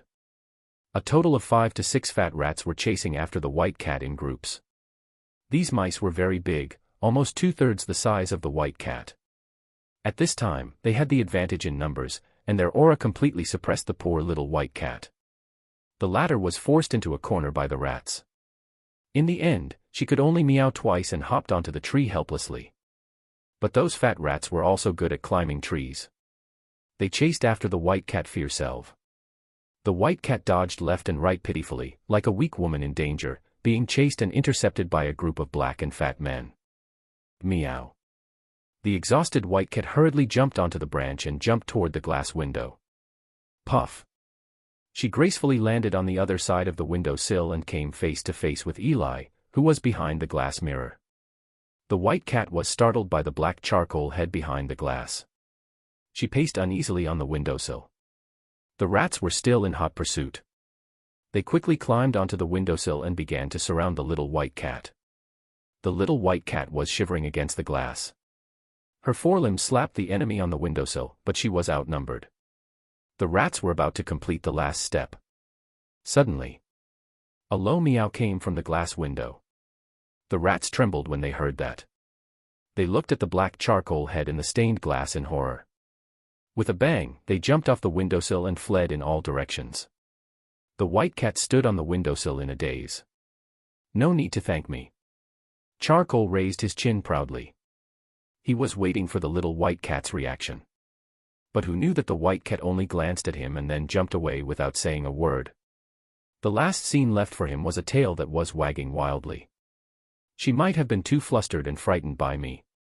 Eli comforted himself. After the white cat left, the scenery in front of him became static again. He wanted to continue sleeping, but he found that he could not fall asleep no matter what. His originally dead but calm heart seemed to have an additional hint of impetuousness. Charcoal once again looked at the scenery outside in boredom. However, this time. Chapter 365, Chapter 365, Margaret's Teaching. Chapter 365, Margaret's Teaching. He was secretly anticipating something. 10 minutes later. A figure hurriedly appeared in front of the glass window. Not long after. The locker room door was opened. "I'm sorry, Eli. I had something urgent to attend to." At that time, you were comprehending the domain, so. Matthew explained in embarrassment. Eli listened quietly, and his reaction was dull. "No worries." Matthew looked at the little black cat. "Why don't you transform back, and we'll leave?" Eli said firmly. "I don't want to." Matthew was surprised. "Why?" Eli thought for a moment. "I want to experience the life of a cat. It will be very beneficial to my path in the wilderness. I'll be staying here for the time being. If it's convenient for you, just open a small crack in the glass window for me." Matthew rolled his eyes. "Sure, but do you need anything to eat?" Eli shook his head. "It's okay. I'm very resistant to hunger." Matthew took out all kinds of food from his inventory. "I have some emergency food. What do you want to eat?" Eli replied calmly, "You're too polite. As long as there's food, it's fine. I'm not picky." Matthew asked directly, "Water or milk?" Eli said decisively, "Milk." Matthew asked again, "I still have some biscuits and sausages. Which one do you want?" Eli was no longer reserved. "Sausage, please. I love it." After confirming that Eli was safe and sound, Matthew left in relief. The young man's ability to withstand blows was still very strong. Matthew vaguely sensed that he seemed to have recovered from the depression of falling in love with a man. This was good news. As for turning into an animal to experience life, it was not uncommon for druids. Matthew didn't mind. Half a day later. He was still planting trees and repairing graves. He even took the time to look at the dark warriors in the vats. The results of the negative energy infusion were quite good. It was estimated that they would be able to leave the vats smoothly in a few days. The next morning. Matthew arrived at Soria's magic classroom 10 minutes earlier. He didn't expect Margaret to come earlier. "Very good. It looks like you have at least the self-awareness of a student. Let's start early." Today, Margaret had changed into a black silk nightgown. This kind of clothing was very loose, and when she raised her hand, a large piece of snow swayed in the air. Her nail polish had changed to dark green. Matthew felt that it was a little old-fashioned. She had a good foundation, but she still looked good. Matthew's attention was only diverted for a few seconds. As soon as Margaret opened her mouth, he instantly focused on her teaching content. "What I'm going to tell you today is all real stuff. You must remember every single one of them. They might save your life in the future. First of all, let's continue yesterday's topic. Other than wealth, how should we measure an enemy's combat effectiveness? To be honest, there is no universal standard. It depended on one's experience. However, some rules could be summed up. The most basic way was through the feedback of the environment or others. For example, you met a mage with average mana in a dangerous place near purgatory. He was accompanied by several beautiful elven maids. He looked like he had some money, but he was not rich enough to use a series of spells that cost money. If you think that this mage is not worthy of his wealth and women, then you are in danger. I'm talking about you being in danger. According to historical experience, with the exception of a few, most of the characters who did not seem to be worthy of the wealth or women they had were often truly ruthless characters. It was like an ordinary mage in the Alliance suddenly getting promoted. When you hear this news, you might feel unbalanced in your heart, but you should never target him. Because you know that everything in the world has its own logic behind it. The mage who was promoted might be the illegitimate son of some big shot. Many seemingly illogical phenomena might just be someone hiding the logic. It is the same logic. The elderly and children who ventured alone in the Undercity, the seemingly weak and beautiful woman who appeared in the wilderness, the ascetic monk who wore shackles and walked weakly but had pious eyes. All of them could be hidden experts. The surface information didn't have enough logic to support their strength, but that was only because you didn't dig deeper. The old man and the child who walked alone might be the incarnation of a god, but that was not the main point. The fact that they could adventure in the Undercity all year round without becoming food for the monsters showed their strength. The woman who appeared in the wilderness was the same. As for the ascetics, they were searching for another path. The abundance of spiritual energy allowed them to explode with incredible power at any time. This power could surpass their level and domain. To sum it up, if things are abnormal, there must be something wrong. Therefore, I advise you to observe the enemy.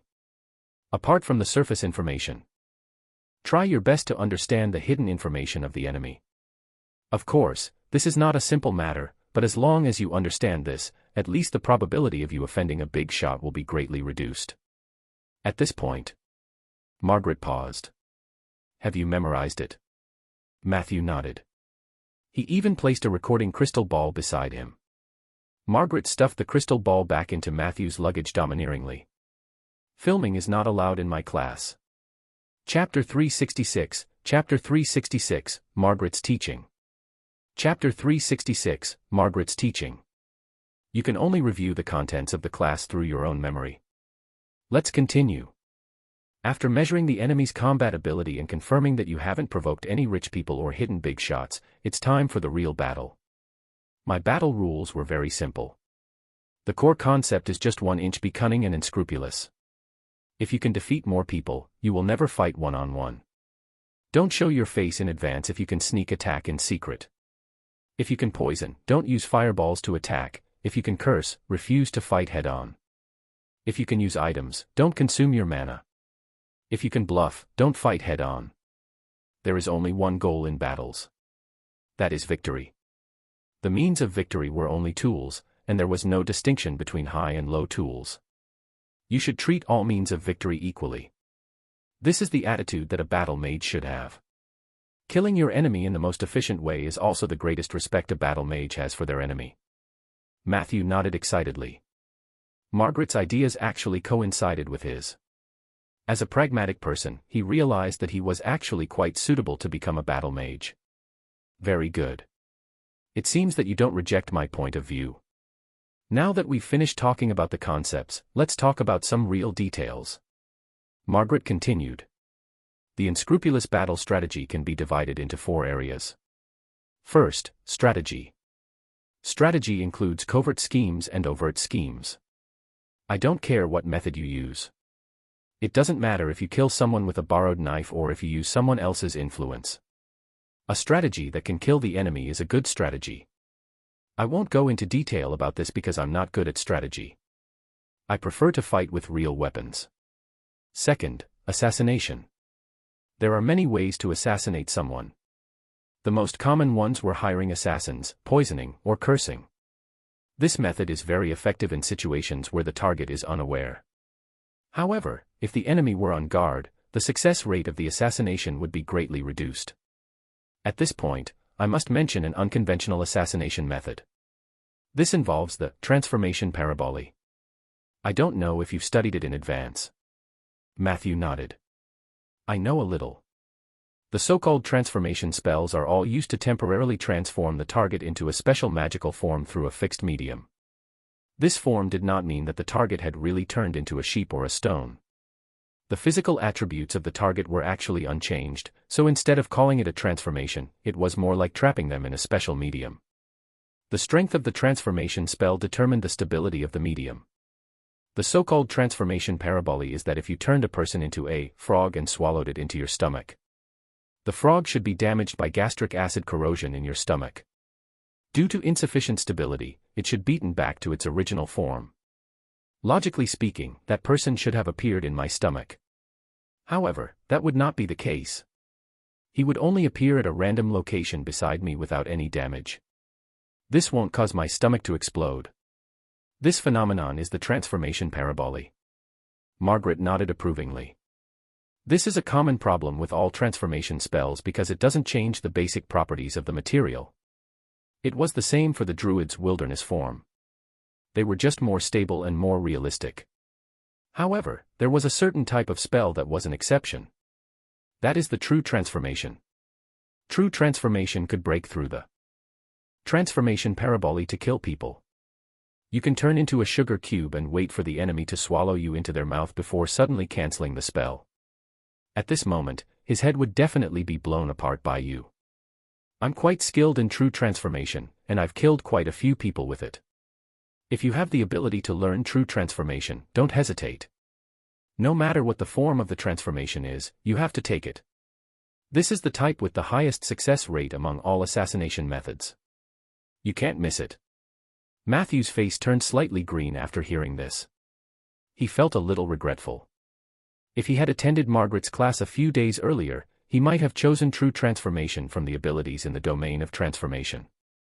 Although it seemed difficult for the enemy to swallow a stone, he could also stuff the stone into bread or something. Margaret had given him a lot of information in class. Before Matthew could digest it, she continued speaking in a swift and decisive manner. Third, make the first move. If there must be a magic showdown, then the first move is very important. I suggest that you buy a dragon fire amulet. This thing can break all spells and is a necessary tool for making the first move without pressure. The fourth piece of content was also related to the spell showdown, which was a game or a feint. Remember, you can predict the enemy's movements, but don't predict too much.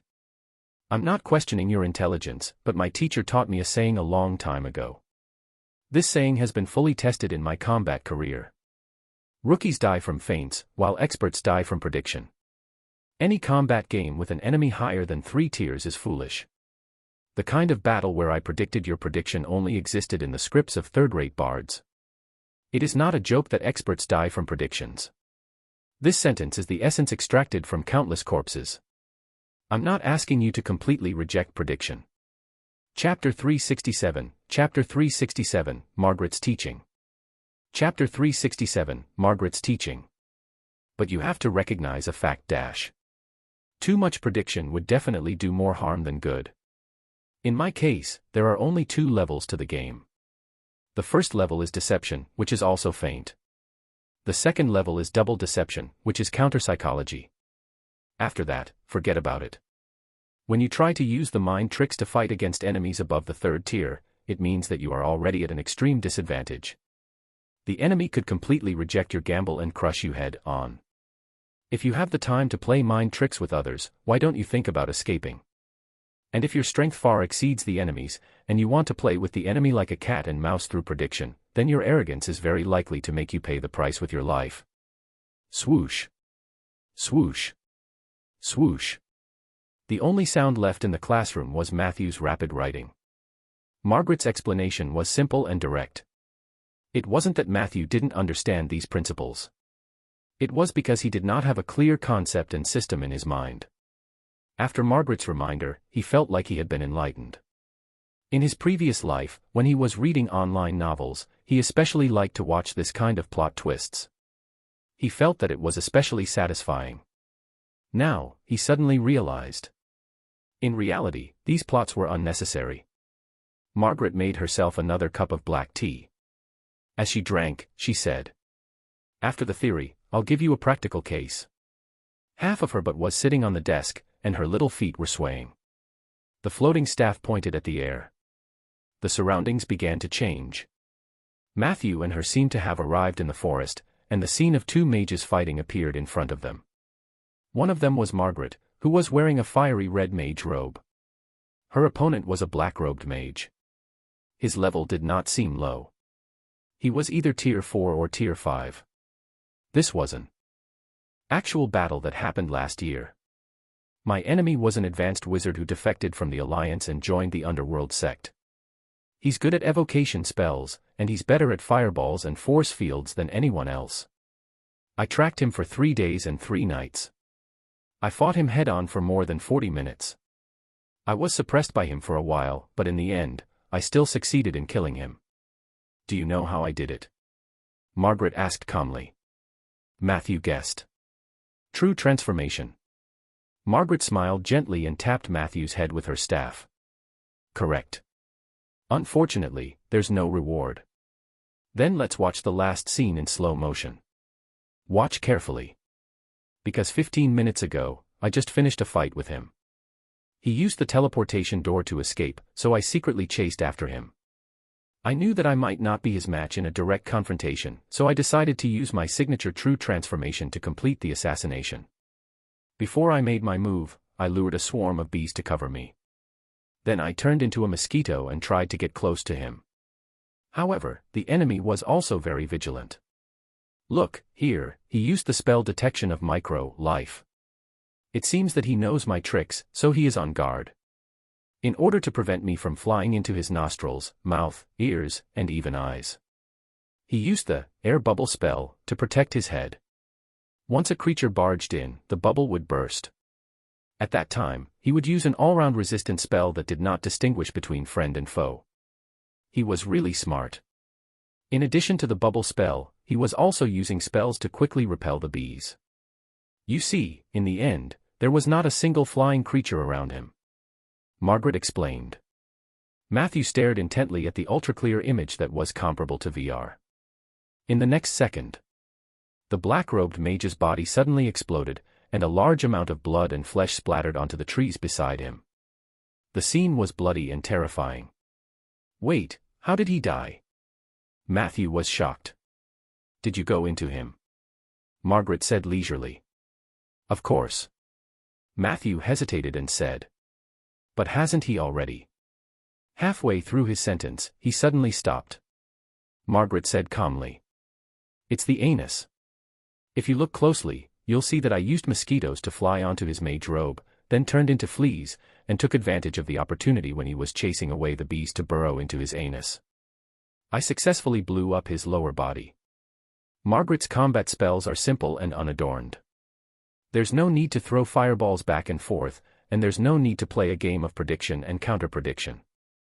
As long as you learn 2 or 3 true transformations and use them appropriately, you can kill almost everyone you want to kill. Alright, that's all for today's class. The homework is, if you are this black-robed mage and know that your enemy is good at true shape-shifting and can turn into mosquitoes and fleas, how would you deal with them? Oh right, there's also yesterday's homework. Let me take a look. Chapter 368, Chapter 368, True Alchemy. Chapter 368, True Alchemy. Matthew handed in his homework obediently. Margaret glanced at the few lines, and her eyebrows immediately twitched. Matthew wrote dash. Making money is never easy. The fastest way is always to use money to grow money. I'm short of money, and I don't have that many gold coins. However, I have a large number of knowledge points, so I can make use of this. I've asked David and the other Alliance staff. The fair value of knowledge points to gold coins is about 1 point to 10,000 gold coins. Within the Alliance, exchanging knowledge points for gold coins was strictly prohibited. However, I can at least use the following 3 methods to convert a large number of knowledge points into cash. The first was a mortgage loan. According to the rules of the Alliance, knowledge points could not be sold, but they could be used as collateral to borrow a large amount of money from the Alliance, the various mage towers, or high-level mages. According to David, knowledge points could be used to borrow a large sum of money, and the annual interest was usually around 6 points. I can borrow a large amount of gold coins and then lend them to others to make a profit. Of course, there was a certain risk in this method, and a more rigorous implementation strategy was needed. The second method was to illegal points laundering. Knowledge points could not be directly converted into gold coins, but there would always be some mages in the Alliance who had more gold coins than points.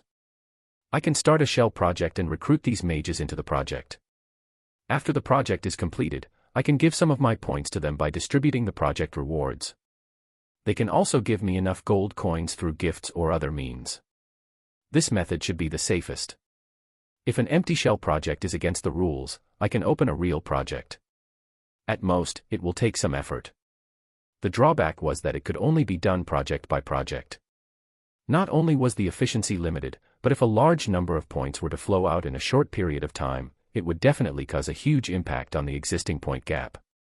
At that time, the number of gold coins that could be exchanged for knowledge points from the mages would definitely decrease.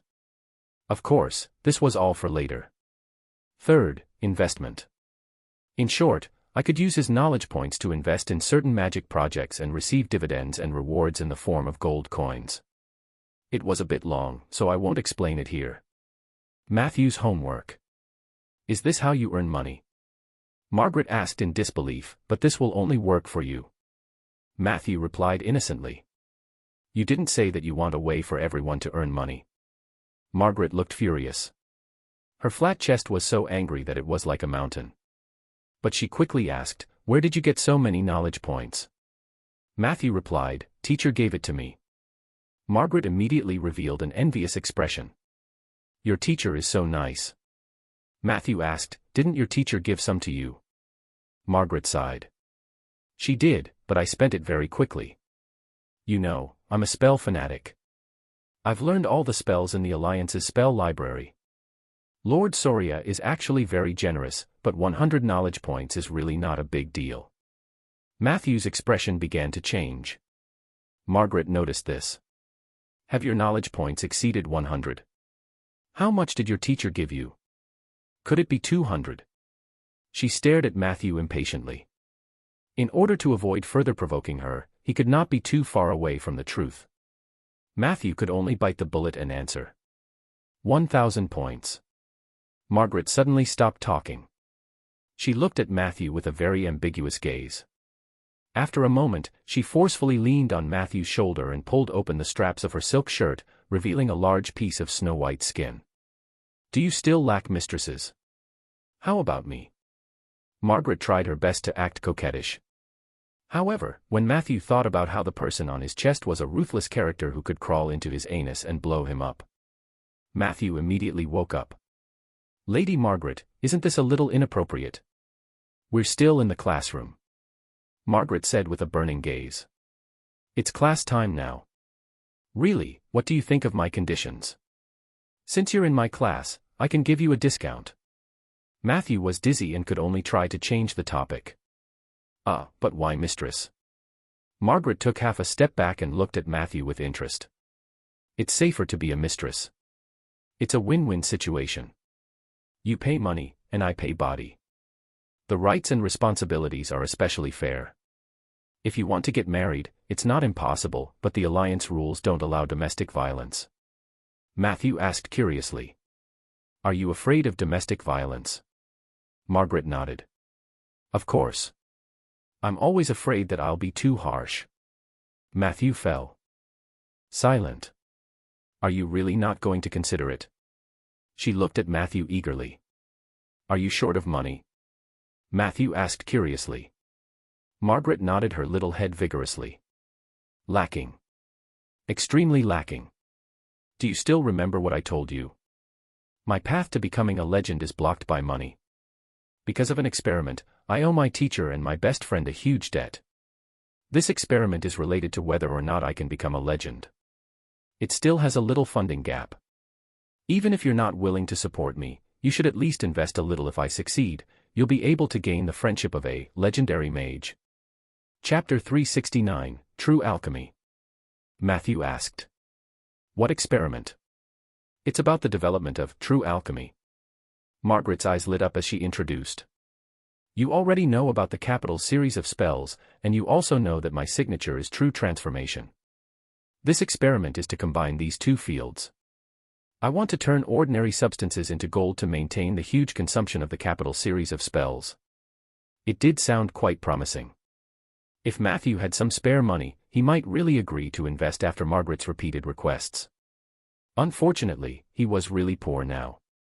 In the end, he could only look at Margaret with a helpless expression before explaining seriously. I'm sorry, I'm just a small mage who just joined the Alliance. I really don't have any gold coins. As for the knowledge points, they were all given to me by my teacher. I'm not sure if there's a limit to the use of these knowledge points. Currently, my way of earning money is only on paper, and I can't convert them into actual gold coins. Margaret stared at him with wide eyes. So you admit that your homework was to fool me? Do you want me to punish you? Kneel down. Matthew rolled his eyes and said. But class time is over now. It was still early to leave the Cauldron House. Matthew thought about it and decided to go to the Liege's residence to waste some time. As expected, Lorraine and Zeller were still tugging at each other when they walked into the office hall. Both of them were skilled in negotiations. Both sides had been going back and forth for more than 10 hours. It seemed that it would be difficult to reach a conclusion in the short term. Matthew and Rieger exchanged glances. The latter said to Matthew, "News came from Red Mountain this morning. They want to form an alliance with us. The negotiation venue is Barley City in the Golden Fertile Fields." Matthew sneered. "Golden Fertile Field? Isn't that their territory?" Rieger nodded. "Exactly. That's why in my reply to them, I strongly requested that the negotiation venue be West Cove Farm, which is not far from the Southern Trade Station." Matthew asked seriously, "Do you plan to form an alliance with them?" Rieger shook his head. "Of course not. They obviously don't really want to form an alliance with us. This negotiation is just to test each other." Matthew pondered and said, "Do you need my help?" Rieger teased. "Isn't this too much trouble for you? I heard that it's not easy to be the illegitimate son of a big shot. The pressure is usually very high." Matthew rolled his eyes at him. At this moment, Zeller and Lorraine stopped in unison. Madam Wesley handed them a cup of tea each. From the empty cups beside them, it was not difficult to tell that they had been fighting for a long time in the early morning. Matthew smiled and asked them, "Have the two of you made any progress in your negotiations?" Zeller took a sip of ginger water and cleared his throat. "Based on the premise of equality and respect, we have fully exchanged our opinions." Matthew said regretfully, "So you didn't come to an agreement?" Zeller also said helplessly, "Your friend is offering a too high of a price." Lorraine immediately raised his hands. "I'm not asking for an exorbitant price. All the prices were given to me by Elena herself. This was her request. There were only two ways to achieve cooperation between the two parties. The first was for Rolling Stone Town to send out a troop of no less than 30 elites. This elite force had to go to Deep Blue Harbor as soon as possible and stay there permanently. Elena requested to be given the command of this unit. In return, she would marry Judy to Rieger. A brand new trade route would be opened between Deep Blue Harbor and Rolling Stone Town. She promised that the merchants of Rolling Stone Town would be exempted from all taxes if they shipped through the cargo terminal of Deep Blue Harbor. There are also many preferential policies. I can't remember them, but those are all minor details. The second way of cooperation is for you to directly send out your army to help her suppress the rebellion in Deep Blue Port and resist the invasion of Lion City. In return, she would marry Rieger and give half of Deep Blue Port's ownership and profit rights to Rieger. When Rolling Stone Town and Deep Blue Harbor became one, they would become a family. But for Matthew's sake, I can tell you more details. Elena was not only negotiating with Rolling Stone Town, she was also negotiating with another noble in the Azure Islands and Lion City. Rolling Stone Town was her preferred partner, but she didn't plan to place all her hopes on you. If you continue to drag this out, I'm afraid she'll already be in someone else's bed." Zeller and Rieger looked at each other. The latter said calmly, "If that's the case, Rolling Stone Town will send a small gift to Castellan. Elena's wedding ceremony." The meaning of this sentence couldn't be more obvious. The cooperation method proposed by Lady Elena was unacceptable to Rieger. After a few days of careful consideration, he basically decided to reject her. This was undoubtedly the right decision. Matthew was very pleased. Although Rieger usually looked unreliable, his mind was still very clear at critical moments. Lorraine obviously understood. He revealed a relieved smile. "In that case, I'll let Judy play for 2 more days before throwing her back to Deep Blue Harbor. My mission has been successfully completed. Now, for Matthew's sake, we're family. How about a hug, family?" Chapter 370, True Alchemy. Chapter 370, True Alchemy. Zeller was sorting out the documents and didn't say anything. Rieger silently raised the Alliance Weekly and focused on reading. Only Matthew smiled at Lorraine. However, the distance between the two of them was quite far, so it was not convenient for them to hug. Lorraine didn't mind. He sat lazily on the sofa and put his legs on the table in front of Zeller. The latter raised his eyebrows and remained silent. "Is there any interesting news?" Lorraine asked Rieger. Rieger hated being disturbed when he was reading the newspaper, but out of courtesy, he still replied in a muffled voice. I just read an interesting piece of news. A group of gnolls attacked the army camp in Lion City. The gnolls were old, weak, sick, and weak. They couldn't withstand a single blow. There were less than 20 of them, but they actually caused the loss of members of the Lion City army. Guess what happened? Lorraine replied casually.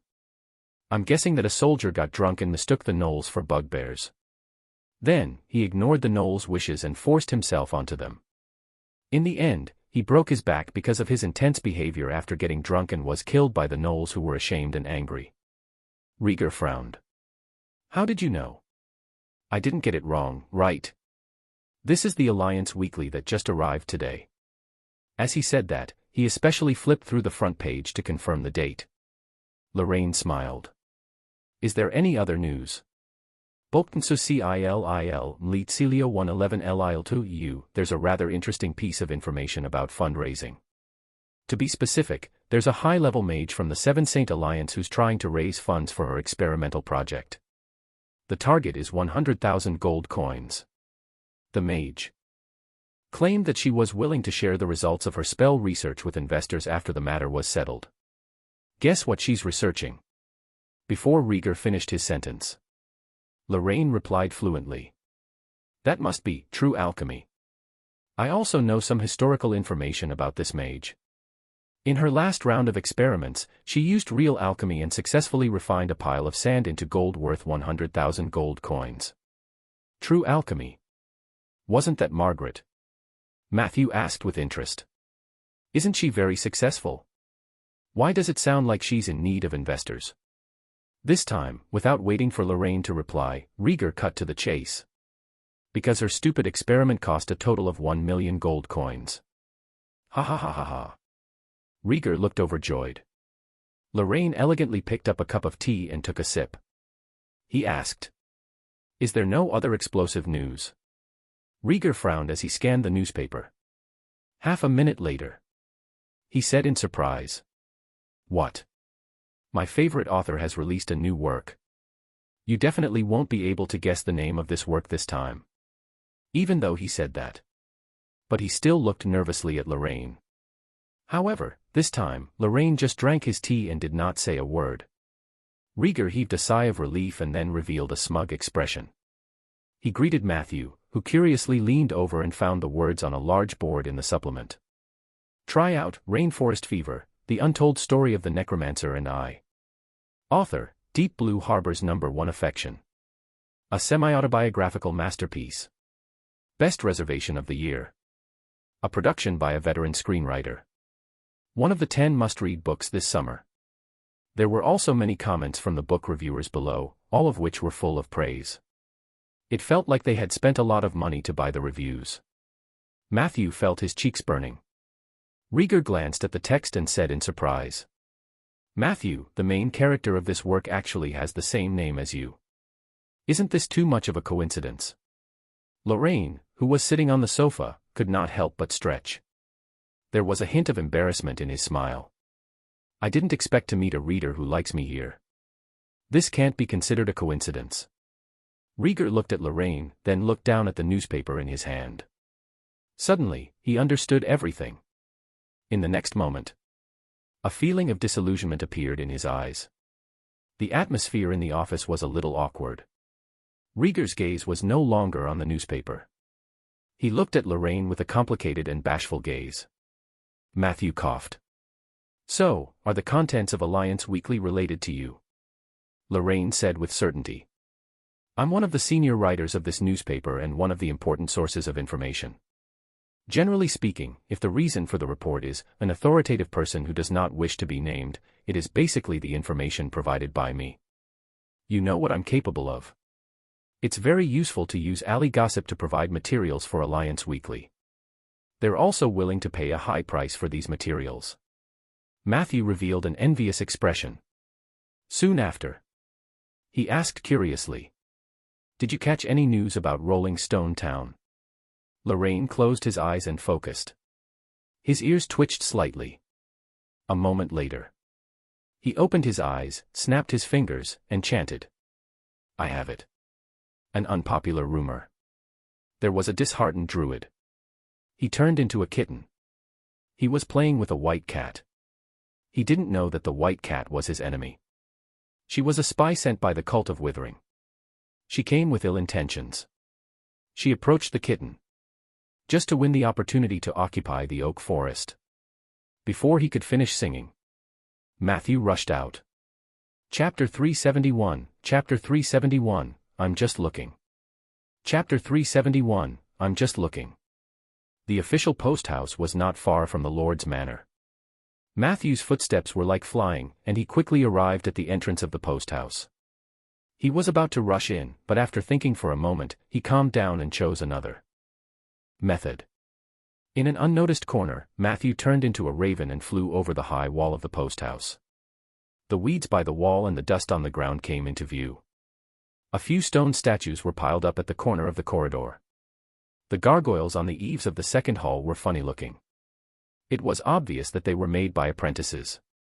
Matthew flew near the courtyard and soon found two figures, one black and one white, playing with each other. He stopped on a higher cornice and silently watched the scene below. Charcoal was teaching the little white cat how to deal with mice. He was nimble. With a stride, he pressed a fat rat to the ground.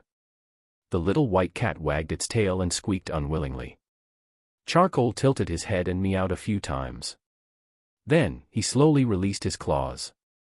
Whoosh! The fat rat displayed a lightning speed that did not match its body and rushed past the little white cat. The latter chased after him, unwilling to be outdone. Her speed was obviously not slow. In a few breaths, she was about to catch up to the rat. However, at the critical moment, Fat Rat made a nimble turn and gave himself some space to survive. Then, he plunged into the grass. The little white cat rushed over anxiously, but she bumped into a rock with a bang.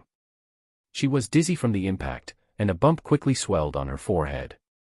Charcoal revealed an expression that said, "You silly." While the little white cat was moaning on the ground, he quickly went behind the grass. There was a shallow nest. He didn't care how deep the nest was. He waved his claws and patted them randomly. Then, he reached in and dug for a while. He actually directly dug out the fat rat. There were also 5 or 6 accomplices. These fat rats were forced into a desperate situation by Charcoal. They bared their fangs and brandished their claws, wanting to fight to the death. In the end, Charcoal raised his paw and slapped each of them. They all fainted. At this moment. Only then did the little white cat walk over with elegant steps, feeling wronged. Charcoal straightened his chest. The little white cat meowed. It was as if she was praising his strength and wisdom. The summer sun shone on them through the gaps in the leaves. A few strands of cat fur fell off and were picked up by the breeze, flying into the unknown distance. This scene was so warm and harmonious. Matthew watched all this silently, then flapped his wings and flew away. He couldn't bear it. It wasn't easy for Eli to get rid of the pain of falling in love with a man. If he told him that he had fallen in love with another enemy, this was too cruel. However, the shadow of the Order of Withering still lingered. This made Matthew a little unhappy. The Withering Order aimed to destroy everything. Apart from the Scar of the Dead, there was nothing they didn't target. The Silverfrost Brotherhood set fires not only in the forest but also in the city. The Witherers were the natural enemies of nature. As a necromancer, Matthew would never allow a Witherer to appear near his territory. Itnay appeared. He had to kill them all. The little white cat was obviously not a Witherer. If she were, Eli would have smelled it long ago. Matthew speculated that the Witherers had changed their methods. They were still thinking about their oak forest, but they wanted to achieve this goal by corrupting Eli. Matthew felt that they were delusional. He was very confident in Eli. No matter how much pain this child suffered, he would never vent his anger on others, let alone the nature he loved. If this white cat has no misdeeds before, why don't I find a way to recruit her? She'll be valuable to deal with the Withering Order and to keep Eli happy. Matthew thought to himself.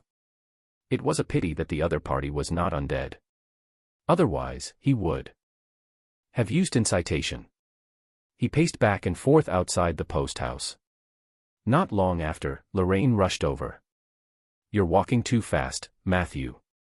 You haven't finished listening to my ballad dash. There was also a necromancy technique in the story that allowed one to turn into a raven. He couldn't bear to see his companion get hurt again. So the beloved bard came to the rescue. The clever Locelin made a small plan. The Witherer's scheme would be ruined. Haha, how was my singing? Matthew forced a smile. You sang well, but next time you're on the streets, it's better to cover your chest hair. Rolling Stone Town's culture is relatively conservative, so don't let others misunderstand. As he spoke, he noticed the content of Lorraine's chant, so he asked, Do you have any plans? Lorraine shook his head. I haven't thought about it yet. The part with Locelin's plan was to finish the rhyme. Otherwise, people will think that I'm a bard who can't even make up the rhyme. Why? Didn't you tell your little brother the truth? Matthew sighed. He's been through a lot, or rather, he's been through a lot since he's known me. Sometimes, I think that if I told him to stay away from me, he might be happier. Lorraine nodded, seemingly understanding. It sounds quite complicated. How did you guys meet? Matthew recalled, I met him through his ex-girlfriend. Lorraine's eyes lit up. Chapter 372, I'm just taking a random look. Chapter 372, I'm just taking a random look. Understood. Matthew's head was full of question marks. What do you understand? Lorraine smiled ambiguously. Matthew was afraid that he would misunderstand, so he told him the story of himself and Eli. Lorraine was enlightened after hearing this. Then, he slapped his thigh. I could have played him hard. Matthew, you shouldn't have exposed my identity. Matthew said in surprise. Are you a demon? Lorraine shook his head and explained. In my opinion, the biggest reason why your little brother is still so easily moved is that his experience is not painful enough. According to my experience, young boys more or less have this kind of problem, but as long as they experience real pain, they have a chance to wake up. Leave him to me, Matthew. I'm very good at helping boys grow in my own way. Matthew looked at him suspiciously. You won't do anything reckless, will you? Lorraine showed a dissatisfied expression. Have some faith in me, okay? I am the most reliable demigod in the South. Matthew hurriedly asked. How many demigods are there in the South? Lorraine said uncertainly. 2.5. Matthew was puzzled. Why is there half of it? Lorraine explained, the half one has gone mad. He's wandering in the barren lands of the Southwest, saying stupid things about doomsday all day long. Matthew asked again. What about the other one? Why do you think he's not as reliable as you? Lorraine smiled and said. Oh, the other demigod's mental state is also not very stable. He has a misunderstanding of his race's identity. He lived in the woods south of Eversong Forest. In recent years, he would often meet outsiders with his half-deer, half-human appearance. He sometimes claims to be a human.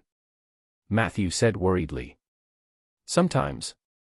In other words, there were other times when he thought he wasn't human. Did he lose his sense of being a human because he had been in the form of a deer for a long time? Lorraine shook his head and said. No, in fact, he has never been a human to begin with. He's just a deer. Matthew was speechless. You demigods are really chaotic. He then discussed it with Lorraine for a while. The latter swore to Matthew with his divinity that he would help Eli without hurting him. In the end, he would help Eli complete his growth. Kindness. He also considered that Lorraine was indeed knowledgeable and had the strength of a demigod. If he could really enlighten Eli successfully, it would be a good story. In the end, Matthew agreed. After that, he asked Lorraine if he knew any traces of the Withering Order. Matthew temporarily let the little white cat go, but he did not intend to let the mastermind behind her go. It was a pity. Lorraine's alley gossip was random to a certain extent, and the content of the news had to be dramatic. The other members of the Withering Order didn't create much fuss. Therefore, Lorraine could not get any more useful information. But Matthew was not discouraged. He planned to use other methods to find the Witherers. The next half of the day was still planting trees and repairing graves. During this period of time, Lara came to the cemetery and said goodbye to Matthew. She was carrying a cargo bag, which contained 4 main products of the Oak Chamber of Commerce: grass potion, sulfur essence, dust of reflection, ice storm scroll. In addition, there was also a set of sword oil specially provided by Rieger. Most of these items were sold cheaply near Rolling Stone Town, but they could be sold at a high price in Condor City. Among them, green herbal medicine could significantly increase a person's vitality. Sulfur essence was an extract of sulfur. It was also an essential casting material for many evocation spells, especially fire-related spells. The Gold Coast was seriously lacking in sulfur, so this thing would be the key product of the Oak Chamber of Commerce. Matthew had bought the Dust of Reflection and the Ice Scroll from the Alliance store. The Alliance didn't sell it cheaply, but they could sell it at a higher price in Condor City. Of course, to be on the safe side, Matthew did not buy too many of these 2 things. First, he would release a batch of goods to test the waters, and then he would control the relationship between supply and demand. This was Matthew's way of making money. Although there were many ways to make money in the Alliance, and the money earned from running a business wasn't as rich, Matthew knew that he couldn't rush into it. He gave Lara a few words of encouragement and gave her an amulet he had made himself, wishing her good luck on her journey. This made Lara, who was already loyal to him, even more loyal. She found a place to rest near the cemetery. She just had to wait for the sky to turn dark. She would pass through the moonlight woodlands and head straight for the north of Marshwater City. After that, it would be a long journey through the rainforest. She needed to recover her energy and maintain her stamina. After making arrangements for Lara, Matthew continued to plant trees and build graves. Following the formation of the Great Cemetery Ritual Ground, he could feel that the integration speed of the undead domain's elements had become much faster. In the current domain matrix, the undead had already been integrated halfway. But the oak tree was even faster. He did not know if it was because he was chased out by the eagle-faced man before he could enter the cave. Unknowingly, the oak tree had reached 2/3 of its energy level. Soon, it would be able to carry out the next domain exploration. This time, Matthew would make preparations in advance. The other party had blocked him from entering the oak tree domain twice, so Matthew naturally did not intend to be nice to him anymore. He wanted to give the eagle-faced man a head-on blow. Chapter 373, Chapter 373, I'm just taking a random look. Chapter 373, I'm just taking a random look. Prompt, you have created a tombstone. A Silvermoon zombie had obtained a tombstone as its resting place. It was satisfied and excited about this, and its soul fire grew a little stronger. It planned to carry this gravestone on its back at all times. You have obtained a new subspecies of the undead, Tombstone Zombie. Tombstone zombies, no matter where they go, they will carry the tombstone on their back. The tombstone will provide them with negative energy and also provide them with a certain amount of defense or attack. When Matthew was repairing the grave, he accidentally discovered a new subspecies of the Silvermoon zombies. However, he looked left and right. This kind of zombie carrying a tombstone was nothing strange. Under normal circumstances, with their hands behind their backs, they looked like human laborers. In battle mode, they would use the gravestone as a weapon to smash people, or they could use the gravestone as a shield. It looked beautiful, but it was still not flexible enough. Matthew was not interested in promoting this subspecies on a large scale. After giving the gravestone zombie a single room, he went back to his own work. Today, he planned to take some time to study the psionic items he brought back from the laboratory. There was no progress in the early stages of the research. This was because the psionic torchlight was the same as the psionic staff. They both required an advanced identification scroll. Matthew's plan to rely on his own psionic knowledge to identify it had failed. Therefore, he went to the Alliance store and bought 2 scrolls. Today was the start of the assessment. The magic rune that symbolized the knowledge of the other world circled around the small flashlight. It quickly sank in. Immediately after, lines of information appeared before Matthew's eyes. Hint, appraisal successful. You have obtained the just looking around flashlight. Description, you can use this flashlight for general illumination. You can also use it to spy on the items stored in other people's backpacks or storage items. Illumination, turn on the flashlight and enter the normal illumination mode. The brightness of the flashlight would depend on how excited you were. The more excited you were, the brighter the light would be. Remark, please do not use this product as a heart detector. Although it is effective, it is not accurate. Just looking around, turn on the flashlight and say the activation spell, "I'm just looking around," in the local language. At this moment, you only need to aim the faint red light from the flashlight at the target. You will randomly obtain detailed information about 3 to 6 items in the opponent's backpack or storage item. Current energy, 1/4 bar, rechargeable. Charging method, unknown, requires more psionic knowledge. This is interesting. Matthew turned on the flashlight and said, "I'm just looking around." The front of the flashlight lit up with a red light. Matthew casually moved and happened to meet Peggy, who was drinking. You have found the following items on Peggy's body, Purgatory Food Illustrated Guide. 347 gold coins. Dark gold bone blade. Inside Peggy's dimensional backpack. Grass tribe's horn, damaged. Tauren's heart, damaged, priest staff. Matthew was a little surprised. It was one thing for her to hide a small treasury behind his back, but why would Peggy have the horn of the grass tribe, heart of the Tauren, and priest staff on her? He checked the details. He discovered that the horn of the grass tribe could summon Tauren from another world. The Tauren's heart was used to build a Tauren tribe. Priest staff had an unknown effect. It was probably an indispensable item in the Tauren's sacrificial ritual. Was Peggy plotting to make a comeback behind his back? But it doesn't look like it. Matthew called Peggy over and went straight to the point to ask about the origins of those items. Who knew that Peggy looked confused? "What are you talking about? I don't have any Tauren heart, Tauren horn, or Tauren staff." "Wait. When did I get a backpack?" Matthew was stunned. That was true. There was nothing on Peggy. Ever since they met, she had never had the habit of wearing clothes, let alone carrying a backpack. Although Peggy was full of character and liked to play around, she would not lie to Matthew on such a matter. Matthew quickly realized.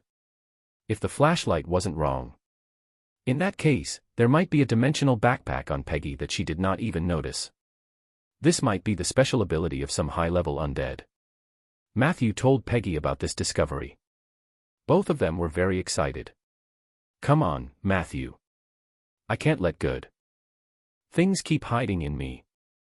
Hurry up and tear me apart." Peggy twisted her thigh off in excitement. The two of them worked hard for the entire afternoon. Even Peggy's skull was almost torn open, but they still could not find any traces of the dimensional backpack. Could it be in the soul fire? Peggy's head bounced on the ground. "Matthew, why don't you cut open my soul fire and take a look?" Matthew muttered. "Forget it, Peggy. I'm afraid that the dimensional backpack won't be so easy to find. You might have to wait until your level is higher before you can open it," Peggy said obediently. "All right, Matthew. Now, please help me put it back together." Matthew looked at the bones on the ground. He suddenly felt an intense pain in his temples. The next morning, Matthew arrived outside the cauldron house with dark circles under his eyes. The first batch of mages from the Alliance had arrived at Rolling Stone Town. The leader was the white-robed mage Edmund, who was beaming with joy. "Matthew. What's wrong with you?" Edmund looked at him strangely. "Why is there still half-torso hanging around your neck?" Matthew stuffed the bones into his luggage as if he had just woken up from a dream. A golden light flashed in Edmund's eyes, and he immediately rebuked. "How could you play with your Tauren until so late? Staying up late is very harmful to the body. Even a young mage like you should know how to control yourself." Matthew apologized profusely. Edmund did not say anything else. He threw out a large magic carpet, and the group of intermediate mages behind him sat on it without a word. "Bring us to the Scar of the Dead," said Edmund kindly. Matthew followed. For the next half a day, he led the mages of the Alliance to visit the Scar of the Dead and his protective umbrella. Just as Fandral said. Matthew's project wasn't much to look at, so he finished introducing it in half a day. At noon, Edmund asked Matthew about his arrangements. Matthew said enthusiastically, I've arranged a luncheon for all of you at West Cove Farm. Although the food in the countryside may not be to your liking, it's still a life experience. Edmund immediately wrapped the group in his magic carpet. The group of people rode on the giant magic carpet and flew toward the southern trade station. And their destination, West Cove Farm. A tense negotiation was about to begin. The representatives from Red Mountain and Rolling Stone Town were already in position. Red Mountain, who held the initiative in the war, was the first to launch an attack. They were aggressive. Pardon me for being blunt, but I don't see any value in forming an alliance with Rolling Stone Town. However, the Lord personally gave the order, so I came to take a look. It's really disappointing. Rolling Stone Town actually only sent 3 of you, a little old man dressed like a dog. A girly gigolo. And you, your chest hair is showing. Don't you know the most basic respect between people? On the other side of the negotiation table, Richard, Zeller, and Lorraine looked at each other. Just as they were about to speak, a sharp whistle suddenly came from the sky. A giant magic carpet slowly landed outside the farm. Part 5 of the series ends here. Thank you for watching and listening. If you find it interesting, please give us a like, a comment and a subscription so that we have the motivation to make the next videos.